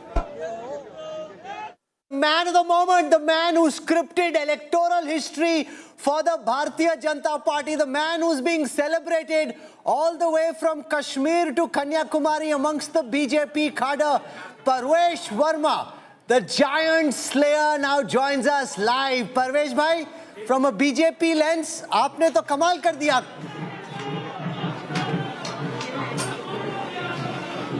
Sir, मैंने कमाल नहीं किया. ये तो प्रधानमंत्री नरेंद्र मोदी जी का कमाल है कि दिल्ली वालों ने उनके ऊपर विश्वास जताया है. जो उन्होंने देश में काम किए, दिल्ली में काम किए, ये कमाल है हमारे पार्टी के राष्ट्रीय अध्यक्ष आदरणीय जेपी नड्डा जी का. ये कमाल है हमारे गृह मंत्री आदरणीय श्री अमित शाह जी का, जिन्होंने दिल्ली में सारे चुनाव की कमान अपने हाथ में ली है. ये कमाल है दिल्ली के पार्टी के कार्यकर्ताओं का, जिन्होंने जी जान मेहनत करी है. और ये कमाल है दिल्ली वासियों का, जिन्होंने एक अच्छी सरकार बनाई है. कई सारे लोगों को लगता है कि तुक्का है, आपने ऐसे ही हरा दिया. उनको मालूम नहीं कि पिछले एक महीने में आपने कितना काम किया नई दिल्ली में. तो थोड़ा बिहाइंड द सीन्स, पर्दे के पीछे की कहानी बताएं कि आपको कब बताया गया गृह मंत्री द्वारा कि दिल्ली जाना है, आपका शुरू में क्या रिएक्शन था, कैसे आपने जमीन तैयार की जो कि आज लोगों को वो इमारत दिखाई दे रही है. देखिए, अभी मैं आपको 2 मिनट में तो सारी राम कथा नहीं बता सकता हूं, मगर आपके साथ में कभी बैठूंगा आपके चैनल पे, फिर आपको विस्तार से बताऊंगा. मगर पार्टी ने मेरे को 2 महीना पहले बता दिया था कि आपको लड़ना है नई दिल्ली, और मैंने काफ़ी तैयारी करी और यहाँ के कार्यकर्ताओं ने काफ़ी जो है मेहनत करी. और सबसे बड़ी बात है कि प्रधानमंत्री मोदी जी का जो यहाँ के लोगों ने उनके ऊपर विश्वास जताया, ये सबसे बड़ी बात थी. कई सारे बीजेपी के कार्यकर्ता सोचते हैं कि केजरीवाल को हराने के बाद अगले मुख्यमंत्री के लिए सबसे प्रबल दावेदारी आपकी है. मन में थोड़े थोड़े लड्डू, थोड़ी अनिश्चितता कि बना भी सकते हैं, काट भी सकते हैं, क्या होगा, क्या आपके दिलो दिमाग में क्या चल रहा है?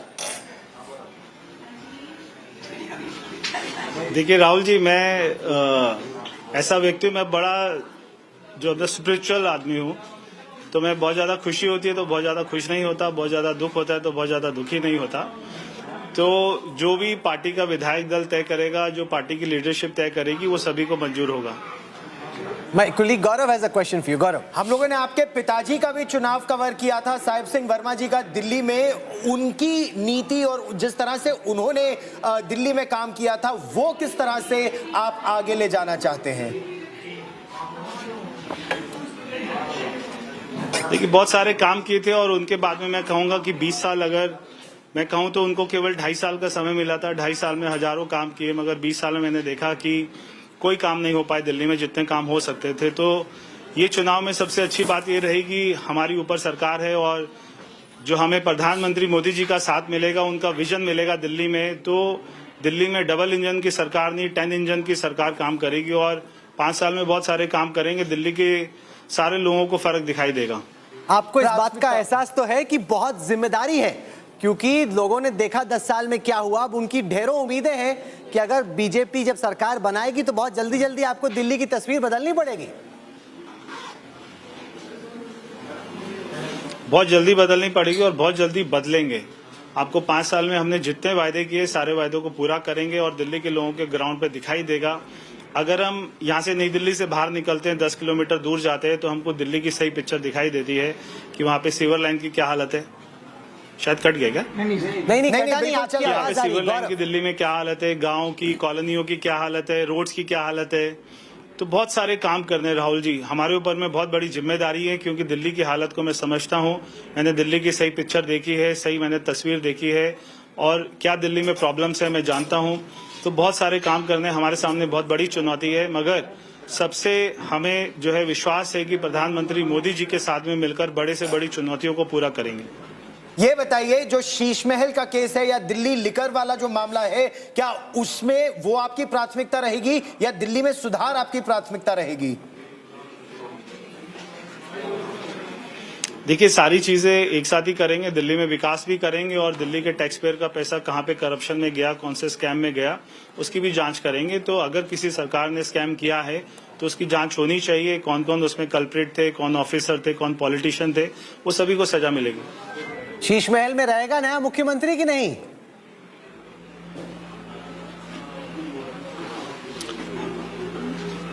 मेरे से पूछेंगे तो नहीं रहना चाहिए।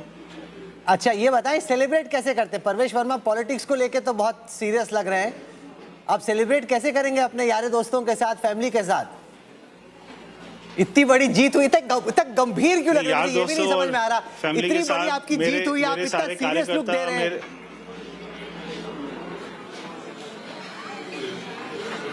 मैंने कहा राहुल भाई कि देखिए, ये जो होता है ना, जीत और सुख दुख ये चलता रहता है जीवन में। मैंने कहा कि बहुत ज्यादा कोई वो होती है, खुशी होती है तो ज्यादा खुशी होना भी ठीक नहीं है, बहुत ज्यादा दुख हो तो दुख होना भी ठीक नहीं है, क्योंकि बहुत सारे काम करना है। मुझे केवल इस बात की चिंता है।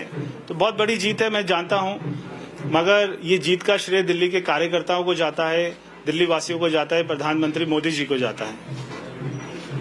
क्या एमसीडी आपके लिए चुनौती रहेगी? क्योंकि इस समय जब अरविंद केजरीवाल मुख्यमंत्री थे और बीजेपी एमसीडी में थी तो कहते थे सहयोग नहीं मिल रहा है, या फिर एलजी का सहयोग नहीं मिल रहा है, केंद्र का नहीं मिल रहा है। आपके साथ वो वाली प्रॉब्लम्स तो नहीं रहेंगी, लेकिन एमसीडी?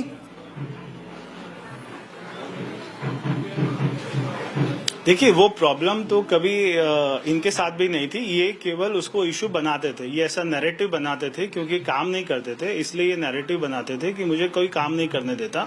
ऐसी बिल्कुल कोई बात नहीं है। चाहे वो एलजी साहब हो, चाहे प्रधानमंत्री जी हो, सभी चाहते दिल्ली में विकास हो, क्योंकि दोनों यहीं तो रहते हैं। तो दिल्ली में अच्छे काम होंगे, ये हमारी प्राथमिकता है। दिल्ली को वर्ल्ड कैपिटल जैसे होती है वैसी कैपिटल बनाएंगे ताकि दिल्ली वासियों को गर्व हो। So you heard Parvesh Verma there in conversation with Rahul Kamal and I, where he said it will be a multi-pronged offensive to make Delhi a world-class capital. At the same time, they will also go after cases of corruption or alleged corruption. There are two cases where the BJP wants to concentrate on. One, in what is now notoriously known as the Sheesh Mahal in Delhi, and then of course is the liquor scam investigation. So a twin-pronged offensive. But what's the bigger picture? What's that message that comes out of Delhi when you look at these seats? 22 to the Aam Aadmi Party, that's minus 40. 48 for the BJP, that's up 40 seats. But for the Congress, it remains a big zero.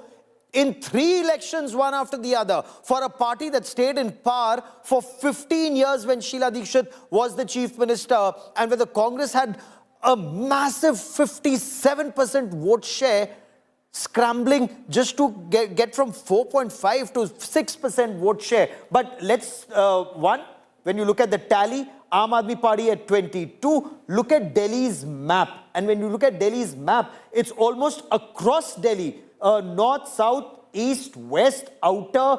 It's only pockets either in east or New Delhi area where the Aam Aadmi Party has been able to retain some of those seats. Aam Aadmi Party at 22, down 40. BJP at 48, up 48. This is when 92.6% votes have already been cast. Let's take a look at the flipboard. What did Delhi look like before elections of the 70 seats and what it will look like now in the Delhi Assembly? This is how Delhi has voted saffron very decisively. If you look at the historical seats, this is how the BJP was able to increase its vote share. 2013, it had 32 seats, came down to just 3 in 2015, 8 in 2020, 48 in 2025. And look at Congress, 8 in 2013, 0, 0, and once again a 0 in 2025. The Aam Aadmi Party from 28, it just spectacularly shot up to 67 of 70 seats in 2015. Almost repeated history with 62 of 70 in 2020. But 2025, Delhi voters said 10 years plus has been long enough.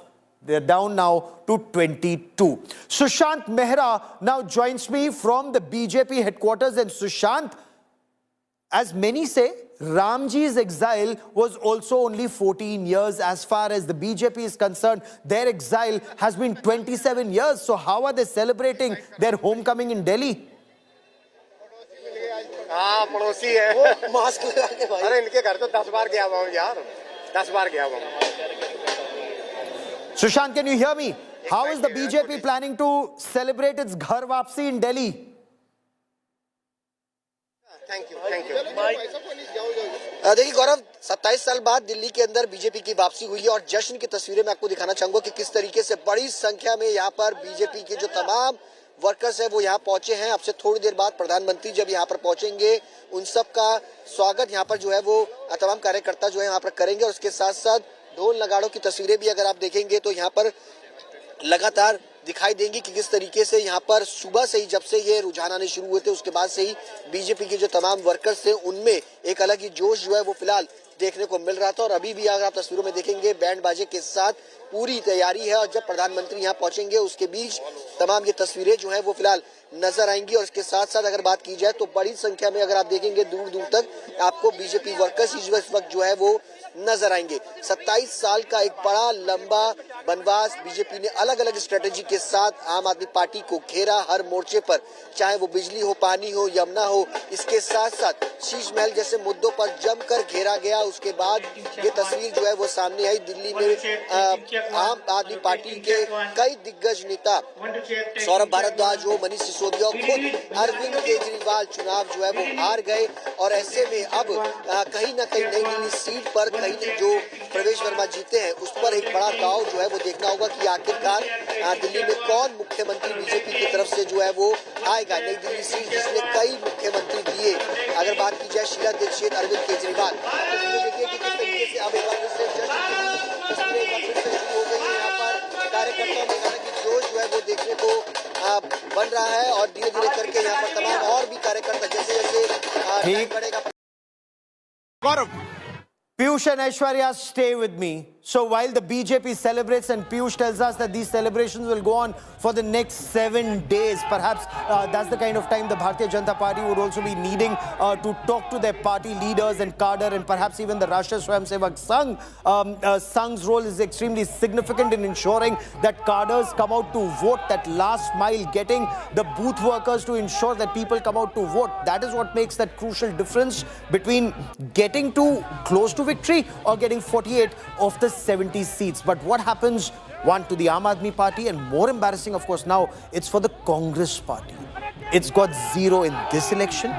It got 0 in the 2020 elections. It got 0 in the 2015 elections. So 3 elections on a trot. The Congress hasn't been able to open its account after ruling Delhi for 15 long years. Huge embarrassment. Not just for the Gandhi family, also for the Congress President Mallikarjun Kharge. The Congress faced yet another electoral disaster in the national capital. Third wipeout. The India bloc is in disarray. Does the India bloc still stay? India bloc members are fighting with each other. For some reason, everyone's blaming the Congress party. The Samajwadi party is blaming the Congress party. In fact, in Jammu and Kashmir, Chief Minister Omar Abdullah, he put out a tweet, he put out a message indicating that this infighting will only lead to disaster. Now, when you talk about Sandeep Dikshit, Congress party leader Sandeep Dikshit, for him, it was a prestige battle.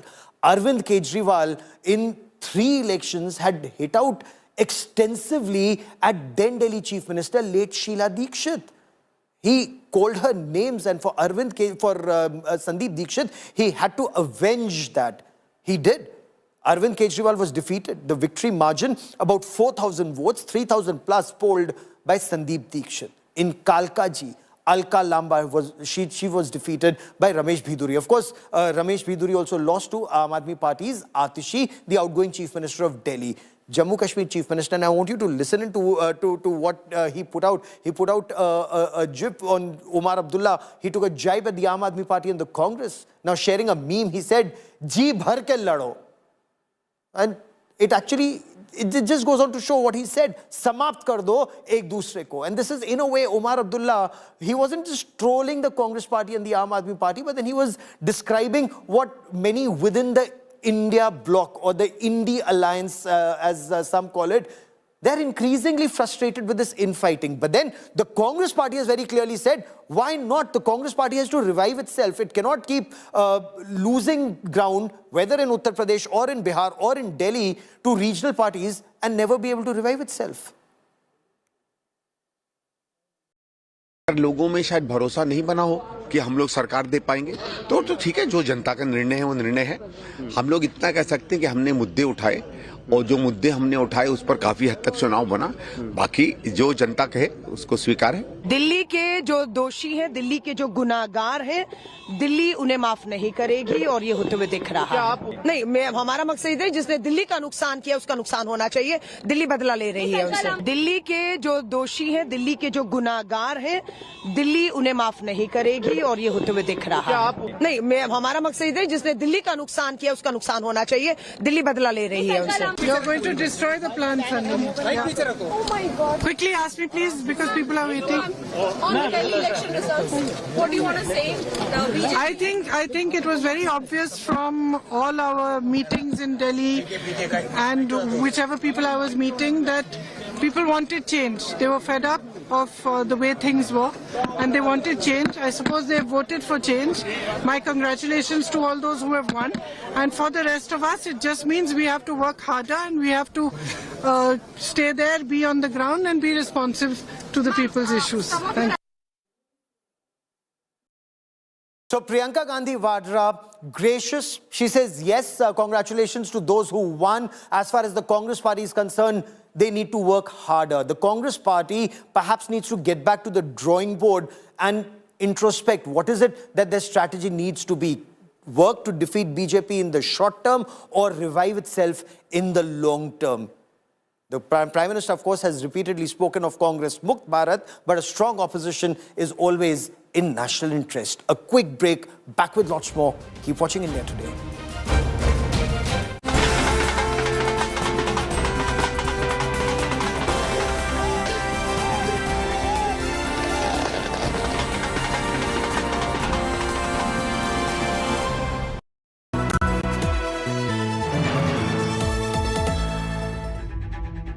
Decode the complex, making sense of the battle for power. They stand for trust, built over decades, earned with every analysis, every trend. They question. सारी दिल्ली को शराबी बना दिया। They challenge. अभी जो सरकार आई हुई है, लोग बाग खाने के भी लाले पड़े हुए हैं। They report to empower your choice. We don't want LG taking our decisions. We don't have that kind of access to him. They are your eyes on the ground, always there, where every vote matters. They are the election dream team.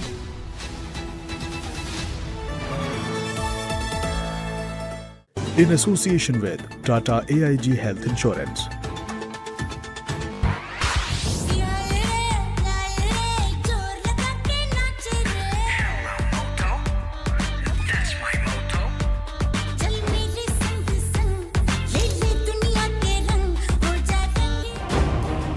Landslide victory for the Bharatiya Janata Party in Delhi. Dangal. BJP ends 27-year-long exile in the national capital. Top Aam Aadmi Party netas lose. The Congress fails to open its account again.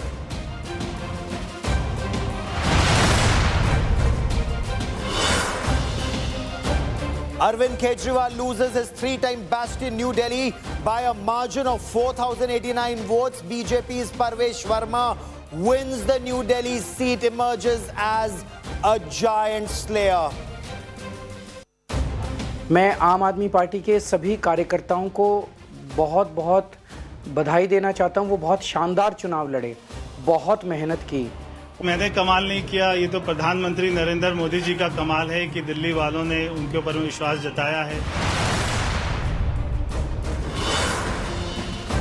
Aam Aadmi Party biggest defeated in Delhi. Dangal. Manish Sisodia, Saurabh Bharadwaj, Satyendra Jain lose their seats. Only Delhi Chief Minister Atishi survives the saffron wave and wins Kalkaji.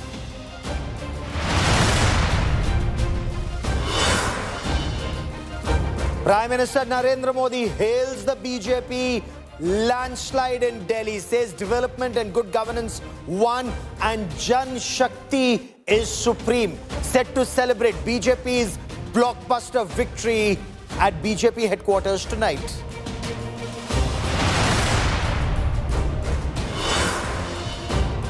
The Delhi political quake leads to tremors in the Aam Aadmi Party in Punjab. Punjab Congress claims Aam Aadmi Party MLAs are ready to jump ship, claims AAP MLAs are in touch with the Congress.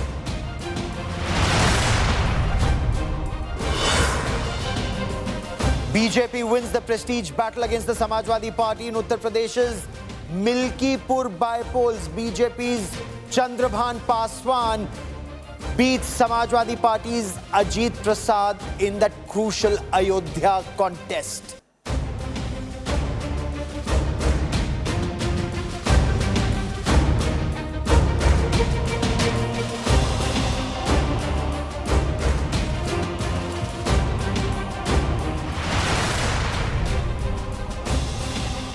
But our top focus story on this special broadcast is BJP conquering this fort, the Delhi fort. The red fort is finally in BJP's control after 27 long years. So all the election battles that the BJP fought when Madan Lal Khurana was the chief minister, when Sahib Singh Verma was the chief minister, when Sushma Swaraj was briefly the chief minister, and then there was a 15-year-long drought when the Congress was in power with Sheila Dikshit, and then another 10-year-long drought for the BJP when Arvind Kejriwal of the Aam Aadmi Party was in power. And how? But this time, Delhi voted for change. And in this broadcast, in this special broadcast, we will show you how that vote for change has been almost all across Delhi, in every part of the national capital, and not restricted just to outer Delhi or some pockets of South Delhi, as was initially being said. And also the, the class divide, as some seem to want to put it. There's an overwhelming vote that has come for the BJP, winning 48 of the 70 seats. Over the course of the next 1 hour, we get you all those details. Of course, Arvind Kejriwal, as Chief Minister, or as former Chief Minister of Delhi and as the convener of the Aam Aadmi Party, he said he conceded defeat. He said they'd worked hard. He said they will play the role of a constructive opposition.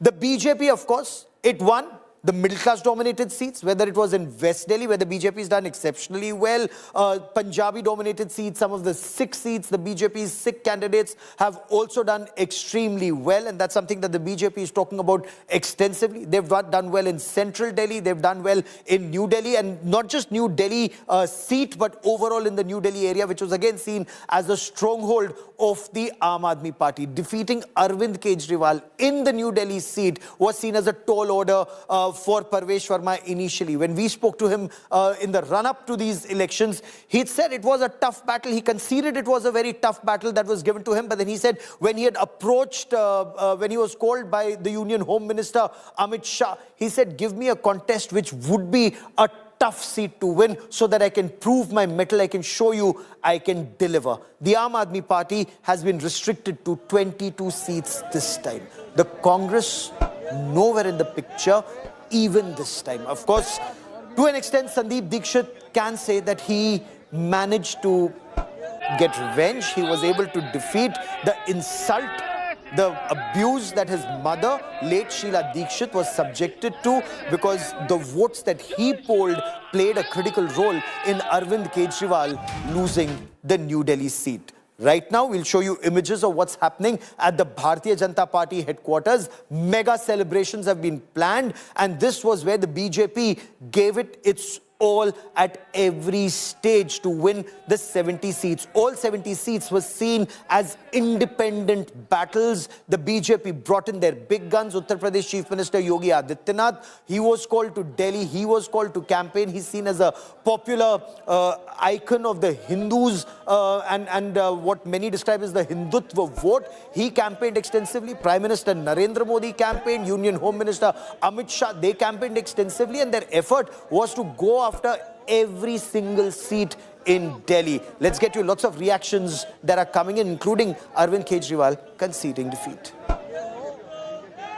man of the moment, the man who scripted electoral history for the Bharatiya Janata Party, the man who's being celebrated all the way from Kashmir to Kanyakumari amongst the BJP cadre, Parvesh Verma, the giant slayer, now joins us live. Parvesh bhai, from a BJP lens, आपने तो कमाल कर दिया.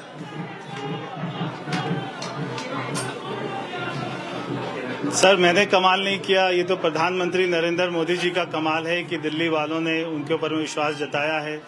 जो उन्होंने देश में काम किए, दिल्ली में काम किए, ये कमाल है हमारे पार्टी के राष्ट्रीय अध्यक्ष आदरणीय जेपी नड्डा जी का.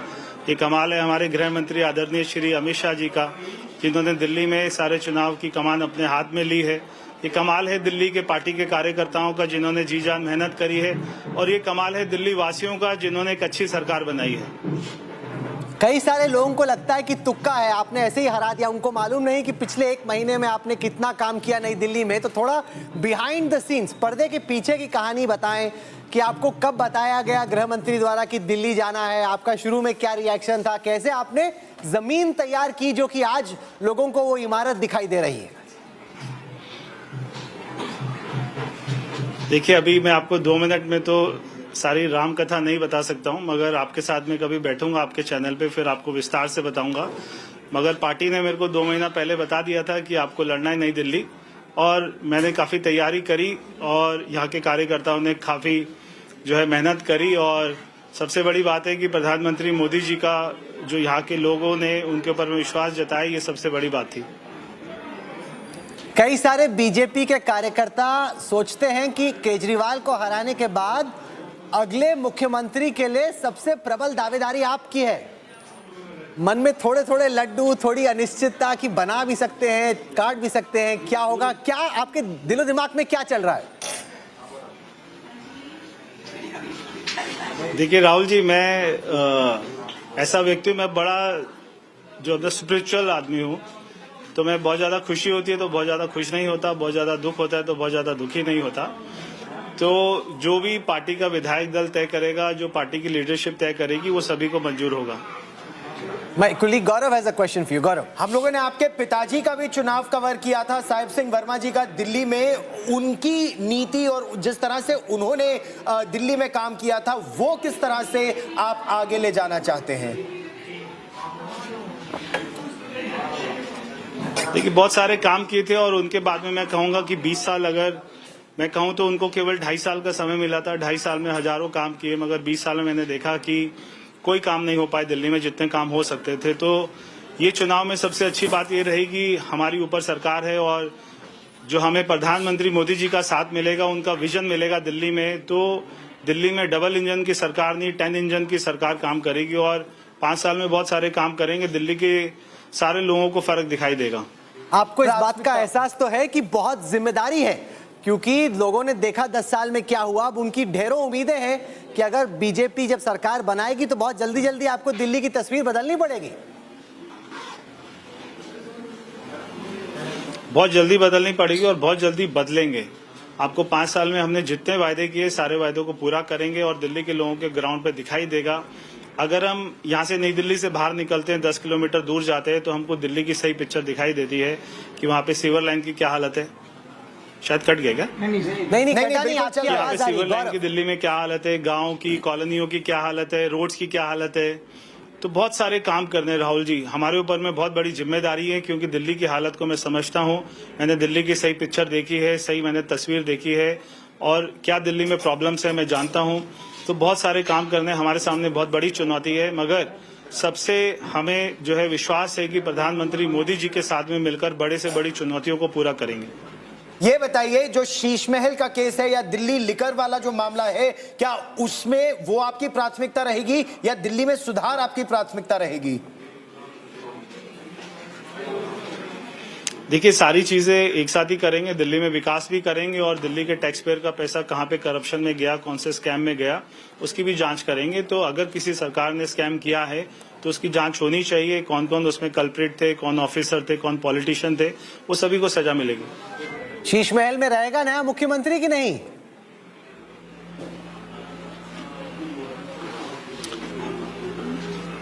मेरे से पूछेंगे तो नहीं रहना चाहिए.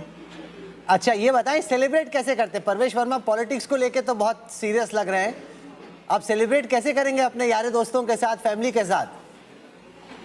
इतनी बड़ी जीत हुई, इतना गंभीर क्यों लग रहा है? ये भी नहीं समझ में आ रहा। इतनी बड़ी आपकी जीत हुई, आप इतना सीरियस लुक दे रहे हैं।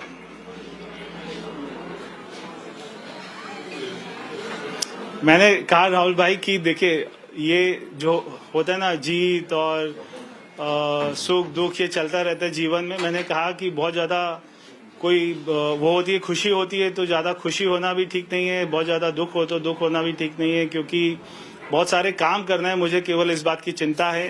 तो बहुत बड़ी जीत है मैं जानता हूं, मगर ये जीत का श्रेय दिल्ली के कार्यकर्ताओं को जाता है, दिल्ली वासियों को जाता है, प्रधानमंत्री मोदी जी को जाता है। क्या एमसीडी आपके लिए चुनौती रहेगी? क्योंकि इस समय जब अरविंद केजरीवाल मुख्यमंत्री थे और बीजेपी एमसीडी में थी तो कहते थे सहयोग नहीं मिल रहा है, या फिर एलजी का सहयोग नहीं मिल रहा है, केंद्र का नहीं मिल रहा है। आपके साथ वो वाली प्रॉब्लम्स तो नहीं रहेंगी, लेकिन MCD?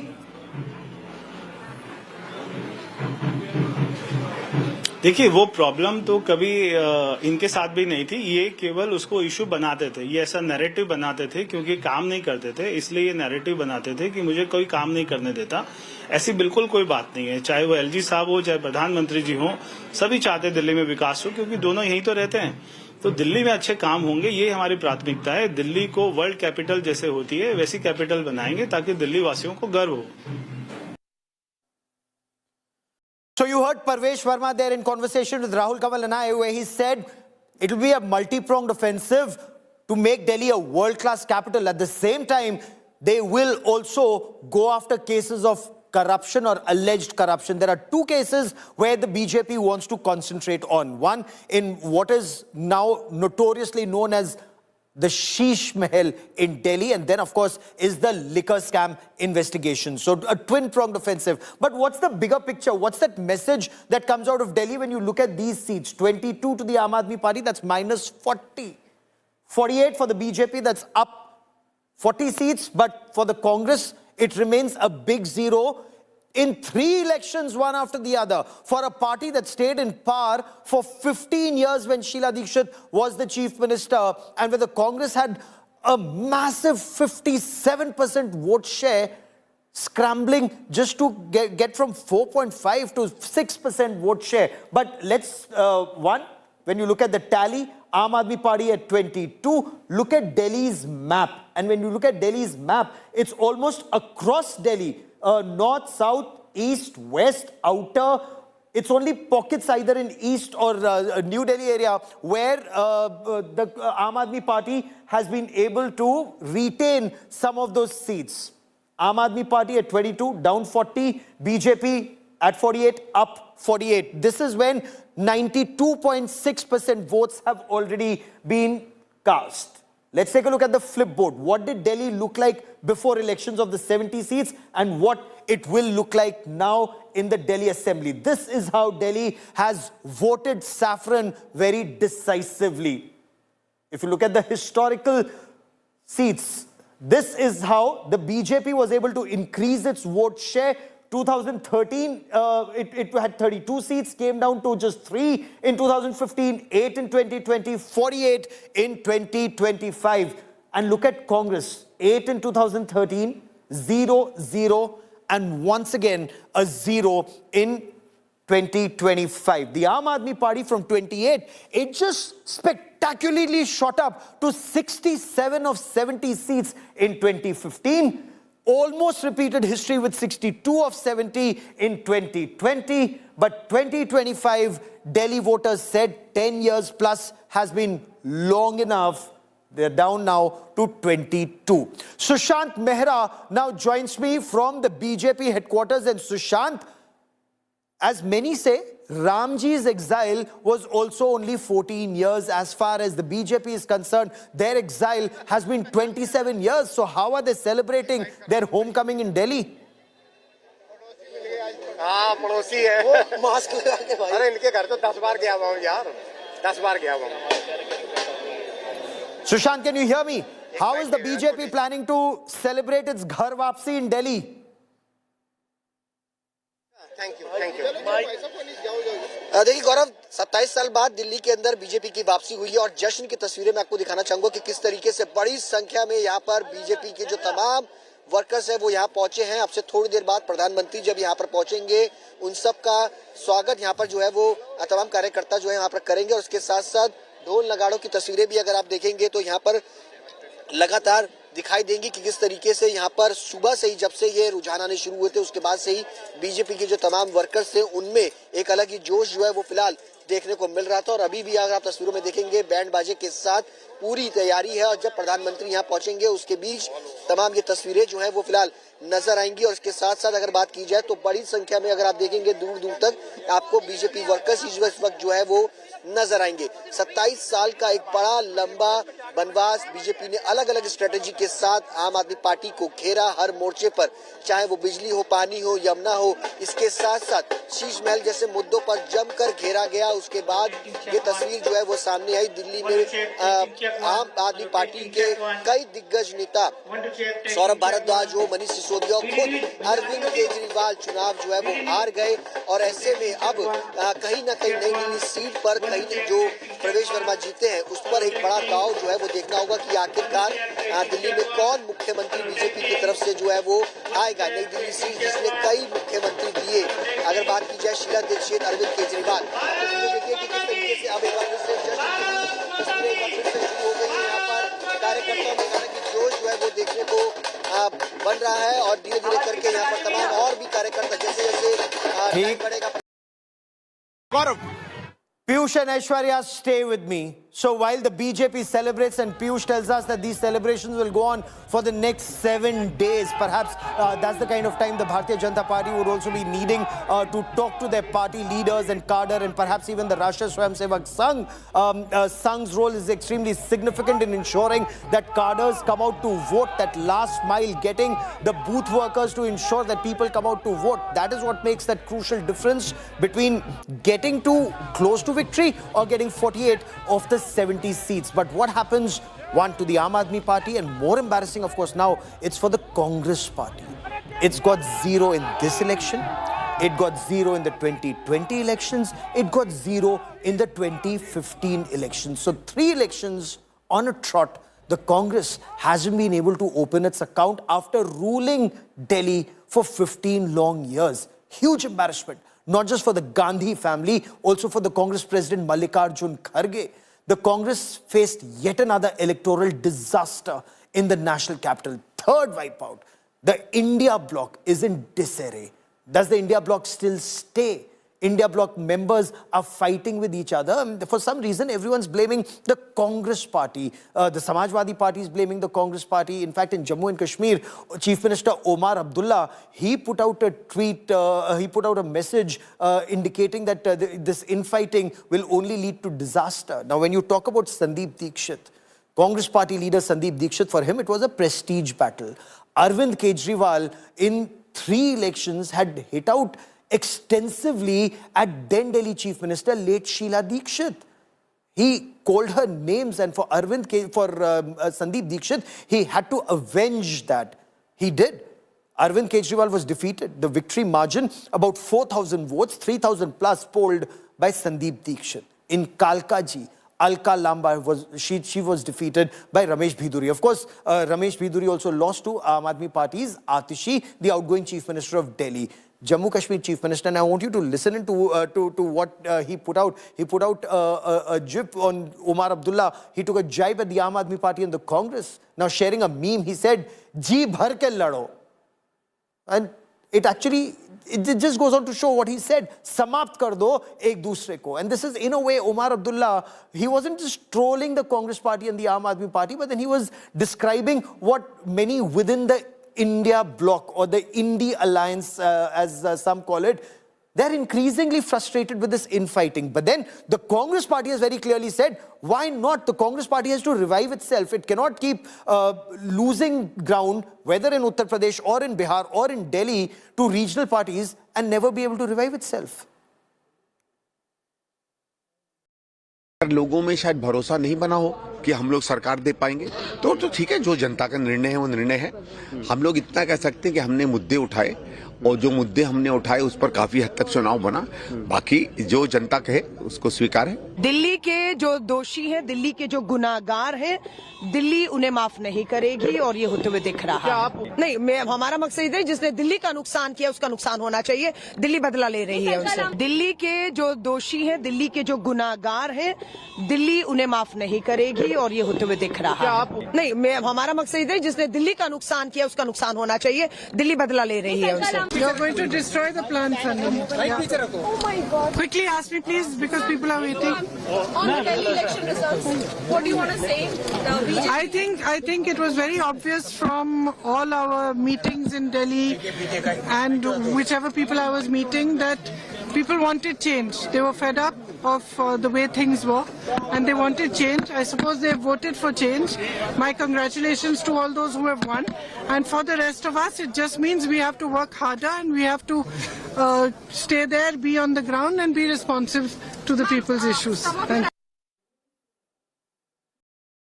So Priyanka Gandhi Vadra, gracious, she says yes, congratulations to those who won. As far as the Congress party is concerned, they need to work harder. The Congress party perhaps needs to get back to the drawing board and introspect. What is it that their strategy needs to be? Work to defeat BJP in the short term or revive itself in the long term? The Prime Minister, of course, has repeatedly spoken of Congress Mukt Bharat, but a strong opposition is always in national interest. A quick break, back with lots more. Keep watching India Today.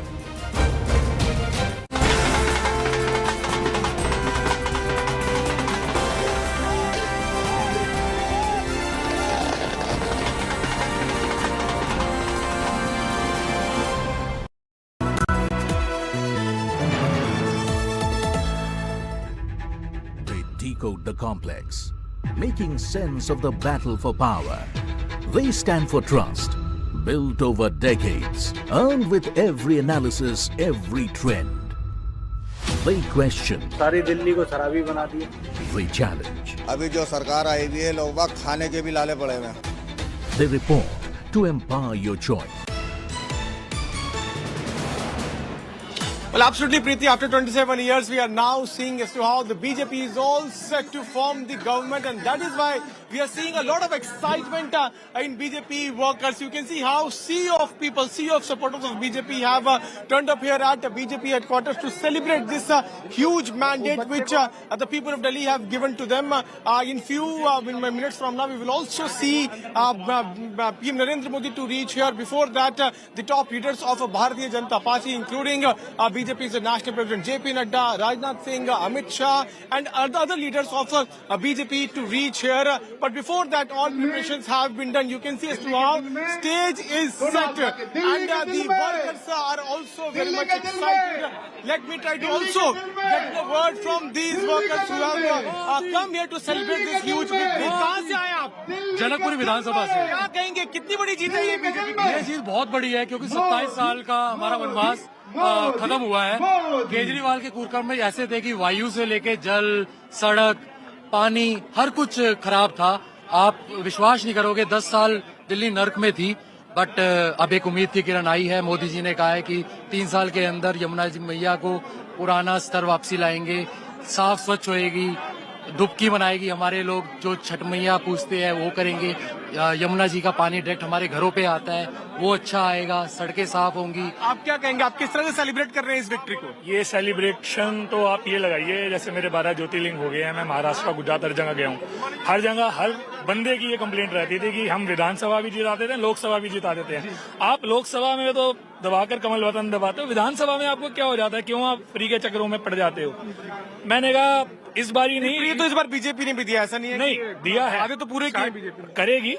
BJP झूठी राजनीति नहीं करती है। उन्होंने 2500 बोला है और specifically बोला, ये नहीं बोला हर महिला को देंगे। उसका एक ड्राफ्ट आएगा, जो भी आएगा जैसे भी आएगा सबके सामने आएगा।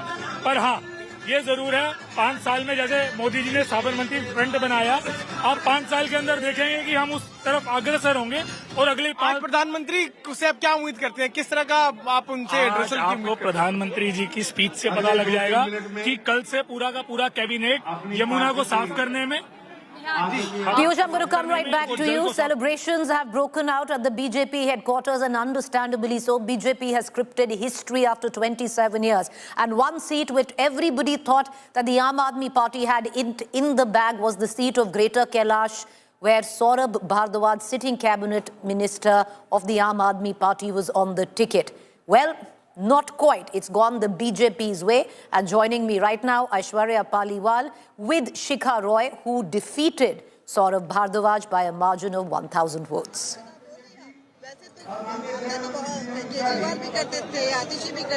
Well, Preeti, let me start by showing you the kind of support that Shikha Roy has got over here. So many people, all of them with the victory sign back here.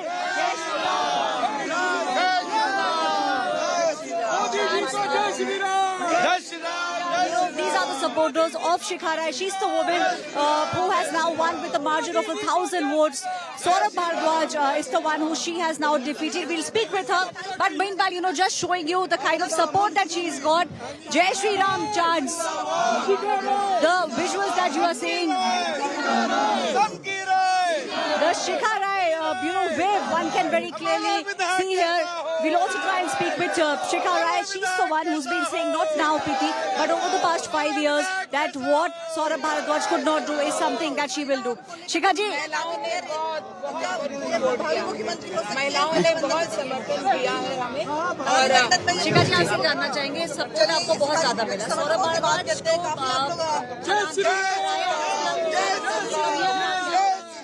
क्या कह रहे हैं दुनिया क्या रही सौरभ भारद्वाज देखिए उन्होंने कोई इस तरह का काम नहीं किया था अपने इलाके में जो हमारी बेसिक एमिनिटीज हैं कहीं उसमें इंप्रूवमेंट होती कोई डेवलपमेंट में होती कोई इंफ्रास्ट्रक्चर एमएलए की ज्यूरिसडिक्शन में आने वाले काम नहीं करते थे कॉस्मेटिक काम करते थे यहाँ आई लव जीके लिखा दो यहाँ बेंचेस रखवा दो यहाँ झूले बनवा दो दैट्स ऑल तो पीपल वांटेड वर्क उनको काम चाहिए उनकी ऑलरेडी जो उनके पास फैसिलिटीज थी वो तक खत्म हो गई थी तो इसलिए लोगों ने खुद मन बनाया था कि अब हमें चेंज करना है So what are the challenges ahead of you? Big things that you will do. There are lot of challenges as far as work is concerned because इतना बैकलॉग छोड़ के गए हैं इतने गड्ढे हैं कि सोचना पड़ेगा कहाँ से शुरू करें लेकिन मुझे पूर्ण विश्वास है हमारे राष्ट्रीय नेतृत्व के गाइडेंस के अंदर हम लोग जल्द से जल्द विकास की गति पर दौड़ेंगे विकास की गति पर दौड़ेंगे this is what you are hearing most of the candidates also speaking here and the jeet and the support is very very visible and clear सत्ते पे सत्ते की जीत is what the people at the moment are saying and this place let me tell you the BJP headquarters Preeti is filled with supporters and with flags of the Bharatiya Janata Party. Well, understandably so, Aishwarya, because, what I'm going to do is, just for a moment, I'm going to reflect on our election intelligence dashboard and exactly what Aishwarya just said, that the kind of people that have come to the BJP headquarters this time is unprecedented because, viewers, this win for the Bharatiya Janata Party has been unprecedented. And why I say that, one just needs to take a look at what the history has been. Looking at the seats and the vote share, when they look at the historical chart of how the vote share, where it came down from 2008 to all the way to 2025, the BJP practically stuck at 39%. In 2008, they had a 36%, which came down and rose up again in 2020, but they just couldn't crack it. This time around, at 47%, just 3% ahead of Aam Aadmi Party, they have scripted a spectacular win. Just look at the vote share chart and how the Congress has completely decimated, just lifting up 2% from a paltry 4% of where it stood. So even though the vote share margin was just 3% between the Aam Aadmi Party as well as the BJP, look how it's translated into seats, sweeping the national capital practically with 48 leads right now. We're going to cut across and get our viewers an understanding on what it really means for the BJP, a ghar wapsi of sorts after 27 full years.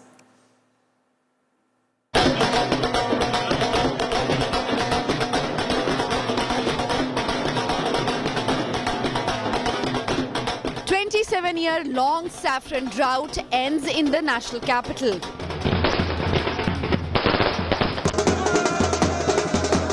The Bharatiya Janata Party conquers Delhi.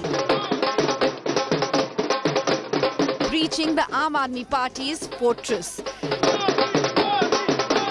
Decimating former Chief Minister Arvind Kejriwal, BJP leader Parvesh Verma emerged as a giant slayer.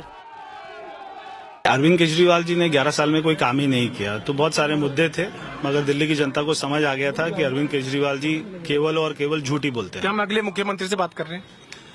ये जब party तय करेगी तो आपको नाम जो है सबको पता ही लग जाएगा, और हमारा विधायक दल बैठेगा, उसके बाद में पार्टी की लीडरशिप बैठेगी, तो जो भी होगा वो सबको मंजूर होगा। The BJP won middle-class dominated seats across West Delhi, East Delhi, South Delhi, Central Delhi and New Delhi. आज नरेंद्र मोदी जी 27 साल का बनवास आपने कटवा दिया। केजरीवाल तो गए, केजरीवाल का पॉलिटिकल करियर भी खत्म है, केजरीवाल जेल में भी जाएंगे। जो पैसा कमाया तो इसको एंजॉय कर लें, और उनके पास सब कुछ नहीं बचा सिवाय पैसे के, और पैसे को एंजॉय करें। The BJP's double-engine sarkar is all set to roll into the national capital.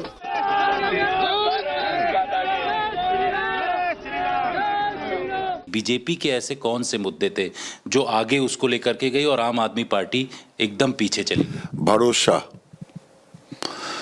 Modi ji के बातों पे लोगों को भरोसा, एक ही मूल मंत्र था। लोगों का भरोसा उठ गया था और मोदी जी के बातों पर लोगों को भरोसा हुआ। जिस शहर को साफ पानी न मिले वो 1 साल भ्रमित हो सकती है, 2 साल भ्रमित हो सकती है, 3 साल भ्रमित हो सकती है, चौथी बार तो नहीं हो सकती। तो दिल्ली की जनता उस भ्रम से निकल चुकी है। साफ पानी चाहिए उसको, साफ हवा चाहिए, साफ यमुना चाहिए। The party celebrating the grand saffron sweep.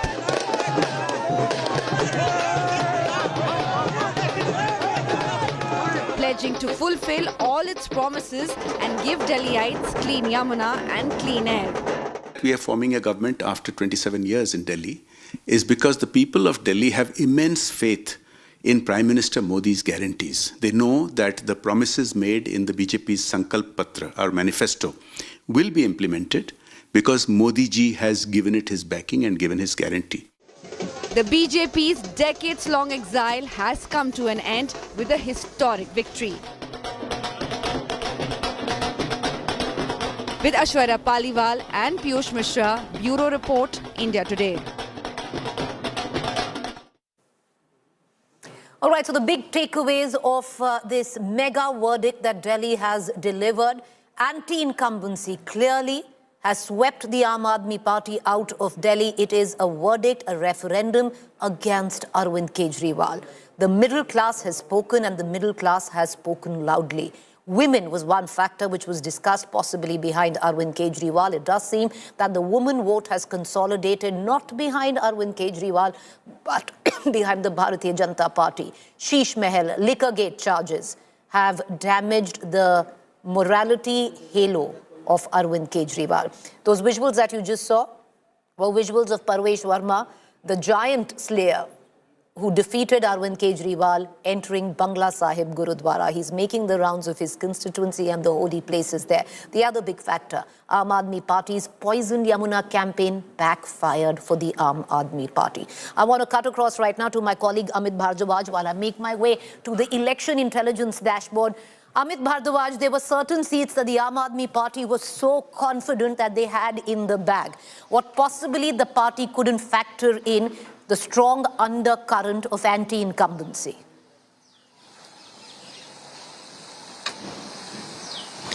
Right, Preeti. You know, I had said while sharing these details with you as well that given any situation, Aam Aadmi Party could actually not go below 30 seats. And the reason behind that particular assessment was that Aam Aadmi Party believed that there are nearly 31 to 32 seats which are their safe seats, and they were fighting for the victory margin on these seats. And hence they thought, you know, anything can happen, but they cannot go below 30, as well as the majority mark is in their favor. But what happened is that if you decode only 3 constituencies, just look at the situation in Greater Kailas. Saurabh Bhardwaj, a local boy who was favorite in Chirag, Delhi, because he was someone who was extremely accessible and who used to get vote bank of the BJP in the Vidhan Sabha election, BJP supporters in the Vidhan Sabha election. What has happened this time around is that the trend that we saw, and which I had discussed with you as well, is that the upper economic strata people coming out in big numbers this time around and casting their vote on the issues of core civic body issues, as well as very loudly indicating that they are forced to come out of their homes and vote for the BJP. And so it has impacted Saurabh Bhardwaj's electoral fate as well.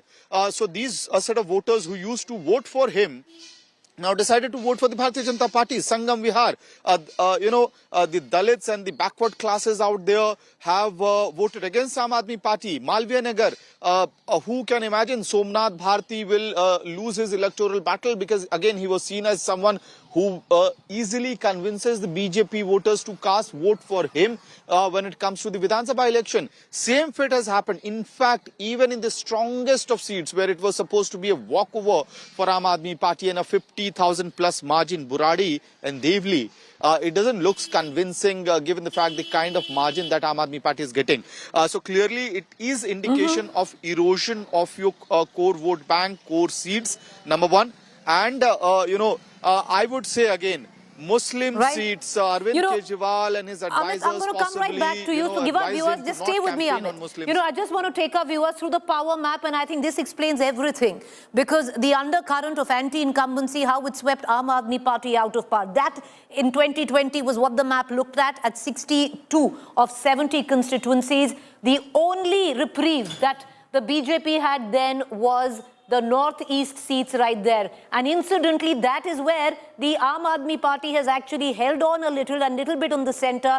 Everywhere else, it's seemingly a washout.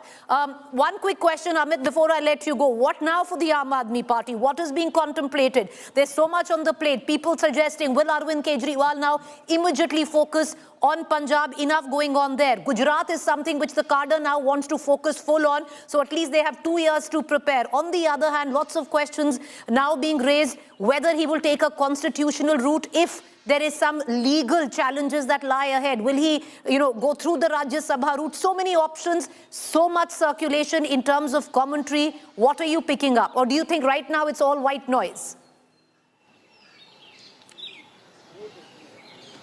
Preeti, first of all, they also need to think about the question as to why his advisors, recommended him not to campaign in the Muslim-dominated seats of the national capital, and what is the end game that they achieved out of it. And why I'm referring to it, because now the elections that are coming up, the organizational expansion that needs to be done, that will be a recurring theme for Arvind Kejriwal, whether to go back to his original politics or keep on playing the soft Hindutva politics that he has,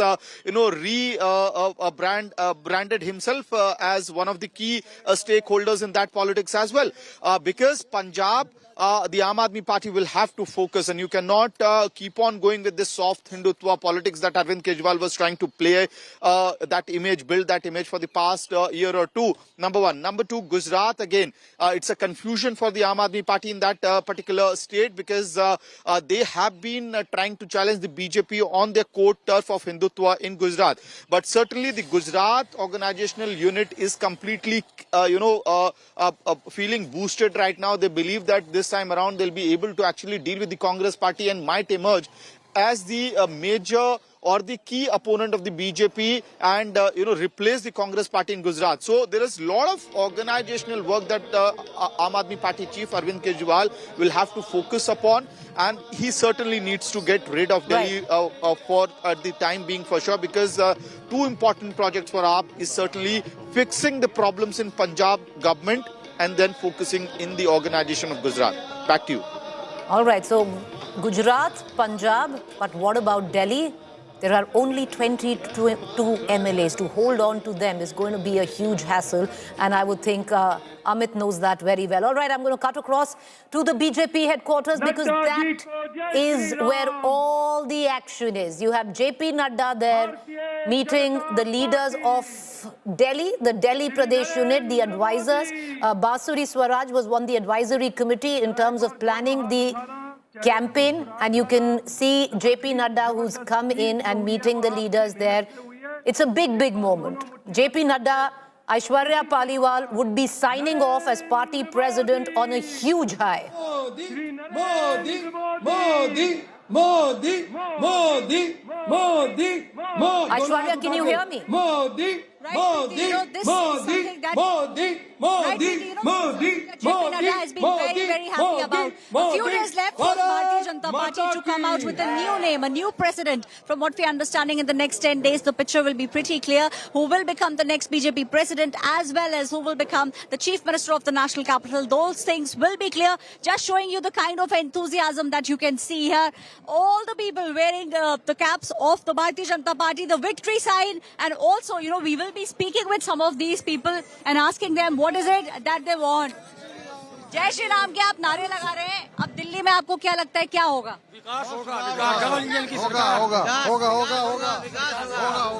विकास होगा. आपदा से जो है पूरी आजादी मिल गई है. बिल्कुल आजादी. दिल्ली में डबल इंजन की सरकार बनेगी और मोदी जी इस काम को संभालेंगे. दिल्ली में रिकॉर्ड तो विकास होगा और अगली बार भी. Now the song also that you are hearing is Delhi mein Bhajpa sarkar chahiye, and that has got people dancing to the tunes. Delhi mein Bhajpa sarkar chahiye. This is the song that you can very clearly see. The BJP flag there flying high. All of them now waiting for Prime Minister Narendra Modi to reach. JP Nadda, the party president, the outgoing party president rather, has already reached, and in about half an hour or so we'll see the Prime Minister also reaching.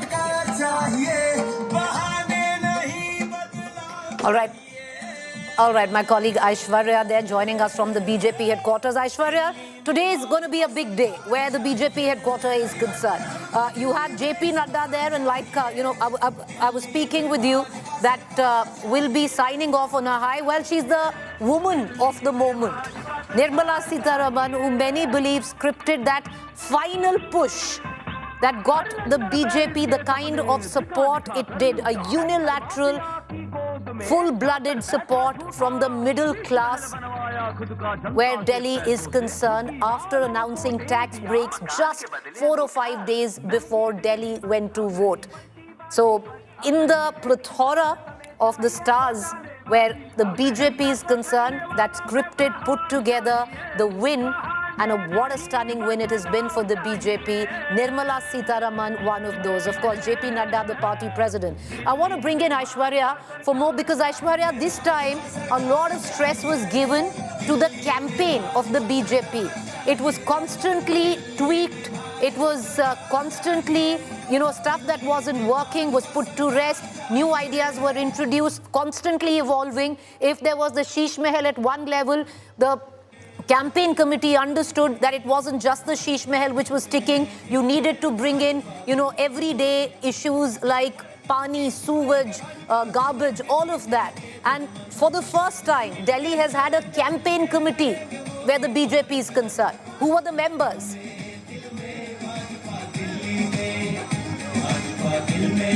Well, Peter, this is something which we have discussed earlier also, and I told you that the Bharatiya Janata Party this time, even though they did make sure that there was a Yogi Adityanath who was out here campaigning, they did not let the polarization take place in the way we have seen in other states taking place. Will it not happen in Bihar? Well, that's a big question, but they made sure that in the national capital they do not do that. They made sure that they ran a positive campaign.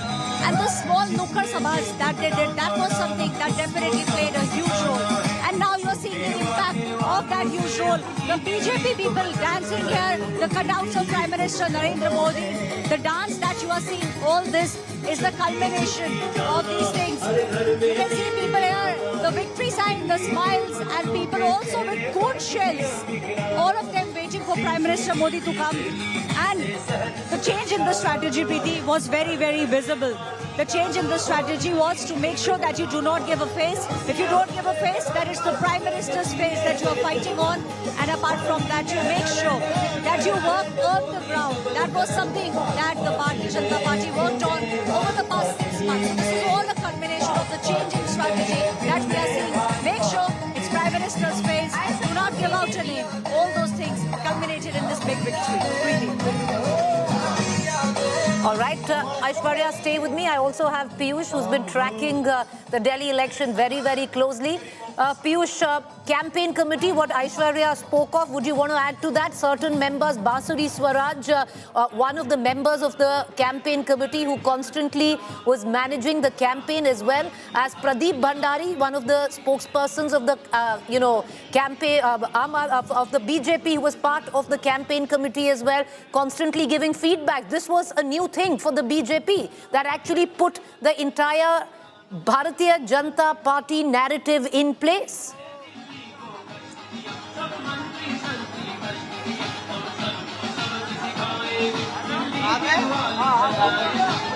Piyush, can you hear me? All right, there seemed to be an audio problem there, Piyush. Now I can hear you. Piyush, the question that I was asking Aishwarya, you want to comment on that? The key troubleshooters in the campaign committee, Basuri Swaraj, Pradeep Bhandari, who were brought in for the first time in a because first time a campaign committee was constituted for the BJP to try and put the narrative of the BJP. Who else was there in that committee? Well, there were multiple leaders in that committee, Preeti, which also includes Pradeep Bhandari, Basuri Swaraj, Vijay Goyal was also there, and Yogendra Chandolia, Kamalji Sarawat, and they all were given the work of handling not only media but also setting a narrative. We also used to get various messages from all these leaders where they used to tell us about how to proceed, how to, take the BJP's view on a particular issue, be it about Sheesh Mahal or about... Pradeep, 1 second. I'm just going to come back. I just want to take our viewers through. One man who's ecstatic today, beyond ecstatic, would be Amit Shah. This has probably been a proverbial dream for the Home Minister, because you had the likes of Arvind Kejriwal, the Aadmi party, winning right under the nose of the Bharatiya Janata Party, meeting leaders, Manoj Tiwari there, has been a Delhi leader for a very, very long time.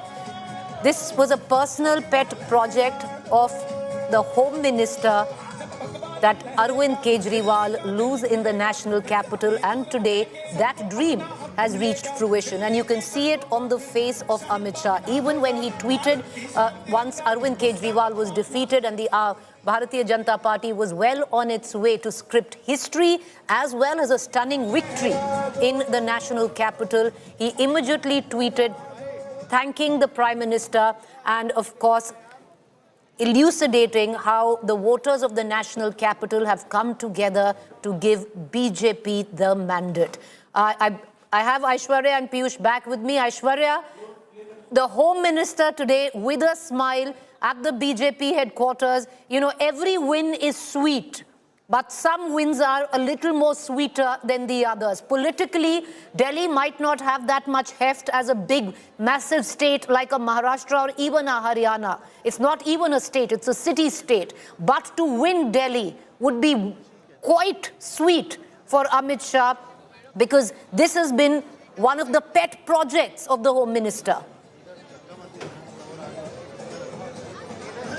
Well, Preeti, let me tell you, Home Minister Amit Shah worked in a true, backroom boy this time around. You have seen that he was on the ground, he did rallies, but he was not the face of the campaign. The face of the campaign was Prime Minister Narendra Modi, and the other people, came before Home Minister. If we speak about the presence, but he truly was the backroom boy. He made sure that anyone who wants to come, anyone who wants to leave, the way in which your ticket distribution was being done, everything was being done in consultation with Home Minister Amit Shah. The party in charge, Jay Panda, also was someone who was at the forefront, and the change in the strategy was very, very visible. We've seen that happen in Haryana, in Maharashtra, and now once again we are seeing it happening in Delhi. So they have a formula in place now. There is a method to the madness. They are now saying that it's a collective leadership, which also what it does is that if you give out 3-4 names, then all those people are fighting amongst themselves. But just to cut that down, the idea is to make sure that it is Prime Minister Modi's face. On the back of that, the promises that are being made. So the guarantee was Modi ki guarantee. That is something that we saw all the top leaders coming out and saying. That it's the Modi guarantee. Bharat Mata ki Jai. Once again, Preeti, showing you the visuals from here, headquarters. Bharat Mata ki Jai chants have now started, and on the stage, the person who everyone thought will not be able to do it, the BJP party president Virendra Sachdeva, on the stage there. And now the narebazi, the sloganeering has begun, and all of them are now waiting for Prime Minister. You are right, Aishwarya, because the men, the women on your television screen at one end, you have JP Nadda, you have Home Minister Amit Shah in the middle, and you have Nirmala Sitharaman, along with the Delhi unit this time, brewed the perfect political storm that has blown the Aam Aadmi party out of Delhi after 2 terms, and Arvind Kejriwal taking oath as 3 times as Chief Minister, thrice over. These are the people who've made it happen, and this win will be sweet, viewers.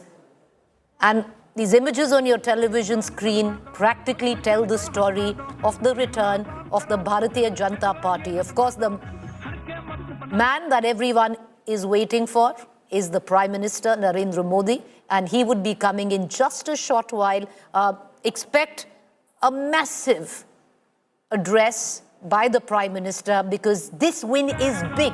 27 years in the making that the BJP has now come back to power. Preeti, after 27 years, we are now seeing as to how the BJP is all set to form the government, and that is why we are seeing a lot of excitement in BJP workers. You can see how sea of people, sea of supporters of BJP have turned up here at the BJP headquarters to celebrate this huge mandate which the people of Delhi have given to them. In minutes from now, we will also see PM Narendra Modi to reach here. Before that, the top leaders of Bharatiya Janata Party, including BJP's National President JP Nadda, Rajnath Singh, Amit Shah, and other leaders of BJP to reach here. But before that, all preparations have been done. You can see as to how stage is set, and the workers are also very much excited. Let me try to also get the word from these workers who have come here to celebrate this huge victory. कहाँ से आए आप? जनकपुरी विधानसभा से। क्या कहेंगे, कितनी बड़ी जीत है ये बीजेपी की? ये जीत बहुत बड़ी है, क्योंकि 27 साल का हमारा वनवास खत्म हुआ है। केजरीवाल के कार्यक्रम में ऐसे थे कि वायु से लेके जल, सड़क, पानी, हर कुछ खराब था। आप विश्वास नहीं करोगे, 10 साल दिल्ली नर्क में थी, बट अब एक उम्मीद की किरण आई है। मोदी जी ने कहा है कि 3 साल के अंदर यमुना जी मैया को पुराना स्तर वापसी लाएंगे, साफ स्वच्छ होएगी, डुबकी बनाएगी, हमारे लोग जो छठ मैया पूछते हैं वो करेंगे, यमुना जी का पानी डायरेक्ट हमारे घरों पे आता है, वो अच्छा आएगा, सड़कें साफ होंगी। आप क्या कहेंगे, आप किस तरह से सेलिब्रेट कर रहे हैं इस विक्ट्री को? ये सेलिब्रेशन तो आप ये लगाइए, जैसे मेरे 12 ज्योतिर्लिंग हो गए हैं, मैं महाराष्ट्र, गुजरात हर जगह गया हूँ। हर जगह हर बंदे की ये कंप्लेंट रहती थी कि हम विधानसभा भी जिता देते हैं, लोकसभा भी जिता देते हैं। आप लोकसभा में तो दबाकर कमल बटन दबाते हो, विधानसभा में आपको क्या हो जाता है, क्यों आप फ्री के चक्करों में पड़ जाते हो? मैंने कहा इस बार ही नहीं, ये तो इस बार बीजेपी ने भी दिया, ऐसा नहीं है? नहीं दिया है, आगे तो पूरे करेगी। बीजेपी झूठी राजनीति नहीं करती है। उन्होंने 2500 बोला है, और स्पेसिफिकली बोला, ये नहीं बोला हर महिला को देंगे, उसका एक ड्राफ्ट आएगा, जो भी आएगा, जैसे भी आएगा, सबके सामने आएगा। पर हाँ, ये जरूर है, 5 साल में जैसे मोदी जी ने साबरमती फ्रंट बनाया, आप 5 साल के अंदर देखेंगे कि हम उस तरफ अग्रसर होंगे। और अगले 5 प्रधानमंत्री से आप क्या उम्मीद करते हैं, किस तरह का आप उनसे एड्रेस? आपको प्रधानमंत्री जी की स्पीच से पता लग जाएगा कि कल से पूरा का पूरा कैबिनेट यमुना को साफ करने में। Piyush, I'm going to come right back to you. Celebrations have broken out at the BJP headquarters, and understandably so. BJP has scripted history after 27 years. And one seat which everybody thought that the Aam Aadmi party had in the bag was the seat of Greater Kailash, where Saurabh Bhardwaj, sitting cabinet minister of the Aam Aadmi party, was on the ticket. Well, not quite. It's gone the BJP's way. And joining me right now, Aishwarya Paliwal with Shikha Roy, who defeated Saurabh Bhardwaj by a margin of 1,000 votes.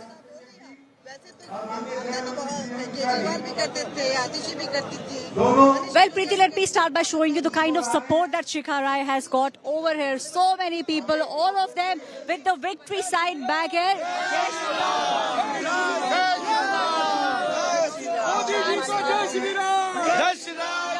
These are the supporters of Shikha Roy. She's the woman who has now won with a margin of 1,000 votes.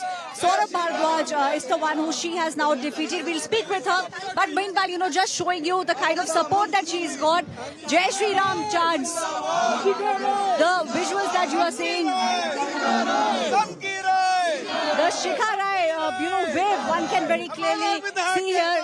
We'll also try and speak with Shikha Roy. She's the one who's been saying, not now, Preeti, but over the past 5 years, that what Saurabh Bhardwaj could not do is something that she will do. Shikha ji,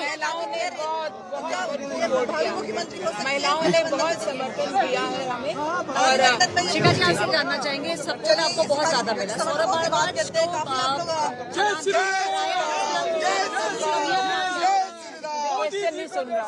क्या कह रहे हैं क्या रही सौरभ भारद्वाज देखिए उन्होंने कोई इस तरह का काम नहीं किया था अपने इलाके में जो हमारी बेसिक एमिनिटीज हैं कहीं उसमें इम्प्रूवमेंट होती कोई डेवलपमेंट में होती कोई इंफ्रास्ट्रक्चर एमएलए की ज्यूरिसडिक्शन में आने वाले काम नहीं करते थे कॉस्मेटिक काम करते थे यहाँ आई लव जीके लिखा दो यहाँ बेंचेस रखवा दो यहाँ झूले बनवा दो दैट्स ऑल तो पीपल वांटेड वर्क उनको काम चाहिए उनकी ऑलरेडी जो उनके पास फैसिलिटीज थी वो तक खत्म हो गई थी तो इसलिए लोगों ने खुद मन बनाया था कि अब हमें चेंज करना है So what are the challenges ahead of you? Big things that you will do. There are a lot of challenges as far as work is concerned because इतना बैकलॉग छोड़ के गए हैं इतने गड्ढे हैं कि सोचना पड़ेगा कहाँ से शुरू करें लेकिन मुझे पूर्ण विश्वास है हमारे राष्ट्रीय नेतृत्व के गाइडेंस के अंदर हम लोग जल्द से जल्द विकास की गति पर दौड़ेंगे विकास की गति पर दौड़ेंगे this is what you are hearing most of the candidates also speaking here and the jeet and the support is very very visible and clear satte pe satte ki jeet is what the people at the moment are saying and this place let me tell you the BJP headquarters Preeti is filled with supporters and with flags of the Bharatiya Janata Party. Well, understandably so, Aishwarya, because, what I'm going to do is, just for a moment, I'm going to reflect on our election intelligence dashboard and exactly what Aishwarya just said, that the kind of people that have come to the BJP headquarters this time is unprecedented because, viewers, this win for the Bharatiya Janata Party has been unprecedented. And why I say that, one just needs to take a look at what the history has been.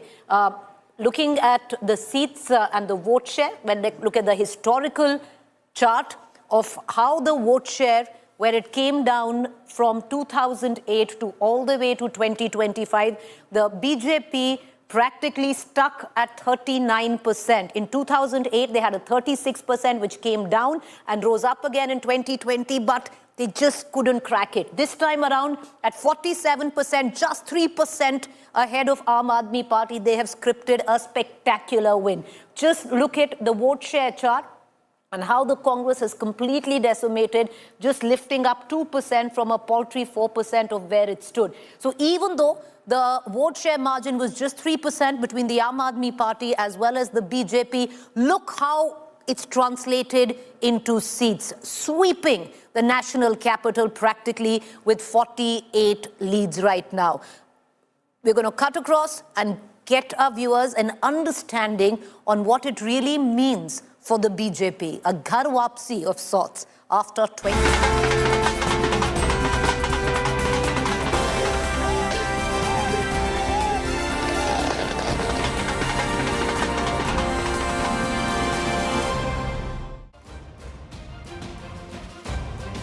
All right, so these are the visuals that are coming in on your television screen, viewers. This is the team BJP, or part of the team BJP, that has scripted the ultimate history in Delhi, making a comeback after 27 years. The last time BJP was in power was in the year 1993, right on top. You have the Home Minister winning Delhi. Has always been something very, very close to the Home Minister, and he'd be ecstatic. Like I'd said earlier, all wins all elections wins are sweet, but some are a tad sweeter than the other. JP Nadda, who'd be signing off as party president on a huge high. He's had 3 back-to-back victories, be it Haryana, Maharashtra, and now with Delhi. Nirmala Sitharaman, who gave the Bharatiya Janata Party that final push in Delhi, which lured the middle class that usually votes for the BJP in Lok Sabha but migrates for the Vidhan Sabha to the Aam Aadmi Party. This time, her tax break push made sure that middle class there didn't go anywhere. And then, of course, the C that you see at the BJP headquarters. That is the strength of the Bharatiya Janata Party in terms of the party cadre. They all came together to script what would go down in the annals of Delhi political history as a stunning, stunning comeback after 27 years. I want to connect right now to my colleague Aishwarya Paliwal as well as Piyush. Aishwarya, you know, that big question on everyone's mind is now, who will be the chief minister? At one level, you have someone like Parvesh Verma, many would suggest is natural selection. He's beaten, Arvind Kejriwal on his own turf. He's a Jat face. The BJP could use that Jat representation. There's also word that they could also be a deputy. In all, it seems it's a decision that the BJP wants to take in no hurry, a 10-day period time now for them to decide on who will be the CM of Delhi.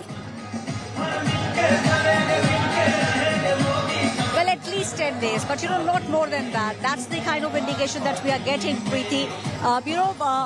The big question, the million-dollar question obviously is who will become the chief minister. But we have had spate of chief ministers, those who were the real karyakartas, and this is what the BJP has been hinting at, that we collectively will win states and we will make sure that it becomes a people's party, a workers' party, and karyakartas are made the chief ministers. Case in point, the state of Rajasthan, the state of Madhya Pradesh, no one was expecting Bhajan Lal to become the chief minister. No one was expecting Mohan Yadav to become the chief minister in Madhya Pradesh, but that is the reality today. Even in Orissa, people were not expecting the chief minister to be the man who was selected to be the chief minister. So we should be prepared for any kind of surprise coming in. But before that, the celebrations that are taking place, dancing women, men, all of them wearing the saffron color. It's a sea of saffron that you can see here at the BJP headquarters. All of them, waiting and waving. In fact, we'll also come to them and ask them, दो चीजें क्या चाहिए आपको दिल्ली में? पूरी दिल्ली को धन्यवाद, पूरी दिल्ली को थैंक यू। आपने एक अच्छी सरकार चुनी है और ये सरकार दिल्ली की सारी समस्याओं का हल करेगी। ये सरकार साफ होगी, हवा साफ होगी, प्रदूषण कम होगा, पक्का होगा। जिस तरीके से हमने 10th लार्जेस्ट इकोनॉमी से 5th लार्जेस्ट इकोनॉमी बनाई, 3rd बनाने की ओर है, वैसे ही टॉप 10 कैपिटल वर्ल्ड की हम दिल्ली को बनाएंगे, फिर टॉप 5 में लाएंगे और टॉप 1 भी बनाएंगे। ऐसा हमारा रोड मैप है। जमुना साफ होगी और केजरीवाल जेल जाएंगे और हवा पूरी साफ होगी, और पूरा साफ होगी, विकास होगा, दिल्ली में विकास होगा। देखिए, भ्रष्टाचार का अंत हुआ है और विकास का प्रारंभ हुआ है, तो यमुना की सफाई क्या पूरे दिल्ली का विकास होने वाला है, क्योंकि मोदी जी ने बोला है कि मुझे एक बार मौका दीजिए और दिल्ली की जनता की गारंटी पर विश्वास है। बिल्कुल, पूरा देश विश्वास कर रहा है, तो दिल्ली क्यों नहीं करेगी? गारंटी मोदी की है, गारंटी में सफल हुए हैं वो, इस बार भी होंगे।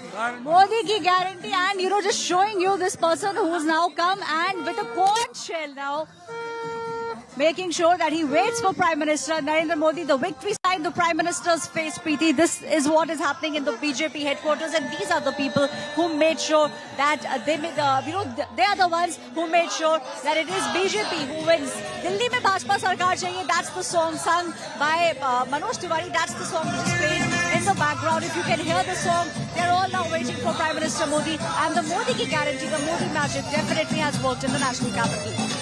Well, you're right there, because this time there was the Prime Minister who was on the ticket of the national capital, and boy, has he delivered.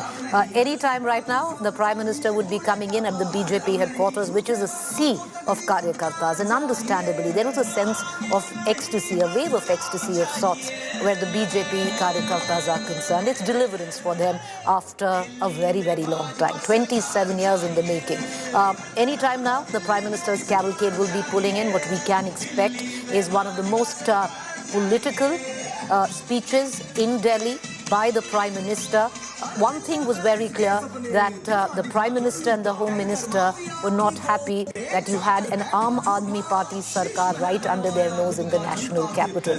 Well, no more. It's a double engine where BJP comes in, where national capital, Delhi, comes into question.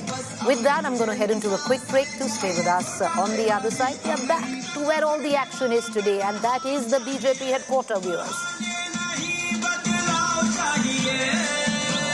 Hold it a bit, because we're getting in visuals now. A man who is much celebrated in the echelons of the BJP Karyakartas especially. You can see them cheering him on because they are waiting for none else. If you see that window on the left-hand side bottom, Parvesh Verma, the man of the moment.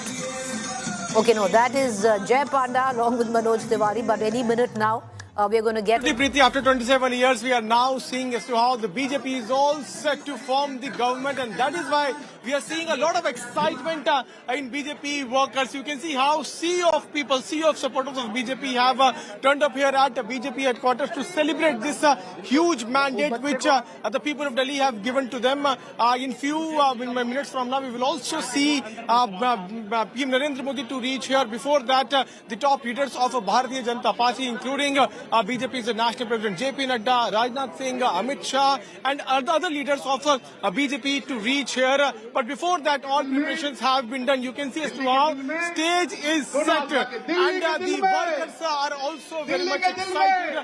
Let me try to also get the word from these workers who have come here to celebrate this huge victory. कहाँ से आए आप? जनकपुरी विधानसभा से। क्या कहेंगे, कितनी बड़ी जीत है ये बीजेपी की? ये जीत बहुत बड़ी है, क्योंकि 27 साल का हमारा वनवास खत्म हुआ है। केजरीवाल के कार्यक्रम में ऐसे थे कि वायु से लेके जल, सड़क, पानी, हर कुछ खराब था। आप विश्वास नहीं करोगे, 10 साल दिल्ली नर्क में थी, बट अब एक उम्मीद की किरण आई है। मोदी जी ने कहा है कि 3 साल के अंदर यमुना जी मैया को पुराना स्तर वापसी लाएंगे, साफ स्वच्छ होएगी, डुबकी मनाएगी। हमारे लोग जो छठ मैया पूछते हैं वो करेंगे। यमुना जी का पानी डायरेक्ट हमारे घरों पे आता है, वो अच्छा आएगा, सड़कें साफ होंगी। आप क्या कहेंगे, आप किस तरह से सेलिब्रेट कर रहे हैं इस विक्ट्री को? ये सेलिब्रेशन तो आप ये लगाइए, जैसे मेरे 12 ज्योतिर्लिंग हो गए हैं। मैं महाराष्ट्र, गुजरात हर जगह गया हूँ। हर जगह हर बंदे की ये कंप्लेंट रहती थी कि हम विधानसभा भी जिता देते हैं, लोकसभा भी जिता देते हैं। आप लोकसभा में तो दबाकर कमल बटन दबाते हो, विधानसभा में आपको क्या हो जाता है? क्यों आप फ्री के चक्करों में पड़ जाते हो? मैंने कहा इस बार ही नहीं, तो इस बार बीजेपी ने भी दिया, ऐसा नहीं है? नहीं दिया है, आगे तो पूरे करेगी। बीजेपी झूठी राजनीति नहीं करती है। उन्होंने 2500 बोला है, और स्पेसिफिकली बोला, ये नहीं बोला हर महिला को देंगे। उसका एक ड्राफ्ट आएगा, जो भी आएगा, जैसे भी आएगा, सबके सामने आएगा। पर हाँ, ये जरूर है, 5 साल में जैसे मोदी जी ने साबरमती फ्रंट बनाया, आप 5 साल के अंदर देखेंगे कि हम उस तरफ अग्रसर होंगे। और अगले 5 प्रधानमंत्री से आप क्या उम्मीद करते हैं, किस तरह का आप उनसे आपको प्रधानमंत्री जी की स्पीच से पता लग जाएगा कि कल से पूरा का पूरा कैबिनेट यमुना को साफ करने में। Piyush, I'm going to come right back to you. Celebrations have broken out at the BJP headquarters, and understandably so. BJP has scripted history after 27 years. And one seat which everybody thought that the Aadmi Party... We are understanding at the moment, you know, there could also be a little bit of a hint of the next big state election, the state of Bihar. So that is also something that, you know, we will be saying. Prime Minister Modi might touch upon it, and will also speak about the fact that if I am giving a guarantee, then it's a guarantee that it will be fulfilled. And we have seen in a big way, after 27 long years, it's the BJP that has made a comeback, and a sweeping comeback. And now the supporters, the Karyakartas, everyone waiting, the flags, the BJP flags, Bharat Mata Ki Jai, the chants, Preeti, very visible, very clearly we can see being sung by the All right, that's Majinder Singh Sirsa. He's won Rajouri Garden. You know, it's now a walk of all the MLAs who have made it happen for the BJP, but there is a certain revered silence that has taken over the BJP headquarters, and viewers, that's because in the wake of the Prime Minister's cavalcade pulling in. Because yes, you've had the campaign committee, the Delhi Pradesh committee. Preeti, after 27 years, we are now seeing as to how the BJP is all set to form the government, and that is why we are seeing a lot of excitement in BJP workers. You can see how sea of people, sea of supporters of BJP have turned up here at BJP headquarters to celebrate this huge mandate which the people of Delhi have given to them. In few minutes from now, we will also see PM Narendra Modi to reach here. Before that, the top leaders of Bharatiya Janata Party, including BJP's National President JP Nadda, Rajnath Singh, Amit Shah, and other leaders of BJP to reach here. But before that, all preparations have been done. You can see as to how stage is set, and the workers are also very much excited. Let me try to also get the word from these workers who have come here to celebrate this huge victory. कहाँ से आए आप? जनकपुरी विधानसभा से। क्या कहेंगे, कितनी बड़ी जीत है ये बीजेपी की? ये जीत बहुत बड़ी है क्योंकि 27 साल का हमारा वनवास खत्म हुआ है। केजरीवाल के कार्यक्रम में ऐसे थे कि वायु से लेके जल, सड़क, पानी, हर कुछ खराब था। आप विश्वास नहीं करोगे, 10 साल दिल्ली नर्क में थी, बट अब एक उम्मीद की किरण आई है। मोदी जी ने कहा है कि 3 साल के अंदर यमुना जी मैया को पुराना स्तर वापसी लाएंगे, साफ स्वच्छ होएगी, डुबकी बनाएगी। हमारे लोग जो छठ मैया पूछते हैं वो करेंगे। यमुना जी का पानी डायरेक्ट हमारे घरों पे आता है, वो अच्छा आएगा, सड़कें साफ होंगी। आप क्या कहेंगे, आप किस तरह से सेलिब्रेट कर रहे हैं इस विक्ट्री को? ये सेलिब्रेशन तो आप ये लगाइए जैसे मेरे 12 ज्योतिर्लिंग हो गए हैं। मैं महाराष्ट्र, गुजरात हर जगह गया हूँ। हर जगह हर बंदे की ये कंप्लेंट रहती थी कि हम विधानसभा भी जिता देते हैं, लोकसभा भी जिता देते हैं। आप लोकसभा में तो दबाकर कमल बटन दबाते हो, विधानसभा में आपको क्या हो जाता है? क्यों आप फ्री के चक्करों में पड़ जाते हो? मैंने कहा इस बार ही नहीं, ये तो इस बार बीजेपी ने भी दिया, ऐसा नहीं है? नहीं दिया है, आगे तो पूरे किए बीजेपी करेगी। बीजेपी झूठी राजनीति नहीं करती है। उन्होंने 2500 बोला है और स्पेसिफिकली बोला, ये नहीं बोला हर महिला को देंगे। उसका एक ड्राफ्ट आएगा, जो भी आएगा, जैसे भी आएगा, सबके सामने आएगा। पर हाँ, ये जरूर है 5 साल में जैसे मोदी जी ने साबरमती फ्रंट बनाया, आप 5 साल के अंदर देखेंगे कि हम उस तरफ अग्रसर होंगे। और अगले 5 प्रधानमंत्री से आप क्या उम्मीद करते हैं, किस तरह का आप उनसे आपको प्रधानमंत्री जी की स्पीच से पता लग जाएगा कि कल से पूरा का पूरा कैबिनेट यमुना को साफ करने में। Piyush, I'm going to come right back to you. Celebrations have broken out at the BJP headquarters, and understandably so. BJP has scripted history after 27 years. And one seat which everybody thought that the Aam Aadmi Party had in the bag was the seat of Greater Kailash, where Saurabh Bhardwaj, sitting cabinet minister of the Aam Aadmi Party, was on the ticket. Well, not quite. It's gone the BJP's way. And joining me right now, Aishwarya Paliwal with Shikha Roy, who defeated Saurabh Bhardwaj by a margin of 1,000 votes.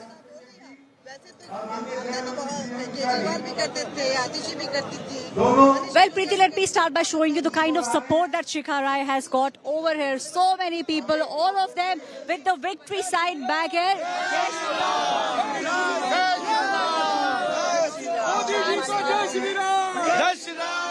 These are the supporters of Shikha Roy. She's the woman who has now won with a margin of 1,000 votes. Saurabh Bhardwaj is the one who she has now defeated. We'll speak with her.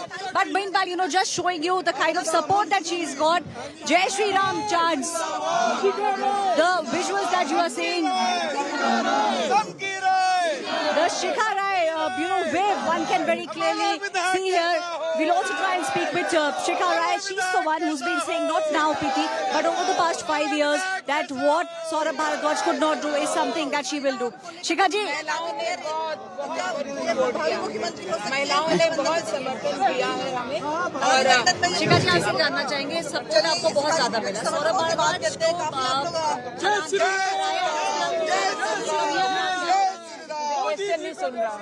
क्या कह रहे हैं, क्या रही सौरभ भारद्वाज? देखिए, उन्होंने कोई इस तरह का काम नहीं किया था अपने इलाके में।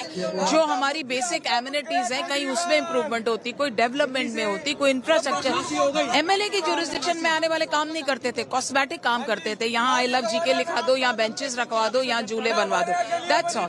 तो पीपल वांटेड वर्क, उनको काम चाहिए। उनकी ऑलरेडी जो उनके पास फैसिलिटीज थी वो तक खत्म हो गई थी, तो इसलिए लोगों ने खुद मन बनाया था कि अब हमें चेंज करना है।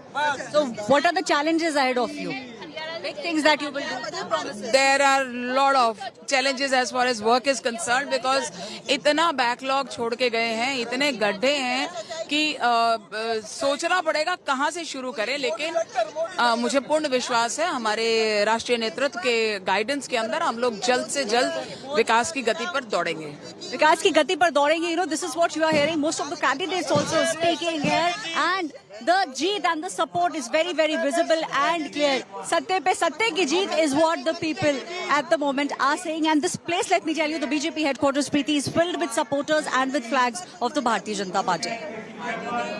Well, understandably so, Aishwarya, because, what I'm going to do is, just for a moment, I'm going to reflect on our election intelligence dashboard and exactly what Aishwarya just said, that the kind of people that have come to the BJP headquarters this time is unprecedented because, viewers, this win for the Bharatiya Janata Party has been unprecedented. And why I say that, one just needs to take a look at what the history has been.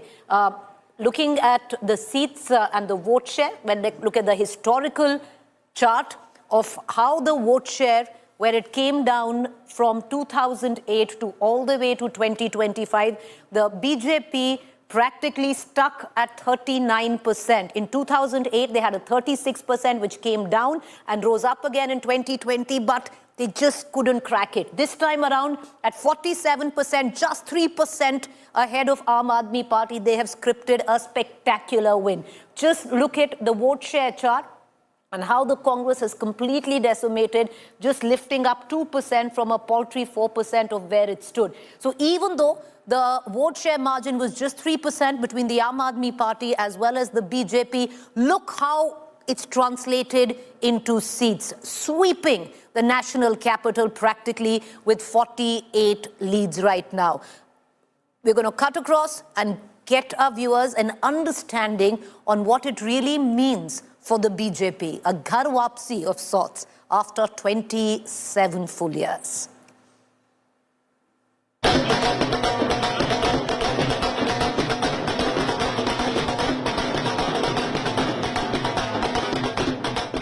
Seven-year-long saffron drought ends in the national capital.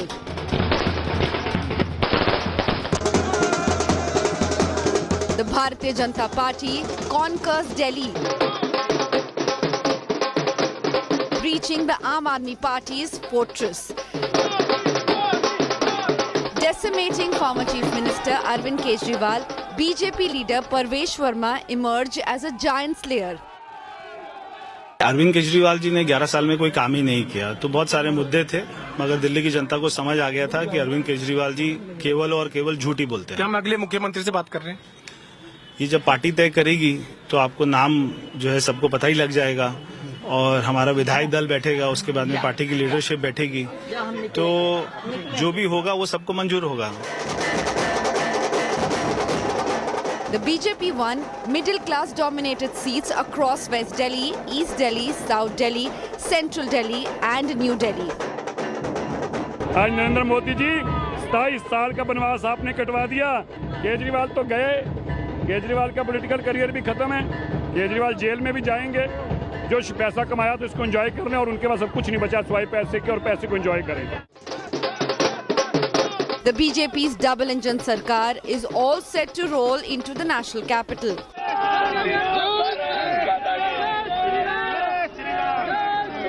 BJP के ऐसे कौन से मुद्दे थे जो आगे उसको लेकर के गई और आम आदमी पार्टी एकदम पीछे चली गई? भरोसा। मोदी जी के बातों पे लोगों को भरोसा, एक ही मूल मंत्र था। लोगों का भरोसा उठ गया था और मोदी जी के बातों पर लोगों को भरोसा हुआ। जिस शहर को साफ पानी न मिले वो 1 साल भ्रमित हो सकती है, 2 साल भ्रमित हो सकती है, 3 साल भ्रमित हो सकती है, चौथी बार तो नहीं हो सकती। तो दिल्ली की जनता उस भ्रम से निकल चुकी है। साफ पानी चाहिए उसको, साफ हवा चाहिए, साफ यमुना चाहिए। The party celebrating the grand saffron sweep.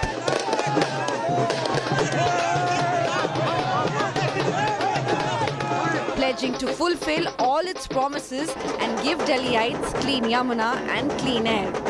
We are forming a government after 27 years in Delhi is because the people of Delhi have immense faith in Prime Minister Modi's guarantees. They know that the promises made in the BJP's Sankalp Patra, our manifesto, will be implemented because Modi ji has given it his backing and given his guarantee. The BJP's decades-long exile has come to an end with a historic victory. With Aishwarya Paliwal and Piyush Mishra, Bureau Report, India Today. All right, so the big takeaways of this mega verdict that Delhi has delivered: anti-incumbency clearly has swept the Aam Aadmi Party out of Delhi. It is a verdict, a referendum against Arvind Kejriwal. The middle class has spoken, and the middle class has spoken loudly. Women.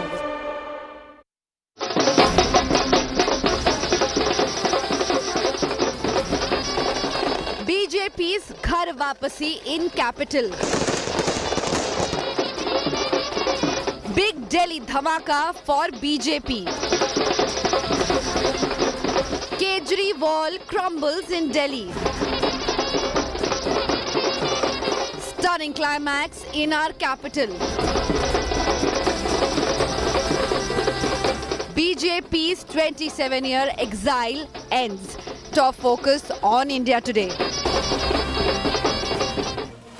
It's the big BJP after party at the party headquarters in the national capital. Prime Minister Narendra Modi likely to arrive in the next 15 minutes as the BJP big guns get set to celebrate the end of 2.5 decades of political exile in Delhi. You can see their beaming faces, especially the man in the middle, Amit Shah. Kejriwal made it personal, accused the Home Minister of being responsible for the law and order situation deteriorating in the national capital. Amit Shah said, "Dekh lenge." Kejriwal will lose, and lose he did. Also, Finance Minister Nirmala Sitharaman, the middle class, was not particularly thrilled in the initial part of the campaign. They were saying, "Mere liye kya kiya?" Nirmala Sitharaman provided the answer in a union budget on the first, turning the taste in the mouth of the middle class BJP voter, bringing them towards the BJP's fold. And then there is JP Nadda, the party president. This is his last election as the BJP president, and he will be going out in a blaze of glory as the BJP gets set to appoint a new president by the end of the month. JP Nadda would look back at a job well done. Yet another victory after Haryana and Maharashtra on his watch. Prime Minister Modi set to arrive in a short while from now. I'm Rahul Kamal, and this is our live coverage of Super Saturday. Here are the headlines. I'm tracking this. BJP sweeps the upper way in Delhi, returns to power in the capital after a 27-year political exile. PM Modi calls it a victory of good governance and development.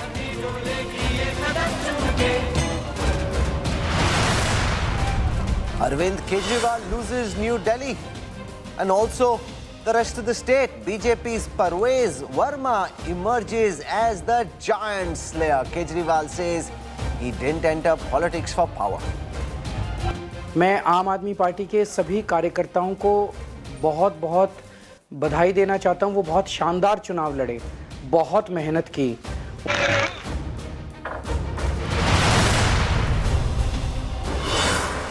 6 AAP biggies bite the dust. Manish Sisodia, Saurabh Bhardwaj, Satinder Jain among the big losers. Atishi, the lone survivor in this saffron tsunami. Delhi quake, tremors in AAP-ruled Punjab. Punjab Congress claims AAP MLAs ready to jump ship. Alleges Bhagwant Mann will pull off an Eknath Shinde. BJP wins prestige battle against the Samajwadi Party in Uttar Pradesh's Milkipur bypoll. BJP's Chandrabhan Paswan beats Samajwadi Party's Ajit Prasad.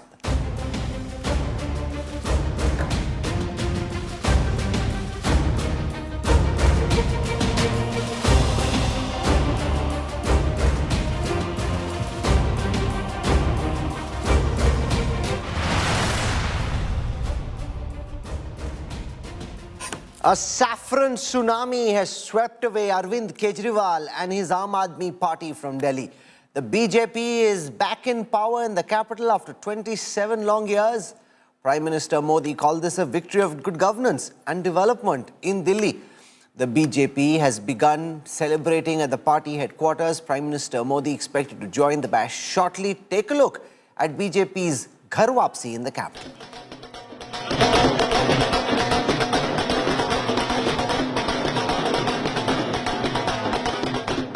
27 27-year-long saffron drought ends in the national capital.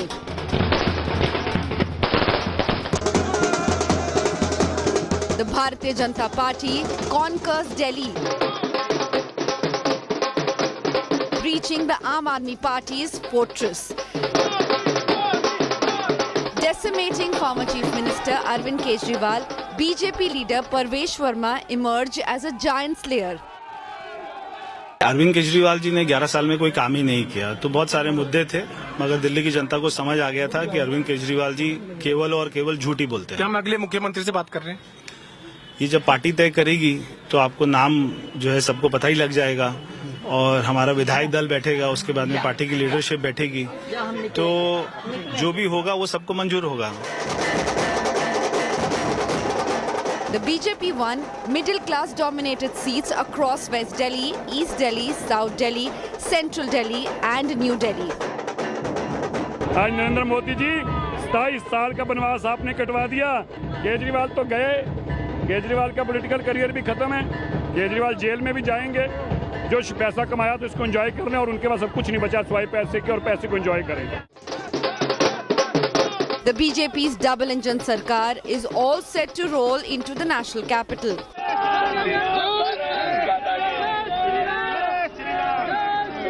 BJP के ऐसे कौन से मुद्दे थे जो आगे उसको लेकर के गई और आम आदमी पार्टी एकदम पीछे चली गई? भरोसा। मोदी जी के बातों पे लोगों को भरोसा, एक ही मूल मंत्र था।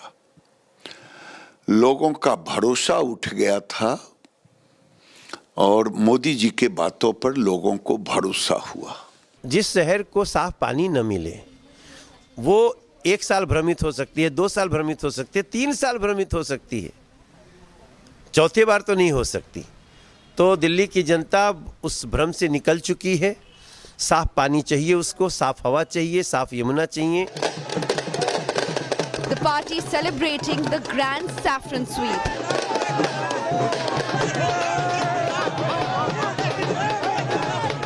Pledging to fulfill all its promises and give Delhiites clean Yamuna and clean air. We are forming a government after 27 years in Delhi is because the people of Delhi have immense faith in Prime Minister Modi's guarantees. They know that the promises made in the BJP's Sankalp Patra, our manifesto, will be implemented because Modi ji has given it his backing and given his guarantee. The BJP's decades-long exile has come to an end with a historic victory. With Aishwarya Paliwal and Piyush Mishra, Bureau Report, India Today. Arvind Kejriwal, Manish Sisodia, Saurabh Bhardwaj, Satinder Jain, Somnath Bharti all lost. Atishi is the last woman standing as AAP's Delhi bastion got demolished. Here's how AAP biggies bit the dust.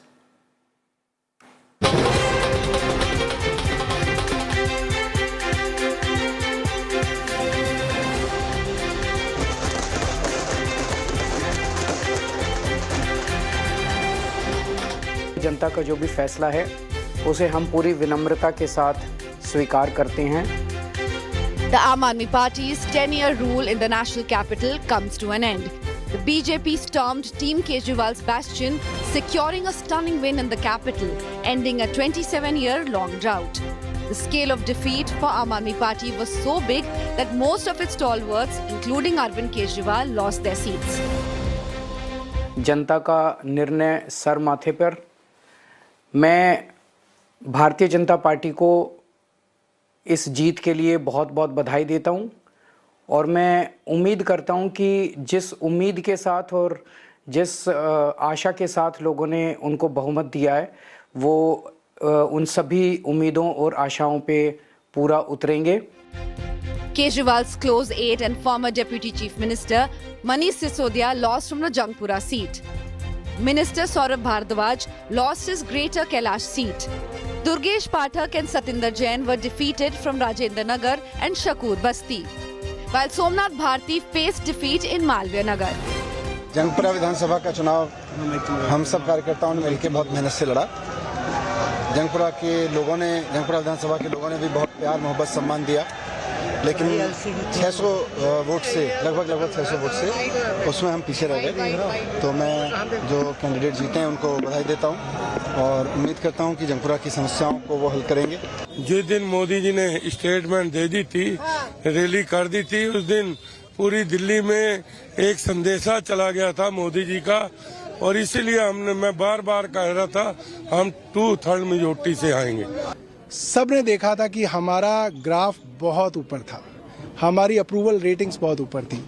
BJP के कट्टर समर्थक भी कहते थे कि हम इस बार जो है चुनाव जीतेंगे। तो ये क्यों हुआ उसके ऊपर जो है इस वक्त टिप्पणी करनी ठीक नहीं है। Chief Minister Atishi barely survived the bloodbath, claiming Kalkaji against the BJP's Ramesh Biduri. Delhi की जनता का जनादेश है, हमें जनादेश स्वीकार है। मैं अपनी सीट जीती हूँ, लेकिन ये जीत का समय नहीं है, ये जंग का समय ही है। जंग जारी रहेगी भारतीय जनता पार्टी के खिलाफ, उनकी तानाशाही और उनकी गुंडागर्दी के खिलाफ। Kejriwal's former mentor Anna Hazare says that Aam Aadmi Party leader was caught in a web of corruption and liquor. मैं बार बार बताते गया, लेकिन उनके दिमाग में नहीं आया। ये चारित्र के बारे में बोलता है और दूसरे बारे में शराब की बात बता। मैं पहले से बता रहा हूँ, आचार को शुद्ध रखो, विचार को शुद्ध रखो। वो उनके दिमाग में नहीं रहा और उसके कारण आज Kejriwal's former aide and Aam Aadmi Party's Rajya Sabha MP Swati Maliwal blamed the defeat on Kejriwal's arrogance. आज दिल्ली पूरी तरीके से एक कूड़ादान बन गई है। हालात इतने खराब हैं कि आप दिल्ली में कहीं पे भी चले जाइए, सड़कें खराब पड़ी हैं, टूटी पड़ी हैं, लोगों को पानी गंदा बदबूदार सड़ा हुआ मिल रहा है या फिर मिल ही नहीं रहा है। तो लोगों ने इन सब इश्यूज पे त्रस्त होकर आज ये हाल करके दिया है कि अरविंद केजरीवाल जी खुद अपनी सीट हार चुके हैं। The Aam Aadmi Party banked on its freebies model for a hat trick, but anti-incumbency, corruption allegations and failure to consolidate the women and middle-class vote bank led to its wipeout. Bureau Report, India Today. The Prime Minister expected to arrive in a few moments from now at the BJP headquarters. I want to go across to Aishwarya Paliwal. She's joining us from there. A festive mood. Everyone with a spring in their feet. I saw lots of senior BJP leaders trying to do a bit of a dance. They're clearly celebrating this big after party, Aishwarya. Well, definitely, Rahul, there will be a big after party, something that everyone was hoping for was, and a few of them were in fact even expecting the 2/3 majority, Rahul, that we are now seeing. Let me just tell you, what the people here are feeling. The fingers are up there. Bharat Mata ki Jai. Those are the chants that you can see. Bharat Mata ki Jai. Vande Mataram chants. Now, Rahul, you can clearly see Jai Shri Ram chants taking place. क्या आपको लगता है यमुना की सफाई होगी अब? बिल्कुल यमुना जी की सफाई होगी। जिस प्रकार हम लोग देख रहे हैं कि माननीय योगी जी की सरकार में उनका पूरा विधान परिषद के जितने भी सदस्य विधायक हैं वो गंगा में महाकुंभ स्नान कर रहे हैं, ठीक उसी प्रकार आपको यमुना की भी सफाई हो करके यह प्रतिक्रिया आपको देखने को मिलेगी। ये नरेंद्र मोदी जी करके रहेंगे। आपने देखा जाना है देखने, शीश महल देखने जाना है। दिल्ली की राजधानी को मॉडल राजधानी बनाएंगे हम।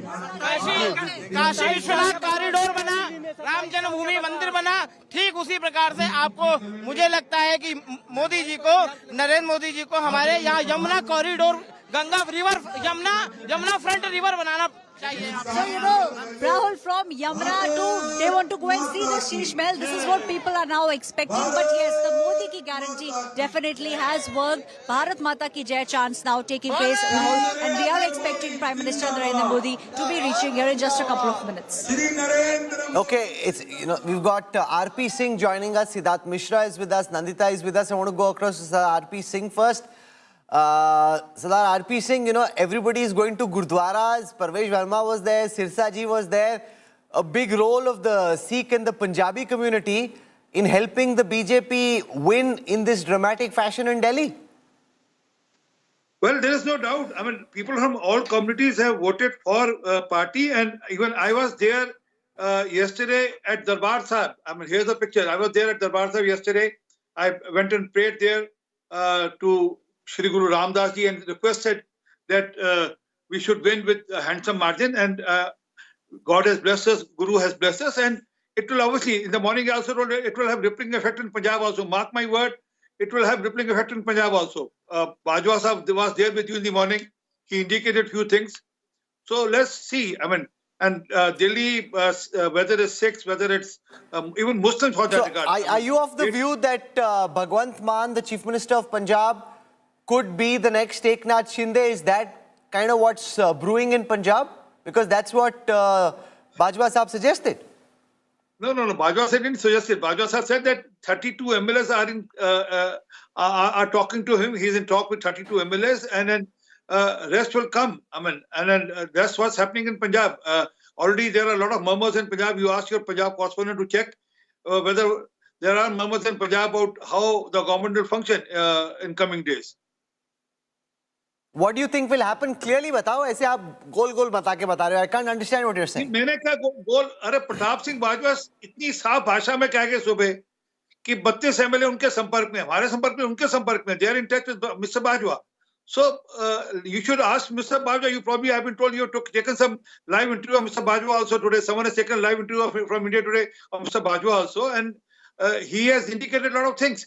Okay. Because Abhinandita Mathur is with us from the Aam Aadmi Party. BJP seems to be exulting. Delhi is gone. Before the elections, they think that the same may happen in Punjab. We've got Siddharth Mishra joining us as well.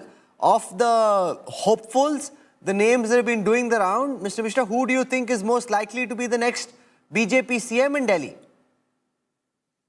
That's thing, something which is very, very difficult to answer, because all the past states that we have seen, that all the expected names, the incumbent chief ministers, the so-called faces of the party, the prominent names of the party, none of them had made it. But in these elections, I can see that many people who have been, experienced functionaries of the party, they have won the election, some have lost. Like Ramesh Vidhuri has lost the election by a very small margin, but he has lost. He cannot be in the reckoning.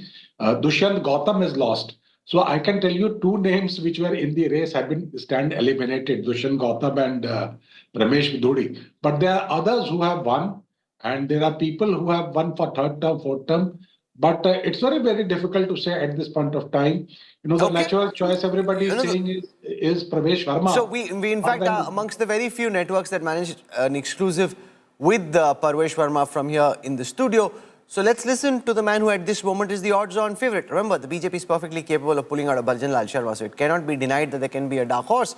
But he's beaten the mighty Arvind Kejriwal in his bastion in New Delhi, and by popular choice amongst BJP Karyakartas in the capital, Parvesh Verma is the front-runner. Here he is, while we wait for Prime Minister Modi to reach the BJP headquarters, the front-runner in the race to be the BJP CM in Delhi, speaking to India Today.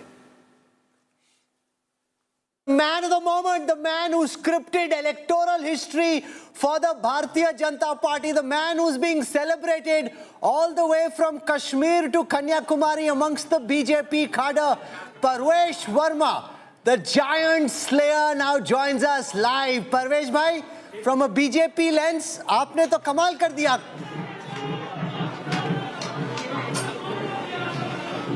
Sir, मैंने कमाल नहीं किया. ये तो प्रधानमंत्री नरेंद्र मोदी जी का कमाल है कि दिल्ली वालों ने उनके ऊपर विश्वास जताया है. जो उन्होंने देश में काम किए, दिल्ली में काम किए, ये कमाल है हमारे पार्टी के राष्ट्रीय अध्यक्ष आदरणीय जेपी नड्डा जी का. ये कमाल है हमारे गृह मंत्री आदरणीय श्री अमित शाह जी का, जिन्होंने दिल्ली में सारे चुनाव की कमान अपने हाथ में ली है. ये कमाल है दिल्ली के पार्टी के कार्यकर्ताओं का, जिन्होंने जी जान मेहनत करी है. और ये कमाल है दिल्ली वासियों का, जिन्होंने एक अच्छी सरकार बनाई है. कई सारे लोगों को लगता है कि तुक्का है, आपने ऐसे ही हरा दिया. उनको मालूम नहीं कि पिछले एक महीने में आपने कितना काम किया नई दिल्ली में. तो थोड़ा बिहाइंड द सीन्स, पर्दे के पीछे की कहानी बताएं कि आपको कब बताया गया गृह मंत्री द्वारा कि दिल्ली जाना है, आपका शुरू में क्या रिएक्शन था, कैसे आपने जमीन तैयार की जो कि आज लोगों को वो इमारत दिखाई दे रही है. देखिए, अभी मैं आपको 2 मिनट में तो सारी राम कथा नहीं बता सकता हूं, मगर आपके साथ में कभी बैठूंगा आपके चैनल पे, फिर आपको विस्तार से बताऊंगा. मगर पार्टी ने मेरे को 2 महीना पहले बता दिया था कि आपको लड़ना है नई दिल्ली, और मैंने काफ़ी तैयारी करी और यहाँ के कार्यकर्ताओं ने काफ़ी जो है मेहनत करी। और सबसे बड़ी बात है कि प्रधानमंत्री मोदी जी का जो यहाँ के लोगों ने उनके ऊपर विश्वास जताया, ये सबसे बड़ी बात थी। कई सारे बीजेपी के कार्यकर्ता सोचते हैं कि केजरीवाल को हराने के बाद अगले मुख्यमंत्री के लिए सबसे प्रबल दावेदारी आपकी है। मन में थोड़े थोड़े लड्डू, थोड़ी अनिश्चितता की बना भी सकते हैं, काट भी सकते हैं, क्या होगा, क्या आपके दिलो दिमाग में क्या चल रहा है? देखिए राहुल जी, मैं ऐसा व्यक्ति हूँ, मैं बड़ा जो है स्पिरिचुअल आदमी हूँ, तो मैं बहुत ज़्यादा खुशी होती है तो बहुत ज़्यादा खुश नहीं होता, बहुत ज़्यादा दुख होता है तो बहुत ज़्यादा दुखी नहीं होता। तो जो भी पार्टी का विधायक दल तय करेगा, जो पार्टी की लीडरशिप तय करेगी, वो सभी को मंजूर होगा। My colleague Gaurav has a question for you. Gaurav, हम लोगों ने आपके पिताजी का भी चुनाव कवर किया था, साहिब सिंह वर्मा जी का दिल्ली में, उनकी नीति। Okay, we're seeing live images here of the Prime Minister's convoy reaching the BJP headquarters. The lights in the car are on, the arc light very firmly on the Prime Minister, as it should be. This really was pitched by the BJP as a Modi versus Kejriwal battle. And in that battle, Prime Minister Modi and the Bharatiya Janata Party have come out on top, 48 versus 22. How the mighty have fallen. JP Nadda there, receiving the Prime Minister in his capacity as the BJP president, arguably for the last time after a big election victory. Soon the party will have a new president. And what a comeback this has been after the Lok Sabha elections. There were pundits who were writing the political obituary of the Prime Minister after the 4th of June, suggesting that his term and his innings was ending. Modi means business. They won in Haryana, then in Maharashtra, and now this remarkable comeback in Delhi after 27 years. Confetti, the Prime Minister being garlanded. A massive victory for the BJP and for the Prime Minister, under whose leadership the BJP ends up at 48 seats, reducing the Aam Aadmi Party to just 22. He'll be off first to Paris and then to Washington DC to meet with Emmanuel Macron, to meet with Donald Trump. And before that, this big celebration will put a spring in his feet, in that of the BJP Karyakartas, who are delighted. They've danced at the wedding, at the winning celebrations, the after parties being held for victories in other states and in the general elections. Whether it was a Maharashtra, whether it was a Haryana or the Lok Sabha elections, they haven't had an opportunity to dance for a victory of the Delhi BJP unit. That has been a long time coming. 27 years later, the BJP celebrating this big victory in the national capital. You can see delight and enthusiasm in the crowds that have gathered there. They've been building up since 2 p.m. The Prime Minister very naturally quite happy. And so are the BJP Karyakartas and workers. Kejriwal made it nasty, he made it personal. He took them on in a way that very few opposition parties do. And that's something that the BJP isn't quite used to, particularly not from the Congress. He put up a tough fight. 44% vote share for the Aam Aadmi Party shows their vote share cracked but did not crumble. The BJP was able to bolster its vote share by 10% from the 39% they had last time, almost 10% more than the last elections. Prime Minister Modi celebrating, waving out to the BJP workers and leaders who've gathered there for this big after party. Let's listen in to the ambience from the BJP headquarters in the national capital. आदरणीय प्रधानमंत्री जी का स्वागत करना है। भारत माता की, मेरे साथ नारा लगाना है, श्री नरेंद्र मोदी जिंदाबाद, श्री नरेंद्र मोदी जिंदाबाद, श्री नरेंद्र मोदी जिंदाबाद, जिंदाबाद जिंदाबाद, मोदी मोदी मोदी मोदी मोदी मोदी मोदी मोदी मोदी मोदी मोदी मोदी मोदी मोदी मोदी जी को जय श्री राम, श्री मोदी जी को जय श्री राम, श्री नरेंद्र मोदी जिंदाबाद। नरेंद्र मोदी जिंदाबाद, मोदी मोदी मोदी मोदी मोदी मोदी मोदी मोदी मोदी मोदी मोदी मोदी। चलिए दोनों हाथ उठा के, जैसे पहले कहा था, पूरा हाथ उठाना है, मुट्ठी बांधनी है सबके। बहन जी हाथ उठाइए, मुट्ठी बांधिए, बोलिए भारत माता की, भारत माता की, भारत माता की। दोस्तों, कुछ ही क्षणों में आदरणीय प्रधानमंत्री जी हमारे बीच होंगे। हमारे माननीय राष्ट्रीय अध्यक्ष जी, माननीय गृह मंत्री जी आपको लेकर हमारे बीच में आ गए हैं। जोरदार करतल ध्वनि से आप सबने उनका अभिनंदन करना है। बदल दिया है दिल्ली दिल से, बदल दिया है दिल्ली दिल से, बदल दिया है दिल्ली दिल से। दिल्ली को खुशहाल करेंगे, दिल्ली को खुशहाल करेंगे। To Yogendra Yadav, political analyst, politician, representing opposition causes, joining us on this broadcast. Mr. Yadav, welcome.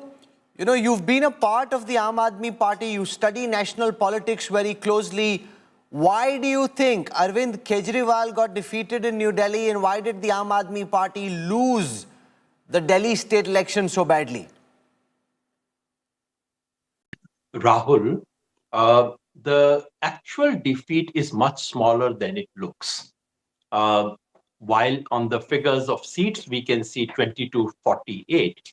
But as you yourself mentioned a few minutes ago, in terms of percentage of vote, it's a small difference of less than 4 percentage points right now.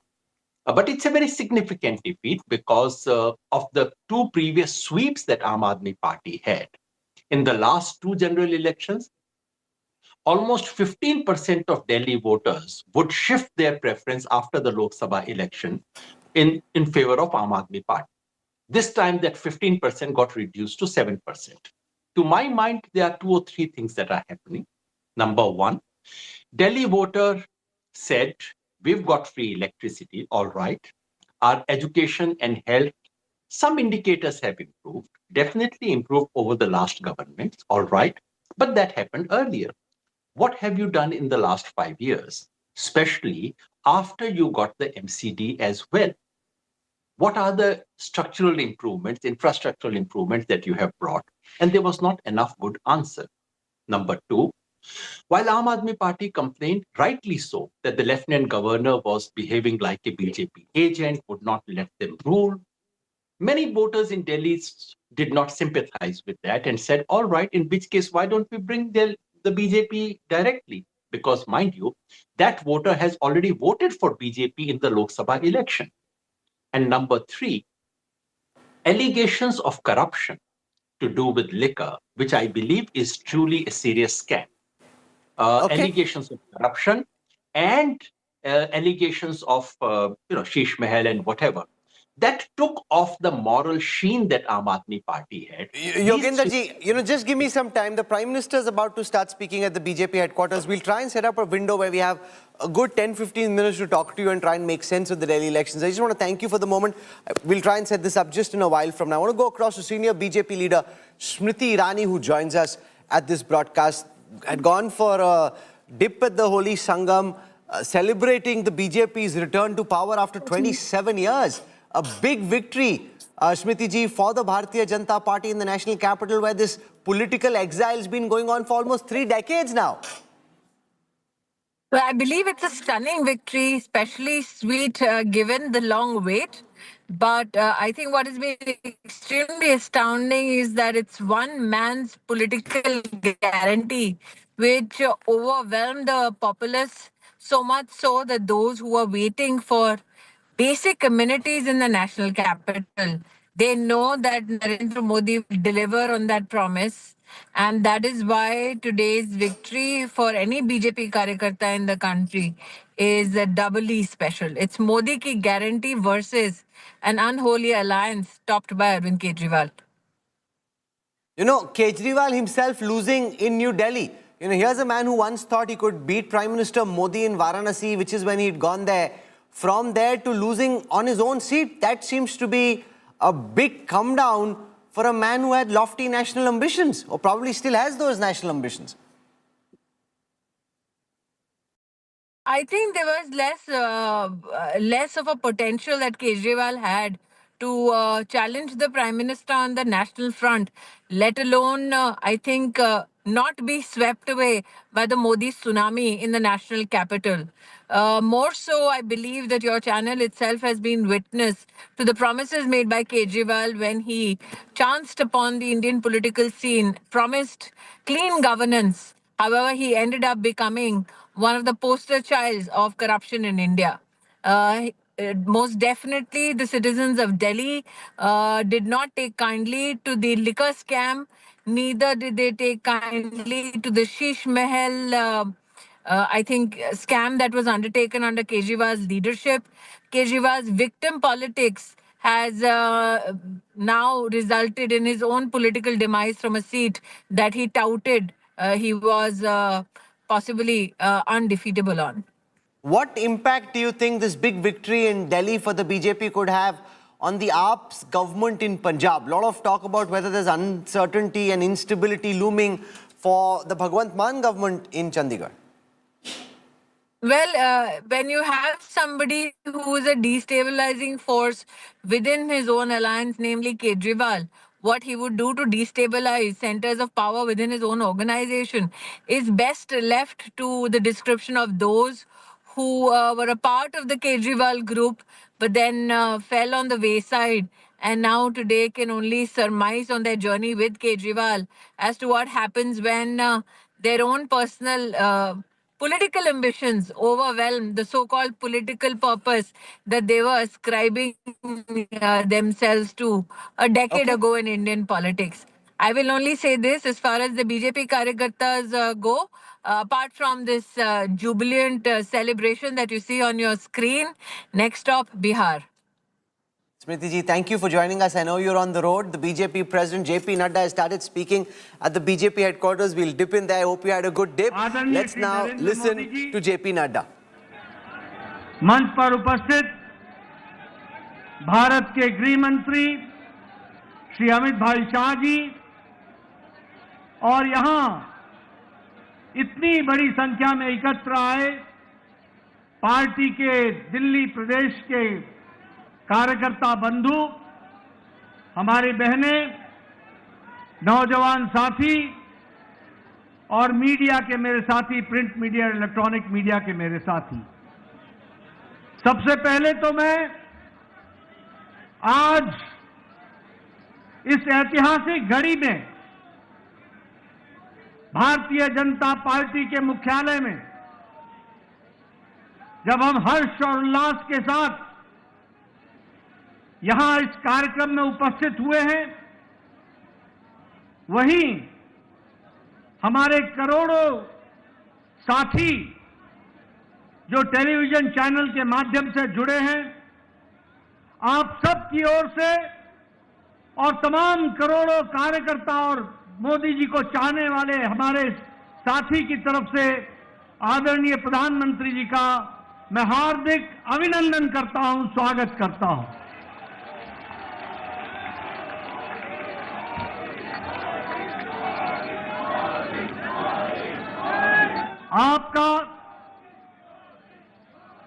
आपके नेतृत्व में जिस तरीके से party ने एक पर एक जीत हासिल की है और आपके नेतृत्व ने जिस पर जनता ने बारंबार मोहर लगाया है और आपने भी देश की सेवा में कोई कसर नहीं छोड़ी है, ऐसी शख्सियत जो हमारे पार्टी के शीर्ष नेता हैं प्रधानमंत्री मोदी जी का, पुनः मैं उनका अभिनंदन और स्वागत करता हूं।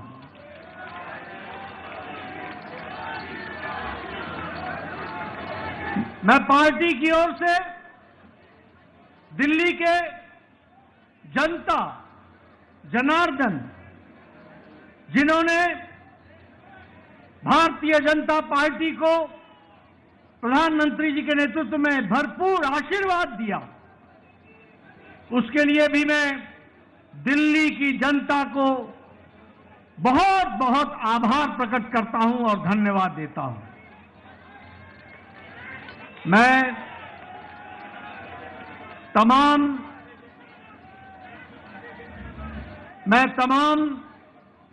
कार्यकर्ताओं को, जिन्होंने दिन रात मेहनत की, घर घर गए, पार्टी के प्रति, प्रधानमंत्री जी के नीतियों के प्रति जो जनता में उत्साह था, उसको वोट में बदलने में आपने अथक प्रयास किया, मेहनत की, दिन रात आप लगे रहे। ऐसे हमारे जुझारू कार्यकर्ता भाई बहनों को भी मैं पार्टी की ओर से बहुत बहुत साधुवाद देता हूं, बहुत बहुत धन्यवाद देता हूं।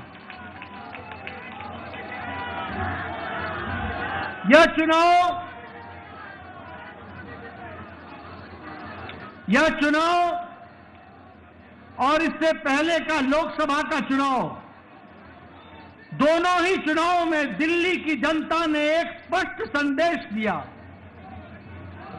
लोकसभा में आपने सातों की सातों सीटों पर भारतीय जनता पार्टी को विजयश्री दिलाई और इस बार के विधानसभा में आपने 48 सीटों पर विजय दिलाई। यह स्पष्ट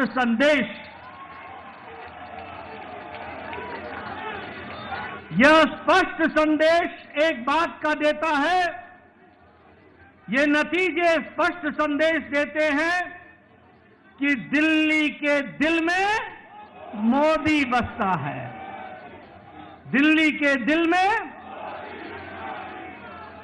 मित्रों, मैं यहां यह भी कहना चाहता हूं कि जो प्रधानमंत्री मोदी जी ने पिछले 10 सालों में भारत के राजनीतिक संस्कृति में परिवर्तन लाया, जातिवाद से, भ्रष्टाचार से धत्ता दिखाकर विकासवाद, डेवलपमेंट,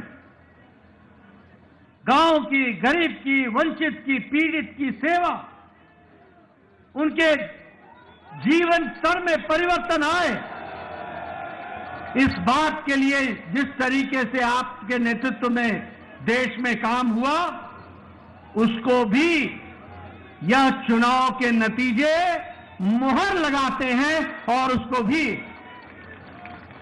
विकासवाद को मुहर लगाते हैं।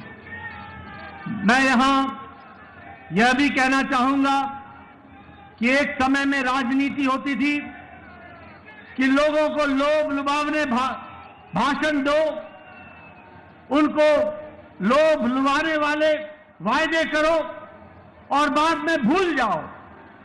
ये प्रधानमंत्री मोदी जी ने भारत की राजनीति में परिवर्तन लाया, रिपोर्ट कार्ड की राजनीति को जन्म दिया और जो कहा था वो किया, जो नहीं कहा था वो भी करके दिया। यह भी हमको देखने को मिला।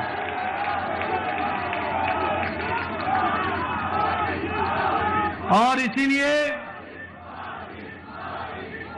ये बात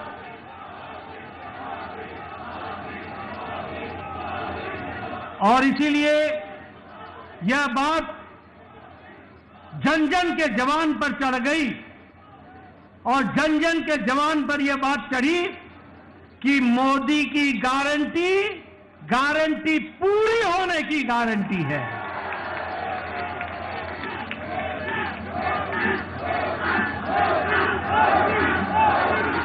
मित्रों, यह चुनाव का संदेश कट्टर बेईमान नेता और कट्टर बेईमान पार्टी को मुंह तोड़ जवाब देता है। यह भी हमको ध्यान में रखना है। जिस तरीके से उन्होंने दिल्ली को एक प्रकार से कूड़ादान बना दिया था, जो पिछले चुनाव में कूड़ों के पहाड़ पर खड़े होकर के वायदा करते थे कि हम दिल्ली को साफ करेंगे, उन्होंने घर घर के आगे कूड़ों का ढेर लगा दिया था। जो लोग शुद्ध पानी की बात कहते थे, उन्होंने दिल्ली की जनता को गंदा पानी पीने के लिए मजबूर किया। जो लोग शिक्षा के नाम पर लोगों को छलते थे, उन्होंने दिल्ली के स्कूल में 2/3 बच्चों को साइंस की पढ़ाई से वंचित रखा। जो लोग अच्छी सड़कों की बात करते थे, उन्होंने गड्ढों पर चलने के लिए मजबूर किया। और यह चुनाव साफ संदेश देता है कि दिल्ली को ऐसी पार्टी की जरूरत नहीं है, और उनको घर बैठाने का काम किया तो दिल्ली की जनता ने किया। यह भी हमको ध्यान में रखना चाहिए। मैं यहां यह भी बताना चाहता हूं कि आपदा आम आदमी पार्टी यह झूठ बोलने की फैक्ट्री है। यह झूठ बोलने का इंसाइक्लोपीडिया है। ये आपदा झूठ की संपदा है और भ्रष्टाचार के नए नए तरीके निकालने वाली फैक्ट्री है, तो वो आम आदमी पार्टी आपदा पार्टी है। लेकिन दिल्ली की जनता ने इस बार करारा जवाब देकर के यह स्पष्ट कर दिया कि यह ऐतिहासिक जीत मोदी जी के नेतृत्व में दिल्ली को फिर से आगे बढ़ाने का शकल आगे बढ़ाने के काम को बढ़ा रही है। मित्रों, ये जो कट्टर ईमानदार बोलते थे, वो कट्टर भ्रष्टाचारी ऐसे निकले जिसमें मुख्यमंत्री, उप मुख्यमंत्री, मंत्री, विधायक ये जेल की हवा खा करके आए। और उनका हारना इस बात को स्पष्ट करता है कि दिल्ली की जनता ने उनके जेल में जाने पर मुहर लगाई। इस बात को भी हमको समझना चाहिए। यह चुनाव के नतीजों में जिस तरीके से महिलाओं ने, युवाओं ने, बुजुर्गों ने, व्यवसायियों ने, सबने जिस तरीके से साथ दिया है, मैं पार्टी की ओर से उनको बहुत बहुत बधाई देना चाहता हूं। मैं यहां यह भी आपको बताना चाहता हूं कि एक तो आपदा पार्टी के बारे में मैंने चर्चा की, लेकिन एक ऐसी पार्टी भी है जो अपने स्कोर में कंसिस्टेंट है। कंसिस्टेंट। जब चुनाव आएगा तो नतीजा चाहे 2014 का लोकसभा हो, चाहे 2015 की विधानसभा हो, चाहे 2019 की लोकसभा हो, चाहे 2020 की विधानसभा हो, चाहे 2024 की लोकसभा हो और चाहे 2025 की विधानसभा हो, कांग्रेस का 0 का 0। मित्रों, यह स्पष्ट बताता है कि जो प्रधानमंत्री जी ने कहा था कि आपदा नहीं सहेंगे और बदल के रहेंगे, दिल्ली की जनता ने आपदा को सहने से इनकार किया और दिल्ली बदल करके रख दी। इसके लिए मैं विशेष करके आपको बधाई देता हूं। मैं आपके और प्रधानमंत्री मोदी जी के बीच में ज्यादा समय न रहता हुआ एक बात का वायदा आपको जरूर करता हूं कि जो प्रधानमंत्री मोदी जी के नेतृत्व में हम लोगों ने जो विश्वास जनता का मिला है प्रधानमंत्री जी को, जो वायदे हम लोगों ने किए हैं, जो पार्टी ने वायदे किए हैं, हमने वायदे मध्य प्रदेश में भी पूरे किए, राजस्थान में भी पूरे किए, छत्तीसगढ़ में भी पूरे किए, उड़ीसा में भी पूरे किए। अब दिल्ली की बारी है, दिल्ली में भी पूरा करके दिखाएंगे और दिल्ली को आगे बढ़ाएंगे। एक बार पुनः प्रधानमंत्री जी का आभार और अभिनंदन, और आप सब लोग जो पूरी ताकत से दिल्ली की जनता ने आशीर्वाद दिया है, उनका बहुत बहुत धन्यवाद। जय भारत, जय दिल्ली।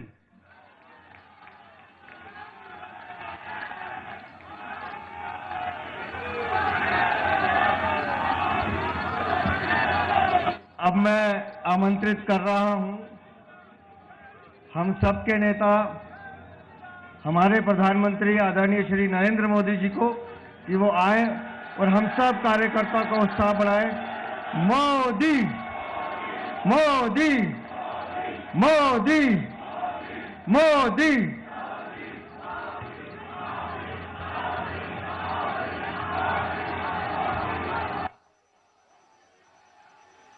भारत माता की, भारत माता की, भारत माता की, यमुना मैया की, यमुना मैया की, यमुना मैया की।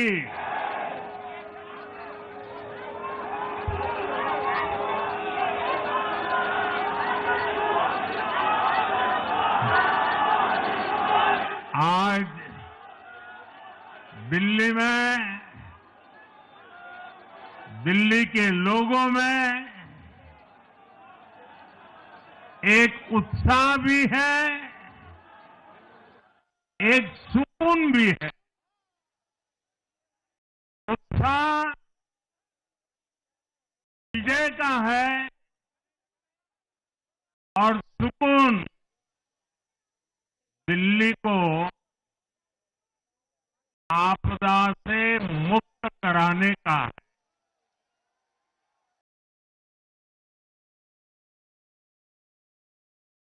साथियों, मैंने हर दिल्ली वासी के नाम एक पत्र भेजा था और आप सबने हर परिवार में मेरा एक पत्र पहुंचाया था और मैंने दिल्ली से प्रार्थना की थी कि 21वीं सदी में भाजपा को सेवा का अवसर दीजिए,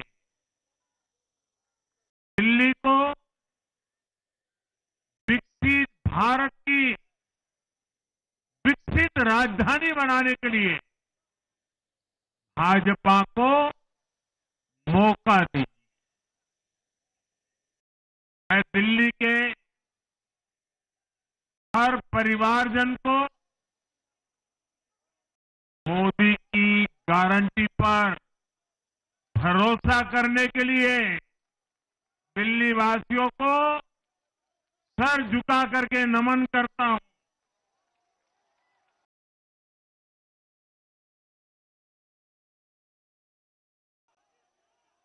मैं दिल्ली वासियों का आभार व्यक्त करता हूं। साथियों, दिल्ली ने दिल खोलकर हमें प्यार दिया।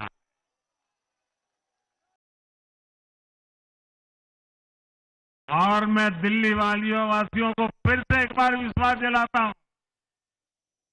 आपके इस प्यार को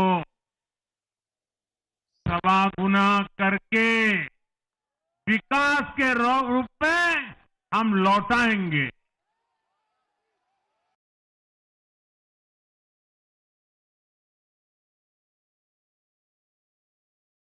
दिल्ली के लोगों का ये प्यार, ये विश्वास हम सभी पर एक कर्ज है। इसे अब दिल्ली की डबल इंजन सरकार, दिल्ली का डबल तेजी से विकास करके चुकाएगी।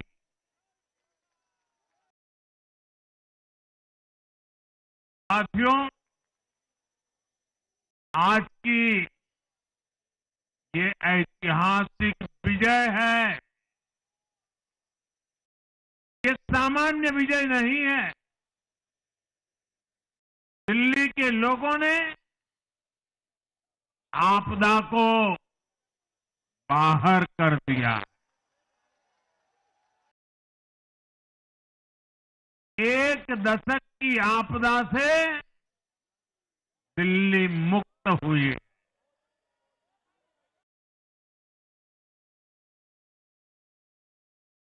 साथियों, दिल्ली का जनादेश स्पष्ट है। आज दिल्ली में विकास, विजन और विश्वास की जीत हुई है। आज आडंबर, अराजकता, अहंकार और दिल्ली पर छाई आपदा की हार हुई।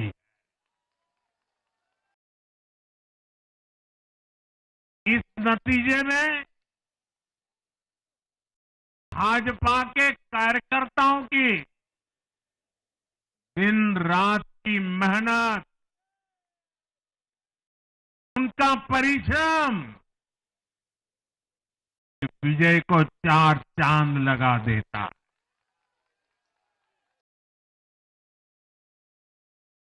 और आप सभी कार्यकर्ता इस विजय के हकदार हैं।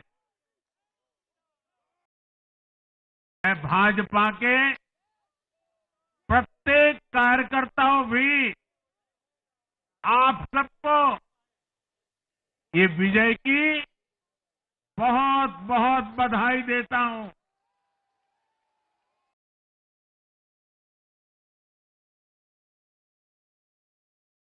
साथियों, आज दिल्ली की जनता ने साफ कर दिया है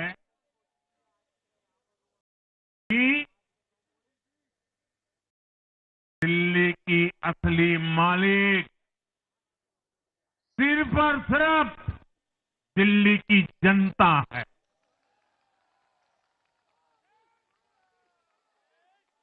जिनको दिल्ली का मालिक होने का घमंड था, उनका सच से सामना हो भी गया।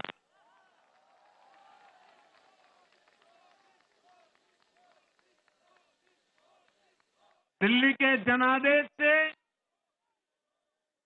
ये भी स्पष्ट है कि राजनीति में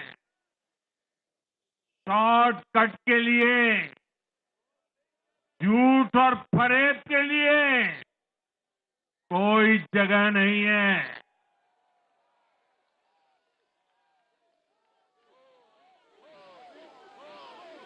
जनता ने शॉर्टकट वाली राजनीति का शॉर्ट सर्किट कर दिया।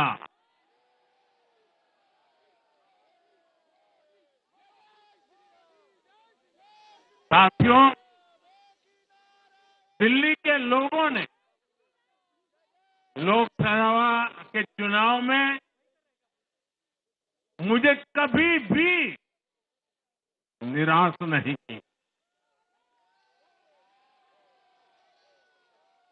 2014, 2019, 2024 तीनों चुनाव में दिल्ली के लोगों ने बीजेपी को 7 की 7 सीटों पर भव्य विजयी बनाया।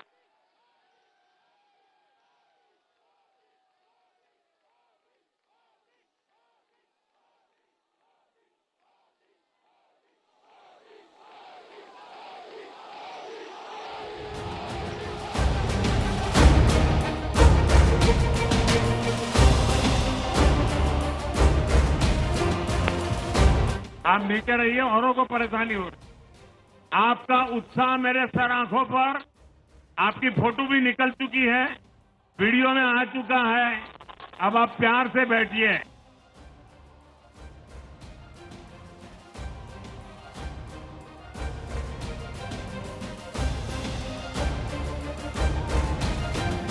साथियों, 3 बार लोकसभा में 100% विजय दिलाने के बाद,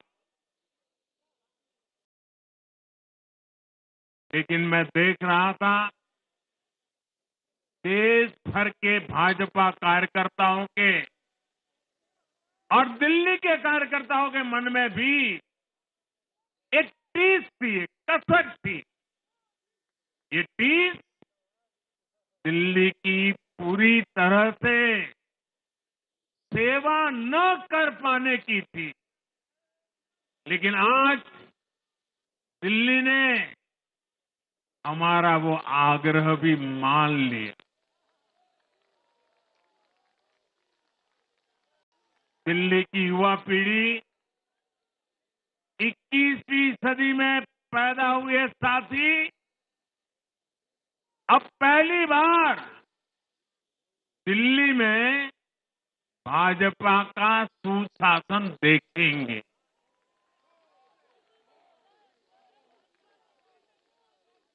आज के नतीजे दिखाते हैं कि भाजपा की डबल इंजन सरकार के लिए देश में कितना भरोसा है। लोकसभा चुनाव के उसकी जीत के बाद हमने पहले हरियाणा में अभूतपूर्व रिकॉर्ड बनाया,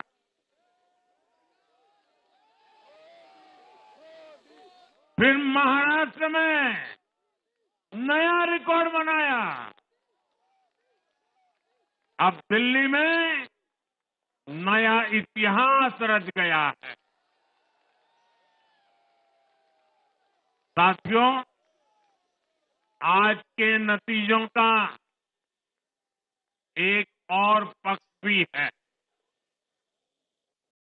कि हमारा दिल्ली सिर्फ एक शहर नहीं है, ये दिल्ली मिनी हिंदुस्तान है।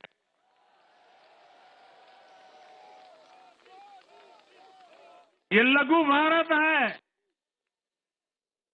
दिल्ली एक भारत श्रेष्ठ भारत के विचार को जीती है, जी जान से जीती है। दिल्ली में दक्षिण भारत के लोग भी हैं, दिल्ली में पश्चिम भारत के लोग भी हैं, दिल्ली में पूर्वी भारत के लोग भी हैं।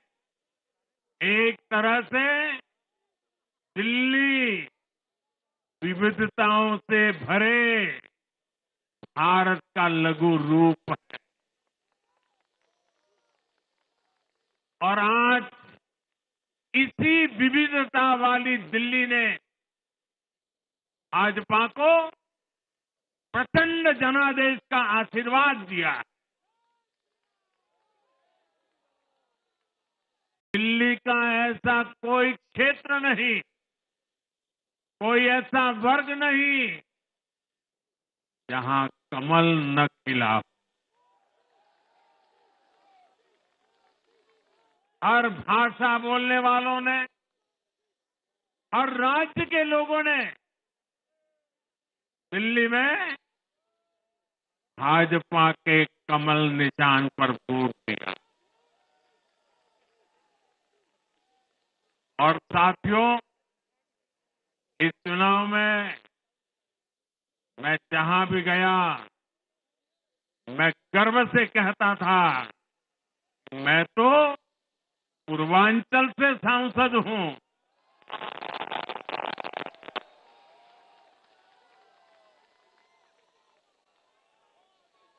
ये पूर्वांचल से मेरा अपनेपन का रिश्ता,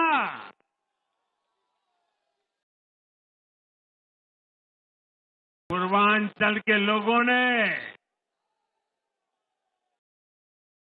इस रिश्ते को प्यार की, विश्वास की नई ऊर्जा दे दी, नई ताकत दे दी।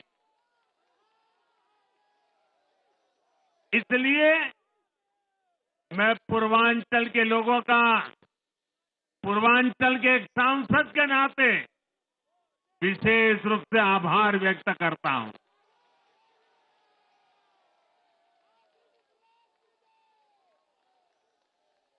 जब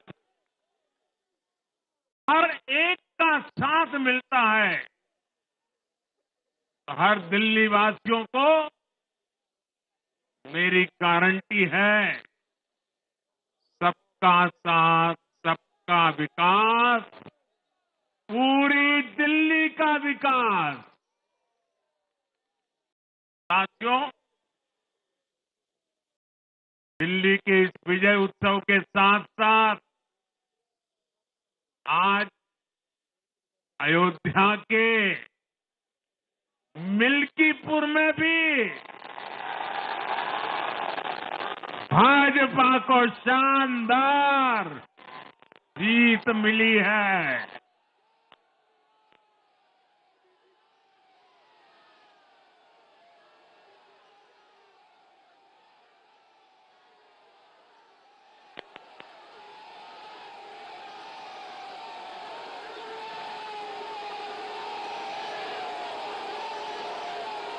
हर वर्ग ने भारी संख्या में भाजपा के लिए मतदान किया है, अभूतपूर्व विजय दिया है। साथियों, आज देश तुष्टीकरण नहीं बल्कि भाजपा के संतुष्टीकरण की पॉलिसी को चुन रहा है। साथियों, दिल्ली में धरना प्रदर्शन की राजनीति, टकराव और प्रशासनिक अनिश्चितता ने दिल्ली के लोगों का बहुत नुकसान किया। आज दिल्ली के विकास के सामने से एक बड़ी रुकावट आप सब दिल्ली वासियों ने दूर कर दी है।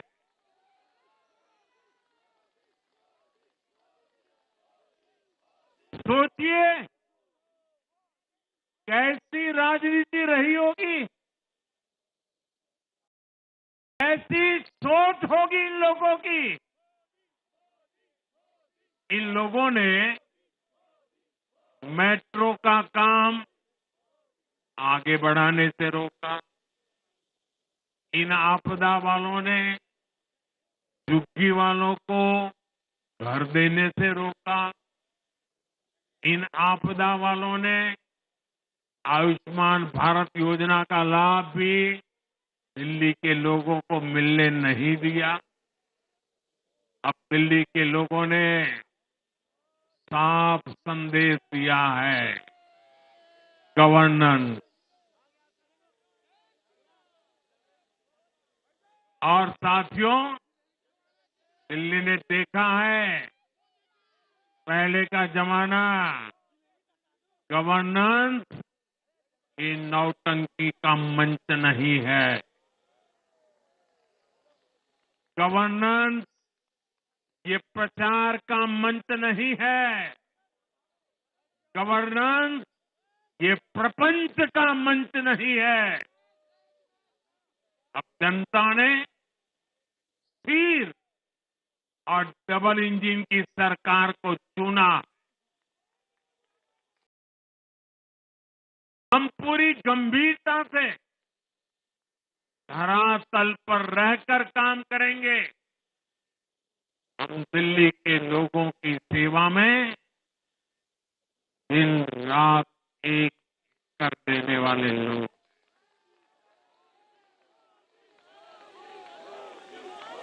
साथियों, पूरा देश जानता है कि जहां एनडीए है वहां सुशासन है, विकास है, विश्वास है।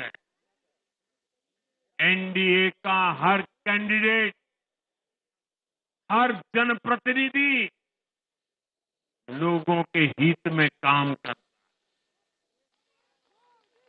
देश में एनडीए को जहां भी जनादेश मिला है, हमने उस राज्य को विकास की नई ऊंचाई पर पहुंचाया है।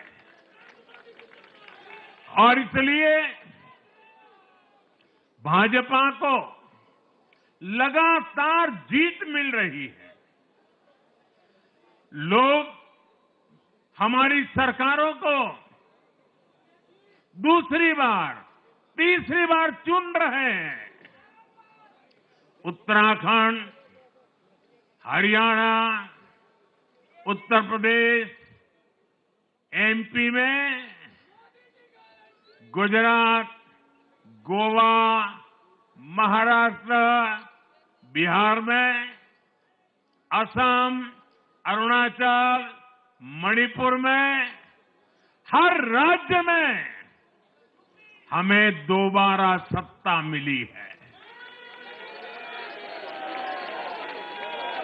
साथियों, यहां दिल्ली के बगल में यूपी है।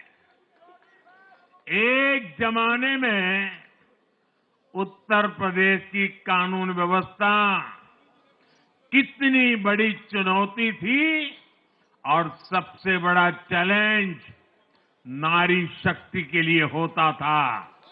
यूपी में दिमागी बुखार का कहर बरसता था, लेकिन हमने इसका अंत करने के लिए संकल्पबद्ध होकर काम किया। आप याद करिए, महाराष्ट्र में हर साल सूखे के कारण हमारे अन्नदाताओं पर कितना बड़ा संकट आता था, लेकिन हमारी सरकार आने के बाद हमने जल युक्त शिविर जैसे अभियान चलाकर किसानों तक पानी पहुंचाया। हरियाणा में किसी को बिना खर्ची, बिना पर्ची के सरकारी नौकरी नहीं मिलती थी, लेकिन आज बीजेपी ने वहां सुशासन का नया मॉडल स्थापित कर रही है। पूर्वोत्तर में हमारी सरकारों ने वहां के लोगों को विकास की नई धारा से जोड़ा है। एक जमाना था जब गुजरात में पानी का इतना बड़ा संकट था, खेती किसानी मुश्किल थी, लेकिन आज वही गुजरात एग्रीकल्चर पावर हाउस बनकर उभरा है। आप याद करिए, नीतीश जी के पहले बिहार किस हालत में था। बिहार में नीतीश जी को अवसर मिला। बदलाव भी तभी आया जब एनडीए की सरकार आई। ऐसे ही आंध्र प्रदेश में चंद्रबाबू नायडू गारू ने अपना ट्रैक रिकॉर्ड साबित किया है। ये सारे उदाहरण बताते हैं कि एनडीए यानी विकास की गारंटी।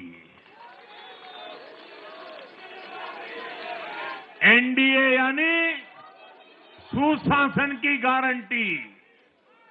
साथियों, सुशासन का लाभ गरीब को भी होता है और मिडिल क्लास को भी होता है। इस बार दिल्ली में गरीब, झुग्गी में रहने वाले मेरे भाई बहन, हमारे मिडिल क्लास ने भाजपा को जबरदस्त समर्थन दिया है।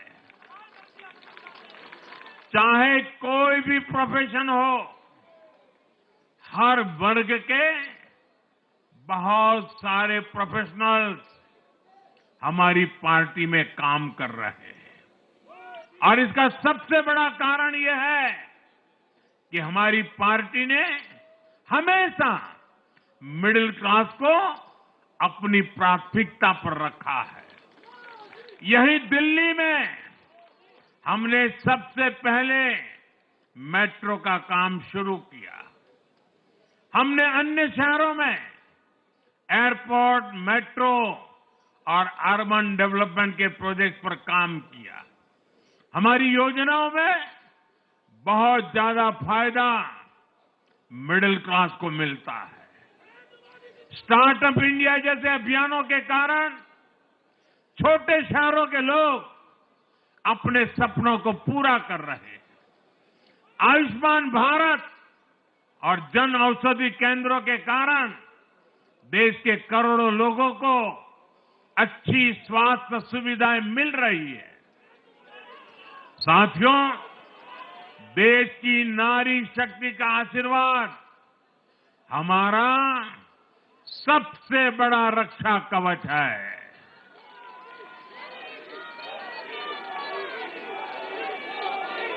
और आज एक बार फिर नारी शक्ति ने दिल्ली में मुझे अपना आशीर्वाद दिया है। चाहे उड़ीसा हो, महाराष्ट्र हो या हरियाणा हो, हमने हर राज्य में नारी शक्ति से किए हर वादे को पूरा किया है। आज इन राज्यों में करोड़ों माताओं बहनों को हमारी योजनाओं का लाभ मिल रहा है। मैं दिल्ली की मातृशक्ति से भी कहता हूं, चुनाव में उनसे किया वादा जरूर पूरा किया जाएगा। ये मोदी की गारंटी और मोदी की गारंटी यानी गारंटी पूरा होने की गारंटी। साथियों, टूटती सड़कें, कूड़े के ढेर, सीवर ओवरफ्लो और प्रदूषित हवा, दिल्ली की जनता इन सब समस्याओं से त्रस्त रही है। अब यहां बनने वाली भाजपा सरकार दिल्ली को विकास की ऊर्जा के साथ एक आधुनिक शहर बनाएगी। साथियों, पहली बार दिल्ली एनसीआर के हर प्रदेश में बीजेपी का शासन आया है। आजादी के बाद ये पहली बार हुआ है। राजस्थान में, यूपी में, हरियाणा में, ऐसे पड़ोस के हर राज्य में भाजपा की सरकारें हैं। ये बहुत ही सुखद संयोग है। जरा इनको नींद आ रही है, तबीयत खराब है, जरा डॉक्टर देख लीजिए। इस कार्यकर्ता को पानी पिला दीजिए, शायद तबीयत ठीक नहीं है, इनको जरा संभालिए। हाँ, नहीं वो थोड़े अनईजी लग रहे हैं। हाँ, पानी पिलाइए, थोड़े अनईजी लग रहे हैं।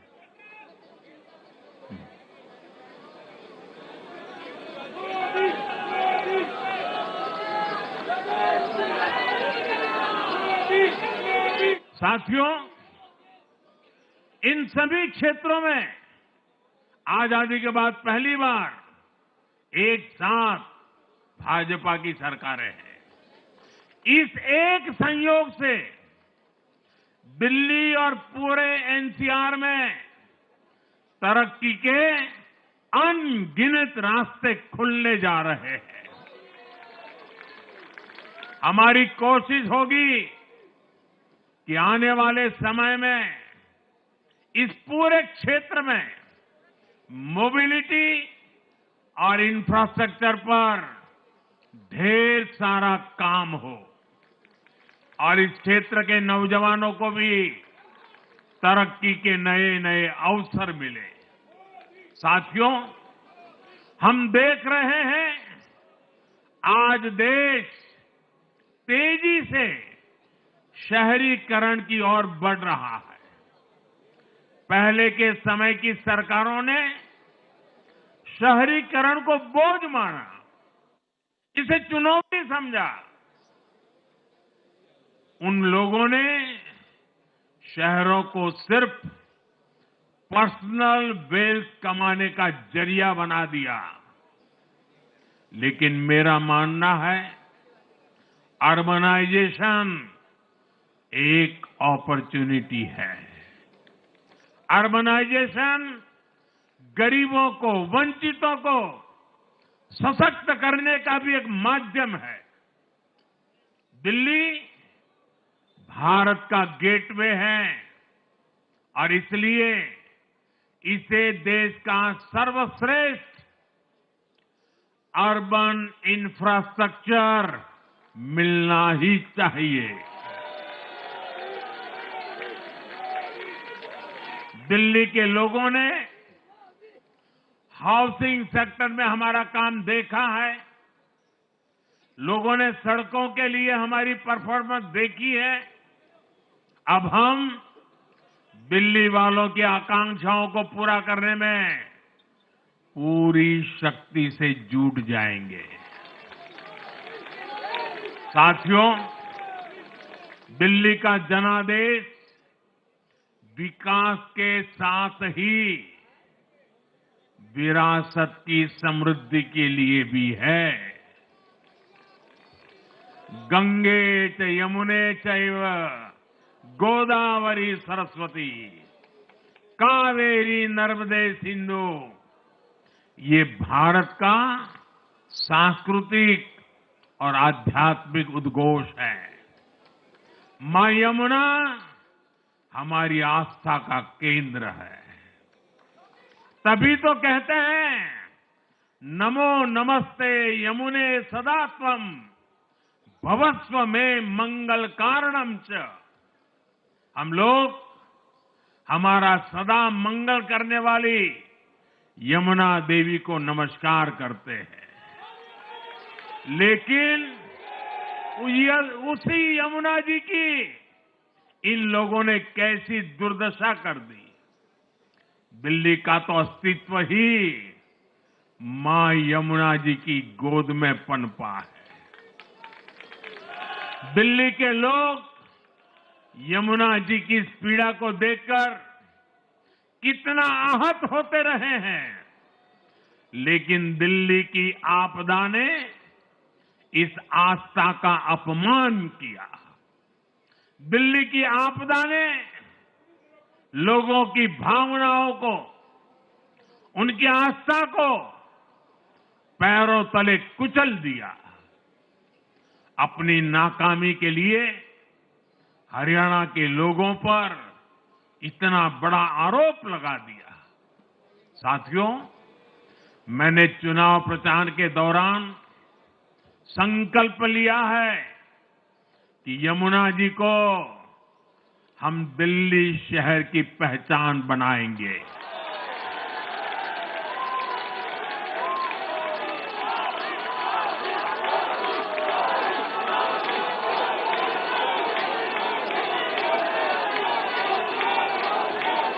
मैं जानता हूं ये काम कठिन है। मैं ये भी जानता हूं ये काम बहुत लंबे समय का है। गंगा जी का देखिए, राजीव गांधी के जमाने से वो काम चल रहा है। समय कितना ही क्यों न जाए, शक्ति कितनी ही क्यों न लगे, लेकिन अगर संकल्प मजबूत है तो यमुना जी के आशीर्वाद रहने वाले हैं। हम मां यमुना जी की सेवा के लिए हर प्रयास करेंगे, पूरे सेवा भाव से काम करेंगे। साथियों, ये आपदा वाले ये कहकर राजनीति में आए थे कि हम राजनीति बदल डालेंगे, लेकिन ये कट्टर बेईमान निकले। मैं आज वरिष्ठ महानुभाव श्रीमान अन्ना हजारे जी का बयान सुन रहा था। अन्ना हजारे जी काफी समय से इन आपदा वालों के कुकर्मों की पीड़ा झेल रहे थे। आज उन्हें भी उस पीड़ा से मुक्ति मिली होगी। साथियों, जिस पार्टी का जन्म ही भ्रष्टाचार के विरुद्ध हुए आंदोलन से हुआ हो, वही भ्रष्टाचार में लिप्त हो गई।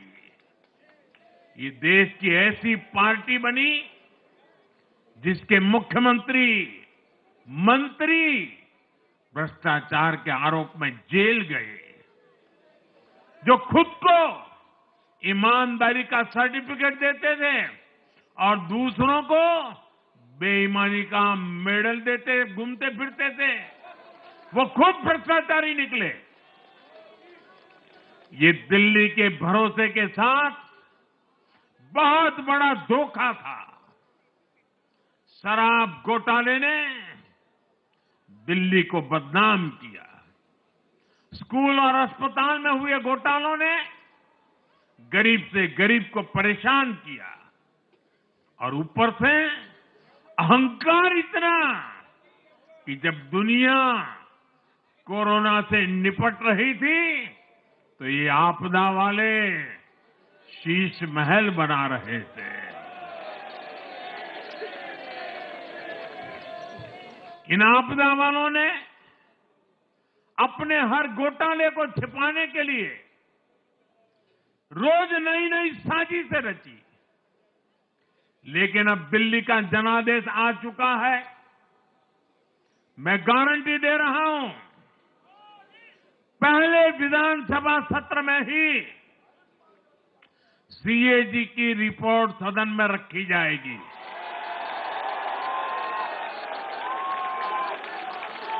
भ्रष्टाचार के हर तार की जांच होगी और जिसने भी लूटा है उसको लौटाना पड़ेगा।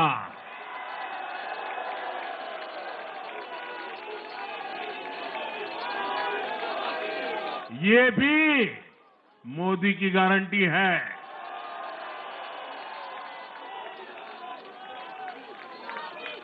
साथियों, आज जनता ने फिर एक बार कांग्रेस को कड़ा संदेश दिया है।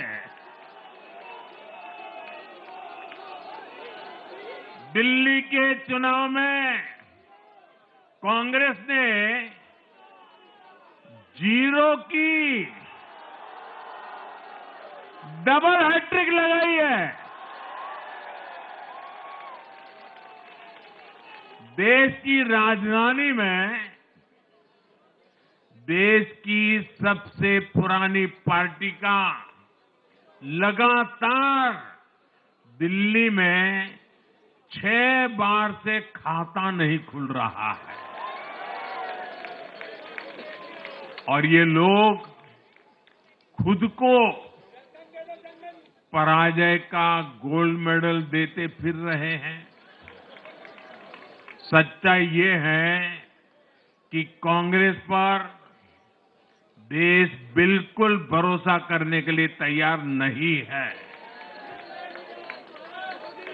पिछली बार मैंने कहा था कि कांग्रेस एक परजीवी पार्टी बन चुकी है। ये खुद तो डूबती है, अपने साथियों को भी डुबोती है। साथियों, कांग्रेस एक के बाद एक अपने सहयोगियों को खत्म कर रही है और इनका तरीका भी बड़ा मजेदार है। आज की कांग्रेस अपने सहयोगियों की जो भाषा है, जो उनके एजेंडा है, उसी को चुराने में लगी हुई है। उनके मुद्दे चुराती है, फिर उनके वोट बैंक में सेंध मारती है। यूपी में कांग्रेस उस वोट बैंक को छीनने की कोशिश कर रही है जिस पर समाजवादी पार्टी और बीएसपी अपना हक मानती थी। मुलायम सिंह जी इसको बराबर समझ गए थे। इसी तरह तमिलनाडु में कांग्रेस आज डीएमके की भाषा डबल जोर से बोलती है। उनको डीएमके के वोटर को लुभाना करके खुद की हैसियत बनानी है। बिहार में भी ये कांग्रेस ही है जो जातिवाद का जहर फैलाकर अपनी सहयोगी आरजेडी का जो पेटेंट है उसी जमीन को खाने में जुट गई है। ठीक ऐसा ही हाल जम्मू कश्मीर बंगाल में भी कांग्रेस ने अपने सहयोगियों का किया है। अब आज दिल्ली में भी साफ हो गया कि जो भी कांग्रेस का हाथ एक बार थामता है उसका बंटाधार होना तय हो जाता है।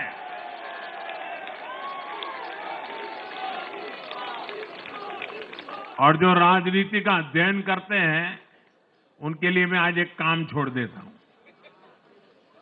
देखिए, इन्होंने 2014 के बाद 5 साल तक ये कोशिश की, हिंदू बनने की कोशिश की। मंदिरों में जाना, मालाएं पहनना, पूजा करना, भांति भांति की कोशिश की। उनको लगा कि ये करेंगे तो बीजेपी की वोट बैंक में हम सेंध मार करके कुछ ले आएंगे। लेकिन उनकी दाल गली नहीं।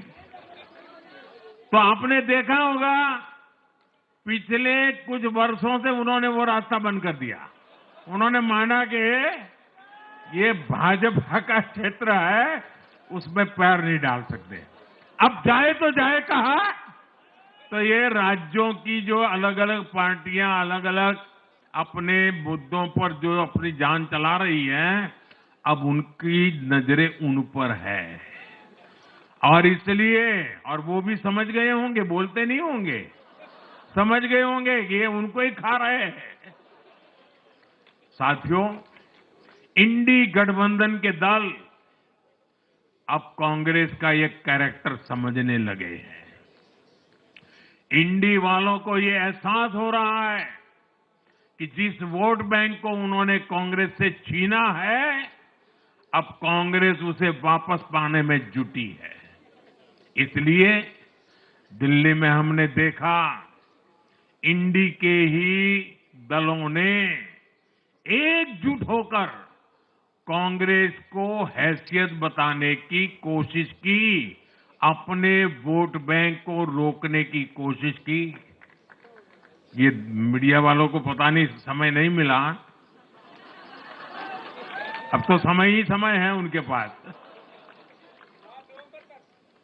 इंडी गठबंधन पूरा दिल्ली में कांग्रेस के खिलाफ मैदान पे उतरा था। और फिर भी क्या हाल हुआ देखिए, दोनों तरफ। साथियों, वो कांग्रेस को रोकने में तो सफल रहे, लेकिन आपदा को बचाने में कामयाब नहीं हो पाए। साथियों, कांग्रेस का हाथ थामने वाले इसलिए भी बर्बाद हो रहे हैं क्योंकि आज कांग्रेस वो कांग्रेस नहीं है जो आजादी के आंदोलन के समय थी, जो आजादी के बाद कुछ दशकों तक थी। आज वो कांग्रेस नहीं है। आज कांग्रेस देश हित की नहीं, अर्बन नक्सलियों की राजनीति कर रही है। कांग्रेस के नेता जब कहते हैं वो भारत से लड़ रहे हैं, इंडियन स्टेट से लड़ रहे हैं, ये नक्सलियों की भाषा है। ये समाज में, देश में अराजकता लाने की भाषा है। और यहां दिल्ली में तो आपदा भी उसी अर्बन नक्सली सोच को ही आगे बढ़ा रही थी। कांग्रेस की अर्बन नक्सली सोच राष्ट्र की उपलब्धियों पर अटैक करती है। ये पूरी दुनिया में अपनी ही सोच का आर्थिक, सामाजिक और राजनीतिक निजाम लाना चाहती है। जब ये कांग्रेस में अर्बन नक्सलियों का डीएनए घुस गया है, तब ये कांग्रेस हर कदम पर बर्बाद हो रही है।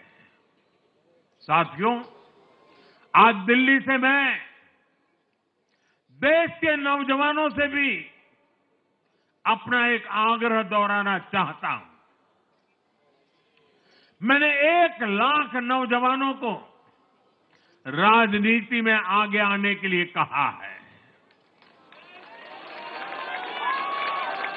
ये मैं इसलिए कहता हूं कि देश को सही मायने में एक गंभीर पॉलिटिकल ट्रांसफॉर्मेशन की जरूरत है। विकसित भारत को नई प्राण शक्ति की जरूरत है। 21वीं सदी की राजनीति को नए आइडिया, नई ऊर्जा की जरूरत है, नए चिंतन की जरूरत है। ये मैं इसलिए भी कह रहा हूं क्योंकि अगर अच्छे नौजवान बेटे बेटियां राजनीति में नहीं आएंगे तो ऐसे लोग राजनीति पर कब्जा कर लेंगे जो राजनीति में नहीं आने चाहिए।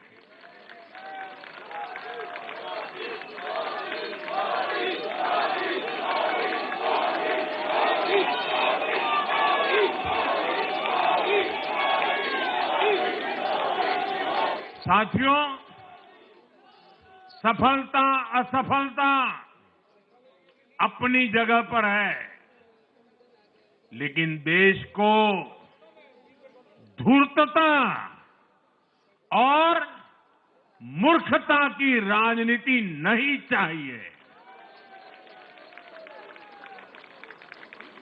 एक तरफ धूर्तता है तो दूसरी तरफ मूर्खता है। देश का तेजस्वी युवा अगर राजनीति में नहीं आएगा तो देश धूर्तता और मूर्खता की राजनीति में फंस जाएगा। विकसित भारत बनाने के लिए हमें राजनीति में नयापन लाना है, हर स्तर पर इनोवेशन लाना है। साथियों, हमारी ये विजय नई जिम्मेदारी लेकर आई है।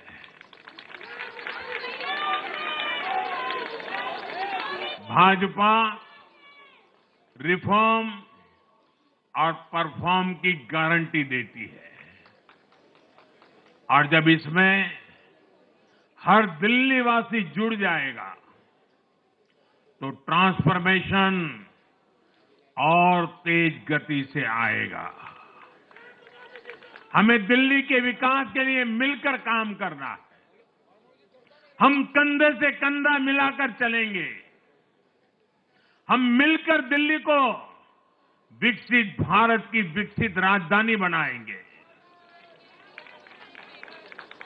साथियों, मैंने हमेशा जिस मंत्र को जिया है और जिस मंत्र को हमेशा मैं मेरे लिए भी पुनः स्मरण करता रहता हूं, मेरे सभी साथियों के लिए भी पुनः स्मरण करता रहता हूं, और वो है हमें हमेशा जब जब विजय मिले अपनी नम्रता को कभी छोड़ना नहीं है, अपने विवेक को कभी छोड़ना नहीं है, समाज सेवा के हमारे भाव को कभी छोड़ना नहीं है।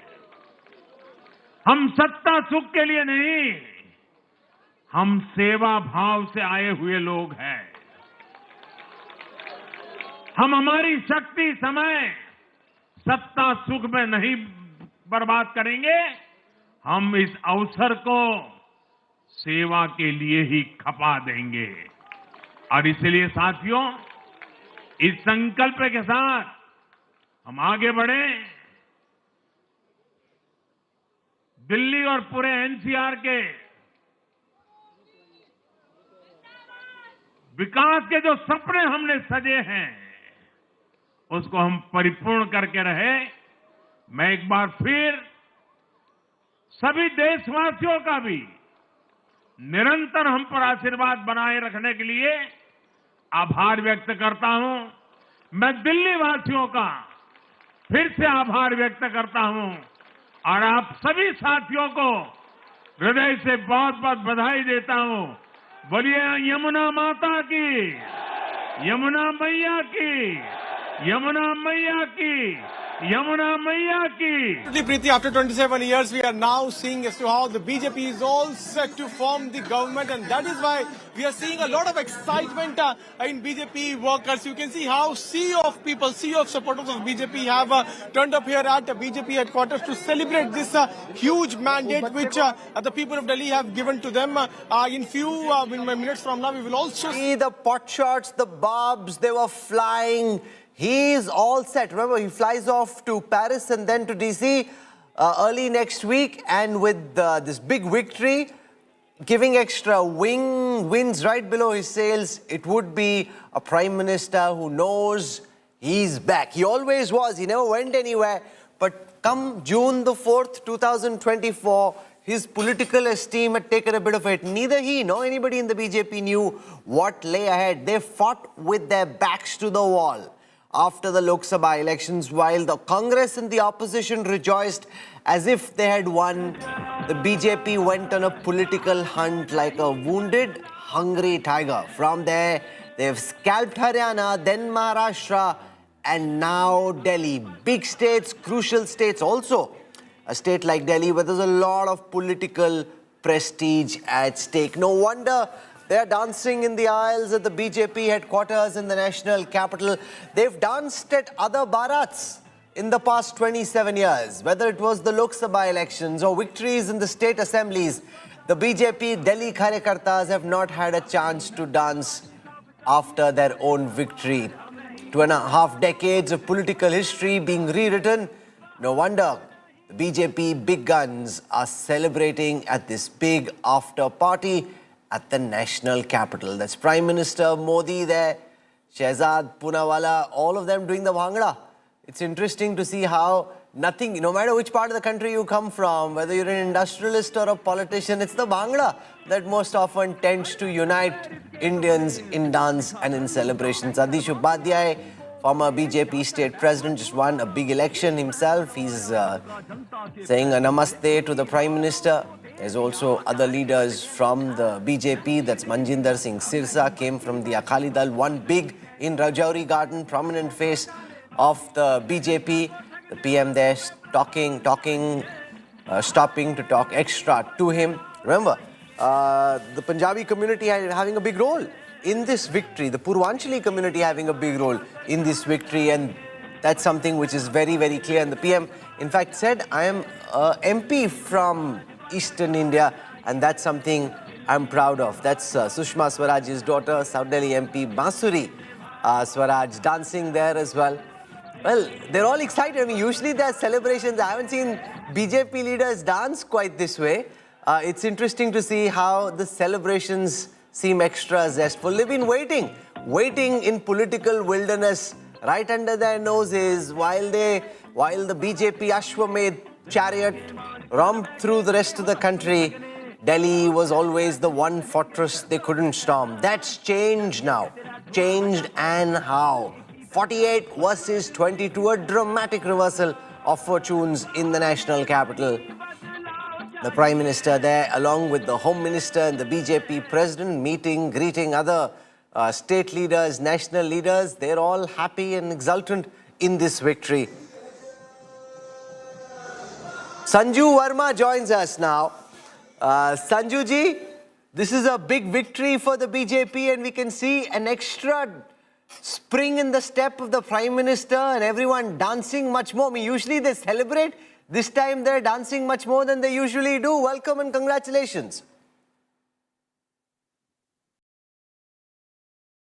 Sanju?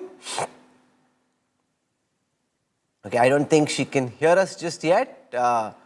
Give us a moment as I try and patch that connection.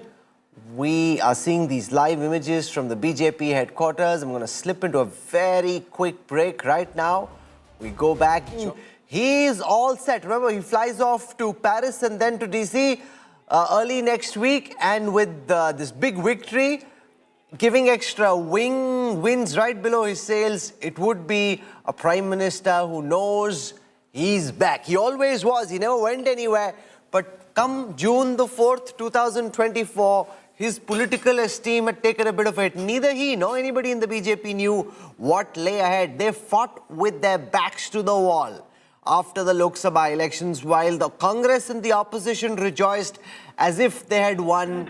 The BJP went on a political hunt like a wounded, hungry tiger. From there, they've scalped Haryana, then Maharashtra, and now Delhi. Big states, crucial states also. A state like Delhi where there's a lot of political prestige at stake. No wonder they're dancing in the aisles at the BJP headquarters in the national capital. They've danced at other Bharats in the past 27 years. Whether it was the Lok Sabha elections or victories in the state assemblies, the BJP Delhi Karyakartas have not had a chance to dance after their own victory. 2.5 decades of political history being rewritten.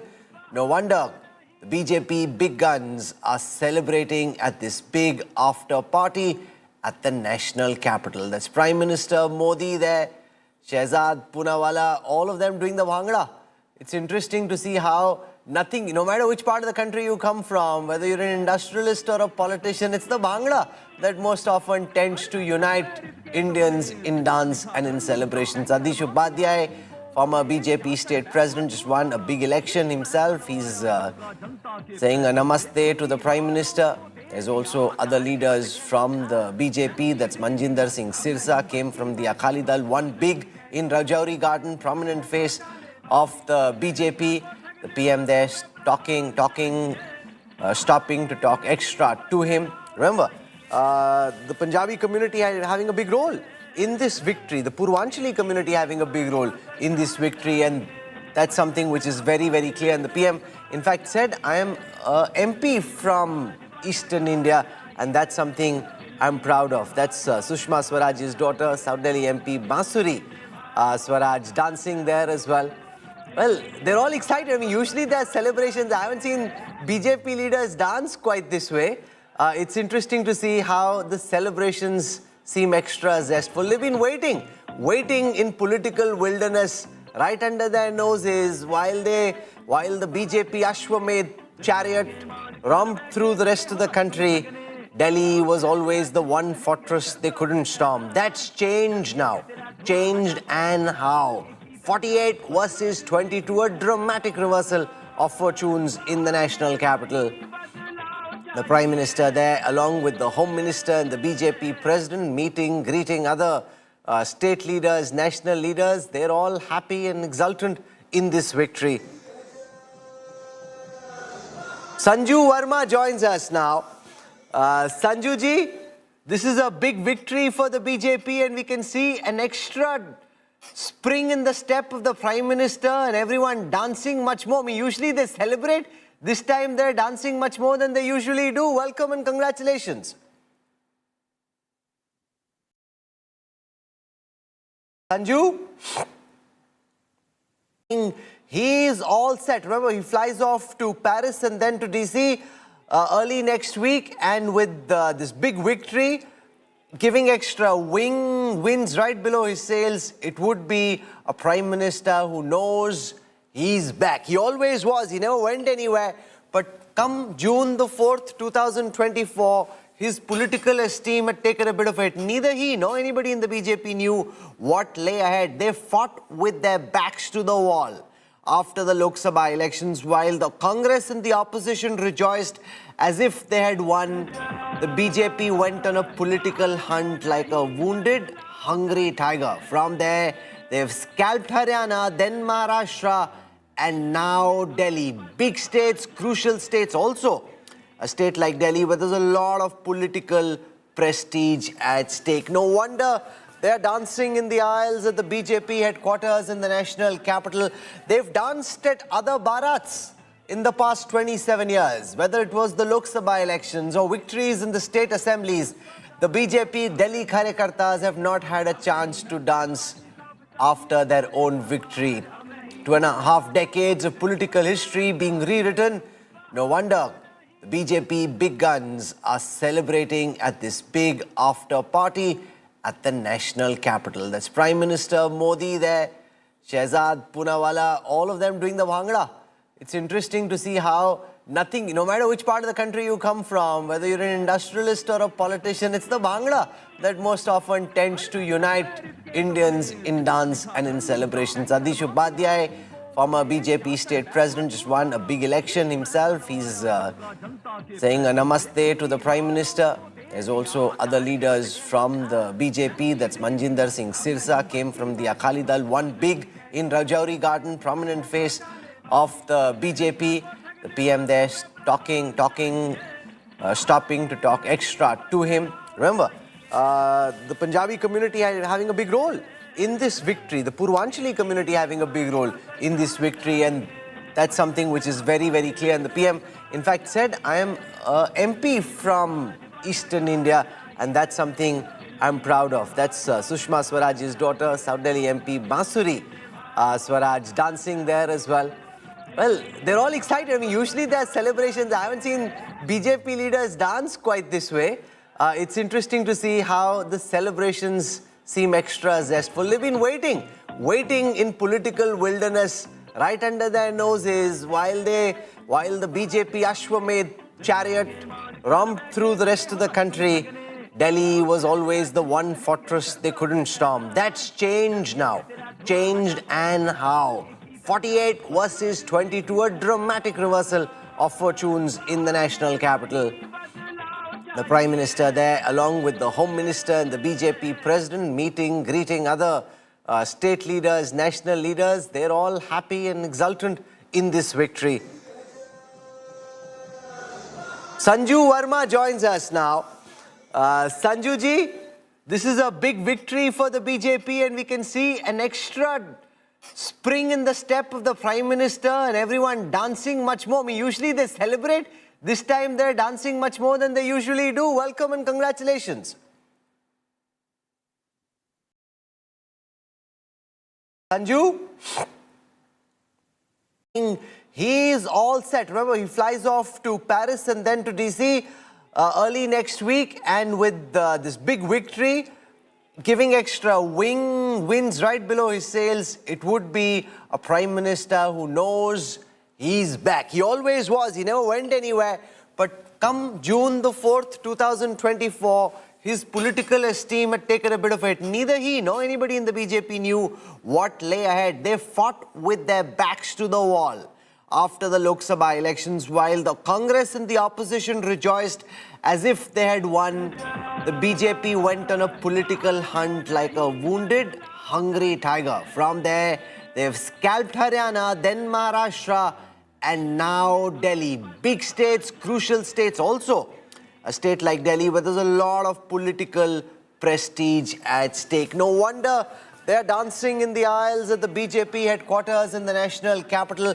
They've danced at other Bharats in the past 27 years. Whether it was the Lok Sabha elections or victories in the state assemblies, the BJP Delhi Karyakartas have not had a chance to dance after their own victory. 2.5 decades of political history being rewritten. No wonder the BJP big guns are celebrating at this big after party at the national capital. That's Prime Minister Modi there, Shehzad Poonawalla, all of them doing the Bhangra. It's interesting to see how nothing, no matter which part of the country you come from, whether you're an industrialist or a politician, it's the Bhangra that most often tends to unite Indians in dance and in celebrations. Adish Upadhyay, former BJP state president, just won a big election himself. He's saying a namaste to the Prime Minister.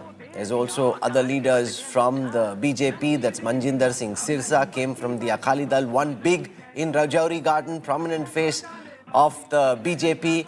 The PM there stopping to talk extra to him. Remember, the Punjabi community having a big role in this victory, the Purvanchali community having a big role in this victory, and that's something which is very, very clear. And the PM, in fact, said, I am MP from Eastern India, and that's something I'm proud of. That's Sushma Swaraj's daughter, South Delhi MP Bansuri Swaraj, dancing there as well.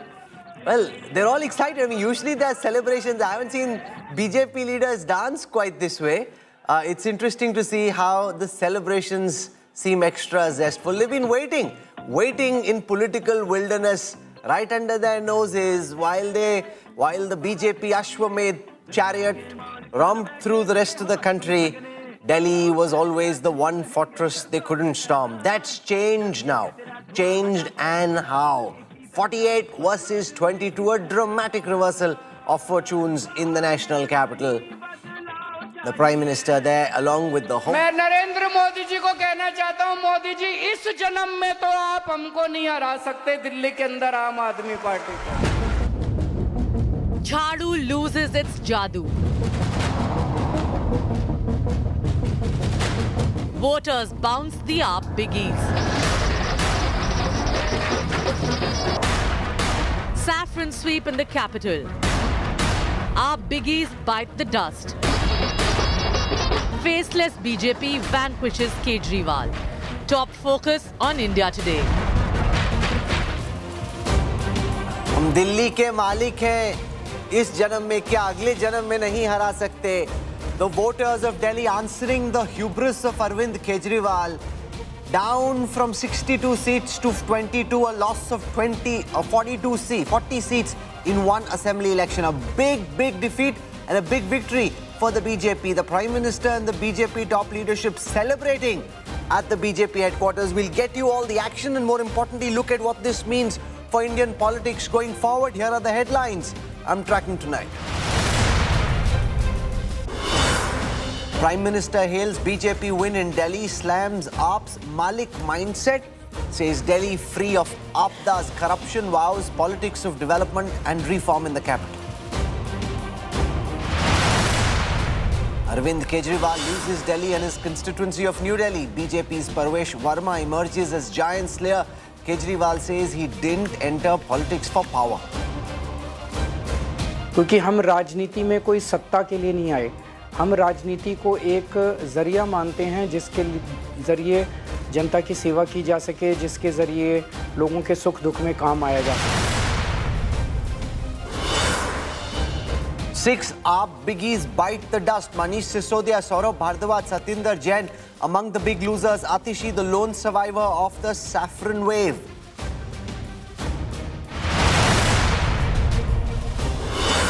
Delhi quaked, but tremors felt in AAP-ruled Punjab. Punjab Congress chief claims AAP MLA is ready to jump ship, alleges Bhagwant Mann will pull off an Eknath Shinde.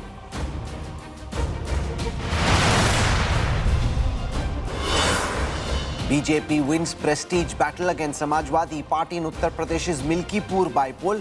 BJP's Chandrabhan Paswan beats SP's Ajit Prasad.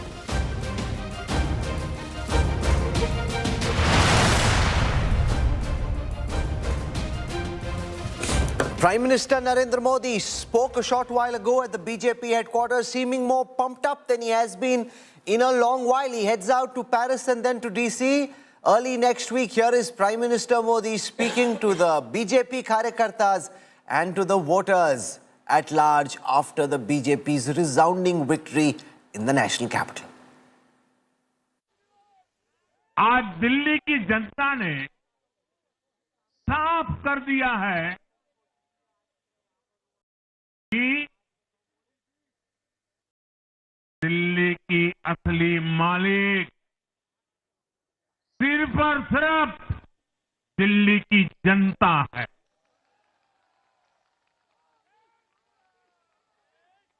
जिनको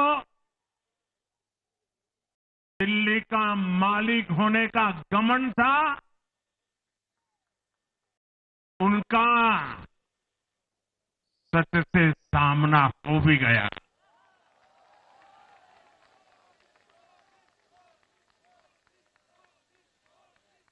दिल्ली के जनादेश से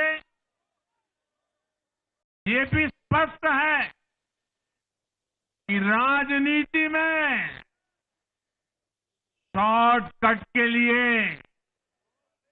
झूठ और फरेब के लिए कोई जगह नहीं है।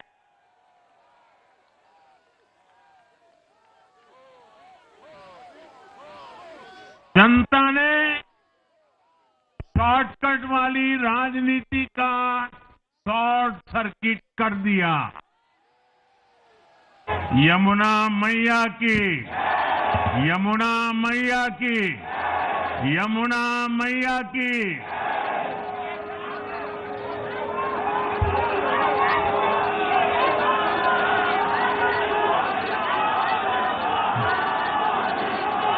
आज दिल्ली में, दिल्ली के लोगों में एक उत्साह भी है, एक सुकून भी है। उत्साह विजय का है और सुकून दिल्ली को आपदा से मुक्त कराने का है। दिल्ली के लोगों का ये प्यार, ये विश्वास हम सभी पर एक कर्ज है। इसे अब दिल्ली की डबल इंजन सरकार, दिल्ली का डबल तेजी से विकास करके चुकाएगी।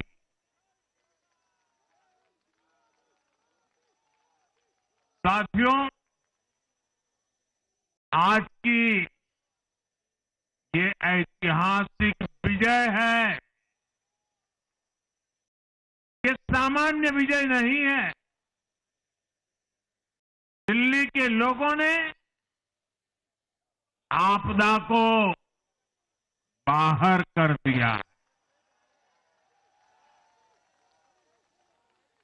एक दशक की आपदा से दिल्ली मुक्त हुई।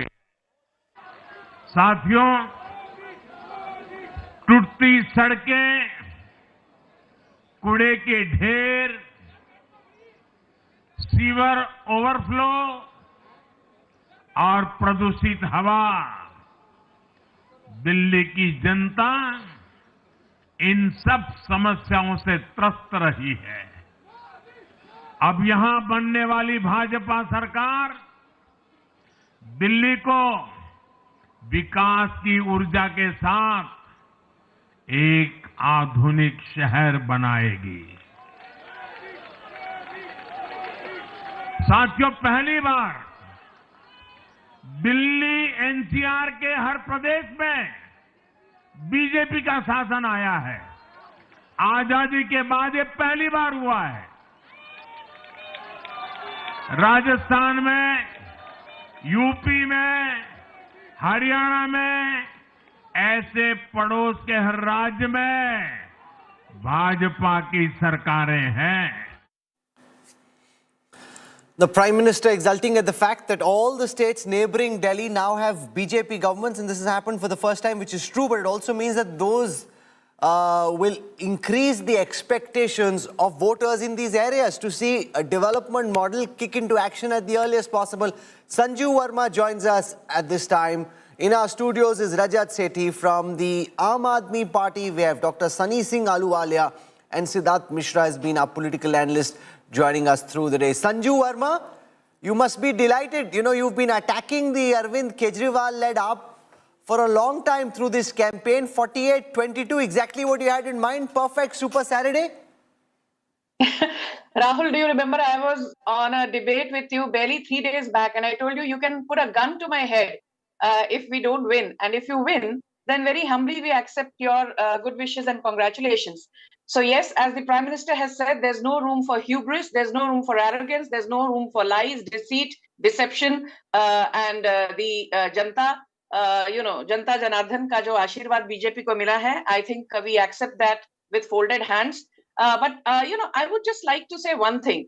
Everybody out there said, oh, Prime Minister Narendra Modi is on the ticket. This is not a fight between Virender Sachdeva or a Kejriwal or Parvesh Sahib Singh Verma versus a Kejriwal. This is directly a fight between the Modi model versus the Kejriwal model. And lo and behold, we've now realized that the Kejriwal model is a big zero. It's a sham. It's a hoax. And the shenanigans of the Aam Aadmi Party have been laid to rest today. My favorite quote on victory is, winning is not everything. Winning is the only thing. Famous quote by Henry Russell. And for anybody out there who says politics is not about winning, politics is about grace. Yes, it is about magnanimity. It is about being generous. It is about showcasing a modicum of grace. But above all, it is about winnability. If you are not fighting to win, then why exactly are you in the race to start with? And, let's not forget one thing, that I have been doing a zillion debates on this, entire Delhi election in the run-up to the polls on the 5th of February. And barring you and ikka-dukka journalists, nobody ever questioned Kejriwal. I would be coming on debates and people would say, but Sanju Verma, Kejriwal is saying कि आपने voters delete कर दिए हैं. अरे but Sanju Verma, Kejriwal कह रहे हैं आपने वोटर्स की एडिशन कर दी है. अरे केजरीवाल कह रहे हैं आप लोगों ने 15 करोड़ दिए हैं. भाई, who is Kejriwal? Finally, he is somebody who's out on bail. Why are people putting him on a pedestal and trying to legitimize every reckless and baseless allegation of his? So, that's one part of the argument. That's from the campaign. That part is answered. Rajat Sethi, the crucial part is what will BJP do in Delhi now? Because, speaking to one very senior official in the BJP, and he said, we've got 3 years. If we can demonstrate in the next 3 years, arguably well before 2029, that there is a different BJP, there's a different Delhi under the BJP, then we're in business. Otherwise, people will say, they're kind of the same. We've got a big opportunity. We have to hit the ground running. I think today, first of all, Kejriwal should morally resign from the MCD also. Allow a uniform government right from the municipal corporation level to the state level. That's wishful thinking. Why should he? No, I mean, see, right now he is just for the sake of Delhi. If you want to, sort of let the BJP rule it properly, allow a uniform government and see if the BJP is able to do or not. Why is he supposed to make the BJP's job easier? That's not his job. No, वैसे भी टूटेगा ना. There is no anti-defection happening in the MCD. But I'm telling you, from a Delhi's point of view, it might sound immoral to you. I personally feel it's absolutely not immoral. You should ensure there is uniformity of government. BJP should take these 2-3 years to sort of set an example how a corporation and such an important cosmopolitan is to be governed. For a fairly long time, big cosmopolitans were out of power for BJP. Mumbai was not in their hand, Calcutta wasn't, Hyderabad wasn't, Bangalore wasn't, Chennai wasn't, and including this, Delhi was also not with them. So BJP have been really, waiting desperately that these cosmopolitans can become those engines of our growth, engines to even demonstrate what India is all about to the world. I think now the BJP has gotten this opportunity, and I personally don't think that there should be the same blame game. Arey MCD ne kachra saaf nahi kiya, doesn't fall under the state government. For that sake, for Delhi's sake, let Kejriwal take a rest, take a step back, allow uniform government all through and through. And let's at least see governance joins us now. from the BJP headquarters. An important meeting is going on. The celebrations were delirious, wild celebrations. They usually stand, they clap very loudly. This time a lot of BJP leaders were dancing like there was no tomorrow.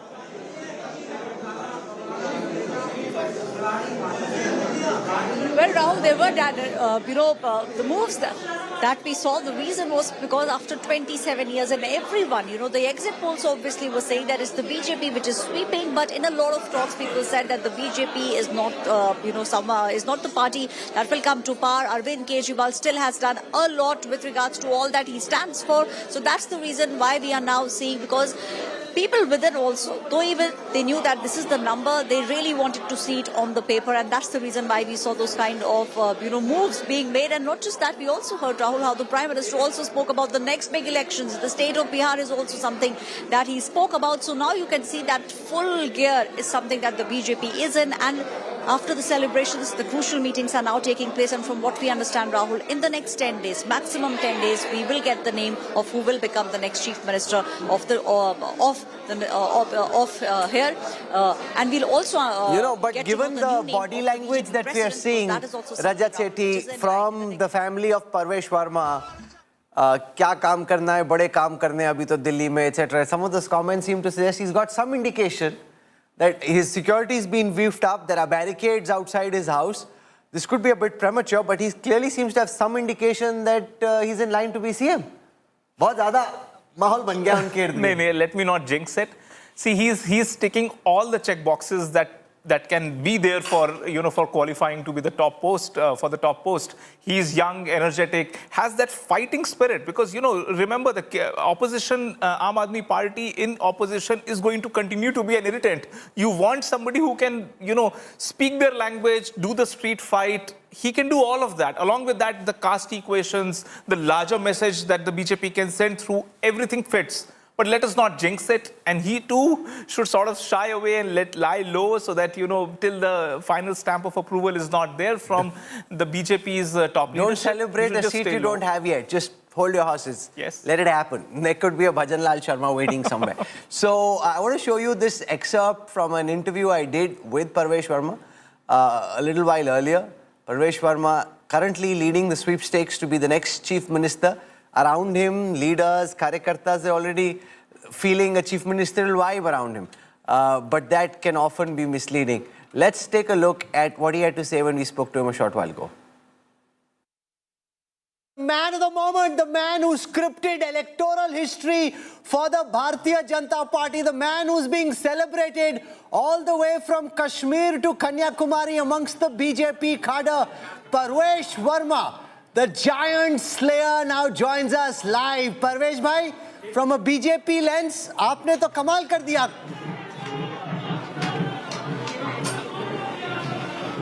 Sir, मैंने कमाल नहीं किया. ये तो प्रधानमंत्री नरेंद्र मोदी जी का कमाल है कि दिल्ली वालों ने उनके ऊपर विश्वास जताया है.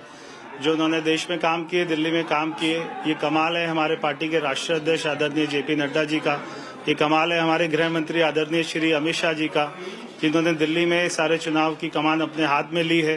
ये कमाल है दिल्ली के पार्टी के कार्यकर्ताओं का, जिन्होंने जी जान मेहनत करी है. और ये कमाल है दिल्ली वासियों का, जिन्होंने एक अच्छी सरकार बनाई है. कई सारे लोगों को लगता है कि तुक्का है, आपने ऐसे ही हरा दिया. उनको मालूम नहीं कि पिछले 1 महीने में आपने कितना काम किया नई दिल्ली में. तो थोड़ा बिहाइंड द सीन्स, पर्दे के पीछे की कहानी बताएं कि आपको कब बताया गया गृह मंत्री द्वारा कि दिल्ली जाना है, आपका शुरू में क्या रिएक्शन था, कैसे आपने जमीन तैयार की जो कि आज लोगों को वो इमारत दिखाई दे रही है. देखिए, अभी मैं आपको 2 मिनट में तो सारी राम कथा नहीं बता सकता हूं, मगर आपके साथ में कभी बैठूंगा आपके चैनल पे, फिर आपको विस्तार से बताऊंगा. मगर पार्टी ने मेरे को 2 महीना पहले बता दिया था कि आपको लड़ना है नई दिल्ली, और मैंने काफ़ी तैयारी करी, और यहाँ के कार्यकर्ताओं ने काफ़ी मेहनत करी. और सबसे बड़ी बात है कि प्रधानमंत्री मोदी जी का जो यहाँ के लोगों ने उनके ऊपर विश्वास जताया, ये सबसे बड़ी बात थी. कई सारे बीजेपी के कार्यकर्ता सोचते हैं कि केजरीवाल को हराने के बाद अगले मुख्यमंत्री के लिए सबसे प्रबल दावेदारी आपकी है. मन में थोड़े थोड़े लड्डू, थोड़ी अनिश्चितता कि बना भी सकते हैं, काट भी सकते हैं, क्या होगा, क्या आपके दिलो दिमाग में क्या चल रहा है? देखिए राहुल जी, मैं ऐसा व्यक्ति हूँ, मैं बड़ा जो अपना स्पिरिचुअल आदमी हूँ. तो मैं बहुत ज़्यादा खुशी होती है तो बहुत ज़्यादा खुश नहीं होता, बहुत ज़्यादा दुख होता है तो बहुत ज़्यादा दुखी नहीं होता. तो जो भी पार्टी का विधायक दल तय करेगा, जो पार्टी की लीडरशिप तय करेगी, वो सभी को मंजूर होगा. My colleague Gaurav has a question for you. Gaurav, हम लोगों ने आपके पिताजी का भी चुनाव कवर किया था, साहिब सिंह वर्मा जी का, दिल्ली में उनकी नीति और जिस तरह से उन्होंने दिल्ली में काम किया था, वो किस तरह से आप आगे ले जाना चाहते हैं? देखिए, बहुत सारे काम किए थे, और उनके बाद में मैं कहूँगा कि 20 साल अगर मैं कहूँ तो उनको केवल 2.5 साल का समय मिला था. 2.5 साल में हजारों काम किए, मगर 20 साल में मैंने देखा कि कोई काम नहीं हो पाए दिल्ली में जितने काम हो सकते थे. तो ये चुनाव में सबसे अच्छी बात ये रही कि हमारी ऊपर सरकार है, और जो हमें प्रधानमंत्री मोदी जी का साथ मिलेगा, उनका विजन मिलेगा दिल्ली में, तो दिल्ली में डबल इंजन की सरकार नहीं 10 इंजन की सरकार काम करेगी. और 5 साल में बहुत सारे काम करेंगे, दिल्ली के सारे लोगों को फर्क दिखाई देगा। आपको इस बात का एहसास तो है कि बहुत जिम्मेदारी है, क्योंकि लोगों ने देखा 10 साल में क्या हुआ। अब उनकी ढेरों उम्मीदें हैं कि अगर बीजेपी जब सरकार बनाएगी तो बहुत जल्दी जल्दी आपको दिल्ली की तस्वीर बदलनी पड़ेगी। बहुत जल्दी बदलनी पड़ेगी और बहुत जल्दी बदलेंगे। आपको 5 साल में हमने जितने वायदे किए सारे वायदों को पूरा करेंगे और दिल्ली के लोगों के ग्राउंड पे दिखाई देगा। अगर हम यहाँ से नई दिल्ली से बाहर निकलते हैं, 10 किलोमीटर दूर जाते हैं, तो हमको दिल्ली की सही पिक्चर दिखाई देती है कि वहाँ पे सीवर लाइन की क्या हालत है। शायद कट गया क्या? नहीं, यहाँ पे सीवर लाइन की दिल्ली में क्या हालत है, गाँव की कॉलोनियों की क्या हालत है, रोड्स की क्या हालत है। तो बहुत सारे काम करने राहुल जी, हमारे ऊपर में बहुत बड़ी जिम्मेदारी है, क्योंकि दिल्ली की हालत को मैं समझता हूँ। मैंने दिल्ली की सही पिक्चर देखी है, सही मैंने तस्वीर देखी है और क्या दिल्ली में प्रॉब्लम्स है मैं जानता हूँ। तो बहुत सारे काम करने हमारे सामने बहुत बड़ी चुनौती है, मगर सबसे हमें जो है विश्वास है कि प्रधानमंत्री मोदी जी के साथ में मिलकर बड़े से बड़ी चुनौतियों को पूरा करेंगे। ये बताइए, जो शीश महल का केस है या दिल्ली लिकर वाला जो मामला है, क्या उसमें वो आपकी प्राथमिकता रहेगी या दिल्ली में सुधार आपकी प्राथमिकता रहेगी? देखिए, सारी चीजें एक साथ ही करेंगे, दिल्ली में विकास भी करेंगे और दिल्ली के टैक्स पेयर का पैसा कहाँ पे करप्शन में गया, कौन से स्कैम में गया, उसकी भी जांच करेंगे। तो अगर किसी सरकार ने स्कैम किया है तो उसकी जांच होनी चाहिए, कौन कौन उसमें कल्प्रिट थे, कौन ऑफिसर थे, कौन पॉलिटिशियन थे, वो सभी को सजा मिलेगी। शीश महल में रहेगा नया मुख्यमंत्री कि नहीं?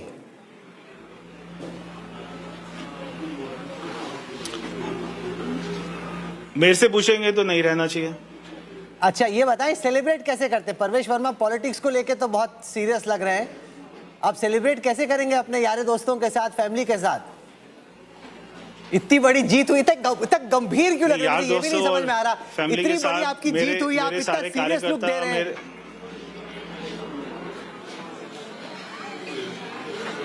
मैंने कहा राहुल भाई कि देखिए, ये जो होता है ना जीत और सुख दुख, ये चलता रहता है जीवन में। मैंने कहा कि बहुत ज्यादा कोई वो होती है, खुशी होती है, तो ज्यादा खुशी होना भी ठीक नहीं है, बहुत ज्यादा दुख हो तो दुख होना भी ठीक नहीं है, क्योंकि बहुत सारे काम करना है। मुझे केवल इस बात की चिंता है। तो बहुत बड़ी जीत है, मैं जानता हूं, मगर ये जीत का श्रेय दिल्ली के कार्यकर्ताओं को जाता है, दिल्ली वासियों को जाता है, प्रधानमंत्री मोदी जी को जाता है। क्या एमसीडी आपके लिए चुनौती रहेगी? क्योंकि इस समय जब अरविंद केजरीवाल मुख्यमंत्री थे और बीजेपी एमसीडी में थी तो कहते थे सहयोग नहीं मिल रहा है, या फिर एलजी का सहयोग नहीं मिल रहा है, केंद्र का नहीं मिल रहा है। आपके साथ वो वाली प्रॉब्लम्स तो नहीं रहेंगी, लेकिन एमसीडी?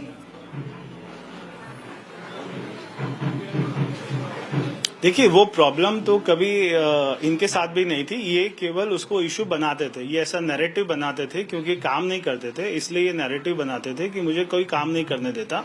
ऐसी बिल्कुल कोई बात नहीं है। चाहे वो एलजी साहब हो, चाहे प्रधानमंत्री जी हो, सभी चाहते दिल्ली में विकास हो, क्योंकि दोनों यहीं तो रहते हैं। तो दिल्ली में अच्छे काम होंगे, ये हमारी प्राथमिकता है। दिल्ली को वर्ल्ड कैपिटल जैसे होती है वैसी कैपिटल बनाएंगे, ताकि दिल्ली वासियों को गर्व हो। You know, his father was chief minister between 96 and 98, and then before the elections was replaced by Sushma Swaraj. Siddharth Mishra used to be a very active journalist at the time. He's joining us. We don't know who will be chief minister. There's a lot of buzz and interest in who gets to be chief minister next. What kind of a chief minister was his father? And from the distance where you observe things, what similarities and dissimilarities do you see between father and son? You see, unfortunately, when his father was chief minister, it was a very divided party which was there in Delhi. And there was a lot of resentment to the fact that, you know, by a section of the party that he was made to replace Mr. Madan Lal Khurana as chief minister. In fact, it is said that Mr. Khurana had cried that why should he be made chief minister. Then there was a lot of resentment on, you know, when he was replaced by what you call Sushma Swaraj as chief minister. Incidentally, the times have changed, and the children of all the three stalwarts of that time are today prominent leaders of Delhi BJP. True. Harish Rana has won from Motinagar, Parvesh has won from New Delhi, and Balsri Swaraj has become a member of parliament from New Delhi. And the BJP today is a much more united party, and the BJP local leadership in the BJP cannot afford to, you know, really go against or challenge the choice of the central leadership. So whoever becomes the chief minister in Delhi, whoever gets a chance to come and rule in Delhi, shall have the support of the central leadership, which will be very, very difficult to be, you know, to have create any kind of dissidence against that person. So in the event of Mr. Parvesh Verma being chosen as Chief Minister of Delhi at this point of time, he will have a much better pitch to play on than his father ever had. His father had a very, very treacherous pitch to bat on. There was a Congress government at the center, and there were a lot of dissidents in the party, in the state. So his father had a difficult time, and there were a lot of turmoil in the party. There were issues of, the BJP had, the state government had just come to power. At that point, has just been created in Delhi, and the transfer of powers were still to take place at that time. A lot of powers were being delegated by the central government to the state government. There was so much of, there was, the teething Some problem. things in Delhi never change.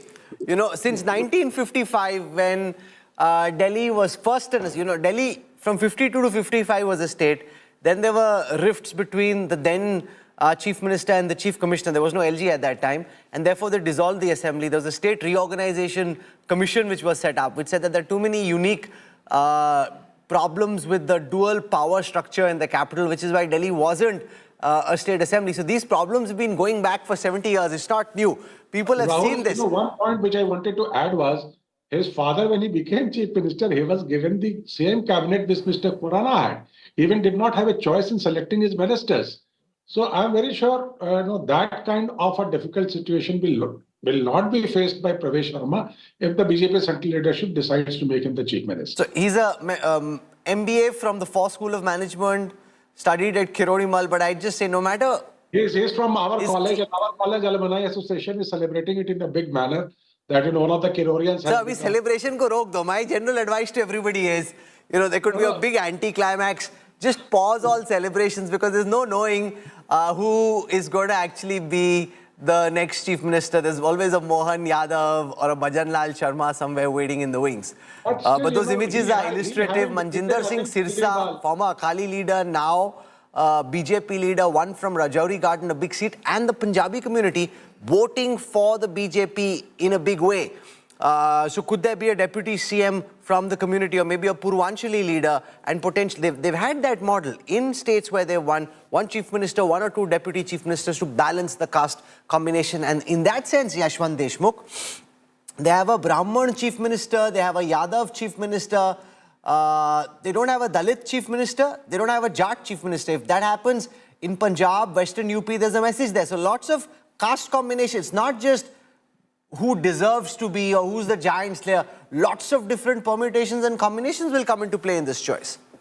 Absolutely, Rahul. And there is a method to what BJP does. It may or may not make sense to most of the people, or we included, pun intended. But the fact is that, if you look into the checklist, there was a talk that, no tribal faces, okay, checklist, that's done in Orissa and Chhattisgarh, then the no from that side, okay, Madhya Pradesh done. Then somebody said, okay, Brahmins were voting, but Brahmins were not getting their due. Okay, done in Maharashtra, done in before that for that matter in Rajasthan. So yeah, so there are still few checklists which have not yet to be ticked actually. Now, those checklists, of course, as you mentioned, the Jat leadership, that is a checklist. Female face, that's still to be checklist. And though we don't know, any female face coming from, important one as such. But BJP is known not for going for the importance. They have already pulled up people who are not known outside their own circle as such. Okay, let's spend a moment looking at what this... One important one is the Sikh face, Rahul, because you mentioned Mr. Sirsa's name. And I am really keen to see, because Mr. Modi, for all credit due, he has bent over backwards in order to accommodate Punjab and the Sikh sentiment. No, but the problem is all three of their prominent Sikh leaders are from outside the BJP fold. Sirsa originally used to be a Shromani Akali Dal Neta. Marwa was a Congress MLA 3 times over, then won against Sisodia in Jangpura. And you got Arvinder Singh Lovely, who's flip-flopped multiple times now. So it's not as if he's moved once, he came, went, came back again. So you need a core to appease the Delhi BJP Karyakarta and leader. You need somebody who comes from the saffron fold. Yeah, so for Mr. Sirsa, maybe a deputy CM face as a, but he is going to be elevated, because even if he comes from Akali, it is not something which he has come from rank opposition kind of from coming from a Congress or somebody like that. So he stands to gain a good chance. And also, please do not forget, he single-handedly actually delivered Delhi Gurdwara Prabandhak Committee thing and that material to the BJP in that way in the management and the local elections. Going against and appointing him has an important impact on Punjab. Elevating him has an impact on Punjab politics. Exactly my point. Siddharth Mishra wants to come in and make a point, and then I want to go across to other guests. I just wanted to say one thing, that you have to make a distinction between the Punjabi community and the Sikh community. The Sikh community has a small presence, and the non-Sikh Punjabi community has a very big presence, just not in Delhi, but also in Haryana, where they have been supporting the BJP. Before the last election, Mr. Manohar Khattar was replaced. And there was said to be a resentment that why a Punjabi was replaced. But anyway, it still made them win the election. So you have to be very, very clear that a Sikh does not really qualify to be called a Punjabi chief minister in that term. A Sikh chief minister, and as we were discussing in your with Mr. Bajwa in your interview earlier in the day, where it was very, very clear that there is an issue of Punjabi and Sikh in Punjab, which is coming up, and where somebody from Aam Aadmi Party having said, Mr. Arora, who is the president of Aam Aadmi Party in Punjab, having said that there could be a non-Sikh chief minister in Delhi. So qualifying Mr. Sirsa as a complete representative of the Punjabi community will not be acceptable to the Punjabi community of Sure, Delhi. okay. I want to go and get a word in from Preeti Sharma Menon from the Aam Aadmi Party. While the BJP and its ecosystem celebrates, the Aam Aadmi Party is down 40 seats from the last time. That's a big crash, big turnaround in political fortunes. Have you had the opportunity, I'm sure you have, to introspect hard and ponder over what went so dramatically wrong? Well, firstly, congratulations to the BJP. It's been a resounding win. We accept the mandate of the people. And yes, absolutely, you're right. We have to introspect. We have to analyze, because we fought the campaign. We did everything that we possibly could do. Our volunteers, our leaders, we left no stone unturned. And if you look at the vote percentage, the difference between our vote and the BJP vote is 2%. But this 2% has completely changed the way the results would be. I mean, so can I show that on the election intelligence dashboard? I think this is an important point, because a lot of people look at 48, they look at 22 and say, oh my God, the BJP is one so big. But the devil or the nuance is always in the detail. If you look at the alliance-wise vote share, it's 44 versus 40. Modi ji, इस जन्म में तो आप हमको नहीं हरा सकते दिल्ली के अंदर आम आदमी पार्टी को. Jhadu loses its jadoo. Voters bounce the AAP biggies. Saffron sweep in the capital. AAP biggies bite the dust. Faceless BJP vanquishes Kejriwal. Top focus on India today. हम दिल्ली के मालिक हैं. इस जन्म में क्या अगले जन्म में नहीं हरा सकते. The voters of Delhi answering the hubris of Arvind Kejriwal, down from 62 seats to 22, a loss of 40 seats in one assembly election. A big defeat and a big victory for the BJP. The Prime Minister and the BJP top leadership celebrating at the BJP headquarters. We'll get you all the action and, more importantly, look at what this means for Indian politics going forward. Here are the headlines I'm tracking tonight. Prime Minister hails BJP win in Delhi, slams AAP's Malik mindset, says Delhi free of Aapda's corruption, vows politics of development and reform in the capital. Arvind Kejriwal loses Delhi and his constituency of New Delhi. BJP's Parvesh Verma emerges as giant slayer. Kejriwal says he didn't enter politics for power.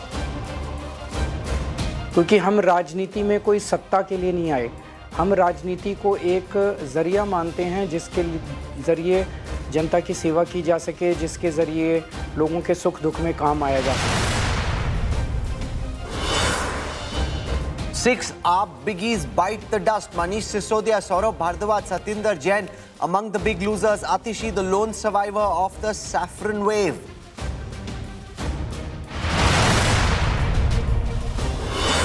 Delhi quake, but tremors felt in AAP-ruled Punjab. Punjab Congress chief claims AAP MLA is ready to jump ship, alleges Bhagwant Mann will pull off an Eknath Shinde.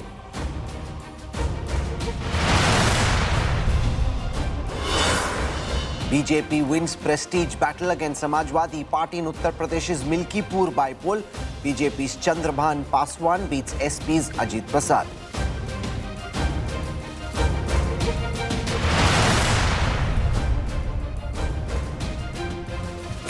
Prime Minister Narendra Modi spoke a short while ago at the BJP headquarters, seeming more pumped up than he has been in a long while. He heads out to Paris and then to DC. Early next week, here is Prime Minister Modi speaking to the BJP Karyakartas and to the voters at large after the BJP's resounding victory in the national capital. आज दिल्ली की जनता ने साफ कर दिया है कि दिल्ली की असली मालिक सिर्फ और सिर्फ दिल्ली की जनता है।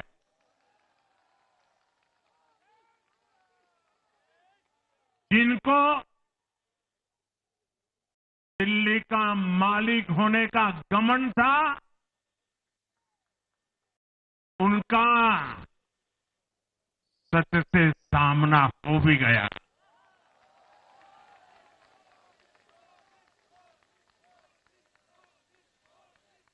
दिल्ली के जनादेश से ये भी स्पष्ट है कि राजनीति में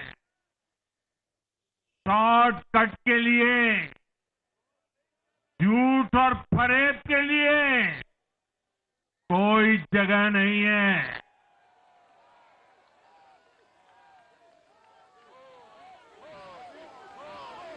जनता ने शॉर्टकट वाली राजनीति का शॉर्ट सर्किट कर दिया। यमुना मैया की, यमुना मैया की, यमुना मैया की।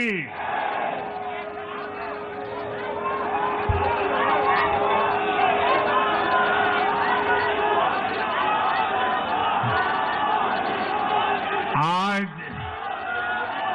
दिल्ली में, दिल्ली के लोगों में एक उत्साह भी है, एक सुकून भी है। उत्साह विजय का है और सुकून दिल्ली को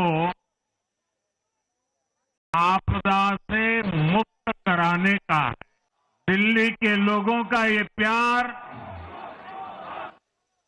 ये विश्वास हम सभी पर एक कर्ज है। इसे अब दिल्ली की डबल इंजन सरकार, दिल्ली का डबल तेजी से विकास करके चुकाएगी।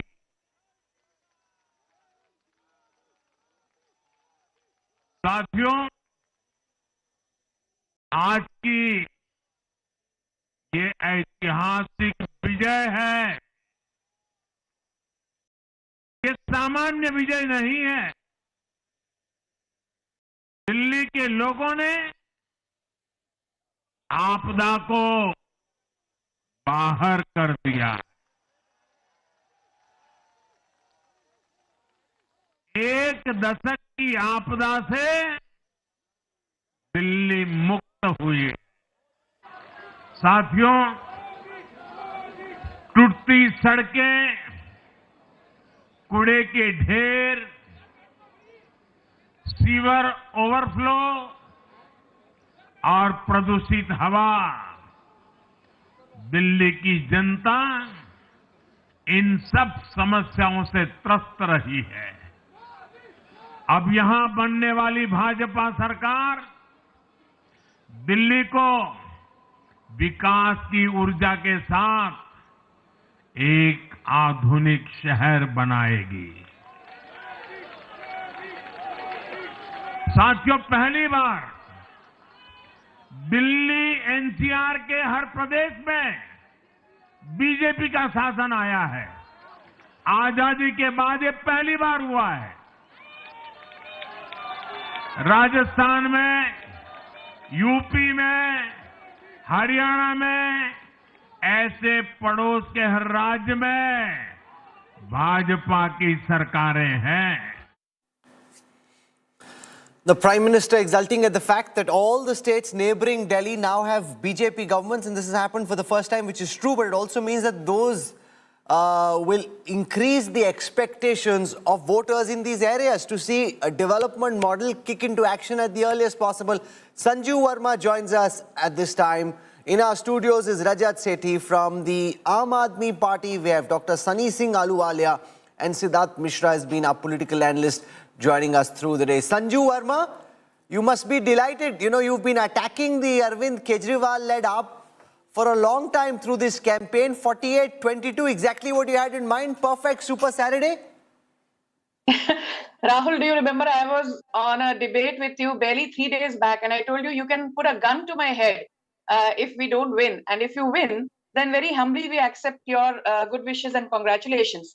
So yes, as the Prime Minister has said, there's no room for hubris, there's no room for arrogance, there's no room for lies, deceit, deception, and the Janta, Janta Janardhan ka jo Ashirwad BJP ko mila hai, I think we accept that with folded hands. But I would just like to say one thing. Everybody out there said, oh, Prime Minister Narendra Modi is on the ticket. This is not a fight between Virender Sachdeva or a Kejriwal or Parvesh Sahib Singh Verma versus a Kejriwal. This is directly a fight between the Modi model versus the Kejriwal model. And lo and behold, we've now realized that the Kejriwal model is a big zero. It's a sham. It's a hoax. And the shenanigans of the Aam Aadmi party have been laid to rest today. My favorite quote on victory is, winning is not everything. Winning is the only thing. Famous quote by Henry Russell. And for anybody out there who says, politics is not about winning, politics is about grace. Yes, it is about magnanimity. It is about being generous. It is about showcasing a modicum of grace. But above all, it is about winnability. If you are not fighting to win, then why exactly are you in the race to start with? And, let's not forget one thing, that I have been doing a zillion debates on this, entire Delhi election in the run-up to the polls on the 5th of February. And barring you and ikka-dukka journalists, nobody ever questioned Kejriwal. I would be coming on debates and people would say, but Sanjeev Verma, Kejriwal is saying कि आपने voters delete कर दिए हैं. अरे but Sanjeev Verma, Kejriwal कह रहे हैं आपने voters की addition कर दी है. अरे केजरीवाल कह रहे हैं आप लोगों ने 15-15 करोड़ दिए हैं. भाई, who is Kejriwal? Finally, he is somebody who's out on bail. Why are people putting him on a pedestal and trying to legitimize every reckless and baseless allegation of his? So, that's one part of the argument. That's from the campaign. That part is answered. Rajat Sethi, the crucial part is what will BJP do in Delhi now? Because, speaking to one very senior official in the BJP, and he said, we've got 3 years. If we can demonstrate in the next 3 years, arguably well before 2029, that there is a different BJP, there's a different Delhi under the BJP, then we're in business. Otherwise, people will say, they're kind of the same. We've got a big opportunity. We have to hit the ground running. I think today, first of all, Kejriwal should morally resign from the MCD also. Allow a uniform government right from the municipal corporation level to the state level. That's wishful thinking. Why should No, I mean, see, right now he is law and allow, just for the sake of Delhi, if you want to, sort of let the BJP rule it properly, allow a uniform government and see if the BJP is able to do or not. Why is he supposed to make the BJP's job easier? That's not his job. No, वैसे भी टूटेगा ना. There is no anti-defection happening in the MCD. But I'm telling you, from a Delhi's point of view, it might sound immoral to you. I personally feel it's absolutely not immoral. You should ensure there is uniformity of government. BJP should take these 2-3 years to sort of set an example how a corporation and such an important cosmopolitan is to be governed. For a fairly long time, big cosmopolitans were out of power for BJP. Mumbai was not in their hand, Calcutta wasn't, Hyderabad wasn't, Bangalore wasn't, Chennai wasn't, and including this, Delhi was also not with them. So BJP have been really, waiting desperately that these cosmopolitans can become those engines of our growth, engines to even demonstrate what India is all about to the world. I think now the BJP has gotten this opportunity, and I personally don't think that there should be the same blame game. Arey MCD ne kachra saaf nahi kiya, it's not, doesn't fall under the state government. For that sake, for Delhi's sake, let Kejriwal take a rest, take a step back, allow uniform government all through and through. And let's at least see governance joins us now. from the BJP headquarters. An important meeting is going on. The celebrations were delirious, wild celebrations.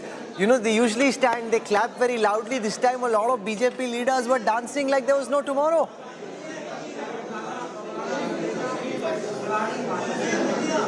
Well, Rahul, there were, the moves that we saw. The reason was because after 27 years, and everyone, the exit polls obviously were saying that it's the BJP which is sweeping, but in a lot of talks, people said that the BJP is not, is not the party that will come to power. Arvind Kejriwal still has done a lot with regards to all that he stands for. So that's the reason why we are now seeing, because people within also, though even they knew that this is the number, they really wanted to see it on the paper, and that's the reason why we saw those kind of moves being made. And not just that, we also heard, Rahul, how the Prime Minister also spoke about the next big elections. The state of Bihar is also something that he spoke about. So now you can see that full gear is something that the BJP is in, and after the celebrations, the crucial meetings are now taking place, and from what we understand, Rahul, in the next 10 days, maximum 10 days, we will get the name of who will become the next Chief Minister of here, and we'll also but given the body language that we are seeing, Rajat Sethi, from the family of Parvesh Verma, क्या काम करना है, बड़े काम करने अभी तो दिल्ली में, etc. Some of those comments seem to suggest he's got some indication that his security is being beefed up. There are barricades outside his house. This could be a bit premature, but he clearly seems to have some indication that he's in line to be CM. बहुत ज़्यादा माहौल बन गया उनके इर्द में. No, let me not jinx it. See, he's ticking all the check boxes that can be there for for qualifying to be the top post, for the top post. He's young, energetic, has that fighting spirit, because remember, the opposition, Aam Aadmi Party in opposition is going to continue to be an irritant. You want somebody who can speak their language, do the street fight. He can do all of that. Along with that, the caste equations, the larger message that the BJP can send through, everything fits. But let us not jinx it, and he too should sort of shy away and lie low, so that till the final stamp of approval is not there from the BJP's top leadership. Don't celebrate a seat you don't have yet. Just hold your horses. Yes. Let it happen. There could be a Bhajan Lal Sharma waiting somewhere. So I want to show you this excerpt from an interview I did with Parvesh Verma a little while earlier. Parvesh Verma currently leading the sweepstakes to be the next chief minister. Around him, leaders, karyakartas are already feeling a chief ministerial vibe around him. But that can often be misleading. Let's take a look at what he had to say when we spoke to him a short while ago. Man of the moment, the man who scripted electoral history for the Bharatiya Janata Party, the man who's being celebrated all the way from Kashmir to Kanyakumari amongst the BJP cadre, Parvesh Verma. The giant slayer now joins us live. Parvesh bhai, from a BJP lens, आपने तो कमाल कर दिया.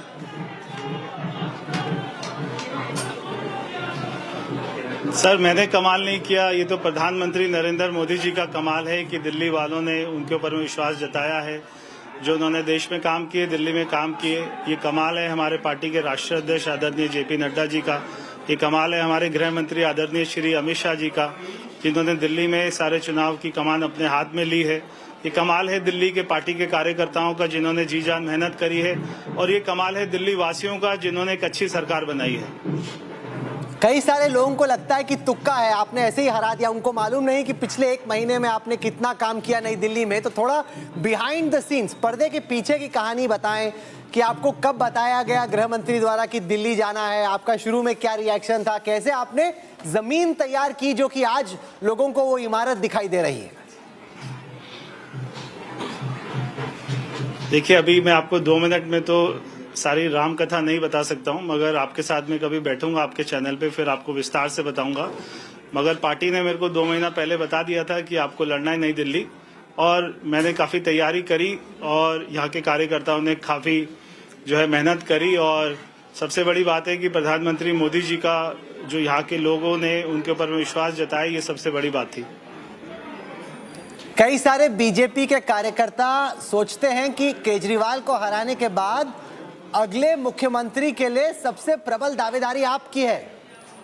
मन में थोड़े थोड़े लड्डू, थोड़ी अनिश्चितता कि बना भी सकते हैं, काट भी सकते हैं, क्या होगा, क्या आपके दिलो दिमाग में क्या चल रहा है? देखिए राहुल जी, मैं ऐसा व्यक्ति हूँ, मैं बड़ा जो स्पिरिचुअल आदमी हूँ, तो मैं बहुत ज्यादा खुशी होती है तो बहुत ज्यादा खुश नहीं होता, बहुत ज्यादा दुख होता है तो बहुत ज्यादा दुखी नहीं होता। तो जो भी पार्टी का विधायक दल तय करेगा, जो पार्टी की लीडरशिप तय करेगी, वो सभी को मंजूर होगा। My colleague Gaurav has a question for you. Gaurav, हम लोगों ने आपके पिताजी का भी चुनाव कवर किया था, साहिब सिंह वर्मा जी का दिल्ली में, उनकी नीति और जिस तरह से उन्होंने दिल्ली में काम किया था, वो किस तरह से आप आगे ले जाना चाहते हैं? देखिए, बहुत सारे काम किए थे और उनके बाद में मैं कहूंगा कि 20 साल अगर मैं कहूं तो उनको केवल 2.5 साल का समय मिला था। 2.5 साल में हजारों काम किए, मगर 20 साल में मैंने देखा कि कोई काम नहीं हो पाए दिल्ली में जितने काम हो सकते थे। तो ये चुनाव में सबसे अच्छी बात ये रही कि हमारी ऊपर सरकार है और जो हमें प्रधानमंत्री मोदी जी का साथ मिलेगा, उनका विजन मिलेगा दिल्ली में, तो दिल्ली में डबल इंजन की सरकार नहीं 10 इंजन की सरकार काम करेगी और 5 साल में बहुत सारे काम करेंगे। दिल्ली के सारे लोगों को फर्क दिखाई देगा। आपको इस बात का एहसास तो है कि बहुत जिम्मेदारी है, क्योंकि लोगों ने देखा 10 साल में क्या हुआ। अब उनकी ढेरों उम्मीदें हैं कि अगर बीजेपी जब सरकार बनाएगी तो बहुत जल्दी जल्दी आपको दिल्ली की तस्वीर बदलनी पड़ेगी। बहुत जल्दी बदलनी पड़ेगी और बहुत जल्दी बदलेंगे। आपको 5 साल में हमने जितने वायदे किए, सारे वायदों को पूरा करेंगे और दिल्ली के लोगों के ग्राउंड पे दिखाई देगा। अगर हम यहाँ से नई दिल्ली से बाहर निकलते हैं, 10 किलोमीटर दूर जाते हैं, तो हमको दिल्ली की सही पिक्चर दिखाई देती है कि वहाँ पे सीवर लाइन की क्या हालत है। शायद कट गया क्या? नहीं, सीवर लाइन की दिल्ली में क्या हालत है, गाँव की, कॉलोनियों की क्या हालत है, रोड्स की क्या हालत है। तो बहुत सारे काम करने राहुल जी, हमारे ऊपर में बहुत बड़ी जिम्मेदारी है, क्योंकि दिल्ली की हालत को मैं समझता हूँ। मैंने दिल्ली की सही पिक्चर देखी है, सही मैंने तस्वीर देखी है और क्या दिल्ली में प्रॉब्लम्स है मैं जानता हूँ। तो बहुत सारे काम करने हमारे सामने बहुत बड़ी चुनौती है, मगर सबसे हमें जो है विश्वास है कि प्रधानमंत्री मोदी जी के साथ में मिलकर बड़े से बड़ी चुनौतियों को पूरा करेंगे। ये बताइए, जो शीश महल का केस है या दिल्ली लिकर वाला जो मामला है, क्या उसमें वो आपकी प्राथमिकता रहेगी या दिल्ली में सुधार आपकी प्राथमिकता रहेगी? देखिए, सारी चीजें एक साथ ही करेंगे। दिल्ली में विकास भी करेंगे और दिल्ली के टैक्स पेयर का पैसा कहाँ पे करप्शन में गया, कौन से स्कैम में गया, उसकी भी जांच करेंगे। तो अगर किसी सरकार ने स्कैम किया है तो उसकी जांच होनी चाहिए। कौन कौन उसमें कल्प्रिट थे, कौन ऑफिसर थे, कौन पॉलिटिशियन थे, वो सभी को सजा मिलेगी। शीश महल में रहेगा नया मुख्यमंत्री की नहीं?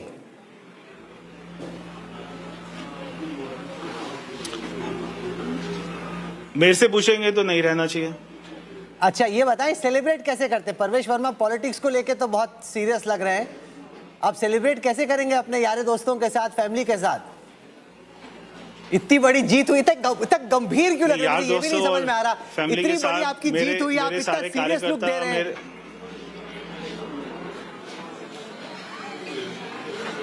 मैंने कहा राहुल भाई कि देखिए, ये जो होता है ना, जीत और सुख दुख ये चलता रहता है जीवन में। मैंने कहा कि बहुत ज्यादा कोई वो होती है, खुशी होती है तो ज्यादा खुशी होना भी ठीक नहीं है, बहुत ज्यादा दुख हो तो दुख होना भी ठीक नहीं है, क्योंकि बहुत सारे काम करना है। मुझे केवल इस बात की चिंता है। तो बहुत बड़ी जीत है, मैं जानता हूं, मगर ये जीत का श्रेय दिल्ली के कार्यकर्ताओं को जाता है, दिल्ली वासियों को जाता है, प्रधानमंत्री मोदी जी को जाता है। क्या एमसीडी आपके लिए चुनौती रहेगी? क्योंकि इस समय जब अरविंद केजरीवाल मुख्यमंत्री थे और बीजेपी एमसीडी में थी तो कहते थे सहयोग नहीं मिल रहा है, या फिर एलजी का सहयोग नहीं मिल रहा है, केंद्र का नहीं मिल रहा है। आपके साथ वो वाली प्रॉब्लम्स तो नहीं रहेंगी, लेकिन MCD?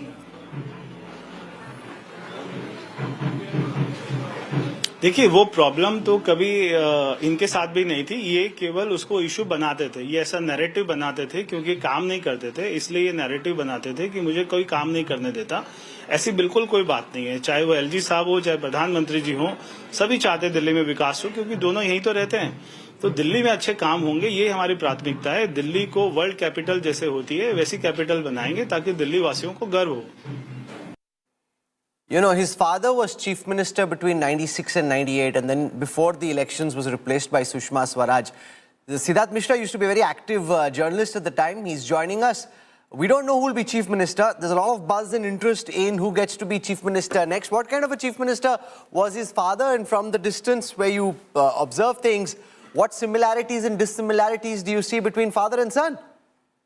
You see, unfortunately, when his father was chief minister, it was a very divided party which was there in Delhi. And there was a lot of resentment to the fact that, by a section of the party that he was made to replace Mr. Madan Lal Khurana as chief minister. In fact, it is said that Mr. Khurana had cried that why should he be made chief minister. Then there was a lot of resentment on, when he was replaced by what you call Sushma Swaraj as chief minister. Incidentally, the times have changed, and the children of all the three stalwarts of that time are today prominent leaders of Delhi BJP. True. Harish Rana has won from Motinagar, Parvesh has won from New Delhi, and Balsri Swaraj has become a member of parliament from New Delhi. And the BJP today is a much more united party, and the BJP, local leadership in the BJP cannot afford to, really go against or challenge the choice of the central leadership. So whoever becomes the chief minister in Delhi, whoever gets a chance to come and rule in Delhi, shall have the support of the central leadership, which will be very, very difficult to be, to have create any kind of dissidence against that person. So in the event of Mr. Parvesh Verma being chosen as chief minister of Delhi at this point of time, he will have a much better pitch to play on than his father ever had. His father had a very, very treacherous pitch to bat on. There was a Congress government at the center, and there were a lot of dissidents in the party, in the state. So his father had a difficult time, and there were a lot of turmoil in the party. There were issues of, the BJP had, the state government had just come to power. At that point, has just been created in Delhi, and the transfer of powers were still to take place at that time. A lot of powers were being delegated by the central government to the state government. There was so much of, there was, the teething Some problem. things in Delhi never change. Since 1955, when Delhi was first, Delhi from 52 to 55 was a state. Then there were rifts between the then chief minister and the chief commissioner. There was no LG at that time, and therefore they dissolved the assembly. There was a state reorganization commission which was set up, which said that there are too many unique problems with the dual power structure in the capital, which is why Delhi wasn't a state assembly. So these problems have been going back for 70 years. It's not new. People have seen this. One point which I wanted to add was, his father, when he became chief minister, he was given the same cabinet which Mr. Khurana had. He even did not have a choice in selecting his ministers. So I'm very sure that kind of a difficult situation will not be faced by Parvesh Verma if the BJP central leadership decides to make him the chief minister. So he's a MBA from the Four School of Management, studied at Kirorimal, but I'd just say no matter... He's from our college, and our college alumni association is celebrating it in a big manner. That one of the Kirorians... So abhi celebration ko rok do. My general advice to everybody is, there could be a big anti-climax. Just pause all celebrations, because there's no knowing who is going to actually be the next chief minister. There's always a Mohan Yadav or a Bhajan Lal Sharma somewhere waiting in the wings. But those images are illustrative. Manjinder Singh Sirsa, former Akali leader, now BJP leader, won from Rajouri Garden, a big seat, and the Punjabi community voting for the BJP in a big way. So could there be a deputy CM from the community, or maybe a Purvanchali leader, and potentially they've had that model in states where they've won one chief minister, one or two deputy chief ministers to balance the caste combination. And in that sense, Yashwant Deshmukh, they have a Brahman chief minister, they have a Yadav chief minister, they don't have a Dalit chief minister, they don't have a Jat chief minister. If that happens in Punjab, Western UP, there's a message there. So lots of caste combinations, not just who deserves to be or who's the giant slayer. Lots of different permutations and combinations will come into play in this choice. Absolutely, Rahul. And there is a method to what BJP does. It may or may not make sense to most of the people, or we included, pun intended. But the fact is that, if you look into the checklist, there was a talk that, no tribal faces, okay, checklist, that's done in Orissa and Chhattisgarh, Then the no from that side, okay, Madhya Pradesh done. Then somebody said, okay, Brahmins were voting, but Brahmins were not getting their due. Okay, done in Maharashtra, done in before that in for that matter in Rajasthan. So yeah, so there are still few checklists which have not yet to be ticked actually. Now, those checklists, of course, as you mentioned, the Jat leadership, that is a checklist. Female face, that's still to be checklist. And though we don't know, I mean, any female face coming from, important one as such. But BJP is known not for going for the importance. They have already pulled up people who are not known outside their own circle as such. Okay, let's spend a moment looking at what this... One important one is the Sikh face, Rahul, because you mentioned Mr. Sirsa's name. And I am really keen to see, because Mr. Modi, for all credit due, I mean, he has bent over backwards in order to accommodate Punjab and the Sikh sentiment. No, but the problem is all three of their prominent Sikh leaders are from outside the BJP fold. Sirsa originally used to be a Shromani Akali Dal Neta. Marwa was a Congress MLA 3 times over, then won against Sisodia in Jangpura. And you got Arvinder Singh Lovely, who's flip-flopped multiple times now. So it's not as if he's moved once, he came, went, came back again. So you need a core to appease the Delhi BJP Karyakarta and leader. You need somebody who comes from the saffron fold. Yeah, I mean, so for Mr. Sirsa, maybe a deputy CM face as a, but he is going to be elevated, because even if he comes from Akali, it is not something which he has come from rank opposition kind of from coming from a Congress or somebody like that. So he stands to gain a good chance. And also, please do not forget, he single-handedly actually delivered Delhi Gurdwara Prabandhak Committee thing and that material to the BJP in that way in the management and the local elections. And appointing him as an important impact on Punjab, elevating him as an impact on Punjab politics. Exactly my point. Siddharth Mishra wants to come in and make a point, and then I want to go across to other guests. I just wanted to say one thing, that you have to make a distinction between the Punjabi community and the Sikh community. The Sikh community has a small presence, and the non-Sikh Punjabi community has a very big presence, just not in Delhi, but also in Haryana, where they have been supporting the BJP. Before the last election, Mr. Manohar Khattar was replaced, and there was said to be a resentment that why a Punjabi was replaced. But anyway, it still made them win the election. So you have to be very, very clear that a Sikh does not really qualify to be called a Punjabi chief minister in that term. A Sikh chief minister, and as we were discussing in your with Mr. Bajwa in your interview earlier in the day, where it was very, very clear that there is an issue of Punjabi and Sikh in Punjab, which is coming up, and where somebody from Aam Aadmi Party having said, Mr. Arora, who is the president of Aam Aadmi Party in Punjab, having said that there could be a non-Sikh chief minister in Delhi. So qualifying Mr. Sirsa as a complete representative of the Punjabi community will not be acceptable to the Punjabi community of Sure, Delhi. okay. I want to go and get a word in from Preeti Sharma Menon from the Aam Aadmi Party. While the BJP and its ecosystem celebrates, the Aam Aadmi Party is down 40 seats from the last time. That's a big crash, big turnaround in political fortunes. Have you had the opportunity, I'm sure you have, to introspect hard and ponder over what went so dramatically wrong? Well, firstly, congratulations to the BJP. It's been a resounding win. We accept the mandate of the people. And yes, absolutely, you're right. We have to introspect. We have to analyze, because we fought the campaign. We did everything that we possibly could do. Our volunteers, our leaders, we left no stone unturned. And if you look at the vote percentage, the difference between our vote and the BJP vote is 2%. But this 2% has completely changed the way the results would be. I mean, so can I show that? Modi ji, इस जन्म में तो आप हमको नहीं हरा सकते दिल्ली के अंदर आम आदमी पार्टी को. Jhadu loses its jadoo. Voters bounce the up biggies.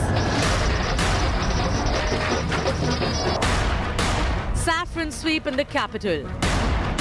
Our biggies bite the dust. Faceless BJP vanquishes Kejriwal. Top focus on India today. हम दिल्ली के मालिक हैं, इस जन्म में क्या अगले जन्म में नहीं हरा सकते. The voters of Delhi answering the hubris of Arvind Kejriwal. Down from 62 seats to 22, a loss of 40 seats in one assembly election. A big defeat and a big victory for the BJP. The Prime Minister and the BJP top leadership celebrating at the BJP headquarters. We'll get you all the action and more importantly, look at what this means for Indian politics going forward. Here are the headlines I'm tracking tonight. Prime Minister hails BJP win in Delhi, slams AAP's Malik mindset, says Delhi free of Aapda's corruption, vows politics of development and reform in the capital. Arvind Kejriwal loses Delhi and his constituency of New Delhi. BJP's Parvesh Verma emerges as giant slayer.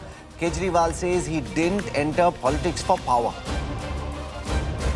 क्योंकि हम राजनीति में कोई सत्ता के लिए नहीं आए, हम राजनीति को एक जरिया मानते हैं जिसके जरिए जनता की सेवा की जा सके, जिसके जरिए लोगों के सुख दुख में काम आया जा सके। 6 AAP biggies bite the dust. Manish Sisodia, Saurabh Bhardwaj, Satinder Jain among the big losers. Atishi, the lone survivor of the saffron wave.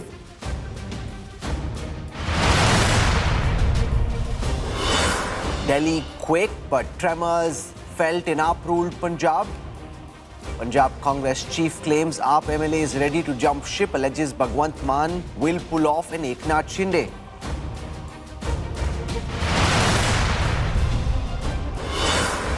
BJP wins prestige battle against Samajwadi Party in Uttar Pradesh's Milkipur by poll. BJP's Chandrabhan Paswan beats SP's Ajit Prasad.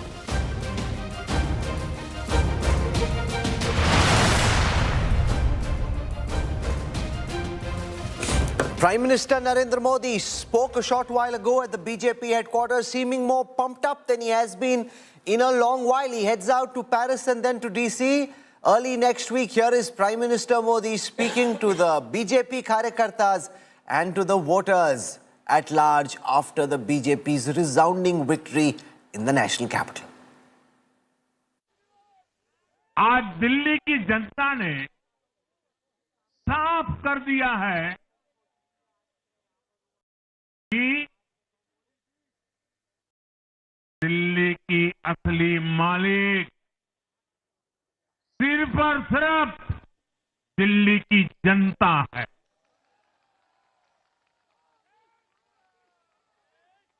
जिनको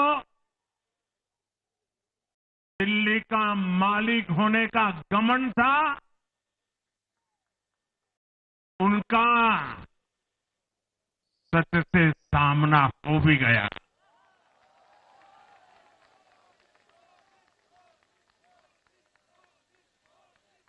दिल्ली के जनादेश से ये भी स्पष्ट है कि राजनीति में शॉर्टकट के लिए, झूठ और फरेब के लिए कोई जगह नहीं है।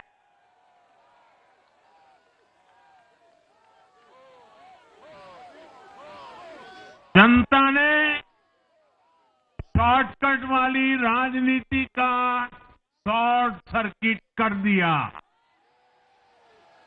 यमुना मैया की, यमुना मैया की, यमुना मैया की।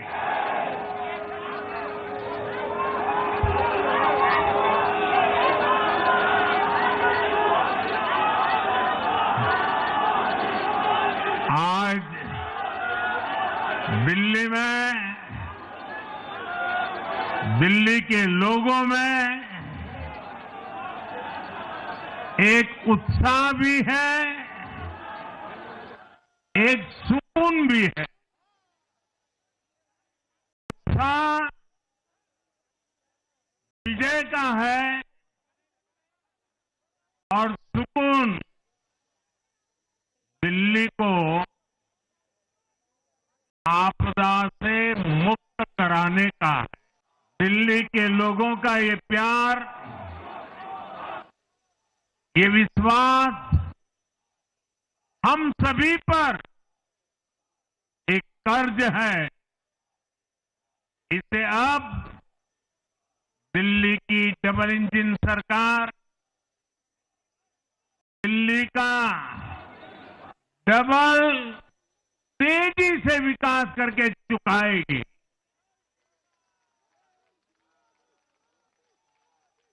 साथियों,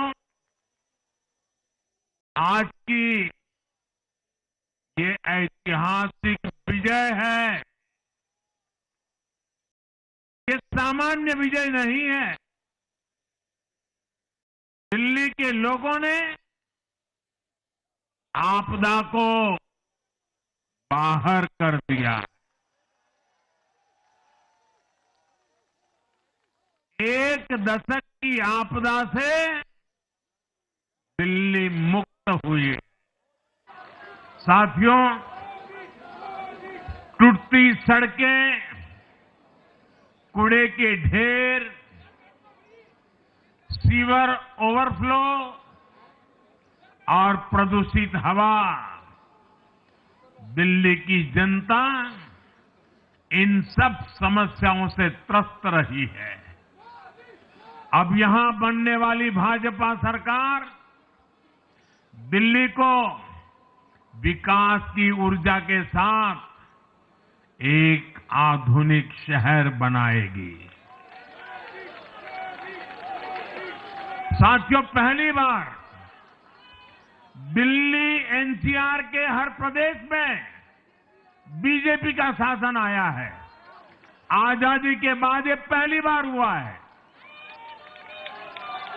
राजस्थान में, यूपी में, हरियाणा में, ऐसे पड़ोस के हर राज्य में भाजपा की सरकारें हैं। The Prime Minister exulting at the fact that all the states neighboring Delhi now have BJP governments, and this has happened for the first time, which is true, but it also means that those will increase the expectations of voters in these areas to see a development model kick into action at the earliest possible. Sanju Verma joins us at this time. In our studios is Rajat Sethi from the Aadmi party. We have Dr. Sunny Singh Ahluwalia and Siddharth Mishra has been our political analyst joining us through the day. Sanju Verma, you must be delighted. You know, you've been attacking the Arvind Kejriwal-led AAP for a long time through this campaign. 48-22, exactly what you had in mind. Perfect Super Saturday. Rahul, do you remember I was on a debate with you barely 3 days back, and I told you, you can put a gun to my head if we don't win. And if you win, then very humbly we accept your good wishes and congratulations. So yes, as the Prime Minister has said, there's no room for hubris, there's no room for arrogance, there's no room for lies, deceit, deception, and the Janta, Janta Janardhan ka jo Ashirwad BJP ko mila hai, I think we accept that with folded hands. But I would just like to say one thing. Everybody out there said, oh, Prime Minister Narendra Modi is on the ticket. This is not a fight between Virender Sachdeva or a Kejriwal or Parvesh Sahib Singh Verma versus a Kejriwal. This is directly a fight between the Modi model versus the Kejriwal model. And lo and behold, we've now realized that the Kejriwal model is a big zero. It's a sham. It's a hoax. And the shenanigans of the Aam Aadmi party have been laid to rest today. My favorite quote on victory is, winning is not everything. Winning is the only thing. Famous quote by Henry Russell. And for anybody out there who says, politics is not about winning, politics is about grace. Yes, it is about magnanimity. It is about being generous. It is about showcasing a modicum of grace. But above all, it is about winnability. If you are not fighting to win, then why exactly are you in the race to start with? And, let's not forget one thing, that I have been doing a zillion debates on this, entire Delhi election in the run-up to the polls on the 5th of February. And barring you and ikka-dukka journalists, nobody ever questioned Kejriwal. I would be coming on debates and people would say, but Sanju Verma, Kejriwal is saying कि आपने voters delete कर दिए हैं. अरे but Sanju Verma, Kejriwal कह रहे हैं आपने voters की addition कर दी है. अरे Kejriwal कह रहे हैं आप लोगों ने 15-15 करोड़ दिए हैं. भाई, who is Kejriwal? Finally, he is somebody who's out on bail. Why are people putting him on a pedestal and trying to legitimize every reckless and baseless allegation of his? So, that's one part of the argument. That's from the campaign. That part is answered. Rajat Sethi, the crucial part is, what will BJP do in Delhi now? Because, speaking to one very senior official in the BJP, and he said, we've got 3 years. If we can demonstrate in the next 3 years, arguably well before 2029, that there is a different BJP, there's a different Delhi under the BJP, then we're in business. Otherwise, people will say, they're kind of the same. We've got a big opportunity. We have to hit the ground running. I think today, first of all, Kejriwal should morally resign from the MCD also. Allow a uniform government right from the municipal corporation level to the state level. That's wishful thinking. Why should No, I mean, see, right now he is law and allow, just for the sake of Delhi, if you want to, sort of let the BJP rule it properly, allow a uniform government and see if the BJP is able to do or not. Why is he supposed to make the BJP's job easier? That's not his job. No, वैसे भी टूटेगा ना. There is no anti-defection happening in the MCD. But I'm telling you, from a Delhi's point of view, it might sound immoral to you. I personally feel it's absolutely not immoral. You should ensure there is uniformity of government. BJP should take these 2-3 years to sort of set an example how a corporation in such an important cosmopolitan is to be governed. For a fairly long time, big cosmopolitans were out of power for BJP.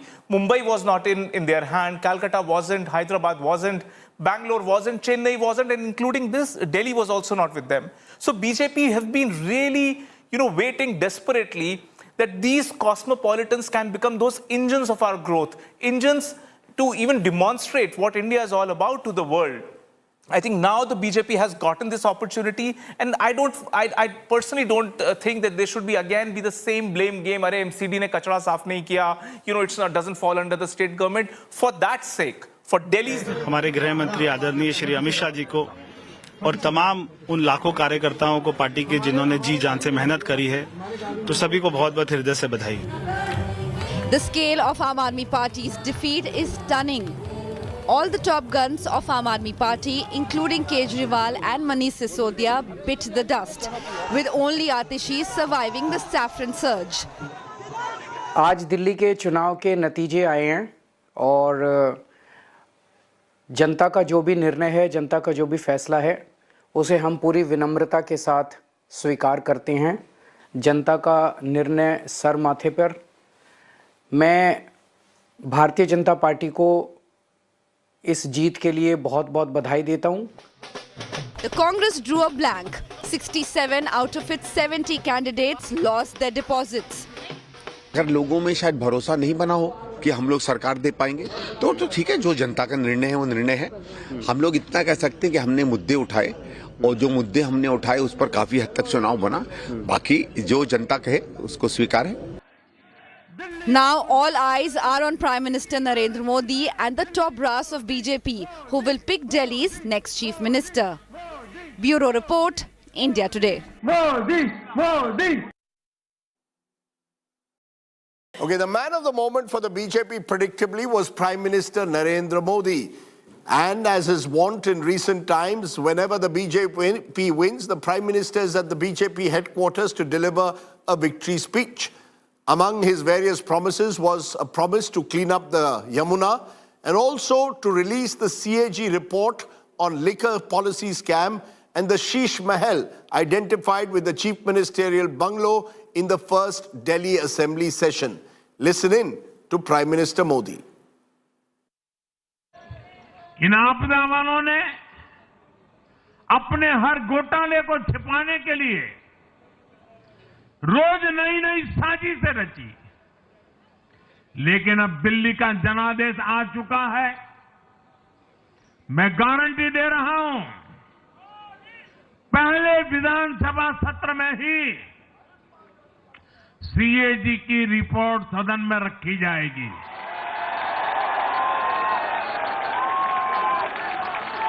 भ्रष्टाचार के हर तार की जांच होगी और जिसने भी लूटा है उसको लौटाना पड़ेगा।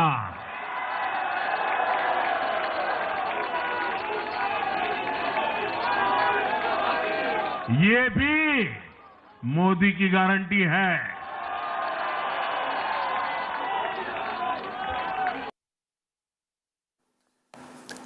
Okay, let's then raise the big questions that this verdict has shown, and we are going to get some of the top analysts to look, people who've known Kejriwal very closely, in particular who've known Mr. Modi, and get them to analyze this verdict for us. And my first big question is simply this.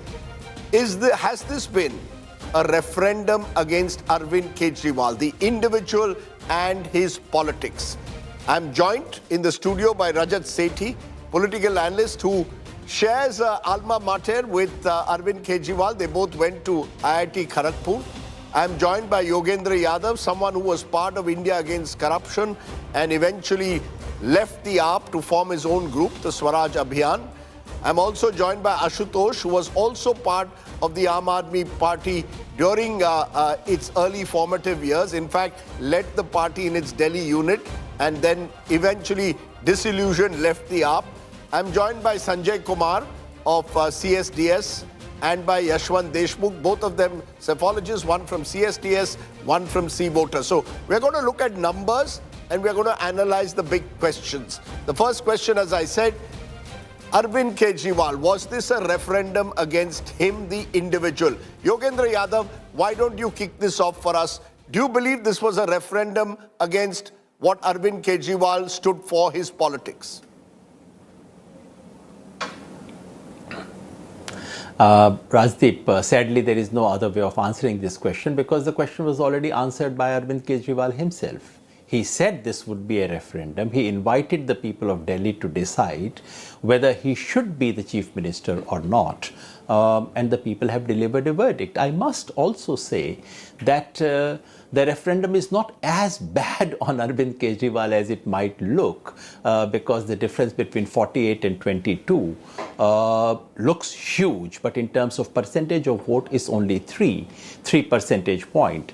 And someone later might wonder not why Aam Aadmi Party and Arvind Kejriwal lost, but someone might wonder, given the scale of discontent that has been brewing, why was the difference actually so small as 3.5%? That might be the question. I must also underline the fact that there is no one who sympathizes with Aam Aadmi Party in this studio. So it may not be entirely fair for this panel to come to a conclusion. I really wish there was someone who would put up their point of view, as Rajat Sethi would do for one party. People like Ashutosh and me have a different viewpoint. We'll wait to see what the Aam Aadmi Party has to say in terms of their leadership. And yes, Rajat, an interesting point made by Yogendra Yadav that despite the large discontent or seeming large discontent against AAP, the truth is the AAP still got 44% of the vote. The gap was barely a little over 3%, which signifies almost that, as I've been saying through the day, that Delhi saw a bit of a class divide. The lower incomes still with Kejriwal, the middle classes with the BJP.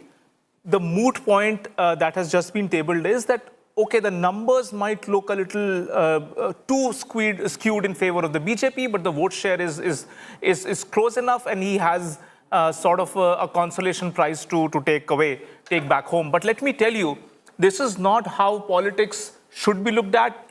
I'll give you an example. Pick Telangana state, BRS party and the Congress party. Do you know their vote shares? 39% was Congress and BRS was 37.5%.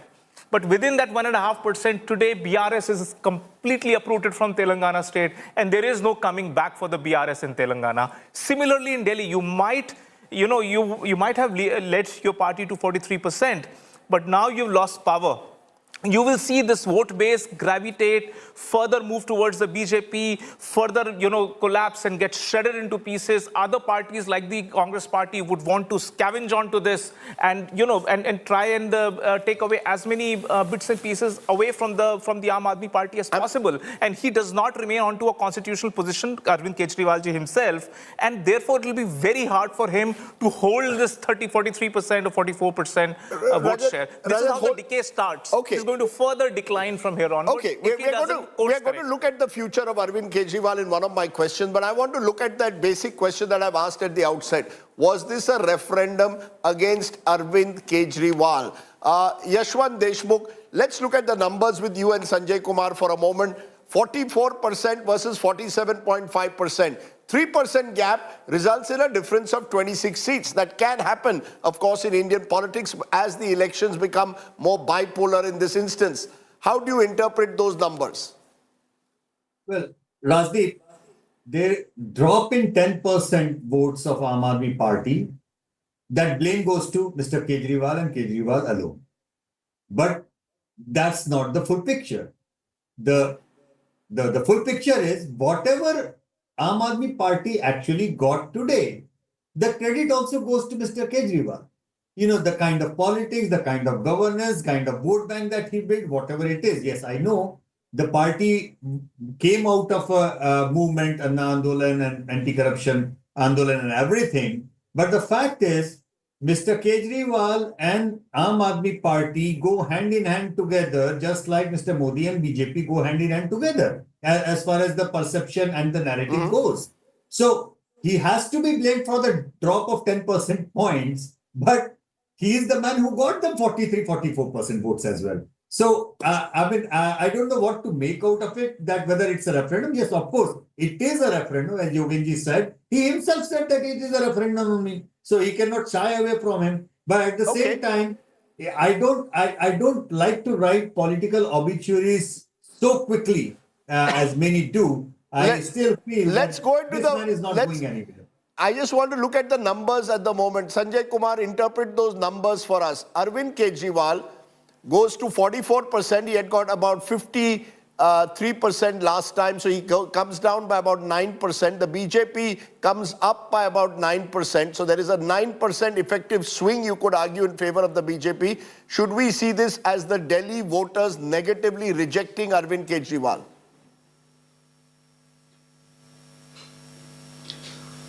There's no doubt about that. The Delhi voter has negatively rejected Arvind Kejriwal and Aam Aadmi Party. But the vote share difference you are mentioning, we all know that there is a 3% vote share difference between Aam Aadmi Party and BJP. But if you look at the difference in the seat share, it's a very large difference. That is only because if you go seat by seat, there are roughly 12 seats which Aam Aadmi Party possibly could have not lost if Congress has not polled so much of votes, or hypothetically if there was some kind of an alliance with the Congress. So if you look at these 12 seats, if even half of those seats has gone in favor of Aam Aadmi Party, the tally would have looked much more decent, and BJP's tally would have come down to say 40-41, and Aam Aadmi Party's tally could have easily gone up to 30 seats. That is why this 3% gap in the vote share has resulted into such a huge gap in terms of number of seats.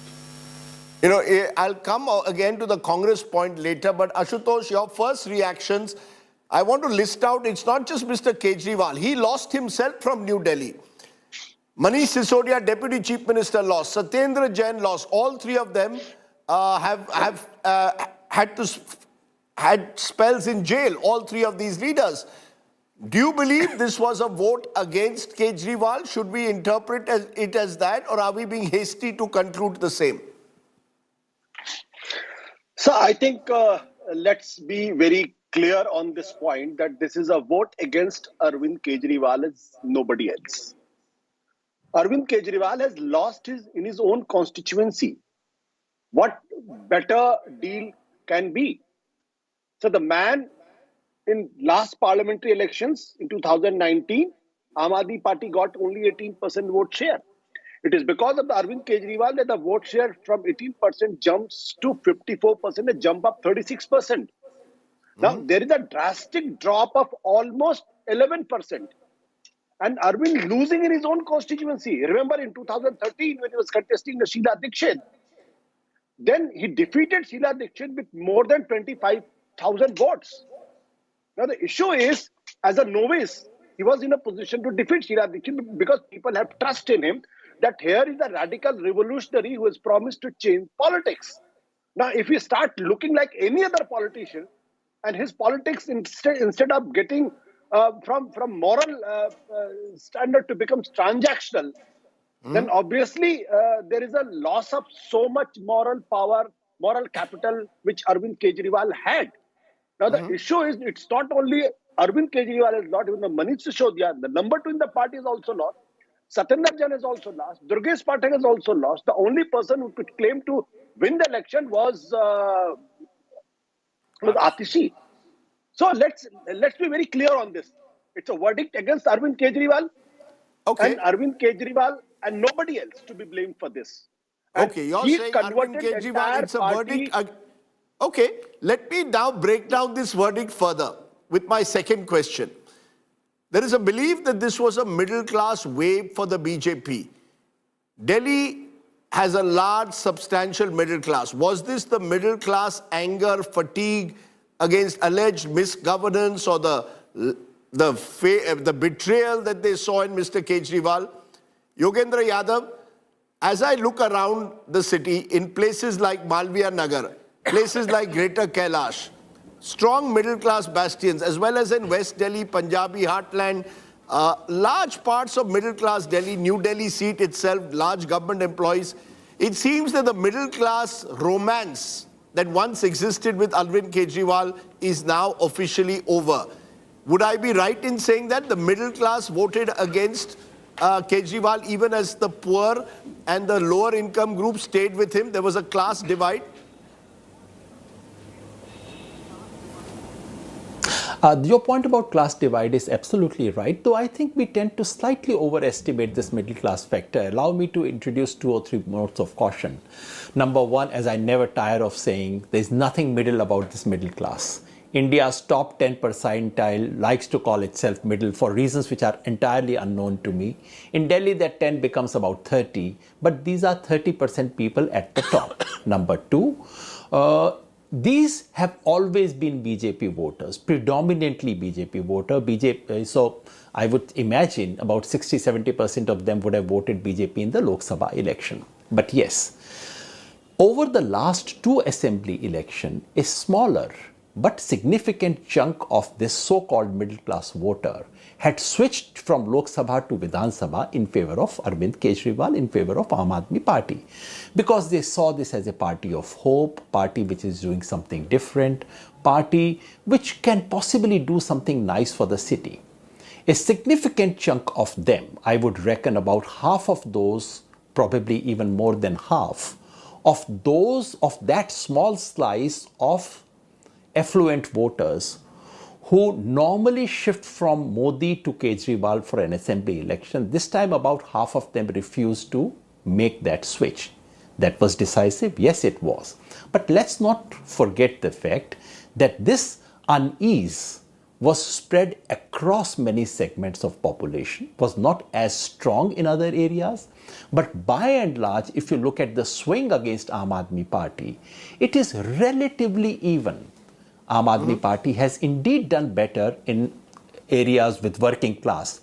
But that is because Aam Aadmi Party's margins were very big to begin with. The swings are not entirely uneven. That's my impression, but that can be confirmed by tomorrow or day after.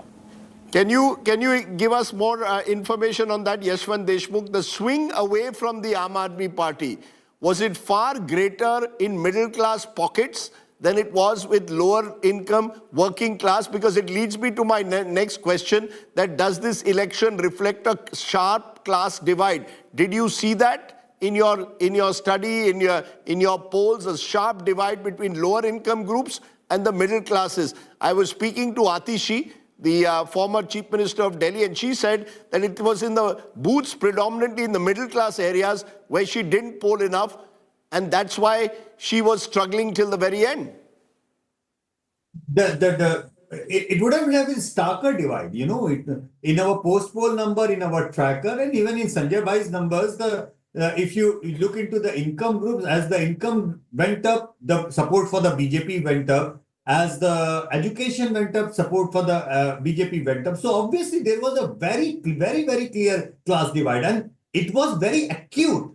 It was not a class divide where one would say, ये 5% आगे इसमें है और ये 6% उसमें है. You know, it was a sharp divide like 2/3 and 1/3 kind of thing in the topmost income bracket and the lowermost income bracket. So obviously there was a class divide. Arvind Kejriwal or Aam Aadmi Party did manage to poll a huge substantial chunk of the low income group, the Jhuggi Jhopdi voter, the Dalits, the Muslims, they got the huge chunk of that.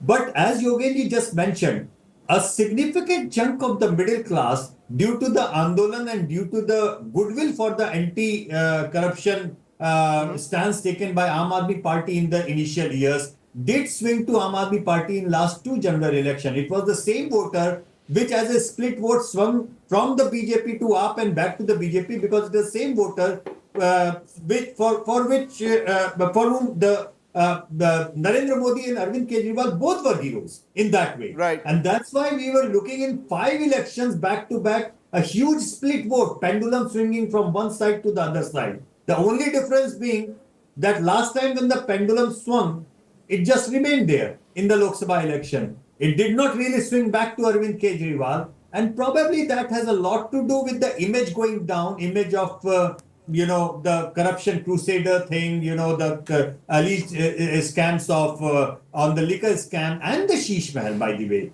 Only problem with the BJP has been Rajdeep. I'll look at that specifically, but I just want to know from you, Sanjay Kumar, can you also confirm your post-poll survey, sharp class divide?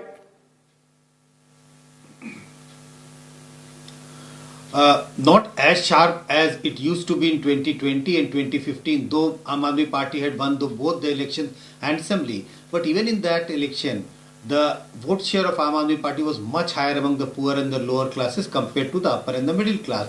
When there is a 10% decline in the vote share of Aam Aadmi Party, yes, we can see the decline in all the 4 classes of voters, but the decline among the middle classes and the upper classes is much sharper compared to what we see among the poor and the lower classes. Rajat Sethi, you've been since morning telling me do not only focus on the middle class. The BJP chipped away at all classes. In the Jhuggi Jhopdis also, they made some kind of a dent. They made it among lower income groups, but predominantly, the middle class seems to be the one which has strongly stood by the BJP and moved away from the AAP. The idea of Modi as PM, Kejriwal as CM, which we saw in 2015-20 is over. Do you agree broadly the BJP was most successful in making the middle class see itself as most attractive? So I think BJP certainly sealed the middle class swing away from its pocket burrow into the Aam Aadmi Party. They were able to stop that bleed for sure. But they also chipped away into poor men vote base, because I'm of the view that it is not the entirely that two intersectionalities, 2 parts, like the gender advantage also goes to Aam Aadmi Party and the lower class or the poor class advantage also going to the Aam Aadmi Party. They wouldn't have ended up in this scenario had both these categories sort of supported them to this extent. So there has been dent even in the poorer section, and BJP did a lot of efforts identifying Jhuggi Jhopdis, giving leaders the tasks to make special outreaches into those Jhuggi Jhopdis. Where did all these Sangh meetings of 50,000 small gully nukkad meetings that they did? It did not happen in the posh colonies of Delhi. It happened in all of these JJ colonies. And I think this is where BJP knew all they needed was small chipping away of the poorer section, which, Arvind Kejriwal created a client class there. He had a transactional relationship with that class. I'm going to give you free this, free that, take money from me or take a bus ride from me and vote for me. I think BJP was attempting to convince them that governance, basic civic governance is also your right. So you should also go out. Your people on the poorer section of the society will also fall sick if you do not have clean drinking water, if you do not have basic sanitation and garbage is spilled all over in the Jhuggi Jhopdis. So I think the BJP's attempt was to take away 5, 10, 15% and do the other job of ensuring that the middle class is won over. And, with middle class was showing early signs that it is not going to slip away the way it has been doing, primarily because, middle class also hold the moral compass very dearly, very close to themselves. And I think all the top leaders, whoever went to jail, they were ousted. That's, Ashutosh, let's look at this middle class phenomenon in the context of AAP. AAP emerges out of India against corruption as the anger of the middle class against seeming manifest corruption of the political class. Do you believe the middle class moved away from Arvind Kejriwal because he lost his moral halo after the charges of corruption, after the BJP ran this aggressive campaign that Kejriwal lives in a rather opulent so-called Sheesh Mahal? Do you believe that is what let them down, or governance issues, garbage, sewage, condition of roads, pollution, Yamuna? See, Rajdeep, when you only talk about the middle class per se, that middle class is a huge segment in Delhi. Let's not forget it, that the per capita income of Delhi is 4.61 lakh. So, in comparison to all India middle class, which is comprised of something around 31%, Delhi it is something more than 50%. So here the middle class has three segments: upper middle class, middle class, and the lower middle class. Amongst the upper middle class and the affluent class who lives in the gated colonies and in the bungalows, obviously BJP is a clear winner. But among the middle class, I'm sure middle class, the BJP has created certain dents, which was once a bastion of Aadmi party. But among the lower middle class and the